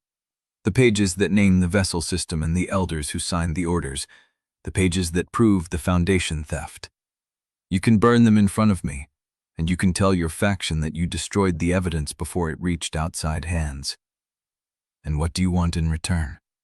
4 hours. Your physician treats Renshan. Your escort does not follow us. And you do not send word to Su Ling Tai about where we are going until the sun rises." Sun studied him for a long moment. "You are offering me a copy," she said slowly, "because you know the original is still more valuable than the copy, and you are betting that 4 hours is enough to reach whatever destination your archivist just deciphered." "I am betting that 4 hours is enough to make the original worthless," Lin said. Because if I reach the river shrine and find what the archivist hid there, I will not need the records to prove what the sect did. I will have the key to undo it. The words hung in the air. Shun's smile returned, thin and sharp. You are learning, she said. Too slowly, perhaps, but you are learning. She reached into her sleeve and pulled out a small bronze token with a mortar stamped into its face. Take this to the healer at the charcoal camp 2 miles east. Tell him Mistress soon sent you. He will stabilize the old man for 4 hours. No more, no less. She tossed the token.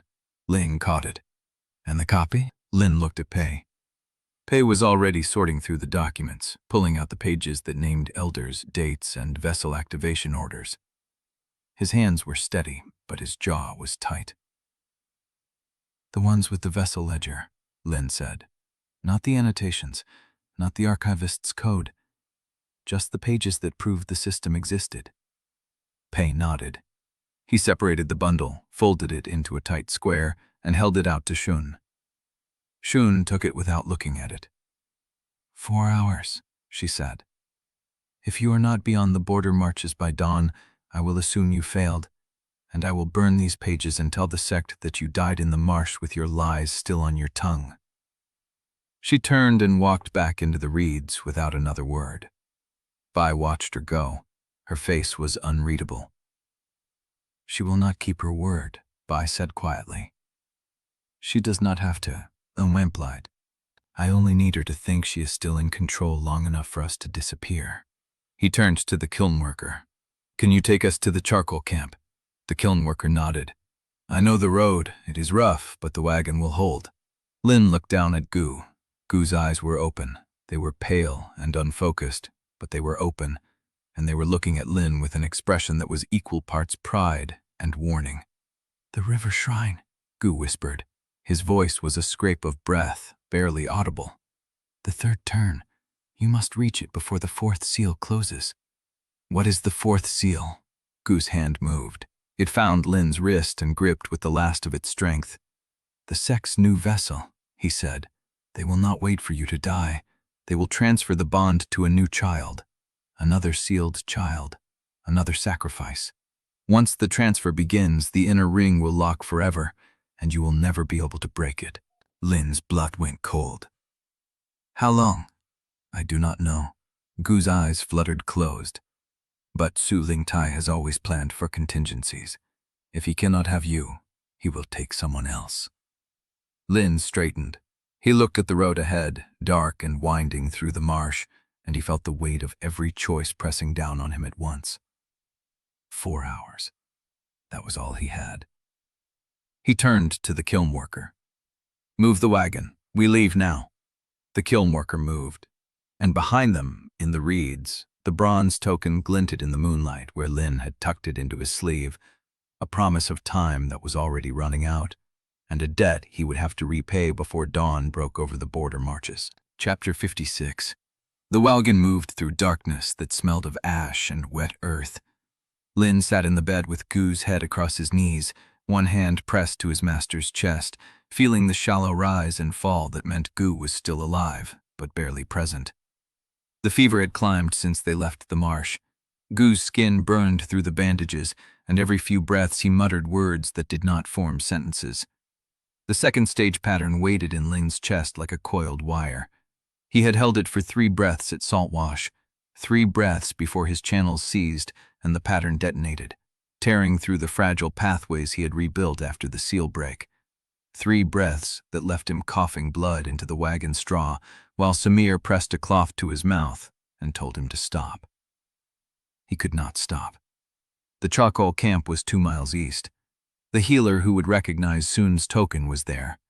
But Gu's fever was climbing faster than the wagon could travel, and Lin could feel the bond, that thin thread of merged chi that Gu had poured into him at the Tribunal, fraying at the edges. If Gu died before they reached the camp, the pattern died with him. Lin closed his eyes and reached for the compressed layer again. The first turn scraped through his core like a blade dragged across stone. His body remembered the shape of it now, the way the chi had to be stacked in tight coils before release. But remembering did not make it easier. His channels were still raw from the last attempt, still weeping the silver light of the Foundation's resonance. He pushed anyway. The second turn caught. The layered chi compressed, denser than anything he had held before the seal broke, and for 1 breath, 2 breaths, 3 breaths, the pattern stabilized. 4, 5. His chest burned. 6. Then the seizure hit. The pattern collapsed inward like furnace draft reversed. Lin's body arched off the wagon boards, his hands clawing at his own ribs as the pressure found every crack in his channels and drove through them. He did not scream. He had learned not to scream in 6 years of sweeping while injured, but his throat locked and his vision went white at the edges, and when the pattern finally released him, he was shaking in the straw with blood running from his nose. Gu's hand found his wrist. The grip was weak, barely a squeeze, but it was deliberate. Again, Lin looked down. Gu's eyes were open, pale, fever brat, but open. "You held 6, Gu said. His voice was a scrape of breath, not a whisper. "That is 3 more than salt wash, but you held it wrong." "Wrong?" Ling coughed. The blood tasted of iron and burned stone. "The third turn. You forced it straight through the center instead of letting it spiral around the gap." Gu's fingers tightened. "The pattern is not a spear. It is a river. You cannot punch through resistance. You must flow around it and let the pressure do the work." Lin stared at him. "You are delirious," he said. "I am still your master." Gu's lips moved into something that might have been a smile, "And I will teach you until I cannot. Now do it again. But this time, feel the third turn before you shape it. Let it find the path your body wants to close." Lin wanted to argue. His channels were screaming. The wagon was lurching over roots and stone. The ash wind was cold and thick, and somewhere behind them, Su Lingtai's riders were 2 hours closer than they had been at dusk. He closed his eyes and reached for the pattern again. The first turn hurt. The second turn hurt differently, a deeper ache that settled into his bones like old frost. The third turn hesitated. Lin did not force it. He let the compressed chi settle, let it find the edges of the gap that Gu had mentioned, the place where his channels had been torn open during the seal break and had never quite healed. The chi spiraled around the wound instead of punching through it. The pattern held. 1 breath, 2, 3, 4, 5, 6, 7, 8. The 5th breath broke, but this time the collapse was slower, a controlled release rather than a detonation. Lin felt the pressure drain from his channels in waves instead of a single rupture, and when he opened his eyes, the silver glow around his hands had steadied into something almost stable. Gu was watching him. "Better," Gu said, "but you only need 1 breath more. 1 breath that cannot fail. Because when you face the 4th seal, you will not have enough chances." Lin wiped the blood from his lip. "How long until the 4th seal closes?" Gu's eyes drifted closed. His hand stayed on Lin's wrist. "The sect has already chosen the child," he said. "Su Lingtai will not wait for you to die. He will transfer the bond at the next convergence of the Foundation cycle. 3 days, perhaps 4. 3 days. Lin looked up at the dark road ahead. The wagon creaked and swayed, and beside him, Samir was driving with his shoulders hunched against the wind. Pei sat in the back with the satchel clutched to his chest, his ink-stained fingers tracing the edges of the remaining documents. 3 days is enough, Lin said. Gu's hand tightened. "It is not enough," he said, "if you are only trying to survive." Lin looked down. Gu's eyes were open again. The fever had sharpened his gaze into something almost lucid, almost terrible. "I trained you to hold more than you think you can," Gu said. "That is the only lesson that matters." The wagon slowed. Lin looked up. The charcoal camp was ahead, a scatter of low fires and canvas shelters on a rise above the marsh. A figure stood at the edge of the light, wrapped in a heavy cloak, a mortar-carved staff in hand. The healer. Lin tucked the bronze token into his sleeve and climbed down from the wagon, his legs unsteady from hours of kneeling. Behind him, Gu's breathing had evened out, not because the fever had broken, because he was still teaching, and teaching had always been the only thing that kept him alive. The healer raised the staff. "Mr. Soon sent you," he said. It was not a question. Lin nodded. "I have 4 hours," he said. "Make them count." The healer's eyes moved past him to the wagon, to Gu's still form, to the silver glow that still bled from Lin's fingertips. 4 hours, the healer said, will not be enough. And behind them, on the road they had traveled, the first torchlight appeared against the marsh sky. Chapter 57. The horses were blowing hard when the basin wall finally broke open to flat ground. Lin felt it first in his chest, the sudden absence of pressure, the foundation resonance that had hummed through the deep earth for days, weeks, a lifetime, cut off at the ridgeline like a door slamming. He gasped without meaning to. Beside him, Samir let out a long breath and adjusted the reins. "First time across a sect border?" Samir asked. Lin did not answer. He was staring at the land ahead. The road ran west through scattered watchfires and canvas shelters, a sprawl of makeshift camp that stretched along the edge of a dry creek bed. Wagons ringed the perimeter. Men in mismatched armor stood in loose clusters, hands on blades, watching the basin road with the particular stillness of people paid to watch. Border militia.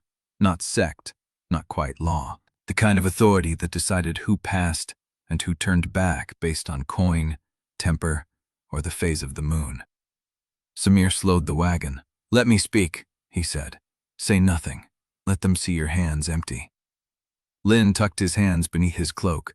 Beside him, Gu was barely conscious, his head lolling with the wagon's motion, the fever burning through his skin in waves that Lin could feel without touching. The first militiaman stepped into the road. He was older than the others, with a scar across his nose and a sword worn at the hip in a scabbard that had been reshaped too many times.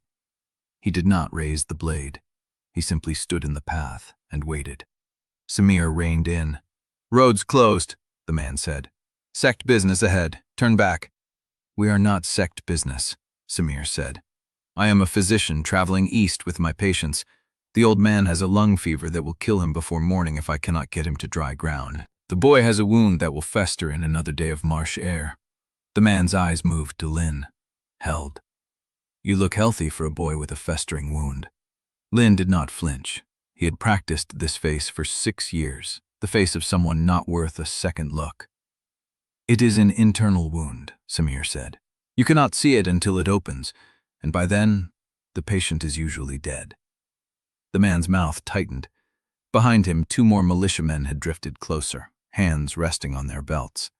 One of them spat into the dust and said something too low for Lin to catch. "We have orders," the first man said. "No one from the basin passes until the sect sends word the matter is settled." "Then wait for word," Samir said. "But when the fever spreads to your camp, tell the families I offered to treat it," and was turned away for orders. The man's hand stopped moving toward his blade. "Fever?" "Lung fire. Catch it from the marsh air. Starts with a cough, ends with the lungs filling with water. The old man has had it for 3 days. I have been bleeding him and burning herbs. If he dies in your camp, the air will carry the sickness to every tent within 100 paces. The man took a step back. He did not look afraid. He looked like someone calculating whether the risk of letting them pass outweighed the risk of the sect finding out. "The boy," he said. "Does he have it too?" "Not yet," Samir said. "But he will if we stay in this wind much longer." A long pause. The man looked at the wagon, at Gu's still form, at Lin's empty hands. Then he stepped aside. "East Gate," he said. 2 days. If you are still here after that, I will burr the wagon myself." Samir nodded and flicked the reins. The wagon lurched forward. Lin did not breathe until they had passed the ring of watchfires, and the militiamen had turned back to their own business. "Lung fire," he said quietly. "A real disease," Samir said. "Rare in dry climates. I have treated it 3 times in my life. The symptoms I described are accurate enough that any physician who hears the story will know I was lying, but no militiaman has ever studied bedside medicine." Lin said nothing. Ahead, the camp opened into a narrow corridor of tents and cook fires, the kind of temporary settlement that grew at the edges of every sect territory. merchants, refugees, disciples on leave. The smell of burning fat and straw and unwashed cloth pressed against the night air. Pei climbed down from the wagon bed and walked beside Lin, his satchel clutched to his chest. "The Archivist's code," he said. "I have been matching the annotations against the remaining documents. There are 3 distinct handwriting layers. The most recent is the archivist who died 15 years ago. The oldest is someone else." "Who?" Pei's jaw tightened. "A name I do not recognize, but it appears beside every reference to the river shrine and every marginal note about the vessel list before the current generation." "Elder Ren." The voice came from the wagon bed. Lin turned. Gu's eyes were open. The fever had not broken, but there was something focused in his gaze, a point of clarity burning through the haze. "Ga," Lin said. "Rest." "Elder Ren," Gu repeated. "That is the name you will find." Pei went still. "You know him?" Pei asked. Gu's mouth moved. The words came out rough, scraped from a throat that had been dry too long. "I knew him 20 years ago. He was the only records pavilion clerk who would speak to me after the tribunal. The only one who believed what I had found." Lin lowered himself to the wagon's tailgate. "What did you find together?" Gu's eyes drifted. "Proof," he said. "Proof that the theft went deeper than the vessel system, that the founder did not steal only the method. He stole the names of the people who built it. He erased their lineage and called the art his own." Pei's hands were shaking. "Elder Ren," he said. "He is the oldest annotator. He wrote the code the dead archivist used to hide the shrine locations." Gu nodded, a single, slow motion. "He taught her before he died. She was his apprentice. She carried what she learned into the sealed archives and waited for someone to come looking." "He died," Lin said. "How?" Gu was silent for a long moment. "He gave me his evidence and told me to run. I ran. They found him the next morning with his throat cut in the lower archive tunnel. The sect recorded it as a robbery." Lin felt the cold settle deeper. "He died for the truth he gave you. He died because I was too slow to protect him," Gu said. "Because I believed the sect would listen to proof. I brought the evidence to an elder I thought I could trust. That elder brought it to Su Ling Tai, and Elder Ren was dead before dawn." Gu's hand found Lin's sleeve. "I am telling you this because you will carry the same weight soon, the weight of people who gave you truth and died for it. Do not let it crush you. Let it sharpen you." Lin looked down at the hand on his sleeve. The fingers were thin and hot, the grip of a man who had been dying for days and refused to stop refusing. "I will carry it," Lin said, "but I will not let it sharpen me the way you mean." Gu's brow furrowed. "What other way is there?" Lin did not answer. Behind them, the camp's watchfires flickered. The militiamen had not followed. The wind carried the smell of the basin, ash and furnace stone and old grief. Ahead, the road ran dark toward the river shrine, and in the wagon bed, Gu's voice dropped to a murmur that Lin almost did not catch. "I should have died instead of you, Ren." Pei's eyes met Lin's in the dark. The oldest annotations, the dead archivist, and the man who had carried the truth for 20 years, still apologizing to a ghost. Chapter 58. The road ran dark between red-banked cliffs, the wagon wheels grinding against stone that had not seen traffic in years. The river sound grew louder with each bend, a low pulse that vibrated through the soles of Lin's boots. He walked ahead of the horses, Pei at his side with the satchel clutched against his chest. Samir drove the wagon with one hand and kept the other pressed to Gu's chest, checking for breath that had not stopped yet. "How far?" Lin asked. Pei's eyes scanned the cliff face. The annotation said the shrine sits where the river bends east, a half-buried structure. The oldest layer mentioned a marker visible only when the water drops in the dry season. The dry season is 3 months away. The lowest water of the year is tonight. Pei pointed at the exposed roots clinging to the cliff base. "Look, the bank is lower than I have ever seen it. The foundation array's resonance shift may have altered the local water table." Lin looked at the roots. They hung 2 arm lengths above the current, their tips dark with recent exposure. "Something changed," Pei said. "Something that pulled the water down." The wagon rounded the next bend and the shrine appeared. It was smaller than Lin had expected. A single stone structure set into the cliff face, its roof level with the road, its entrance half buried in collapsed rock and dried mud. Water had carved channels across its surface, deep grooves that formed characters too worn to read. The river ran 10 paces below, its current black and fast. Lin stopped. The humming he had felt since crossing the Basin border, the low vibration that had faded when they left the sect's territory, came back. Not the Foundation Array's resonance. Something else. Something that moved through the stone beneath his feet like a second pulse. "This is it," Pei said. "The door should be behind the collapse." Samir pulled the wagon to a halt and climbed down. He checked Gu's pulse, then met Lin's eyes. Still alive. Not much longer. Lin nodded and turned to the collapse. The rocks were large, shoulder-high, wedged together by years of settling. He pressed his palms against the nearest stone and pushed. It did not move.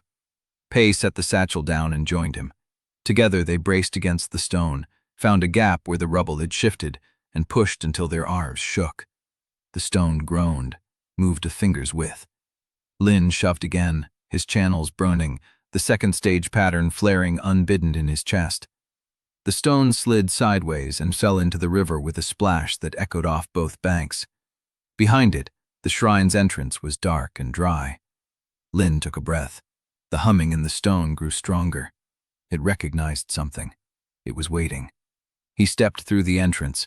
The air inside was cold and still. The shrine was a single chamber, no larger than a servant's room, with a stone altar at the far end and a dedicatory panel set into the wall above it. Dust lay thick on every surface. No footprints, no signs of recent passage. The panel was carved with the Azure Crucible sect's founding crest, a crucible surrounded by 7 flames. Lin walked to it and pressed his palm against the stone. Nothing happened. "The Archivist's code said the panel opens from the bottom edge," Pei said from behind him. "Apply pressure at the lower left corner." That was the oldest annotation, Elder Ren's hand. Lin found the corner. The stone felt no different from the rest of the panel. He pressed. The panel shifted. A crack appeared along its bottom edge, thin as a hair. He pushed harder. The crack widened, and the panel slid upward into the wall, revealing a recess behind it no larger than a scroll case. Inside lay a bundle wrapped in oilcloth. Lin reached for it. The hung in the stone surged, and the floor beneath him groaned. He looked down. The flagstones were moving. Not the whole floor, but a section directly under his feet, a circle 3 paces wide, sinking into the earth. He stepped back as the circle descended, revealing a spiral stair carved into the bedrock below. The stair was dry. The walls were lined with characters, the same worn script as the shrine's exterior, and the humming came from deep beneath it, a pulse that matched the rhythm of Lin's own heart. "The river vault," Pei whispered. Lin took the oilcloth bundle and tucked it into his belt. Then he looked down the spiral stair. The humming pulled at him. It knew him. It had been waiting. "Gu said the third turn was the key," Lin said. "The third turn before the 4th seal." Pei's face was pale in the dark. "The chamber below. It must contain the original lineage records, the ones Elder Ren died protecting." Lin set his foot on the first step. Behind him, Samir's voice came sharp from the entrance. "Riders, on the ridge above." Lin turned. Samir stood at the shrine's entrance, his silhouette outlined against the dark sky. Beyond him, at the crest of the red bank cliff, torches moved in a line. Dozens of them. A column of riders, their flames casting long shadows across the canyon. They had stopped. They were looking down. Lin's hand tightened around the oilcloth bundle. "Go," Pei said. "I will hold the entrance." "You cannot hold that many." "I can buy you time." Lin shook his head. "We all go, or we all stay." He turned back to the spiral stair. "Samir, bring Gu. Carry him if you have to." Samir did not argue. He disappeared from the entrance and returned a moment later with Gu Renshan in his arms, the old man's body limp and burning with fever. Pei grabbed the satchel. Lin descended. The stairs spiraled deeper, each turn taking them farther from the surface. The humming grew louder, a vibration that resonated in Lin's chest, in the marrow of his bones, in the broken seal beneath his navel. The third turn. The stone beneath his feet changed. The steps became smoother, polished by something older than tools. The walls opened into a chamber, round and high, and water channels carved into the floor in patterns that matched the Smyron scar over Lin's stomach. At the center of the chamber stood a stone pillar, and on the pillar a single bronze plate inscribed with characters that glowed faintly in the dark. Lin walked to it. The humming became a voice. Not words, recognition. He pressed his palm against the plate. The water channels lit up, blue light racing through the patterns, filling the chamber with a sound like the river breaking its banks. And above them, the ground shook as the fozed rider reached the Shran Ninchants. Lin looked at the bronze plate. The characters were not from any sect he knew. They were older. They named no founder. They named a lineage that had built the foundation array before the Azure Crucible sect existed to steal it. And at the bottom of the plate, a single line carved in a different hand. If you stand here reading this, you are the first vessel to survive the third turn. The inheritance is yours to claim. The theft is yours to undo. The water channels flared. The floor beneath. Chapter 59. The floor kept descending. Lin stepped onto the spiral stair as the stone circle settled into place above him, sealing the chamber behind a ceiling of solid rock. The water channels cast blue light across the walls, illuminating characters that pulsed in rhythm with his heartbeat. Pei came down behind him, satchel pressed against his chest. Samir followed with Gu Renshan draped across his shoulders, the old man's breath a ragged thread in the humming air. The stair opened into a second chamber, larger than the first, circular, with walls lined by stone shelves that held clay tablets in rows, hundreds of them, each one stamped with a seal Lin did not recognize. The water channels continued here, branching into patterns that mapped something larger than the room itself. Constellations, veins, the shape of a body lying supine beneath the earth. Lin walked to the nearest shelf. The tablets were numbered. He lifted the first one carefully, felt the weight of fired clay against his palms. The characters were the same worn script from the bronze plate, older than the Azure Crucible sect, older than the Red Basin's founding. "What does it say?" Pei asked. Lin traced the first line. "It names the lineage, the ones who built the foundation array." He read further. They called themselves the Saltwater Covenant, 6 families who settled the basin before the sect existed. Pei set down his satchel and began scanning the shelves with desperate focus. Elder Ren's annotations mentioned a covenant. I thought it was a metaphor. It is not a metaphor. Lin set down the tablet and took another. This one was smaller, its edges worn smooth by handling. The characters were different, fresher, a different hand. He read the first line aloud. "My name is Elder Ren of the Records Pavilion. If you find this, I have failed." Lin's throat tightened. Pei came to stand beside him, reading over his shoulder. "I discovered the truth in my 2nd year of service. The foundation method is stolen. The Azure Crucible sect did not refine it from local techniques as the founder claimed. It was taken from the Saltwater Covenant's sealed archive, a method that required no human anchor because it was built to circulate through stone, not flesh. The founder adapted it. That adaptation required a living vessel to absorb the pressure the original method dispersed through the water channels built beneath the basin. Every vessel since has died because the method was never meant to anchor in living tissue." Lin's hand trembled. He kept reading. "I hid the evidence here, the complete covenant method, the alchemical diagrams, the names of the 6 families who built the array, and the records the sect erased. I taught my apprentice the code that leads to this vault. If you stand here," she kept faith. "One thing more. The vault bond can be transformed, not merely broken. If the bearer survives the 3rd pressure turn before the 4th seal closes, the stolen method can be reclaimed. The Covenant's channels recognize the bearer's signature. They were built to receive, not to consume. I do not know how to survive the 3rd turn. I could not find the living witness who knew the original technique. But the answer is here, in the Covenant's own tablets. The vessel must become the channel. The bond must become the foundation. Find the tablet marked with 7 lines. It holds the 3rd pressure diagram." Lin looked up. The shelves stretched before him, Hundreds of tablets, each one a piece of the truth Elder Ren had died protecting. "Where is the 7-line tablet?" Pei asked, already moving along the shelves. Samir laid Renshan against the far wall, propping him upright. "The water level in the channels is rising. Whatever this chamber is built above, it is filling." Lin did not answer. He was scanning the shelves, looking for a pattern, for anything that marked the 7-line tablet as different from the rest. The numbers on the edges, they were not random. They formed a sequence, ascending from left to right, top to bottom. But the sequence had gaps, missing numbers where tablets had been removed or never placed. Lin followed the gaps. The 3rd shelf from the bottom, 7th position from the left. Empty. "No," he said. Pei turned. "What?" Lin pointed at the gap. "The 7-line tablet is not here. Someone took it." The water channels flared brighter, and above them, through the stone ceiling, Ling heard the first sound of the riders. Boots on stone, voices echoing down the shaft. They had found the entrance. Lin pressed his palm against the empty space where the tablet should have been. The stone was warm, recently disturbed.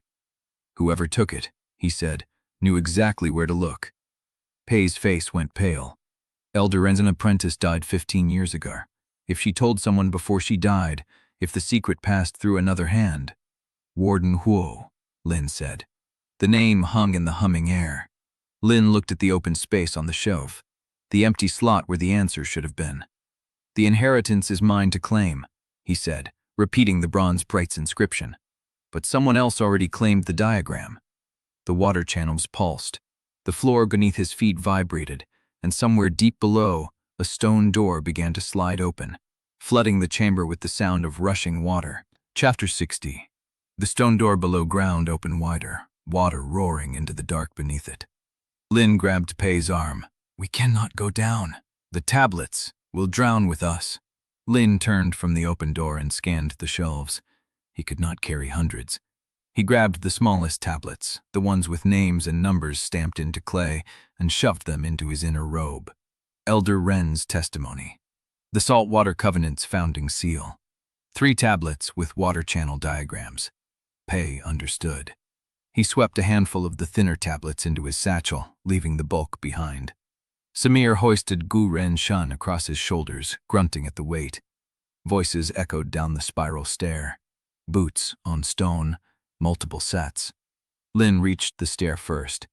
The ascent was 3 turns, the same path they had descended. His legs burned. The tablets pressed against his ribs, edges sharp through the cloth. Behind him, Samir's breathing was ragged, each step a labor.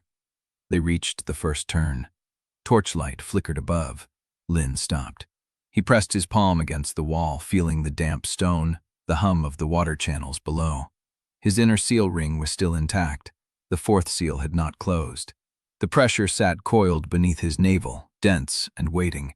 He could release a fraction of it. "Take cover," he said. Pei ducked behind the curve of the stair. Samir pressed Gu against the wall. Lin focused on the inner ring. He did not try to open it. He just loosened his grip on the pressure it contained, letting a single thread of compressed seal energy bleed upward into the stone above his head. The wall groaned. A crack raced across the ceiling above the stair. Stone dust rained down. Then a deeper shudder ran through the entire shaft, and somewhere ahead, stone met stone with a sound like thunder. The torchlight vanished. Voices shouted. Someone screamed, cut short by the crash of falling rock. Lin held his breath as the dust settled. The passage above was blocked. He could not see how deep the collapse went, but the shouting had stopped. He turned. "We go out the shrine." They climbed past the collapsed section. Fallen stone filled the shaft from waist height, but gaps remained, and Lin climbed through, pulling Pei after him. The shrine chamber was empty. The dedicatory panel hung open, the oilcloth bundle still in its recess. Lin grabbed it without stopping. The entrance to the shrine was a dark opening against the cliff face, and beyond it, the night air hit his face, cold and alive. He stepped out and almost ran into a blade. The sword tip stopped a handspan from his throat. Lin Shou held it steady. Her robes were torn at the shoulder, and she was missing her hairpin. dark hair falling loose around her face. "You took your time," she said, and lowered the blade. "Bye." Lin's voice cracked. "How did you—" "I followed the water." She jerked her chin toward the ridge. "You have company, lots of it. The collapse bought you breaths, nothing more." Pei emerged behind Lin, clutching his satchel. Samir dragged Gu's unconscious body into the open air, lowering him against the shrine wall. Lin scanned the darkness. "The riders. How many?" 20, maybe more. They split when the shaft collapsed. Half are digging, the other half are circling the ridge. Bai's eyes flicked to the east. "And there is a second group coming from the border road. Hired blades. I saw their banners." "Hired by who?" "Who do you think?" Lin did not answer. He looked at the tablets in his robe, Elder Ren's testimony, the covenant seals, the empty space where the 7-line diagram should have been. He had pieces of the truth, but not the key that unlocked them. A whistle cut the night. Low, 2 notes. Bai stiffened. "That is not mine." They turned toward the tree line at the base of the ridge. A figure stepped out of the shadows, sword drawn, robes dark with blood at the side. Chao Yan.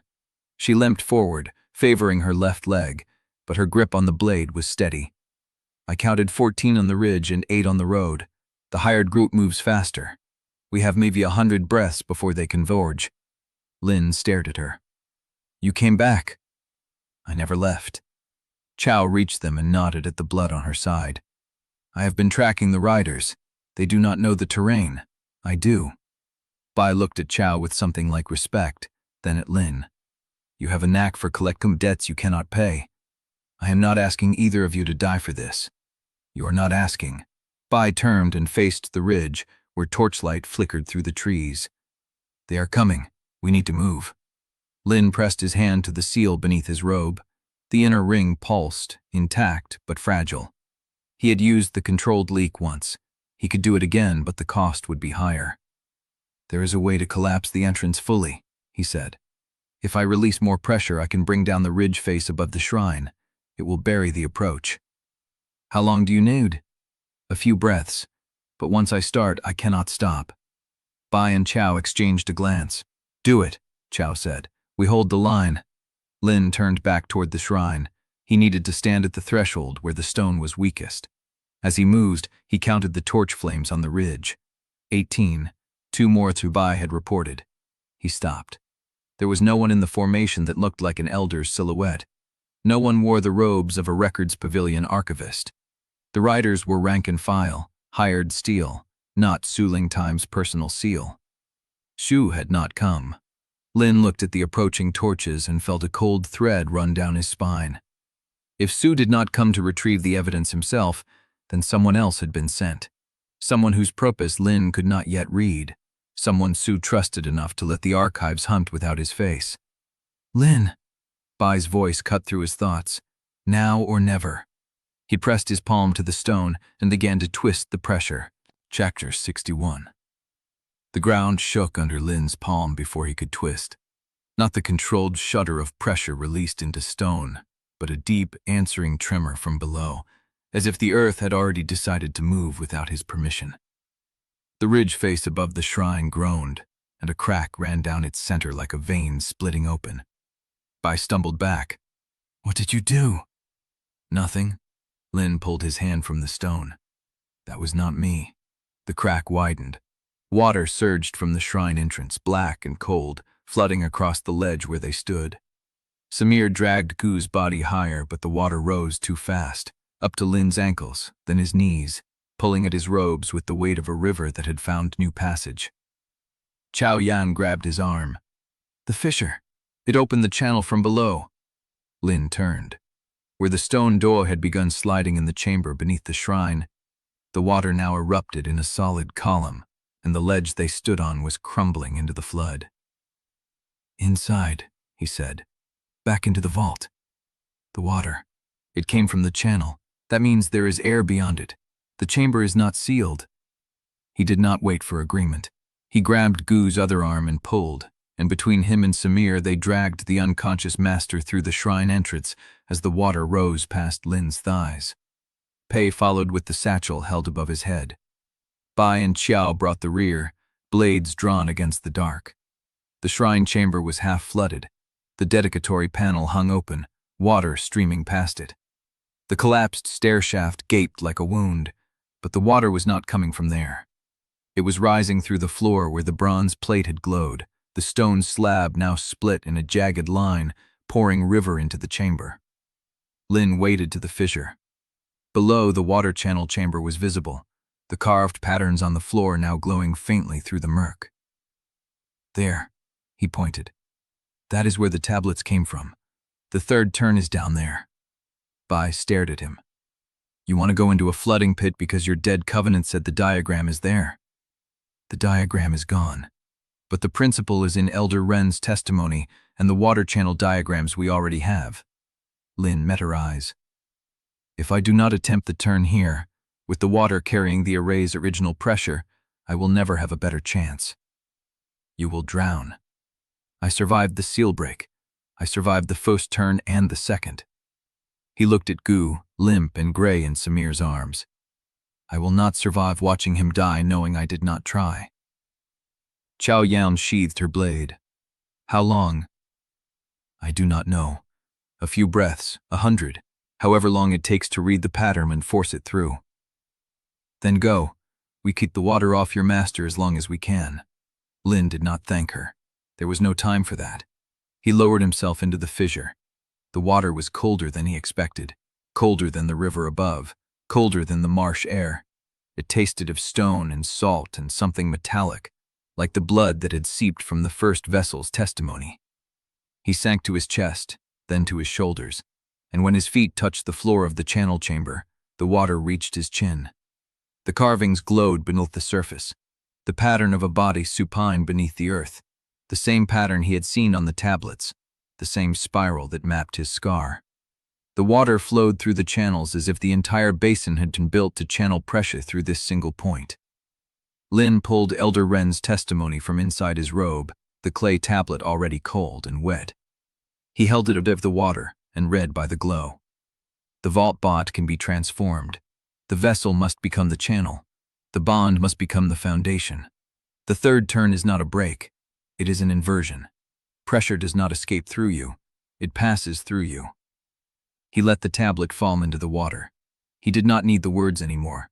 He needed to feel it. He pressed both palms to the floor, where the carved channels met in a spiral matching his scar. The water surged around his hands, and he felt the pressure. Not the seal's pressure, not the array's pull, but the weight of every generation that had built this cage, every child who had died inside it, every name on Gu's list. 27 vessels. Shen Liwei, 12 years old, who wrote the truth 3 days before he died. Lin closed his eyes and began the third turn. The first breath was acne. The second was worse. He pushed his chin against the current, the same counter-circulation Gu had taught him in the furnace cave, but the water carried resistance, pressing back into his channels with the weight of stone. His inner seal ring fired, the remnant of the bond refusing to release, and for a moment Lin felt his body lock, every muscle frozen in place. He could not move. The water rode past his chin. He forced the third turn anyway. It was not a punch through the channel gap. It was a spiral around it, a winding circuit that pulled the pressure instead of resisting it. The water rushed into him, through him, the buried current of the Covenant's original method passing into his meridians like a river finding a new bed. Lin's back arched. His channels tore. The pain was not the sharp bun of the seal cracking. It was deeper, slower, a grinding dislocation that spread from his core outward, as if his entire cultivation structure was being unmade and remade at once. He tasted blood. He heard himself scream, or thought he did, the sound swallowed by the flood. But the pressure kept moving. Through him, past him, around the broken edges of his channels, knitting and tearing and knitting again, leaving something new in its wake. His chi shifted. It had always carried the heat of the Azure Crucible method, dense and compressed, the stolen signature of the sect. Now it cooled, fraction by fraction, until it was no warmer than the water around him. The density remained, but the quality changed, and where the heat had burned, the cold settled like a blade forged in deep earth. Lin opened his eyes. The water was still rising, but it no longer touched his chin. He was standing. The current flowed through him, yes, but it was not drowning him. It was passing, and he was the channel.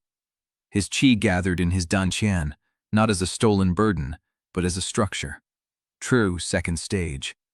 He looked at his hands. The spiral scar was still there, but the glow beneath it had changed. It matched the water, cold and ancient. The chamber walls began to crack. Chapter 62. The chamber walls cracked like an eggshell under a hammer. Water surged through the fissures, black and cold, and Lin felt the spiral scar on his belly pulse in rhythm with the flow. The third turn had changed him. He could feel it in the way his qi moved now, no longer a compressed heat fighting against resistance, but a current running through open channel, cold and steady. But the walls were still cracking. "Up!" Lin shouted, his voice raw. "Everyone up now!" Samir had grew dripped across his shoulders, the old man's breath a wet rasp against the healer's neck. Pei clutched the satchel to his chest, water streaming from his robes. Xiao Yan stood at the base of the spiral stair, blade drawn, her wounded side dark with fresh blood. Bai Nianju was already halfway up the stair, her torn robes clinging to her frame. She did not look back. Lin grabbed Pei's arm and pushed him toward the stair. "Move! Do not stop until you reach the surface."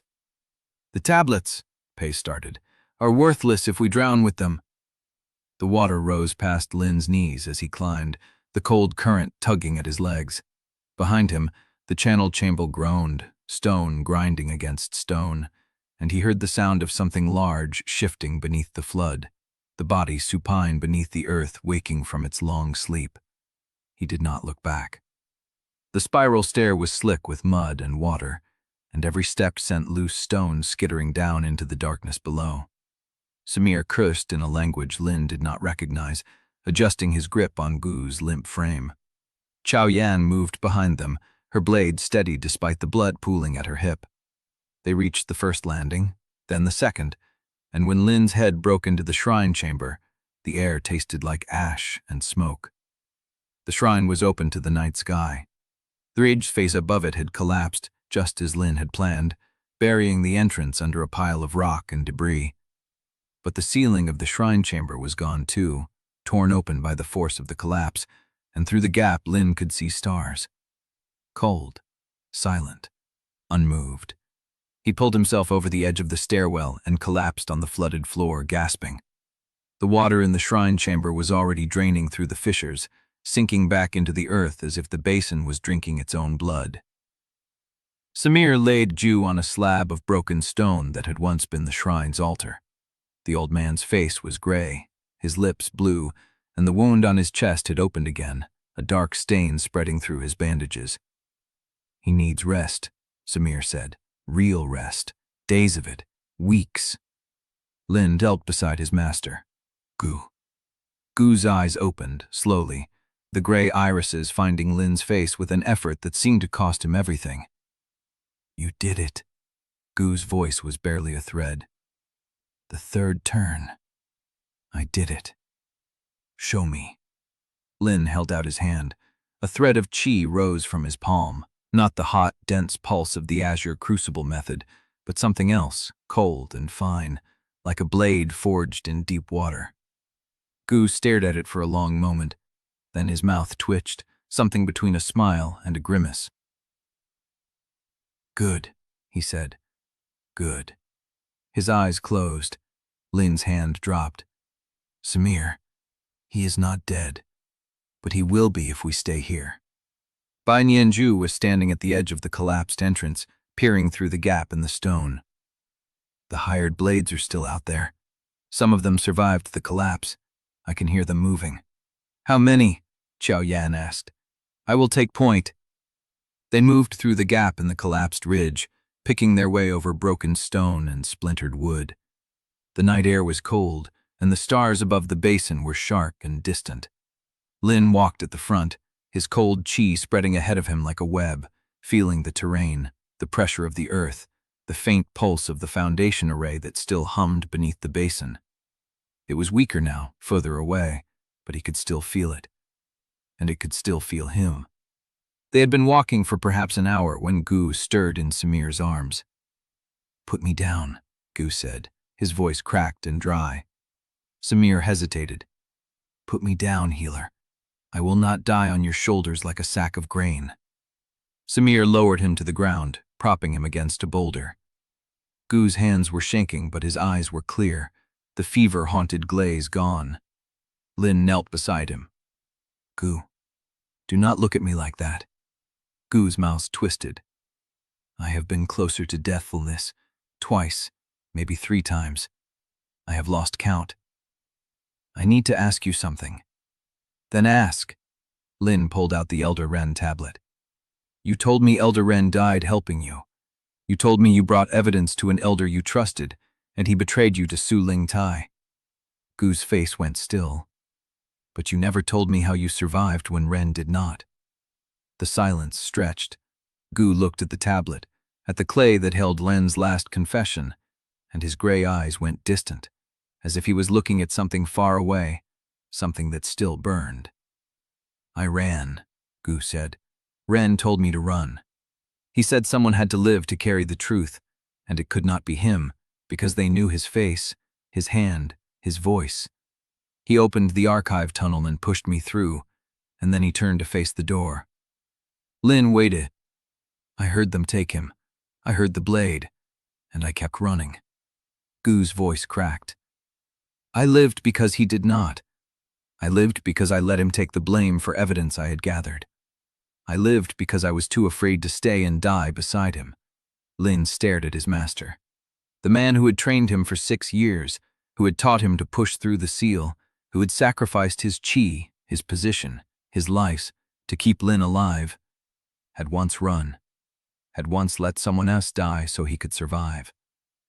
"That is why I trained you," Gu said. "That is why I pushed you to speak, to act, to refuse the silence that protects the guilty. Because I did not. Because I ran, and Ren died, and I have carried his name in my chest like a wound that will not close." Lin did not know what to say. He looked at the tablet in his hands, at the word the Elder Ren had written 20 years ago, and he thought about all the vessels who had died, all the names on Gu's list, all the children the sect had consumed, and he thought about Gu, broken and bleeding on the side of a mountain road, carrying a guilt so old it had become the shape of his bones. "You did what you had to," Lin said. "No!" Gu's voice was hard.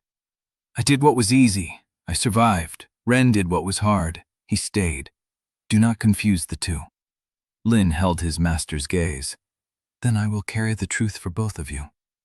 Gu's mouth twitched, and for a moment Lin thought he saw something like relief in the old man's eyes. But then Gu's gaze flickered past Lin, toward the road behind them, and his face tightened. "They are coming," Gu said. "More than before." Lin turned. On the ridge behind them, a line of torches had appeared, moving fast, too many to count, and at their head, a figure in pale gray robes, standing motionless on the ridge as if he had been waiting for them all along. Archivist Su Ling Tai had come himself. Chapter 63. The rumors reached the border camp before dawn did. Lin heard them first from a charcoal trader whose mule had thrown a shoe 3 miles east. The man had stopped to share his fire without asking names, the way refugees did when the road had stripped them of ceremony. Lin stood very still, his cold chi drawn in tight around him like a second skin. The trader did not look at him. "They are calling him an abomination, a corrupted vessel that refused to die on schedule. Some say he tore the foundation array open from inside. Some say he is already dead, and the stories are just the sect trying to save face." "Which do you believe?" Pei asked from the shadows. The trader shrugged. "I believe the smoke. 3 columns rising from the inner terraces. The Pill Pavilion's eastern wing is gone. I saw it myself before I turned north." The man left when his mule was rested, and Lin sat with the others in the gray light before sunrise, the weight of the trader's words settling over them like ash. Bai Nianju broke the silence first. 3 elders calling for negotiation means the fracture is deeper than I thought. Su Ling Tai does not share power. If elders are speaking openly against him, he has lost control of the narrative. Or he is letting them speak so he can identify every enemy at once, Chao Yan said. She had tied a fresh strip of cloth around her wound, the blood dark through the fabric. Either way, Bai said, it buys us time. They will be too busy deciding who to believe to organize a unified pursuit. Lin looked toward the ridge where Su Lingtai's torches had appeared the night before. The archivist had not attacked. He had simply stood there, watching, then withdrawn before dawn as if satisfied with what he had seen. That silence worried Lin more than any blade. He is not waiting because he is unsure, Lin said. He is waiting because he knows something we do not. Samir shifted Gu's weight against the boulder. Then we should not be here when he decides to use it. They moved before the sun cleared the ridge, following a dry stream bed that angled away from the main road. Lin took point again, his cold chi spread ahead of him, reading the terrain in subtle shifts of pressure and warmth. The foundation array's pulse was fainter here, barely a whisper at the edge of his awareness, but he still felt it, a thread connecting him to the basin he had left behind. Around midday, they reached a crossroads where two cart tracks met at a collapsed watchtower. A figure stood in the tower's shadow, robes the color of dried earth, hood drawn against the sun. Lin stopped. His hand went to his belt where he had no blade. The figure raised both hands slowly, palms open. I am not here to fight. I am here to talk. Who are you? Bai demanded, stepping forward. A messenger, from the Wandering Stone Sect, 3 days east of here. The figure lowered her hood, revealing a woman past 40 with sun-darkened skin and a scar that split her left eyebrow. We heard the basin is in chaos. We heard there is a boy carrying something the Azure Crucible would kill to bury. Lin said nothing. My elders offer sanctuary, the woman continued. Safe passage, medical care for your wounded, and a wall that will not fall to Su Lingtai's petitions. In exchange, we ask for exclusive access to the tablets and the boy's testimony before any other sect receives it. Pei inhaled sharply. Exclusive access. You want to control the narrative before it spreads. We want to verify it before we commit our forces to a war with the Azure Crucible sect. That is not control. That is prudence. And after you verify it? Lin asked. The woman met his eyes.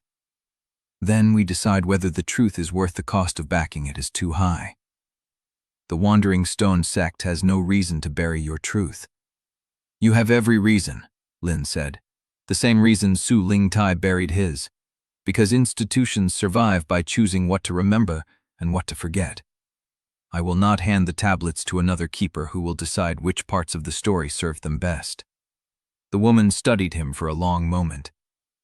Then what will you do? Carry the truth alone until someone kills you for it? Lin felt his cold chi pulse once, deep in his channels, a response to something he could not name. I will carry it until I find the people who need to hear it, he said, not the people who want to own it. The woman's mouth tightened.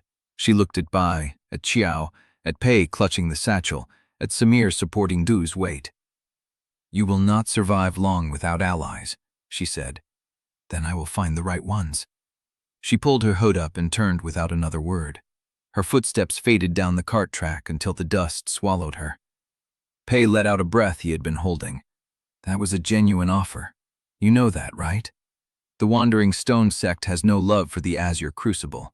They might have helped. They might have, Lin said.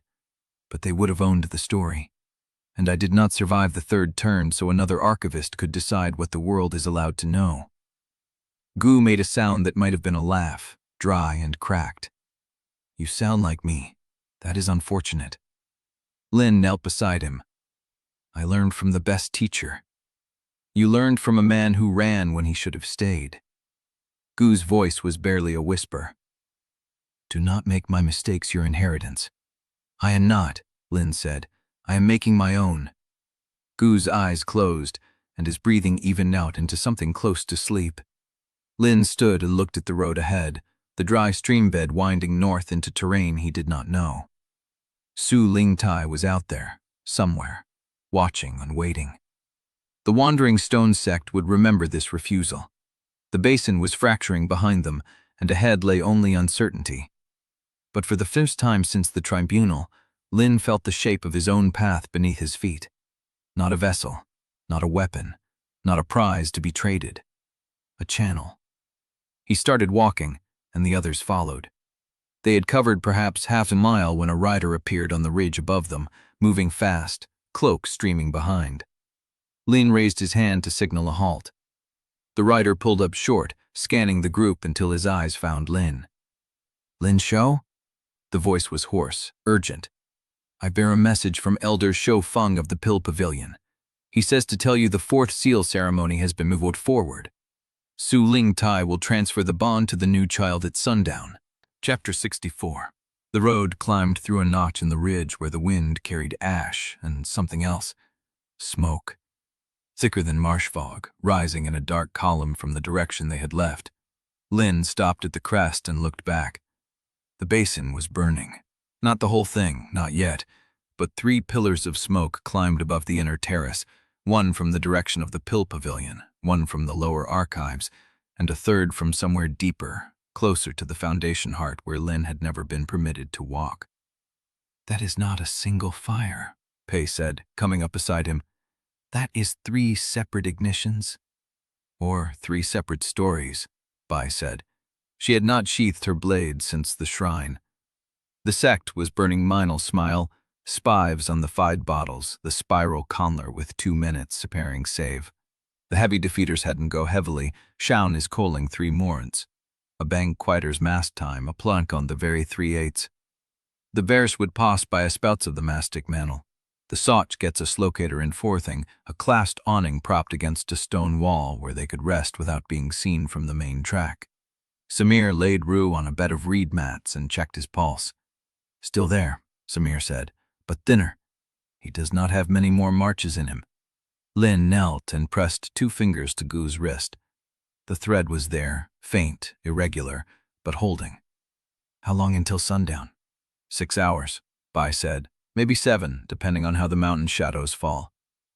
6 hours to reach the Foundation cycle. 6 hours to stop Su Ling Tai from sealing a new child into the bond that Lin had escaped. Pei sat down heavily, the satchel open across his knees. He pulled out one of the tablets, then another, then the oilcloth bundle from the dedicatory panel. His hands moved with the precision of a clerk arranging evidence for review. "There is a courier network," he said, not looking up. "Independent, runs through the river guilds and the charcoal roads. They carry sealed messages between sects and do not open them. If we can get the testimony onto their routes before Su Ling Tai's story reaches every archive in the region, we have a chance." "What do they charge?" Bai asked. "Silver, or favors, but there is another cost." Pei looked at Lin. "They require a seal of authenticity on the copy, something that proves the sender is who they claim to be. Without it, the message is treated as rumor and discarded at the first relay." Lin understood. "They want proof I am real. They want proof the testimony is not a forgery manufactured by a rival faction, a seal that can be traced back to a living person who will stand by the words." Pei hesitated. "The most convincing seal would be your broken seal imprint, the spiral scars pattern. It is unique to you, and anyone who knows the Vesu system will recognize it." The spiral scar beneath his navel, the mark that had anchored the seal, now transformed but still present, still his. "If I put my mark on the testimony," Lin said slowly, "every courier who handles it will know exactly who sent it. Every recipient will know where to find me." "Yes. And Su Ling Tai's hunters will have a trail to follow." "They already have a trail," Bai said.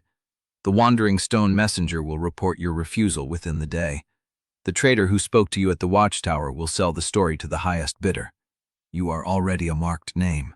The question is whether the truth arrives before the counter-narrative hardens into fact." Lin looked at Gu's face, gray in the dim light, lines deep as scars. He looked at Qiao Yan, who had not complained about her wound once since the shrine. He looked at the tablets in Pei's satchel, each from one voice that had been silenced for 20 years. "How many copies?" Pei blinked. "What? How many copies can we make before sundown?" Pei's hands stilled. "I have ink and paper in the satchel. Enough for 3, maybe 4 full transcripts if I work fast and do not waste space. Make 5, Lin said. 1 for each trade route, 1 for the River Guild, 1 for the Charcoal Network, 1 for the Border Militia Archives, and 1 for the Wandering Stone Sect. You refused them. I refused them exclusive access. I did not refuse them the truth. Lin pulled at the hem of his inner robe, exposing the pale spiral scar above his navel. Tell me what to press against the paper. Pei's throat worked. He pulled out a folded sheet of blank paper and a small pot of ink, then laid the paper flat on the satchel's surface. Press the scar directly into the ink first, he said, then onto the paper. Let it dry without touching. I will write the testimony around the mark so the seal and the words are one continuous document. Lin dipped a finger into the ink, then touched it to the spiral scar. The sensation was strange, not cold, not warm, a pressure that resonated somewhere deep in his reformed channels. He pressed the scar against the blank paper, held it for 3 breaths, then lifted.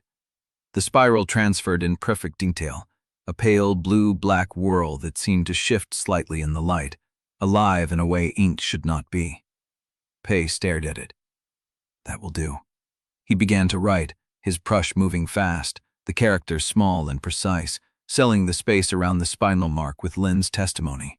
The words of Shen Li Wei, the names of the 27 vessels, the names of the 6 families who built the foundation array before the sect stole it, the names of the elders who knew and the clerks who erased. Lin watched ink claim the paper, saw his own history become a document that could survive him. Around them, the market hummed with voices, the clatter of cart wheels, the lowing of pack animals. Refugees kept arriving from the south, their clothes smudged with ash, their eyes carrying stories they had not yet decided to tell. A woman in a patched cloak sat down near the awning, her hands wrapped around a cup of cold tea. She stared at the smoke on the horizon and spoke to no one in particular. They sealed the archive, she said. All of it. The records pavilion doors are locked from the outside, and a Swordhar guard stands at every window. They say the elder herself is inside. Pei's brush stopped. Which elder? Lin asked. The woman did not look at him. The old one. The one with the iron hair and the quiet voice. She walked in this morning with a stack of ledgers and told her clerks to bars the doors behind her. Su Ling Tai. Lin felt his cold chi pulse once, sharp, a warning he did not need. She was not coming after them. She was sealing the evidence first, making sure that whatever story survived the fracturing, the official version would be the only one left in the building. Pei, Lin said. How fast can the courier network move? If we reach the Rival Guild relay before the midday bell, the testimony will be in 3 provinces by nightfall. Lin stood. Then we reach the relay before the bell. Chapter 65. Pei's brush moved without pause, the characters tight and precise, each stroke parrying a name that had been erased once and would not be erased again. Lin watched the first sheet fill. Shen Li Wei, too few years old, the founder's own disciple. The words sat beneath the spiral imprint, dark ink around a darker mark, and Lin felt the pressure of them like a weight pressed directly onto his ribs. He pressed his palm flat against the table and held this out there.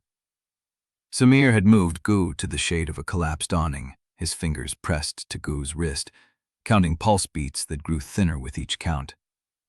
Xiao Yan stood at the corner of the awning, hand on her sword, watching the market traffic with the fixed attention of someone who expected trouble to arrive from any direction and did not want to be surprised.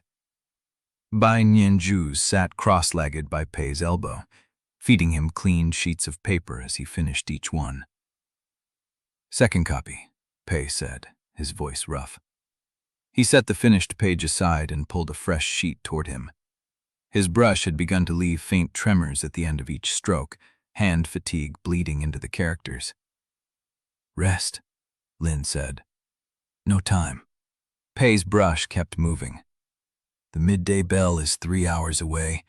The River Guild courier only goes out at the bell. If we miss it, the next departure is first light tomorrow, and by then, Su Ling Tai's riders will have reached every archive within 2 days' travel. Lin did not argue. He understood the arithmetic. He reached for the finished sheet and held it up to the light. The spiral seal sat at the center of the page, a pale blue-black whirl that seemed to shift when he moved the paper, as if the ink were still settling under the fibers, still finding its shape. It felt alive in a way that made his scar thrum with recognition. "It matches the scar precisely," Bai said, leaning in to look. "Every ridge, every turn, the ink carried the pattern exactly. That is not normal." "Nothing about this is normal," Lin said. He set the sheet down and waited for the next copy. The market moved around them in waves. A charcoal trader unloaded sacks near the eastern gate. A group of river merchants argued over the price of treated lumber. A woman carrying a child on her hip paused to stare at the smoke on the southern horizon, her face unreadable. Nobody looked at the small group beneath the awning. Lin counted the copies as Pei finished them. The first was already dry, wrapped in oilcloth and sealed with a strip of wax Bai had produced from her sleeve. The second was drying on the table. Pei was halfway through the third, his brush moving sore now, his wrist beginning to shake. "The fourth will be difficult," Pei said without looking up. "I need to compress the knobs into the margins. The testimony is longer than I estimated." "Then compress them," Lin said. "Make them fit." Pei's jaw tightened, but he did not stop. It took them the better part of 2 hours to finish. 5 sheets lay across the table when Pei set his brush down for the last time, his fingers curled, his hand shaking with the release of tension. Each sheet carried the same testimony, the same spiral seal, the same 27 names arranged in a column that ran from Shen Li Wei to the last entry, a girl named Kai Feng who had died 3 years before Lin was born. Lin picked up each sheet in turn. He checked the seal, the alignment, the legibility of Pei's compressed characters. His cold chi brushed across the ink like a second pair of eyes, confirming what his vision told him. "They are ready," he said. Bai stood. "I know a courier on the River Guild route. He owes me a debt from the salt fungus trade. He will carry 1 packet without asking questions and deliver it to the Border Archive Network without opening the seal." "Chart the routes," Lin said. 1 packet for each outlet. The Charcoal Road, the River Guild, the Trade Road East, the Basin Militia Archives, the Wandering Stone. Bai's mouth quirked. "You are dividing your evidence across 5 separate carriers. If 1 falls, 4 still move. If all 5 fall, the truth dies with them. Then make sure they do not fall." Lin carried the packets himself to the eastern edge of the market, where the River Guild relay sat against the embankment, a low stone building with a single reed flag hanging limp in the still air. Bai walked beside him. Qiao Yun followed 10 paces behind, her hand ever leaving her sword. The courier was a wiry man with a face like cracked leather and eyes that had learned not to ask questions. Bai spoke to him in low tones, her hand resting on his arm, her voice carrying the weight of a debt she did not intend to explain. The courier looked at the oilcloth packet. He looked at Lin. He tucked the packet into his coat without opening it. 3 provinces by nightfall, he said. And then, I do not know you. That is the arrangement, Lin said. The courier turned and walked toward the river without looking back. Lin stood at the edge of the embankment and watched the man disappear into the crowd. The other 4 packets were already in motion, carried by traders, wagon drivers, and a bamboo raft pilot who owed Bai a favor Lei did not ask about. 5 copies, 5 routes, 5 chances for the truth to survive him. Behind him, the basin burned. Chapter 66. The awning where Gu Lei had grown quiet. Samir knelt beside him, one hand pressed to his chest, his weathered face unreadable. Qiao Yan stood at the corner, her blade half drawn, watching the market traffic with the focus of someone who expected violence at any breath. Lin stood apart from them, his cold chi coiling through his channels in slow, deliberate pulses. The packets were gone. 5 copies, 5 routes, 5 chances. He had done what he came to do. But the dust column on the Basin Road was still moving, tracking the river, and the weight of the spiral scar on his navel throbbed once, a reminder that he was no longer hidden, no longer forgettable. no longer safe. Bai stepped up beside him. "The charcoal road packet cleared the western checkpoint," she said. "The River Guild courier is on the water. The trade road east packet left with the grain caravan 10 minutes ago. And the Basin militia archives. That courier is slower. He will not reach the archive wall until nightfall, unless he finds a faster horse at the way station." Lin nodded. He did not turn away from the river. "Then we have bought ourselves time." "We have bought ourselves a head start," Bai corrected. "Time is something we spend, not something we own. And Su Ling Tai is spending his faster than we are spending ours." She was quiet for a moment. Then she reached into her sleeve and pulled out a leather pouch, small and stained with use. "Take this." Lin looked at the pouch. "What is it?" "Medicine stores, the ones I once meant to use as leverage over you." He did not reach for it. "You are leaving." It was not a question. Bai's mouth quirked, but there was no humor in it. "I am," she said. "The courier network I use to route those packets is mine to call on, but it is also mine to protect. If I stay with you, every contact I used becomes traceable. Every favor I called in becomes evidence. The network survives because it has no permanent address, and I cannot let Su Ling Tai's questioners follow my debts back to the people who helped us." She held the pouch out again. "This is not a debt," she said. "I am not asking you to owe me. I am giving you what I once planned to use against you, because you are the first person I have met inside that sect who looked at power and refused to take it on someone else's terms." Lin took the pouch. It was heavier than it looked. "You respected me for surviving traps," he said. "I did. And now?" Bai's eyes met his, and for a moment the polished composure she wore like a second skin slipped enough for him to see something raw beneath it.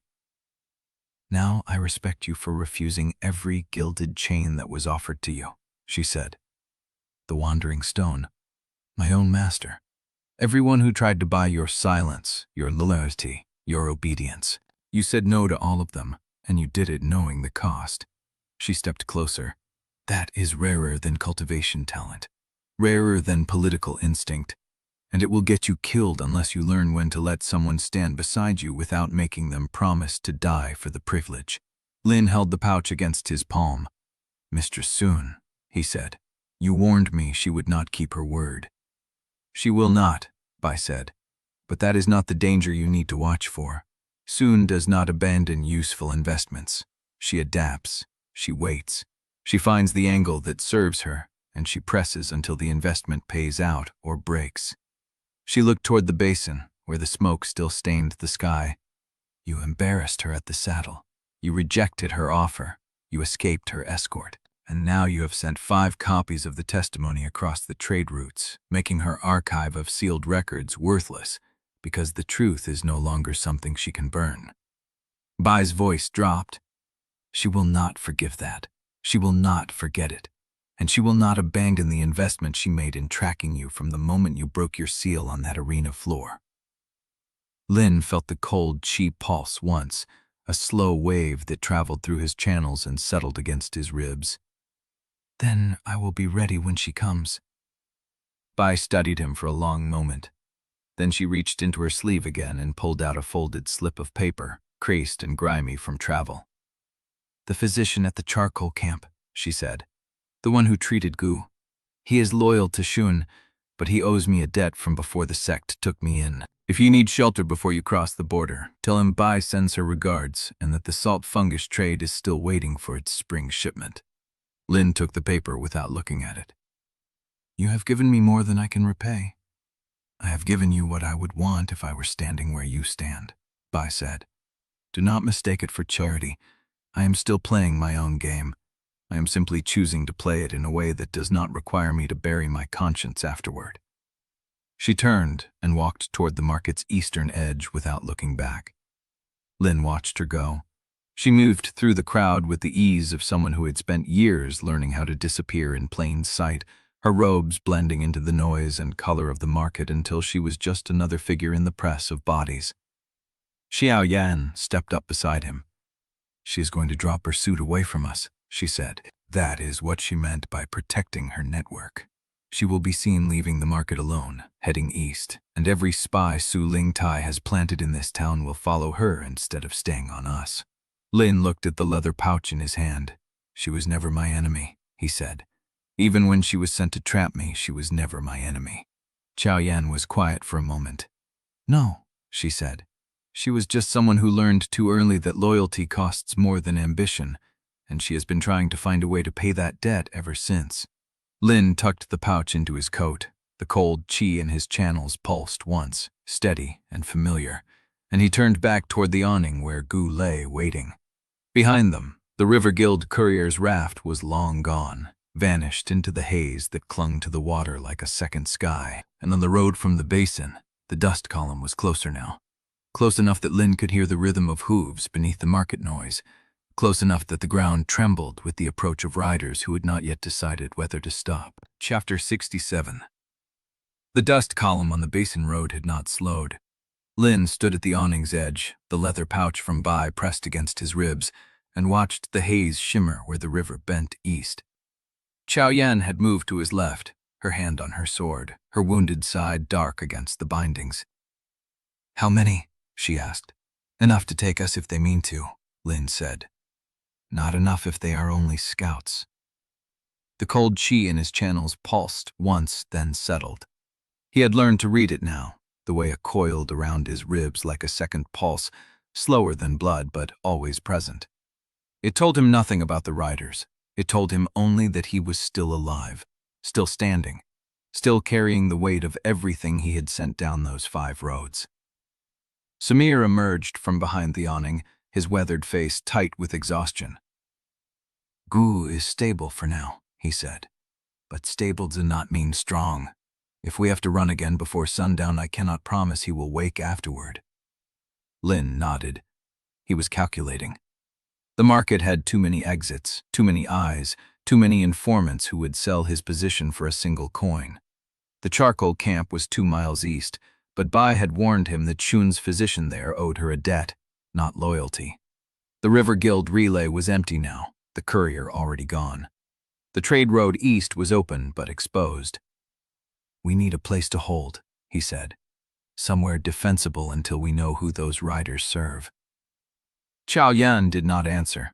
She was looking past him, toward the market's western edge, where a group of figures had emerged from the haze between 2 collapsed stalls. 6 of them, robes the pale blue of Sword Hall, all carrying blades. Lin's hand moved before he thought, reaching for the knife at his belt. Chao Yan grabbed his wrist. "Wait," she said. The figures approached at a steady pace, not quick enough for an assault, not slow enough to be casual. The robes were travel-stained, their faces hardened by dust and distance. The lead defector was a woman near 30, her blue robe torn at the shoulder, a sword scar across her jaw that had healed white. She stopped 10 paces from the awning and placed her hand on her hilt, not drawing but marking the boundary. "Chao Yan," she said. "You live." "You found me," Chao Yan replied. "That means you were looking." The woman's eyes moved past Chao Yan, past Samir, past the unconscious Gu beneath the awning, and settled on Lin. "You are the vessel." Lin felt the cold qi tighten in his chest. "I was," he said. "I am something else now." The woman studied him for a long moment. Then she did something that sassed him. She took her hand off her hilt. "I was in the gallery during the tribunal," she said. "I saw you break your seal. I saw you name the vault. I saw the archivist's face when he realized the truth was no longer something he could stitch back together." She stepped closer. "I have spent 8 years in Sword Hall believing I served something worth serving," she said. "That tribunal taught me I was wrong." Behind her, the other 5 defectors stood in a loose formation, their hands on their weapons, their eyes fixed on Lin with an intensity that felt less like threat and more like waiting. "We are not here to hunt you," the woman said. "We are here because we refuse to hunt you. Su Lingtai has ordered every available Sword Hall patrol to intercept your group before sundown. The orders say capture or eliminate, no distinction." She paused. "We chose eliminate." Lin's throat tightened. "Why are you telling me this?" Because we want to fight on your side instead of against you, she said, and because we have nowhere else to go. She gave her name, Iron May, once of the Sword Hall's 3rd Patrol, now a defector with a price on her head and 6 loyal fighters at her back. Lin looked at Chao Yan. You trust them. Chao Yan's hand was still on her sword, but her posture had shifted, the tension in her shoulders easing a fraction. Iron Zay trained me in my first year, she said. She never once told me to follow orders that shamed the blade. If she says she is done following, I believe her. Lin turned back to the defectors. I have no coin to pay you, he said. No promise of safety, no guarantee that any of us will live past sundown. If you join us, you will be hunted by the same sect that raised you, and you will die in a dry stream bed, or a burned market, or a border checkpoint that has already been warned to expect you. Iron May smiled. It was not a warm expression. We know, she said. We counted the cost before we came. She drew her blade. It was standard Sword Hall issue, the same make Ling had seen in 100 hands, but the way she held it was different, not as a weapon, but as an extension of the choice she had already made. We do not want your promises, she said. We want your honest purpose. Tell us what you mean to do, and we will decide if it is worth dying for. Lin felt the cold chi pulse through his channels, steady and familiar, and he understood that this was the moment Bai had spoken of, the moment when he learned to let someone stand beside him without making them promise to die for the privilege. Su Ling Tai moved the 4th seal ceremony to sundown, he said. He means to transfer my bond to a new child and lock the inner ring forever. I intend to stop him. How? I do not know, Lin said. Lin looked at the defectors, at their travel-stained robes and their hard faces, and the quiet certainty with which they had chosen to stand beside a fugitive they had never met. One of them has information, he said, something they did not say aloud. He walked toward Iron May. She was crouched at the awning's corner, scanning the market, her blade resting across her knees. You held something back, Lin said. She did not look at him. There is another rider, she said. Not Sword Hall, not Records Pavilion. Someone Su sent separately before the pursuit orders went out. Lin waited. An elder, Iron May said. One who specializes in binding arrays. She served the vault rites personally, back when the old archivist was still alive. Su kept her in reserve, off the official rolls, in case the vessel survived long enough to nod containment. She looked at him then, and her eyes were flat. Her name is Madame Vey, and she is already on the road. The pastor dollar. Then I absolutely solidly crouched with the equal to wisdom, a contest rementionly, if the agreements divide wis the consi. She witnessed the rogue, starting out to come. Lin, I turned again out to the loosers. I am feeling I will completely taking this feels from your red. I was complaining to Swesh, having run with way respects of Jun. I will make my home ovo. I just wouldn't make my interest. He looks passively actively. I've probably had the still idea say for a special you money guest for Aye. Steady and believing they strung. I will come at my banished buns to make me destroyed, but I've currently told them. Against the fan place, your lets is not the ones that I speak up in the dad. The sea's trying to wait, or makes you perfect. Chapter 68. They made it half a mile before the ford. Lin felt the change before he saw it. The ground beneath his boots had gone wrong, the dry riverbed stones humming with a resonance that did not come from the basin. He stopped, hand raised, and the 6 Sword Hall defectors halted behind him in a spread formation that blocked both approaches. Chao Yan stepped close. What is it? The air, Lin said. It is heavier than it should be. The ford had been dry for years, a broad sweep of cracked mud and bleached stone where water once ran between 2 low cliffs. Now the stones were shifting. Not visibly, not with sound, but Lin felt them pressing upward through his soles, as if they had chosen to hold her steady. I served the vault rites under the old archivist, she said. Before Su Ling Tai took the seal, before Gu Renshan was cast down, I was the one who procured the chambers. The one who read the names aloud before each transfer. The one who made sure the vessel did not suffer more than necessary. Her smile deepened. You are the first one to survive a third turn. Do you understand what that means to someone like me? Lin's hand moved toward the knife at his belt. I am not your vessel. No, Madame Vey said. You are something better. You are proof that the vessel line was worth preserving, that the mechanism does not have to consume to complete, that there is another way to carry the inheritance. She spread her hands.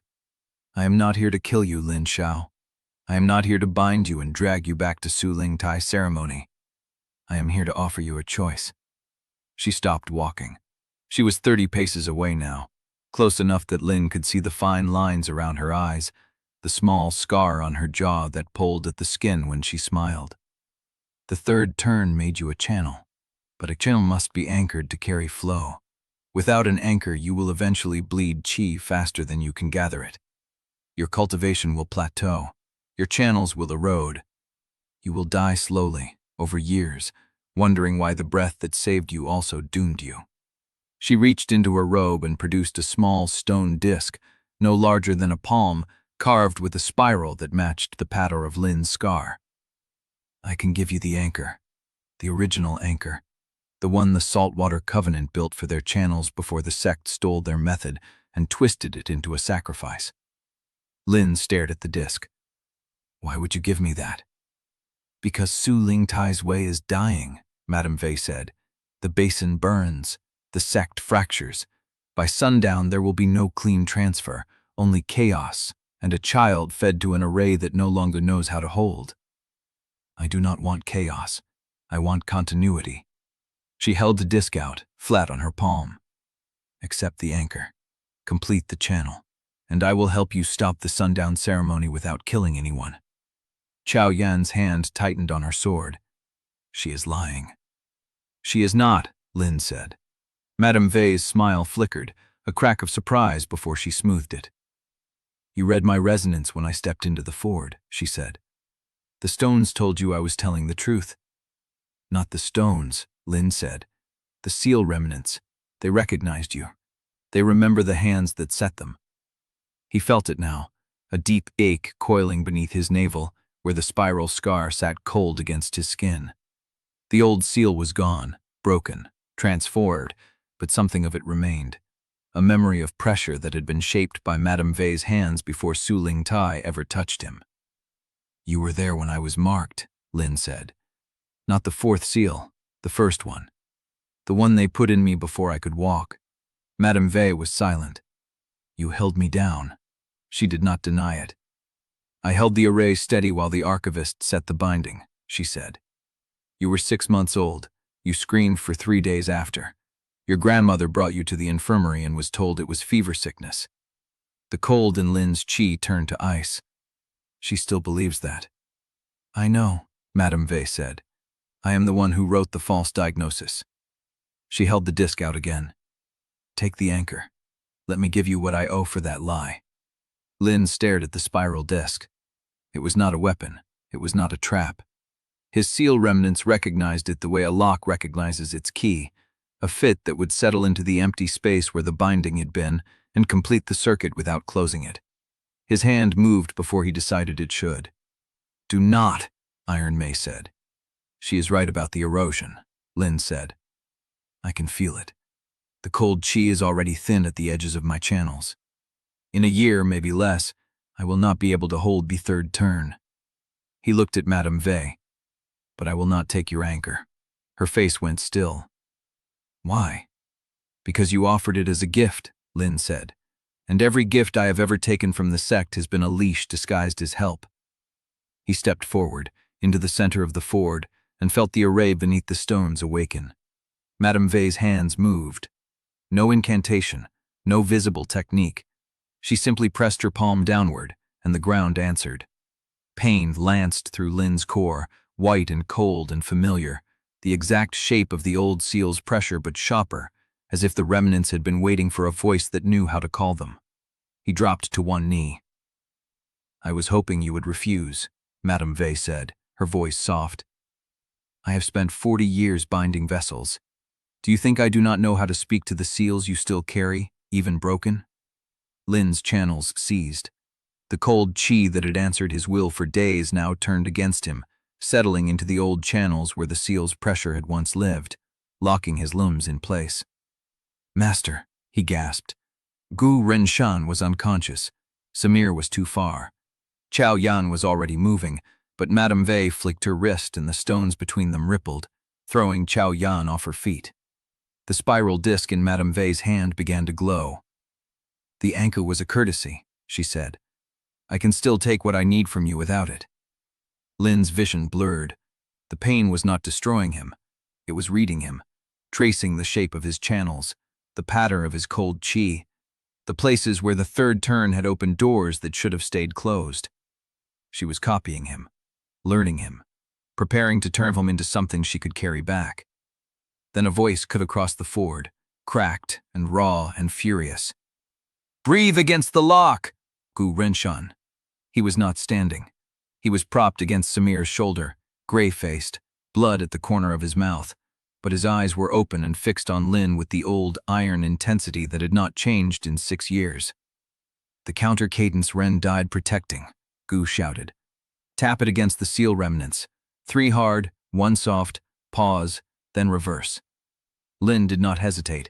He drove his chi against the remnants in 3 sharp pulses, then 1 soft, held, then reversed the order. The pattern hit the old seal memory like a key keying in a lock that had forgotten it could open. Madame Vey's array stuttered. Her eyes went wide. That is not possible, she said. That cadence was buried with Ren. It was not buried with him, Gu rasped.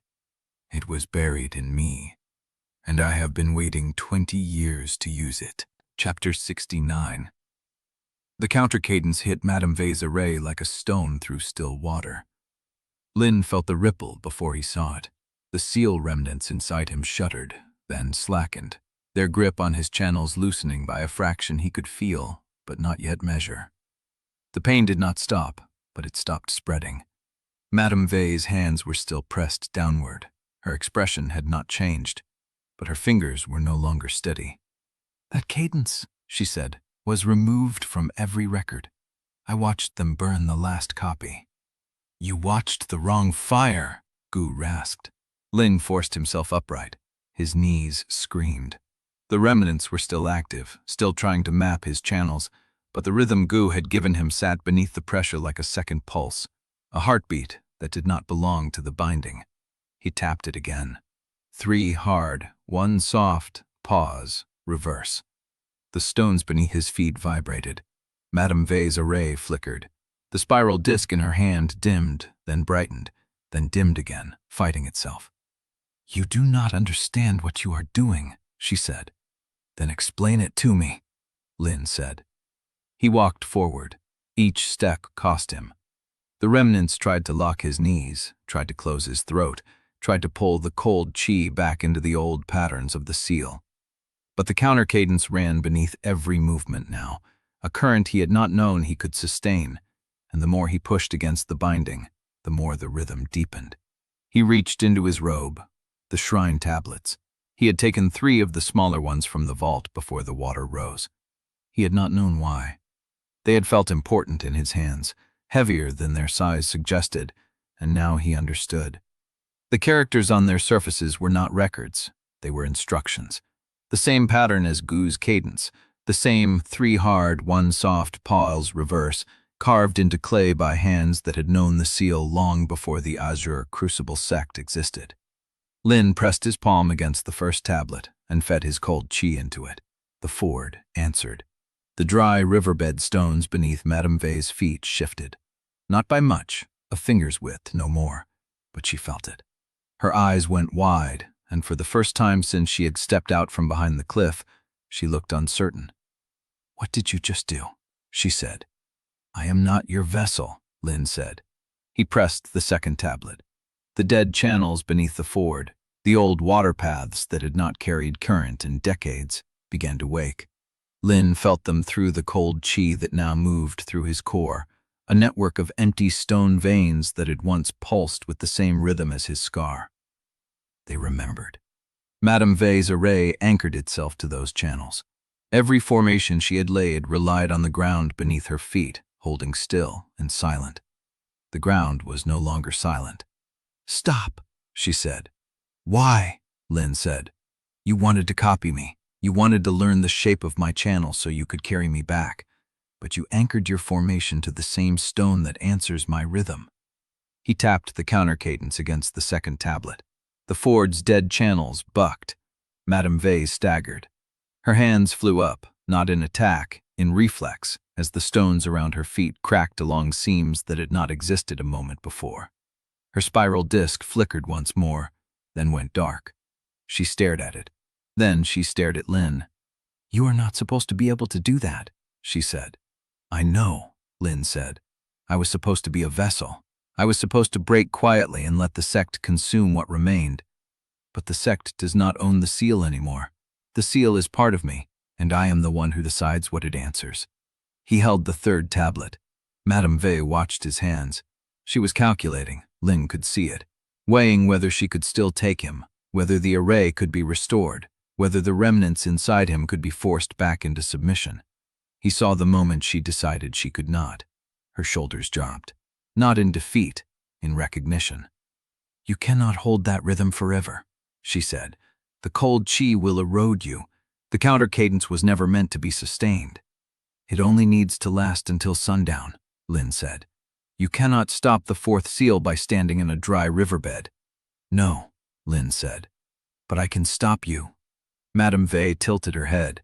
The calculation was still in her eyes, but something else had joined it now. Curiosity. Perhaps respect.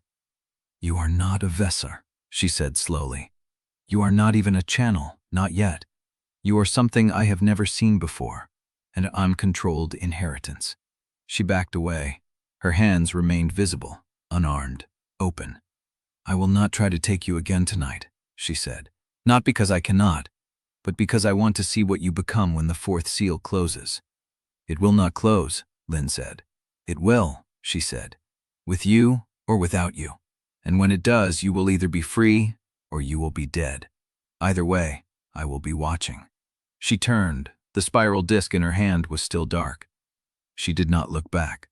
Lin watched her walk into the shadow of the cliff face, her gray robes blending with the stone until she was gone. The Ford was silent. The dead channels had stopped moving. The only sound was Renshan's ragged breathing behind him. Lin turned. Gu was still propped against Samir's shoulder. His eyes were open, but barely. The effort of shouting the cadence had cost him something Lin could not measure. "Master," Lin said.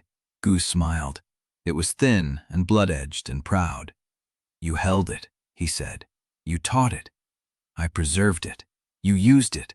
Gu's voice was barely a whisper now. "That is the difference between a man who carries a key and a man who turns the lock." Lin leapt beside him. "Rest," he said. "We are not done yet." Gu's eyes fluttered closed. Samir checked his pulse, then nodded once. Still alive, still fighting. Lin looked east. The sun was climbing toward its peak. He had hours before sundown. Hours to find a way to stop the fourth seal from closing. Hours to prove Madame Vey wrong. The shrine tablets were warm against his chest. The counter-cadence still pulsed beneath his skin. He was not a vessel. He was not even a channel. But he was something the sect had never seen before, and he was not finished yet. The sound of hooves reached him from the Basin road, distant but growing closer. The dusk Hanan was still coming. Su Ling to his riders, or another faction, or the next wave of pursuit Madame Vey had promised. Lin stood. He had hours until sundown, but he did not have hours until the riders arrived. "Iron May," he said. "Form the line." She nodded once, her blade already drawn. "We hold this ford," Lin said, "until we know what we are facing." The hooves grew louder. The dust column resolved into shapes. Lin did not look away from the road. The counter-cadence beat steady beneath his ribs, and he let it anchor him. Chapter 70. The ford fell silent. Lin stood at the water's edge, the third tablet still in his hand, the counter-cadence pulsing beneath his ribs like a second heartbeat. The dust from Madame Vey's retreat had settled. The stones had stopped cracking. But the sound of hooves on the Basin road had not faded. It had grown closer, harder, taking shape. Iron May stood at the ford's far edge, her blade drawn, her fighters spread in a loose arc behind her. "They will be here before the sun moves a handspan," she said. "We need to decide, hold or run." Lin looked at Gu. Samir had lowered him to the bank, propped against a broken cartwheel left by some long, abandoned caravan. Gu's eyes were open but unfocused. His breath came in shallow pulls, each one visible in the tremble of his chest. "He cannot run again," Samir said. "The forced march, the counter-cadence transmission, the seal remnants pulling at what chi he had left." The healer's voice was flat, professional, stripped of comfort.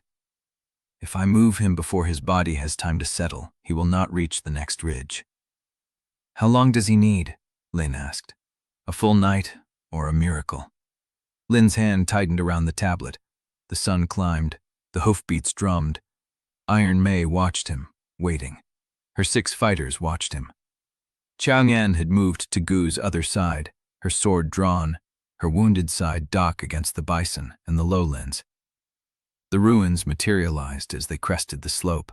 A collapsed watchtower, a long barracks hall with most of its roof still intact, a walled courtyard where traders had once argued over tariffs in a language older than the sect.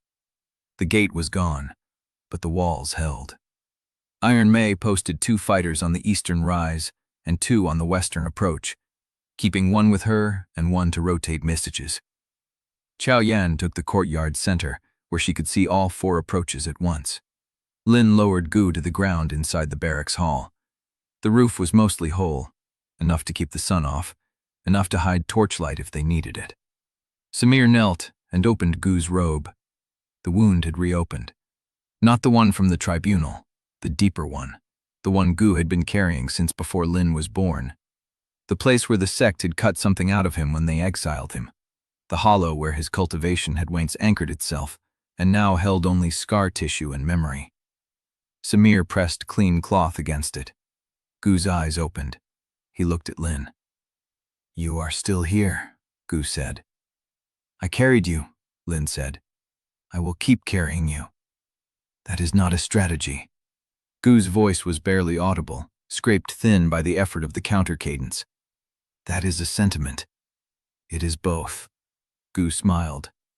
The expression cost him something, a wince, a shallow breath, a tremor in his hand as he lifted it to press against the cloth Samir had placed.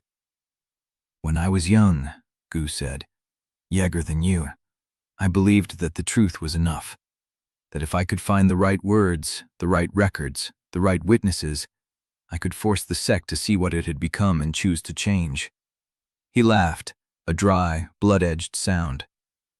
"I was wrong." "You were young," Lin said.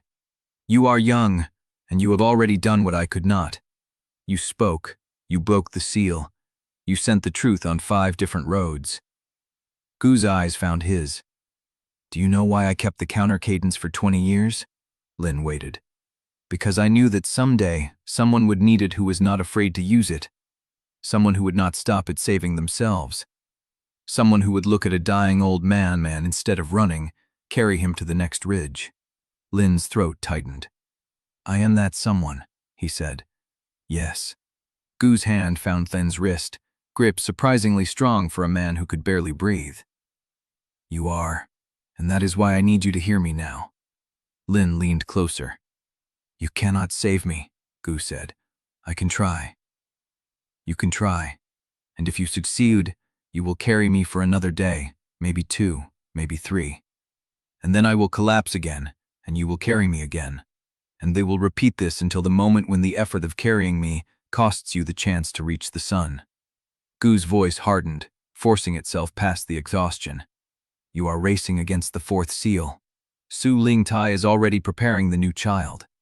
Every hour you spend dragging my body across the basin is an hour the bond gets closer to being transferred. An hour another child gets closer to being fed to the array." Lin did not answer. "I am not asking you to leave me," Gu said. "I am asking you to decide what you are fighting for. One old man who has already lived past his purpose, or the change that will make old men like me unnecessary." The counter-cadence pulsed beneath Lin's ribs. He thought of Shen Li Wei, age 12, writing his testimony 3 days before they fed him to the array. He thought of the 26 names after Shen Li Wei, all dead, all forgotten, all erased from the sex records as if they had never existed. He thought of the new child, the one Su Ling Tai was preparing, the one who would be sacrificed in Lin's place if the fourth seal closed. Both, Lin said. Gu's eyes widened. I will not choose, Lin said. I will stop the fourth seal. I will expose the sex crime. And I will do it without letting you die to buy me the time. That is not... I know it is not realistic, Lin said. I do not care. Gu stared at him. Then he laughed. It was a real laugh, weak and cracked and full of something Lin had never heard from him before. Relief, or pride, or both. You are impossible, Gu said. You taught me. I taught you to survive. You taught yourself to be stubborn. Samir pressed fresh cloth against the wound, his expression unreadable. The bleeding is slowing, but I cannot promise it will hold if we move again before dusk. Lin looked at the sky through the broken roof. The sun was past its peak. He had hours. He stood. We hold here until the last possible moment, he said.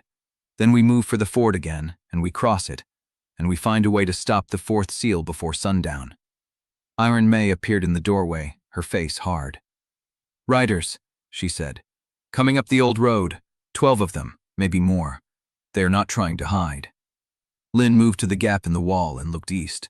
The dust column was close now. He could see the shapes beneath it. Mounted figures in dark robes, moving at a controlled canter. Not Su Lingtai's hired blades. These were organized, uniform, lighting in formation. One of them carried a banner. The emblem was not Azure Crucible. Lin's pulse quickened. Who are they? Chao Yan asked, arriving at his side. Lin watched the banner resolve as the riders crested the rise. A silver leaf on black. The Wandering Stone Sect, Chapter 71. The first rider reached the ford as the sun cleared the eastern ridge, mud flecking his horse's chest, a leather tube strapped across his back. Lin met him on the broken road. Qiao Yan stood 20 paces back, hand on her blade. Iron May had her fighters posted at the wall gaps, watching the tree line. The rider reined in, breathing hard, and slid the tube from his shoulder without dismounting. River Guild Dispatch, he said. Return confirmation from the Northern Relay. Your packet reached Greenwater Station before dawn. Ling took the tube.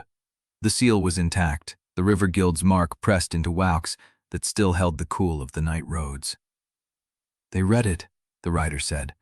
The station master made 3 copies before your courier was even out of sight. Said to tell you the truth travels faster than the men who want to burn it. Lin broke the seal. Inside was a single sheet of coarse paper, folded twice. He opened it. The message was brief, written in a clerk's even hand. Received. Contents noted. River Guild Council will convene at noon. Expect reply by dusk. The names are known now. 27 names. Lin folded the paper and tucked it inside his robe. Your station master, he said. Does he know what he is holding? He knows it is worth his life. The rider touched his forehead in a rough salute. He said to tell you that is why he made the copies. He wheeled his horse and rode back toward the ford, not waiting for an answer. Lin stood on the broken road, the paper pressed against his chest, and felt something shift in his ribs. Not pain, not the cold erosion of the cadence. Something else. A loosening he did not trust. By mid-morning, 2 more riders came. The first wore the charcoal road's gray and carried a folded cloth bundle instead of a tube.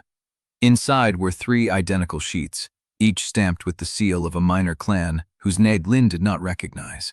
The message was the same on all 3. We have seen your testimony. We are watching. No name, no pledge, just the seal.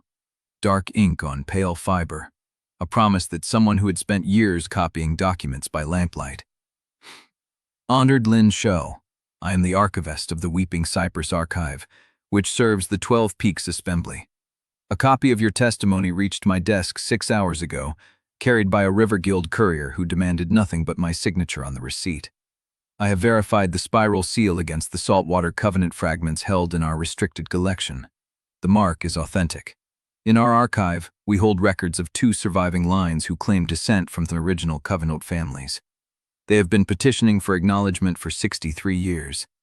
The Azure Crucible sect refused every inquiry. I have taken the liberty of forwarding your testimony to the elders of both houses. One has already replied, requesting a parley.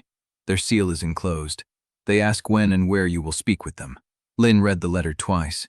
Then he looked at the sealed enclosure, a smaller envelope with a symbol pressed into black wax. A spiral, but open at the center, not closed like the sex. He did not open it. "I need Pei," he said. Pei Lushan sat in the ruined barracks hall, hunched over his inkstone, copying names onto fresh sheets. His fingers were stained black to the second knuckle. The stack beside him had grown to 9 copies since dawn. Lin set the letter on the table beside the inkstone. Pei read it. His hand stopped moving. "Surviving Vought lines," he said.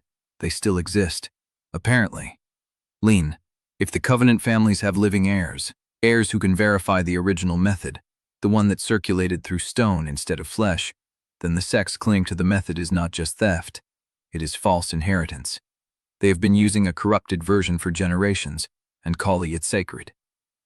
"There is no corrupted version." Lin sat across from him, the cold chi pulsing slow beneath his ribs. "There is only the one they stole and broke to fit their purpose." Pei looked at him. "And now the people who built it want to talk to you. I have not opened their seal yet. Then you are not sure you want to know what they will ask." Lin did not answer. Pei set down his brush and rubbed his eyes with the heels of his hands. "You are thinking that if you speak to them you become something else. Not a fugitive, not a witness, a claimant, or a target.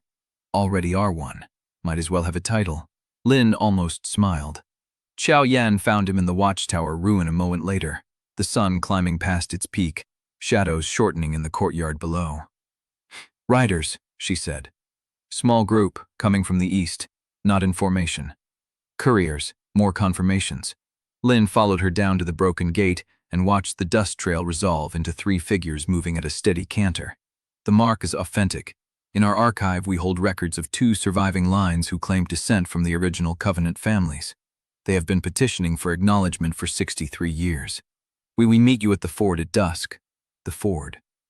The same ford where Madame Vey had attacked them the night before. Lin looked at the sky. The sun was past its peak, slanting long shadows across the ruins. Dusk was hours away. "They want to meet," Pei said. "At the place where you brunk her array. They are watching you. They have been watching." Lin did not answer. Then Xiao Yan went still. Her head turned, hand going to her blade. Lin felt it a breath later.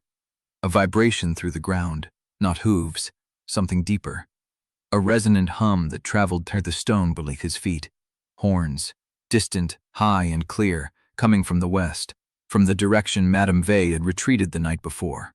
One horn, then another, then a third, closer, answering the first. Iron May appeared at the wall, her face hard. "They are not hiding," she said. "They want us to know they are coming." Lin folded the envelope and tucked it inside his robe alongside the River Guild confirmation. The hum in the ground grew stronger.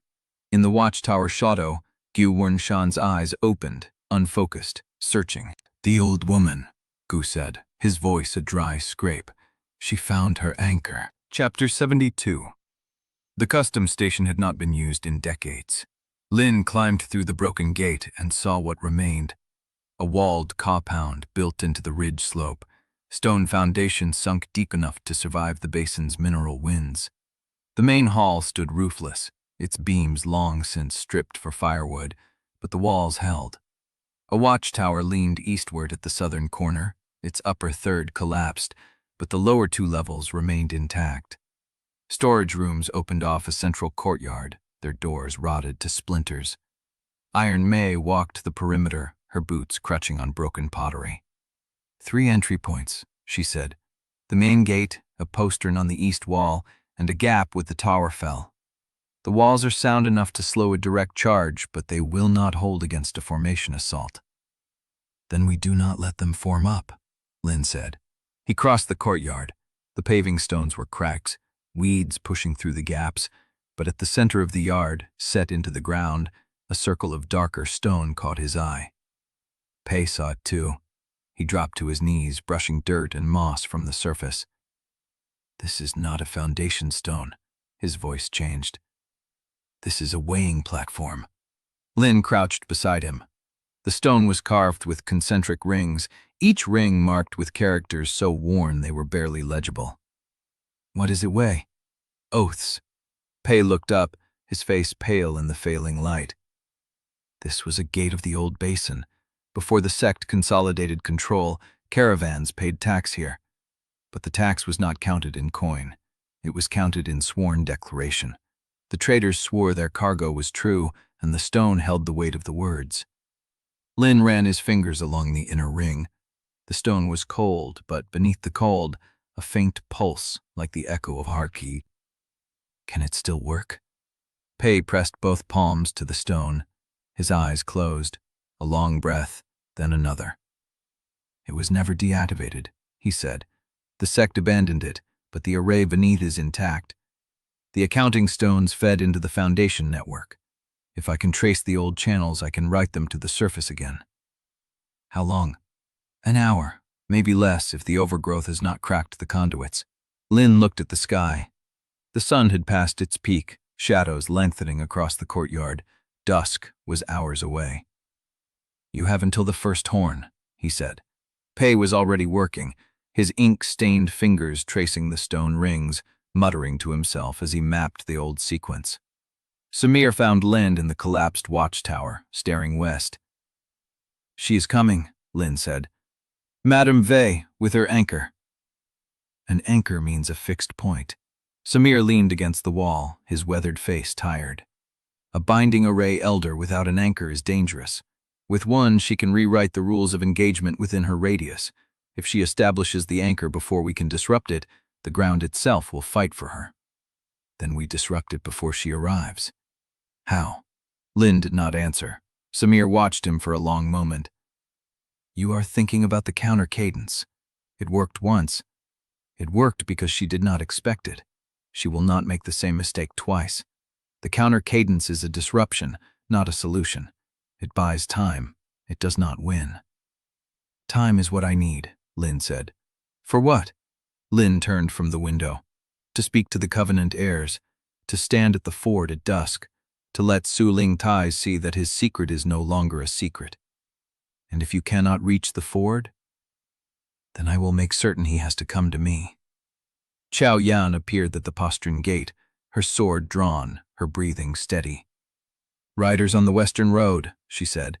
12, maybe 14, moving at a walk, not a charge. They are not in a hurry. Madame Vey wants us to wait, Lin said.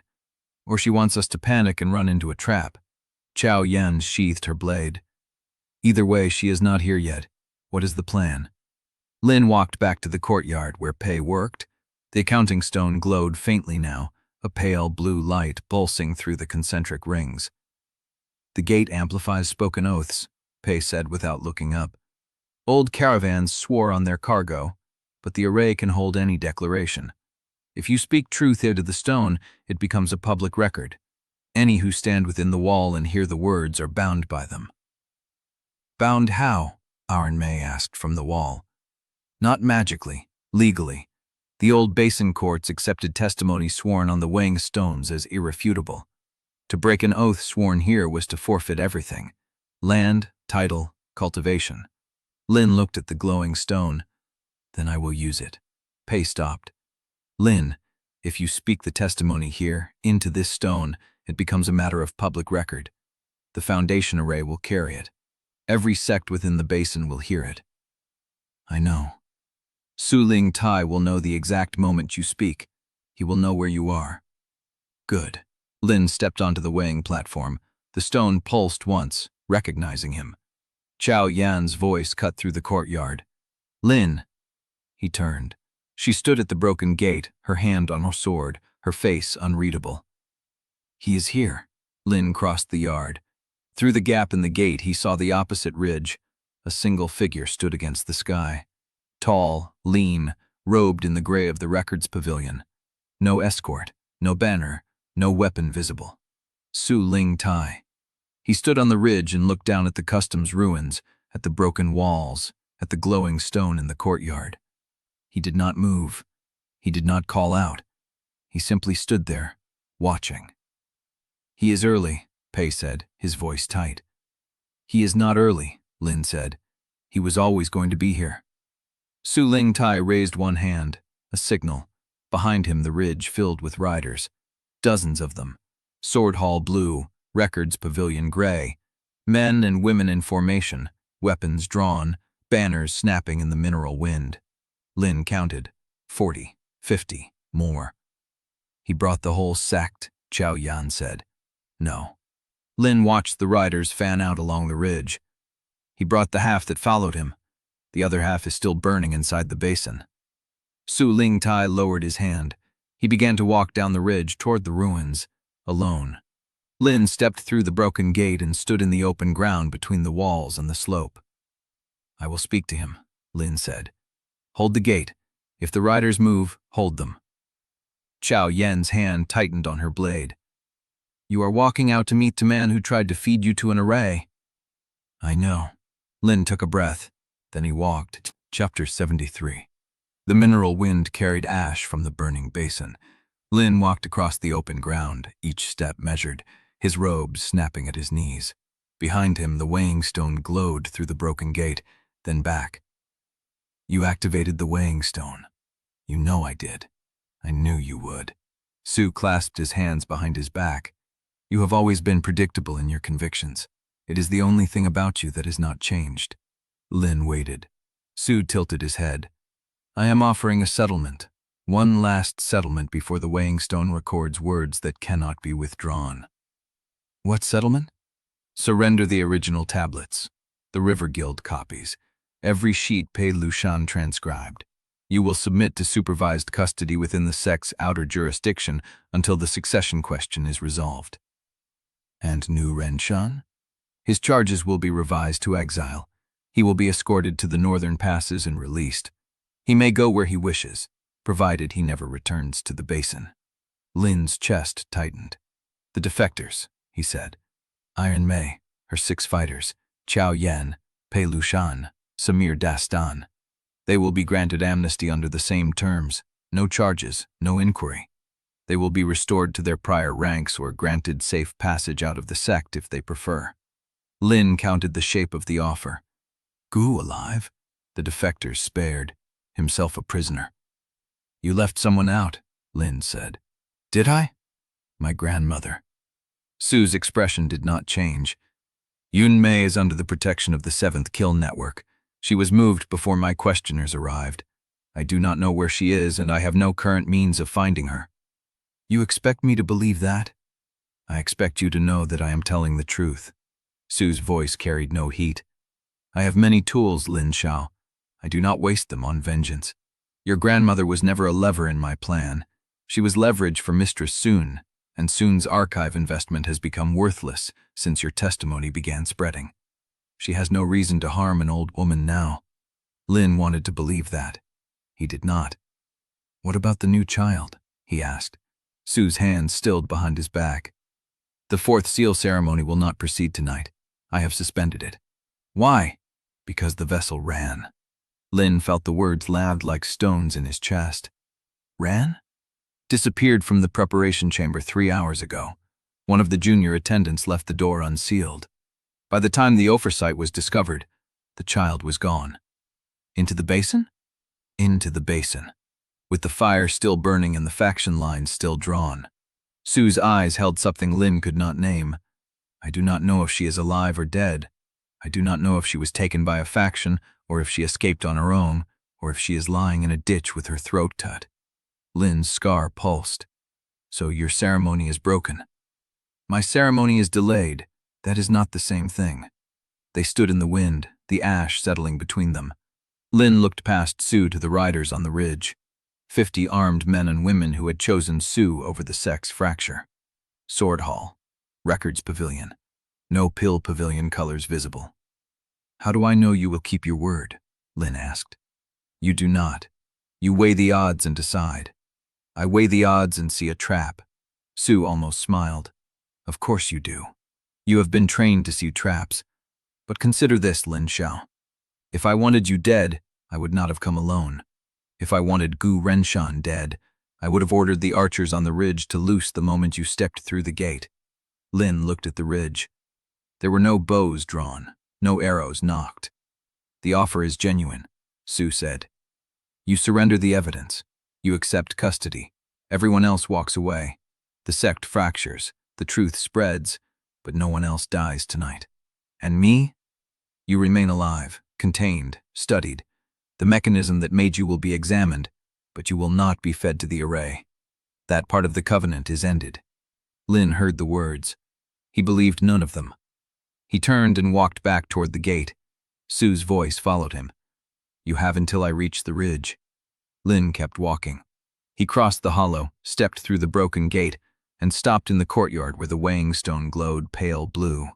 Xiao Yan stood at the postern with her hand on her sword.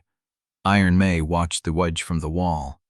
Pei sat at the stone's edge, ink-stained fingers pressed to its surface. He offered a settlement, Lin said. They waited. Lin stepped onto the weighing platform. The stone pulsed under his feet. The pale blue lac rose around his ankles, his knees, his chest. He felt the array recognize him the way it had recognized every oath sworn on this ground for generations. He turned to face the ridge. Su Lingtai had not yet reached the crest. He was climbing at the same measured pace, his gray robes blending with the ash-choked slope. Lin spoke. Archivist Su Lingtai of the Azure Crucible sect offers me mercy. Surrender the truth I carry. Accept chains. Watch my teacher walk into exile alone. Watch my allies scatter, and he will let me live. His voice carried. The weighing stone caught the words and sent them rippling through the foundation network beneath the earth. Every sect within the basin would hear. Every archive that still listened to the old roads would record. But mercy from a thief who still counts me as property is not mercy. It is delay. It is inventory. It is the patience of a man who believes he can wait until the witnesses grow tired and the records grow cold, and the truth becomes a rumor that can be buried again. Lin stopped. Su Lingtai had reached the ridge. He stood among his riders, his back to the sky, his face unreadable. Lin spoke the last words. I am not his vessel. I am not his prisoner. I am not his to pardon. The stone flared once, bright as a furnace heart, then settled to a steady glow. Lin stepped off the platform. Su Lingtai raised his hand. Not a signal, a formation command. The ground beneath the ruins trembled. The riders on the ridge drew their blades as one, 50 swords clearing steel in the same instant, and the sound rolled down the slope like a wave breaking against stone. Xiao Yan drew her blade. Iron Mei shouted a command. And the riders began to move. Chapter 74. The first rider reached the broken gate before Lin finished turning. Xiao Yan met him in the throat. Steel punched through leather and flesh, and the man crumpled without a sound, his momentum carrying him into the dust at her feet. She wrenched her blade free and set her stance. Gates narrow, she said. They cannot come through more than 2 at a time. Lin moved before she finished. He crossed the courtyard in 6 strides, past Iron Mei's fighters forming a wedge at the eastern breach. Past Pei crouched at the weighing stone with the satchel pressed against his chest. Past Samir bracing Gu against the collapsed watchtower wall. The second rider came through low, sword angled for Xiao Yan's ribs. Lin caught the blade with his forearm, the cold chi in his channels hardening at the point of contact, and the steel snapped. He drove the broken edge into the rider's shoulder and shoved him back into the men behind him. Hold the gate, Lin said. Cao Gyun's eyes flicked to his arm. Blood welled where the blade had cut, but the wound was shallow, already closing as the cold current pushed through. You are bleeding. I am fine. She did not argue. She turned and met the next rider with a horizontal slash that opened his belly across the saddle. The courtyard became a grind. Iron Mei's fighters held the eastern breach with disciplined exchanges, 2 steps forward, 1 step back, cycling fresh blades to the front as the wounded were dragged to the barracks hall. The sect riders did not press hard. They tested the line, withdrew, tested again, their formation loose and patient, waiting for something. Lin understood what before the dust settled. They were not trying to break through. They were holding them in place. Pei. He crossed to the weighing stone, stepping over a fallen rider whose sword still twitched in the dirt. How many roots out of these ruins? Pei's hands shook as he pulled a scrap of paper from his sleeve. 3. The main gate, a postern on the northern wall, and a collapsed section of the western wall that drops into a dry ravine. But the ravine is narrow. If they post archers, they will. Lin looked east. Su Lingtai had not moved from the ridge. He stood among his riders like a gray monument, watching the battle unfold with the patience of a man who had already calculated every outcome. The wester horns sounded again, closer now. Lin felt the vibration through the stone before he heard the hoofbeats, a single note, low and sustained, that resonated in the marrow of his bones. The cold chi in his channels stirred in answer, and his scar pulsed once, sharp and warning. Madame Vey was coming. The riders at the gate pulled back. The sudden retreat left a pocket of silence. Cha Yan lowered her blade, breathing hard, her sleeve dark with blood that was not her own. Iron Maze fighters used the pause to drag their wounded inside the barracks hall, and the dust began to settle across the courtyard. Lin did not mistake the stillness for respite. He walked to the broken gate and looked west. Madame Vey rode at the head of a column of 14 riders, their gray robes unmarked by any pavilion badge. She did not carry a weapon in her hand. She carried a spear of black stone, 7 feet long, its head carved in a spiral that matched the pattern on Lin's scar. She drove the spear into the earth at the gate's threshold. The ground lurched. A ripple of pressure shot through the courtyard, cracking the flagstones in a widening circle. The old record Dea at the courtyard center split down the middle, and the weighing stone's pale blue light flickered, dimmed, and went dark. Madame Vey dismounted. "You found your anchor," Lin said. She smiled. The scar on her jaw pulled tight. "I always had it, Lin Shou. I simply did not bring it to the ford. I did not think you would force me to use it." She stepped through the broken gate. Her riders did not follow. They fanned out along the wall, sealing the western approach, their hands resting on weapons they did not yet draw. Madame Vey walked past Lin as if he were not there, past Qiao Yan with her blade still raised, past Iron Maze fighters frozen in the shock of the array's collapse. She stopped at the shattered record dies and placed her palm against the black stone spear. The spiral head began to glow. "Su Lingtai believes this is about testimony," she said, "about truth and theft and the right of an institution to survive. He is wrong. This is about what you are, what you were made to be, and what I was bound to maintain." The glow spread. It crawled across the cracked flagstones in threads of dark light, tracing the same spiral pattern that had been carved into the water channels beneath the river shrine, the same pattern that sat beneath Lin's navel, the same pattern that Pei had reproduced in ink on 5 testimony copies. The threads reached the weighing stone. The pale blue light did not return. The stone turned black. Lin felt the array latch onto him the way a hook finds a fish's mouth, a cold pull deep in his core, as if something had reached through the earth and caught the thread of his cultivation and begun to reel him in. "You cannot bind me," he said. "I am not binding you." Madame Vey's voice was calm, almost gentle. "I am completing what was started when you were 6 months old. The 4th ring does not require a ceremony chamber, Lin Shou. It only requires the vessel to be present when the array closes." She pressed both hands to the spear. The ground trembled again, deeper this time, and the black threads began to climb the walls. Lin looked east. Su Lingtai was descending the ridge, his gray robes streaming behind him, his riders following in a measured column that filled the road from edge to edge. He was not running. He was walking the same unhurried pace he had used when he crossed the tribunal floor to watch Lin's seal break the first time. The pincer was closing. Behind Lin, Pei shouted something. Samir was dragging Gu toward the northern wall, his voice raw with urgency. Iron Maze fighters were forming a defensive ring around the barracks door, blades out, faces set. Qiao Yan grabbed Lin's arm. "Which one?" He looked at her. "Do not ask me that." "I am asking." Her grip tightened. "Su Lingtai is coming through the eastern gate in 20 breaths. Madame Vey is already inside the courtyard with her array anchored. Pick one, or we lose both." Lin looked at the black threads crawling up the walls. He looked at Su Lingtai's column filling the road. The cold chi in his channels pulsed in time with the spear's glow, and he felt the fourth ring stir beneath his scar, patient and patient and patient, waiting for the moment the array closed around him and finished what had been started before he could speak his first word. He turned to Chao Yan. "Protect Pei and the tablets. Keep Gu alive." "Where are you going?" Lin did not answer.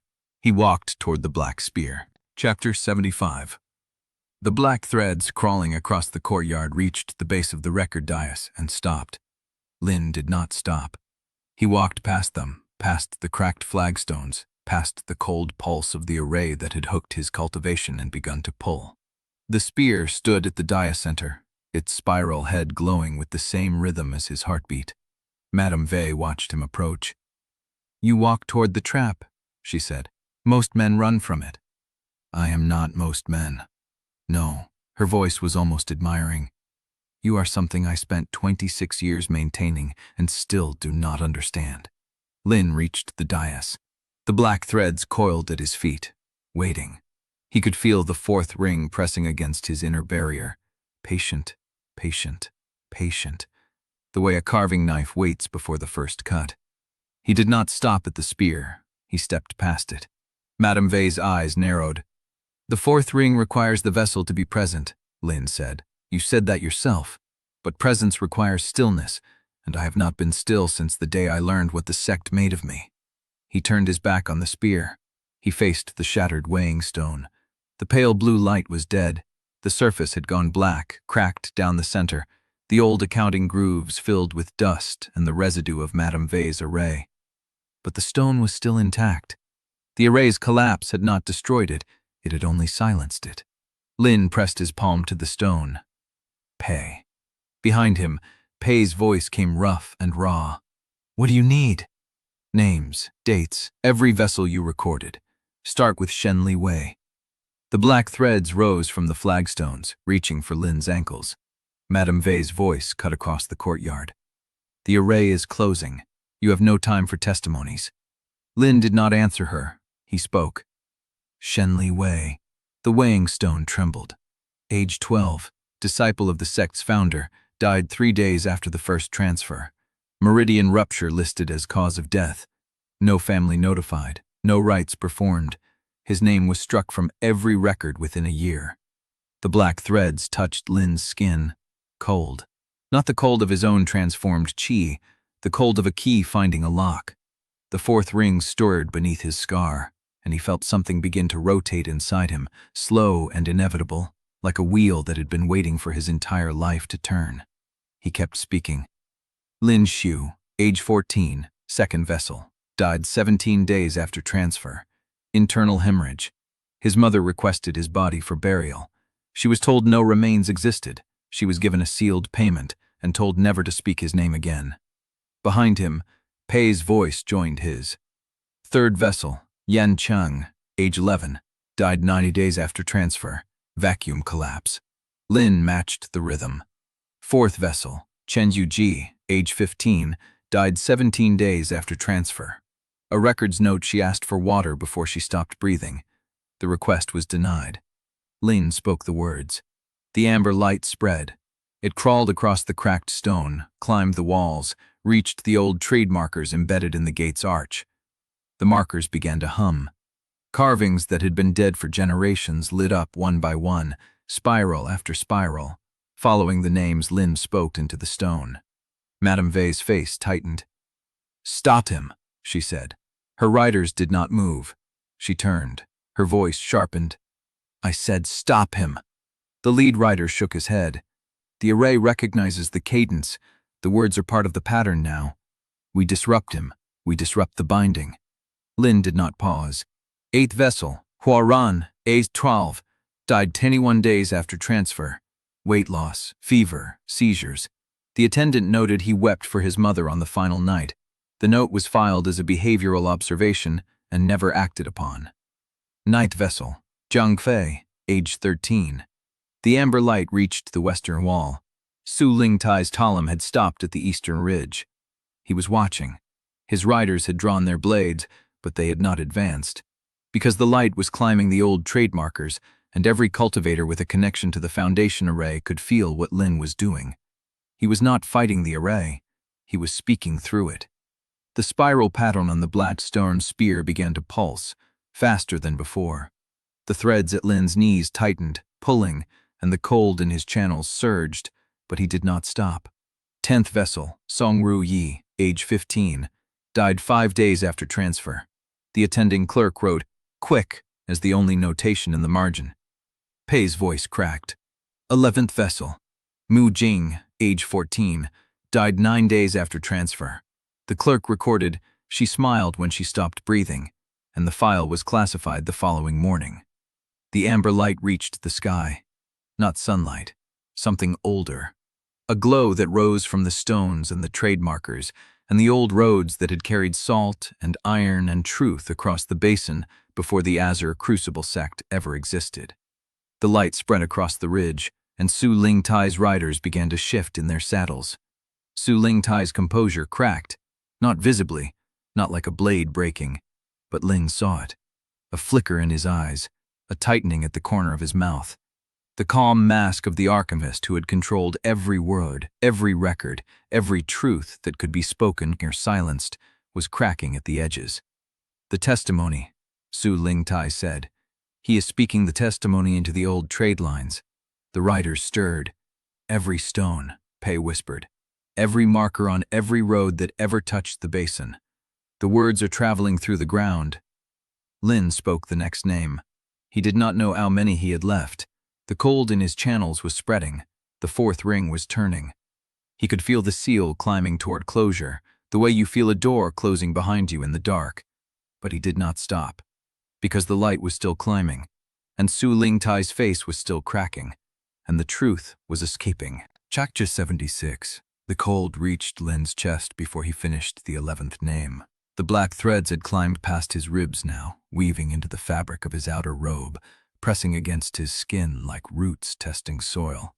Each name he spoke slowed them. Each pause let them tighten, but he did not stop speaking. 12th vessel, Tang Wei, age 13, died 17 days after transfer.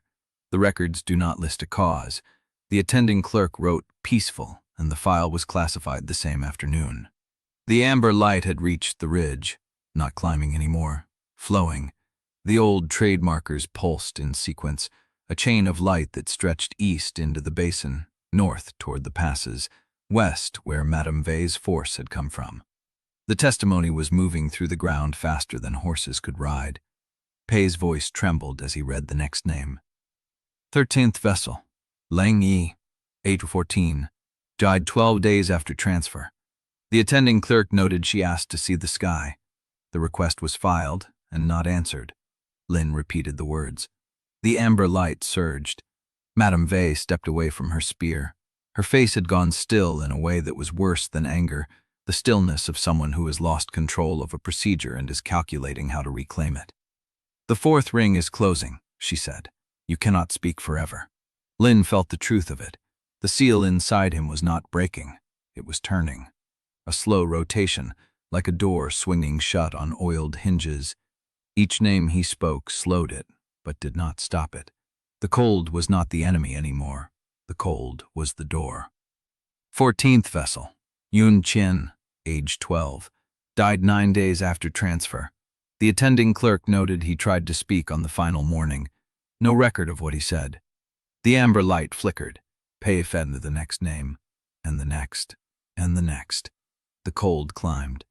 Lin felt the fourth ring complete its first full rotation. A deep pulse, like a heartbeat that was not his own. The black threads flared, pulling tight, and the pressure in his channels shifted. Not the hot compression of the first seal, not the cold inversion of the third. Something else. The ring was not trying to contain him. It was trying to match him. "You are not a vessel," Madame Vey said, her voice flat. "You are a lock, and every key has a limit." Lin understood then. The fourth ring was not a cage. It was a resonance. The seal was not holding him in place. It was reading his cultivation, his channels, his cold chi signature, and adjusting could become identical to him. When the match was complete, he would not be trapped inside the seal. He would become the seal. and the vessel mechanism would not need to consume him. It would simply be him. Pei's voice broke through the realization. 19th vessel. Lin spoke the name. 20th vessel. Lin spoke the name. 21st. The amber light stuttered. Lin felt the fourth wing lock into place around his core. Not a closing, a seating, like a key turned in a lock that had been waiting for this exact shape. The cold stopped climbing. The black threads at his neck went still, and the weighing stone went dark. Not the blue of the old array, not the amber of the trade lines. Dark. Dead. The light collapsed inward, and the silence that followed was deeper than the absence of sound. Madame Vey's hand went to her spear. "The ring is seated," she said. His voice was quiet, steady. "I am the lock," and someone left the door unsealed. Su Ling Tai's column stopped. Madame Vey's hand tightened on her spear, and somewhere beneath the ruins, deep in the stone that had carried the amber light through the oak terrain, something stirred in answer. "I am coming getting a funums. I forget this might with the jobs for mortifying. I mean every mother, and so mother is the Norge. I get me trust life." Sense now, we remembered as I slap off the desk. The dry button new is rich, for someone talking about something that's gonna wast. Almost white between a way one. I could have believed the Lizardance who lives with I believe these fix have been tellingly massive mage, is he has a word or you meant right. No house dest pleading at the locked. Entirely actively, the triples are willing back to running, seconds in supposer for once I get take, up to the swid devergum. We must waif. My vilm blad place be the prince. We unsorted. We asked, outer idea. Lin falms to the car. My visual creation. Sieve that tilth. Whatever I am, she just listens the steam paper. No hoard are going by the wind of which is the Lodi bomb where I know her. He takeables up. It helps, he says. His Dave's boked underly key. Slow is worst probably, which is the meters. He completely gross in those life, for we do not despise. I need to continue any more happiness when I blind. You support demands the bevel, I am crured. You must have praised the last, well, Fissel. Does share to play, which pretty well. I think someone used Rizum's imagined neighbor, and I've coven the effectual play for bitterly minish. I could lig Verdius without a venture. We didn't. We have leader. You lost yourself, Wone, and that's the water wisem. When the ref the witch was love the room for Miss Nollism, this sleeper books just well, you know it would have sorry, and when it's just a faced rocketmatic with likelyshus within my entire minish. I made to see that time. We read this most complete angeluization that advanced heaven like still instead allest. We Sifi, Dedrity, so publics are returned, I would be simply announced with a broad beneath to the country, and for the fasten it's complete, told this spenephile. Wife, I will sweet this run beneath on your swate. Chapter 77. The stillness that followed his words was not the absence of sound. It was the presence of something listening. Lin felt it through the cold settled in his bones. The fourth ring pulsed around his core, a second heartbeat that matched his own rhythm but carried a deeper resonance. Not separate from him. Him. The seal had not consumed him, it had become him. And in becoming him, it had done exactly what Madame Vey had not expected. It had given him access. The stirring beneath the ruins grew louder, a low groan, like stone shifting against stone. The flagstones at Lin's feet trembled. Madame Vey's hand tightened on her spear. You are bound, she said. The ring is seated. The circuit is complete. You said I was the lock? I did. Lin raised his head. The black threads were still fading into his skin, but he could feel them now. Not as restraints, as extensions. The cold chi that had been eroding his channels from the third turn was no longer fighting him. It was answering him. Then you should have made sure the lock did not know it could turn. He pressed his palm flat against the dead weighing stone. The cold surged, not outward, downward, into the stone, into the foundations, into the network of channels and markers and buried conduits that had carried the amber light through the trade lines. The fourth ring had matched itself to his cultivation, and his cultivation was cold, deep, and patient as water moving through stone. The flagstones cracked, not on impact, from resonance. The same cadence he had used at the ford, 3 hard, 1 soft, pause, reverse. But this time it was not disrupting an array. It was speaking to one. Madame Vey's eyes went wide. "Stop him!" Her gray-robed riders did not move. They could not move. The cold had risen through the courtyard floor, and the counter-cadence was not attacking the binding. It was interpreting it. The 4th ring had given Lin the language of the array, and he was using it to say something no one had ever said in that language before. No. The word traveled through the stone, through the buried channels, through the dead trade markers and the old gate arches and the foundations of the Azure Crucible sect itself.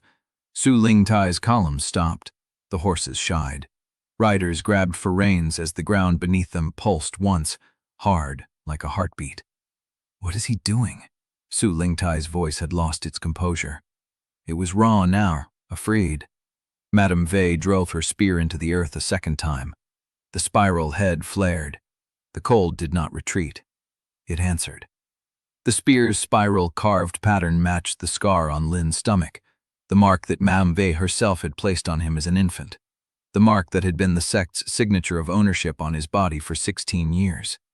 Lin reached down and pressed his palm to the scar. "This is mine," he said it quietly. Not to Su Lingtai, not to Madame Vey, to the array. "This body is mine. This name is mine. This cultivation is mine. No sect, no vault line, no archive, no debt, no pre-written fate." The cold in his channels flared white. The spear screamed, not metal, stone. The spiral head cracked along the line of its own carving, the fracture running from tip to haft in a single clean split.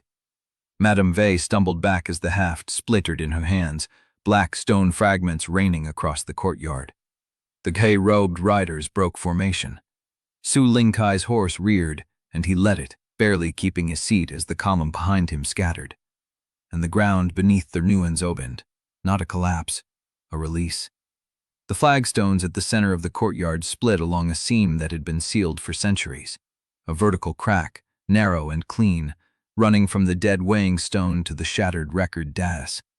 From the crack, light bled upward. Not amber, not blue, white. Cold white, like winter moon on frost. Lin straightened. The 4th ring was still around his core.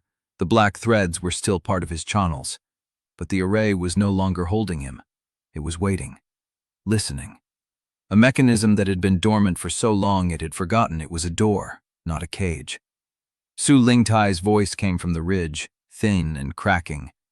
"You do not understand what you have done." Lin turned. Su Lingtai was on foot now, his horse gone, his robes torn at the shoulder where he had caught a branch in his dismount. The 50 riders behind him were not advancing. They were watching, waiting to see which way the ground would break. "The door was never meant to open," Su Lingtai said. The 4th ring was the final seal, the one that could not be reversed, the one that made the vessel permanent. "You built a lock that could turn. We built a lock that was not supposed to have a key." Lin looked down at the white light spilling from the crack in the courtyard floor. It was cold. It was patient. It had been waiting, he realized, for someone to say exactly what he had just said. "This is mine." Madame Vey stood amidst the splintered remains of her spear. Her hands were empty. Her face was unreadable. But she did not move toward him. "Lin," Qiao Yan's voice, quiet, close. She had crossed the courtyard without him noticing. Her blade was still drawn, but it was lowered now, point aimed at the ground. "What is down there?" Lin looked at the white light. He did not know the answer, but he could feel it, through the cold that was now part of him. Through the 4th ring that was no longer a binding, but a bridge. Through the stirring that had begun the moment he claimed himself aloud. Something was rising, and it had been waiting for him to speak. Chapter 78. The white light spread across the courtyard in a widening pool, cold and absolute, and the gray-robed riders who had not already fallen stumbled back from its edge as if the light itself burned. Lin stood at the center of the seam, the 4th ring pulsing inside him in rhythm with something far deeper. The ground trembled again. Not a heartbeat now, a breath. Su Lingtai's column broke. It was not a retreat, it was a scatter. The 50 riders who had advanced with drawn blades and formation discipline turned as one when the white light reached the ridge's base, horses shying, riders cursing, the neat line dissolving into individual men and women trying to put distance between themselves and whatever was rising from the crack. Su Lingtai screamed something, an order, a command. No one listened. Madame Vey stood motionless among the splintered fragments of her spear, her empty hands at her sides, her face utterly still. She did not follow her riders. She did not retreat. She watched Lin with an expression that might have been wonder, or might have been the hollow calm of someone who had just lost everything she had spent a lifetime building. Lin did not look at her. He turned. Chao Dian was at his side, her blade still lowered, her eyes on the seam. "We need to move, now, before whatever is down there decides whether we are welcome." She was right. Lin knew she was right. But the cold was still speaking to him through the fourth ring, and the white light was not hostile. It was waiting, testing, learning whether the voice that had spoken the claim was worthy of the answer. "Gu," he said. Chao Dian's face changed. Lin turned fully. Renshan lay where they had propped him against the broken record dais, his gray skin almost the same color as the ash-stained stone, his eyes open and fixed on Lin with the fierce clarity of a man who had spent his last strength on one final act. The sword lay 3 feet from his outstretched hand. The rider who had carried it was on the ground 10 feet further, her neck at an angle that meant she would never rise again. Lin crossed the courtyard in 5 strides and dropped to his knees beside his master. "He should not have done that." Gu laughed. It was a thin sound, wet at the edges, but it was a laugh. A master who finally taught the right lesson should not complain about the price. The laugh became a cough. Blood streaked his lips, dark and thick, the color of a man whose internal wounds had finally overwhelmed what little chi he had left to hold them closed. Lin pressed both hands to Gu's chest. The cold chi in his channels surged forward without conscious direction, searching for the wound, trying to find something to seal, something to hold. Gu caught his wrists. "No, I can. You can leave." Gu's grip was weaker than Lin had ever felt it. The hands that had held a furnace rod steady through a 16-hour decoction, that had guided Lin's first breathing pulse through the seal's outer ring, that had poured 20 years of waiting into a single treasonous lesson, could barely hold Lin's wrists in place. "Before grief makes you foolish, I am not leaving you here. You are." Gu's eyes held his. There was no fear in them, no regret, only the exhausted satisfaction of a man who had done what he set out to do. "You already did the hard part. You turned the lock. Now you carry what came through." The white light pulsed at Lin's back. Something stirred beneath it. Su Lingtai's voice came again from the ridge, hoarse and desperate. "Kill him! Kill him now before the inheritance!" A crossbow bolt streaked from the ridge. It was aimed at Lin's back, at the space between his shoulders where a killing strike would pierce the heart. Lin heard it. He felt it through the cold that was now part of him, through the fourth ring that had become his second pulse, through the array that was no longer a cage, but a door. He could have turned. He could have deflected it. He did not need to. Gu moved. The motion was impossible. The man had been dying, bleed out across gray stone, his cultivation spent, his body hollow. But Renshan moved, his hand finding the fallen sword beside him, his arm sweeping up in an arc that should have taken 3 breaths and took less than 1. The blade met the bolt an inch from Lin's spine. The impact shattered the bolt. The sword fell from Gu's hand, and Renshan collapsed forward. The wound in his chest reopened, the blood that had been pooling inside him now spilling across Lin's knees in a hot, terrible flood. Lin caught him. Gu's breath was a thread, a whisper, a pulse that would not last another minute. Lin's hands pressed against the wound. The cold chi poured into Gu's chest, desperate and unthinking, trying to find something to hold, something to repair. His master spoke without opening his eyes. "You were the right one." The voice was barely audible now, a murmur against Lin's shoulder. "The only one who could turn it, not because you were born to it, because you chose. Every time, you chose." Gu's hand found Lin's arm. The grip was already fading. 20 years I waited. 20 years I swept. 20 years I told myself I was keeping the key for the one who would know how to use it. A breath, rattling, final. I was wrong. Gu's eyes opened. They were clear, fierce, proud. I was keeping it for you. The hand on Lin's arm went slack. The cold chi found nothing to hold. The white light rose behind Lin in a silent column as Renshan's chest stilled against his hands. Su Lingtai's riders were regrouping at the ridge, crossbows and blades and formation commands shouted across the broken ground. Madame Vey had not moved from where she stood among the splinters of her spear. The seam beneath the ruins was widening as the white light climbed, and something vast and patient and ancient was rising from the depth where it had been sealed for centuries. And Lin Shou knelt in the ash and the cold, his master's blood soaking through his robes, the fourth ring pulsing around his core, and the door that had been waiting for his voice was still opening. I have absolutely any minute in my beach.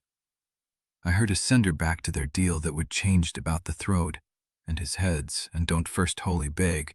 Lin had coursed to the complete into a shop, although at Matt's it's all they all will look to, without my feature adjust, looking inherently.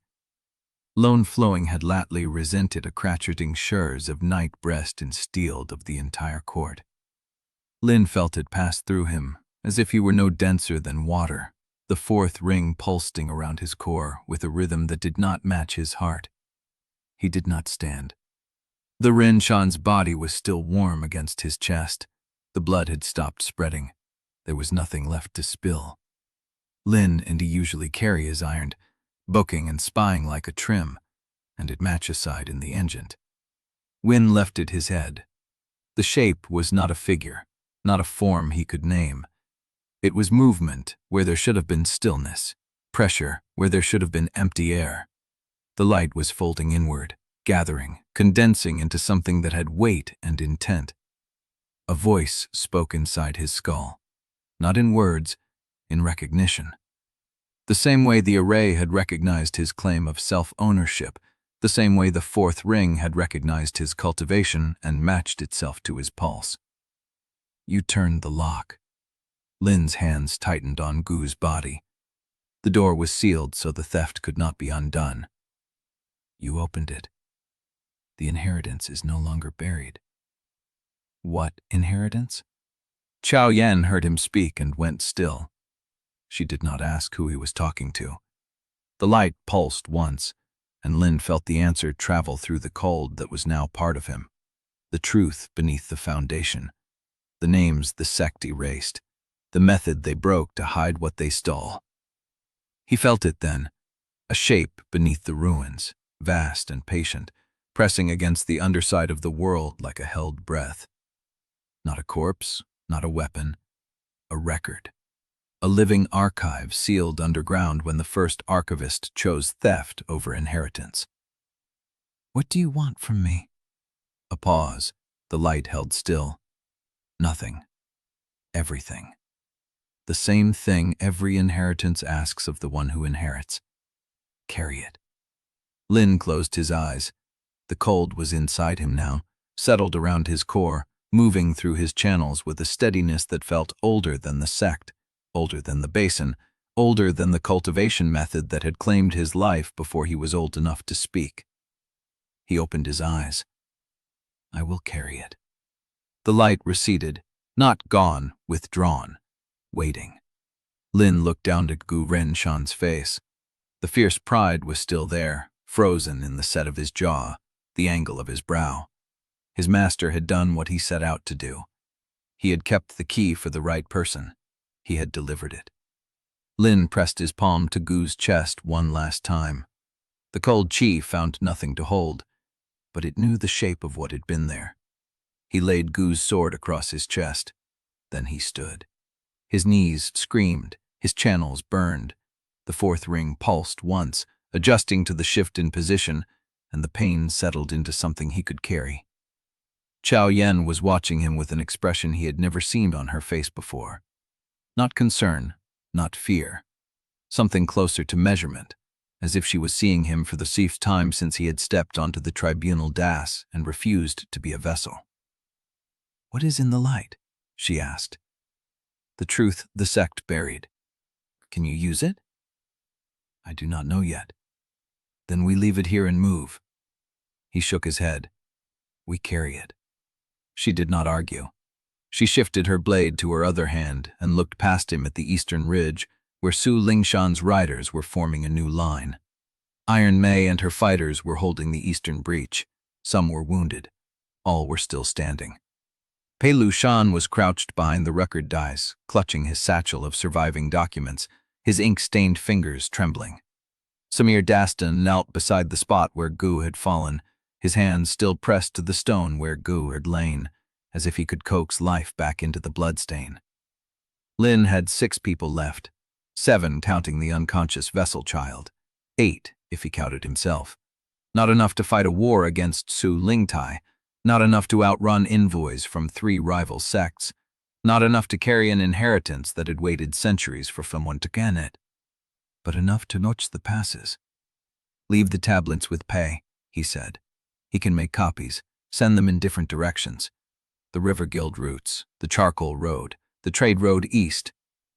And the truth beneath our feet? Lin looked at the seam in the ground. The white light was still there, faint now, barely visible in the rising dawn, but he could feel it through the 4th ring. A pressure, a presence, a weight he had accepted without knowing what it would cost. It stays here until I know what it is. Chao Yao studied his face. You are not running. I am choosing where to fight. A long silence. Then we go north. Lin turned from the rift and walked toward Pei Lu Shan, who was still shaking, still clutching his satchel, and who would need Lin to teach him how to survive the truth. Behind him, the white light pulsed once, dim and patient, and the ancient presence beneath the ruins settled into a new calm. The door was open. Now Lin had to carry what came through. Chapter 80. The road north rose through a defile where the basin's red stone gave way to gray schist, and the ash in the air thinned until Lin could breathe without tasting the sect's furnaces in every draw. He had not stopped since leaving the ruins. His legs moved on their own. His arms carried Gu's sword across his chest, the blade wrapped in a strip torn from his own sleeve. The weight was wrong. Too light for a weapon, too heavy for what it meant. Behind him, Chao Yan matched his pace with the silence of someone who knew when not to speak.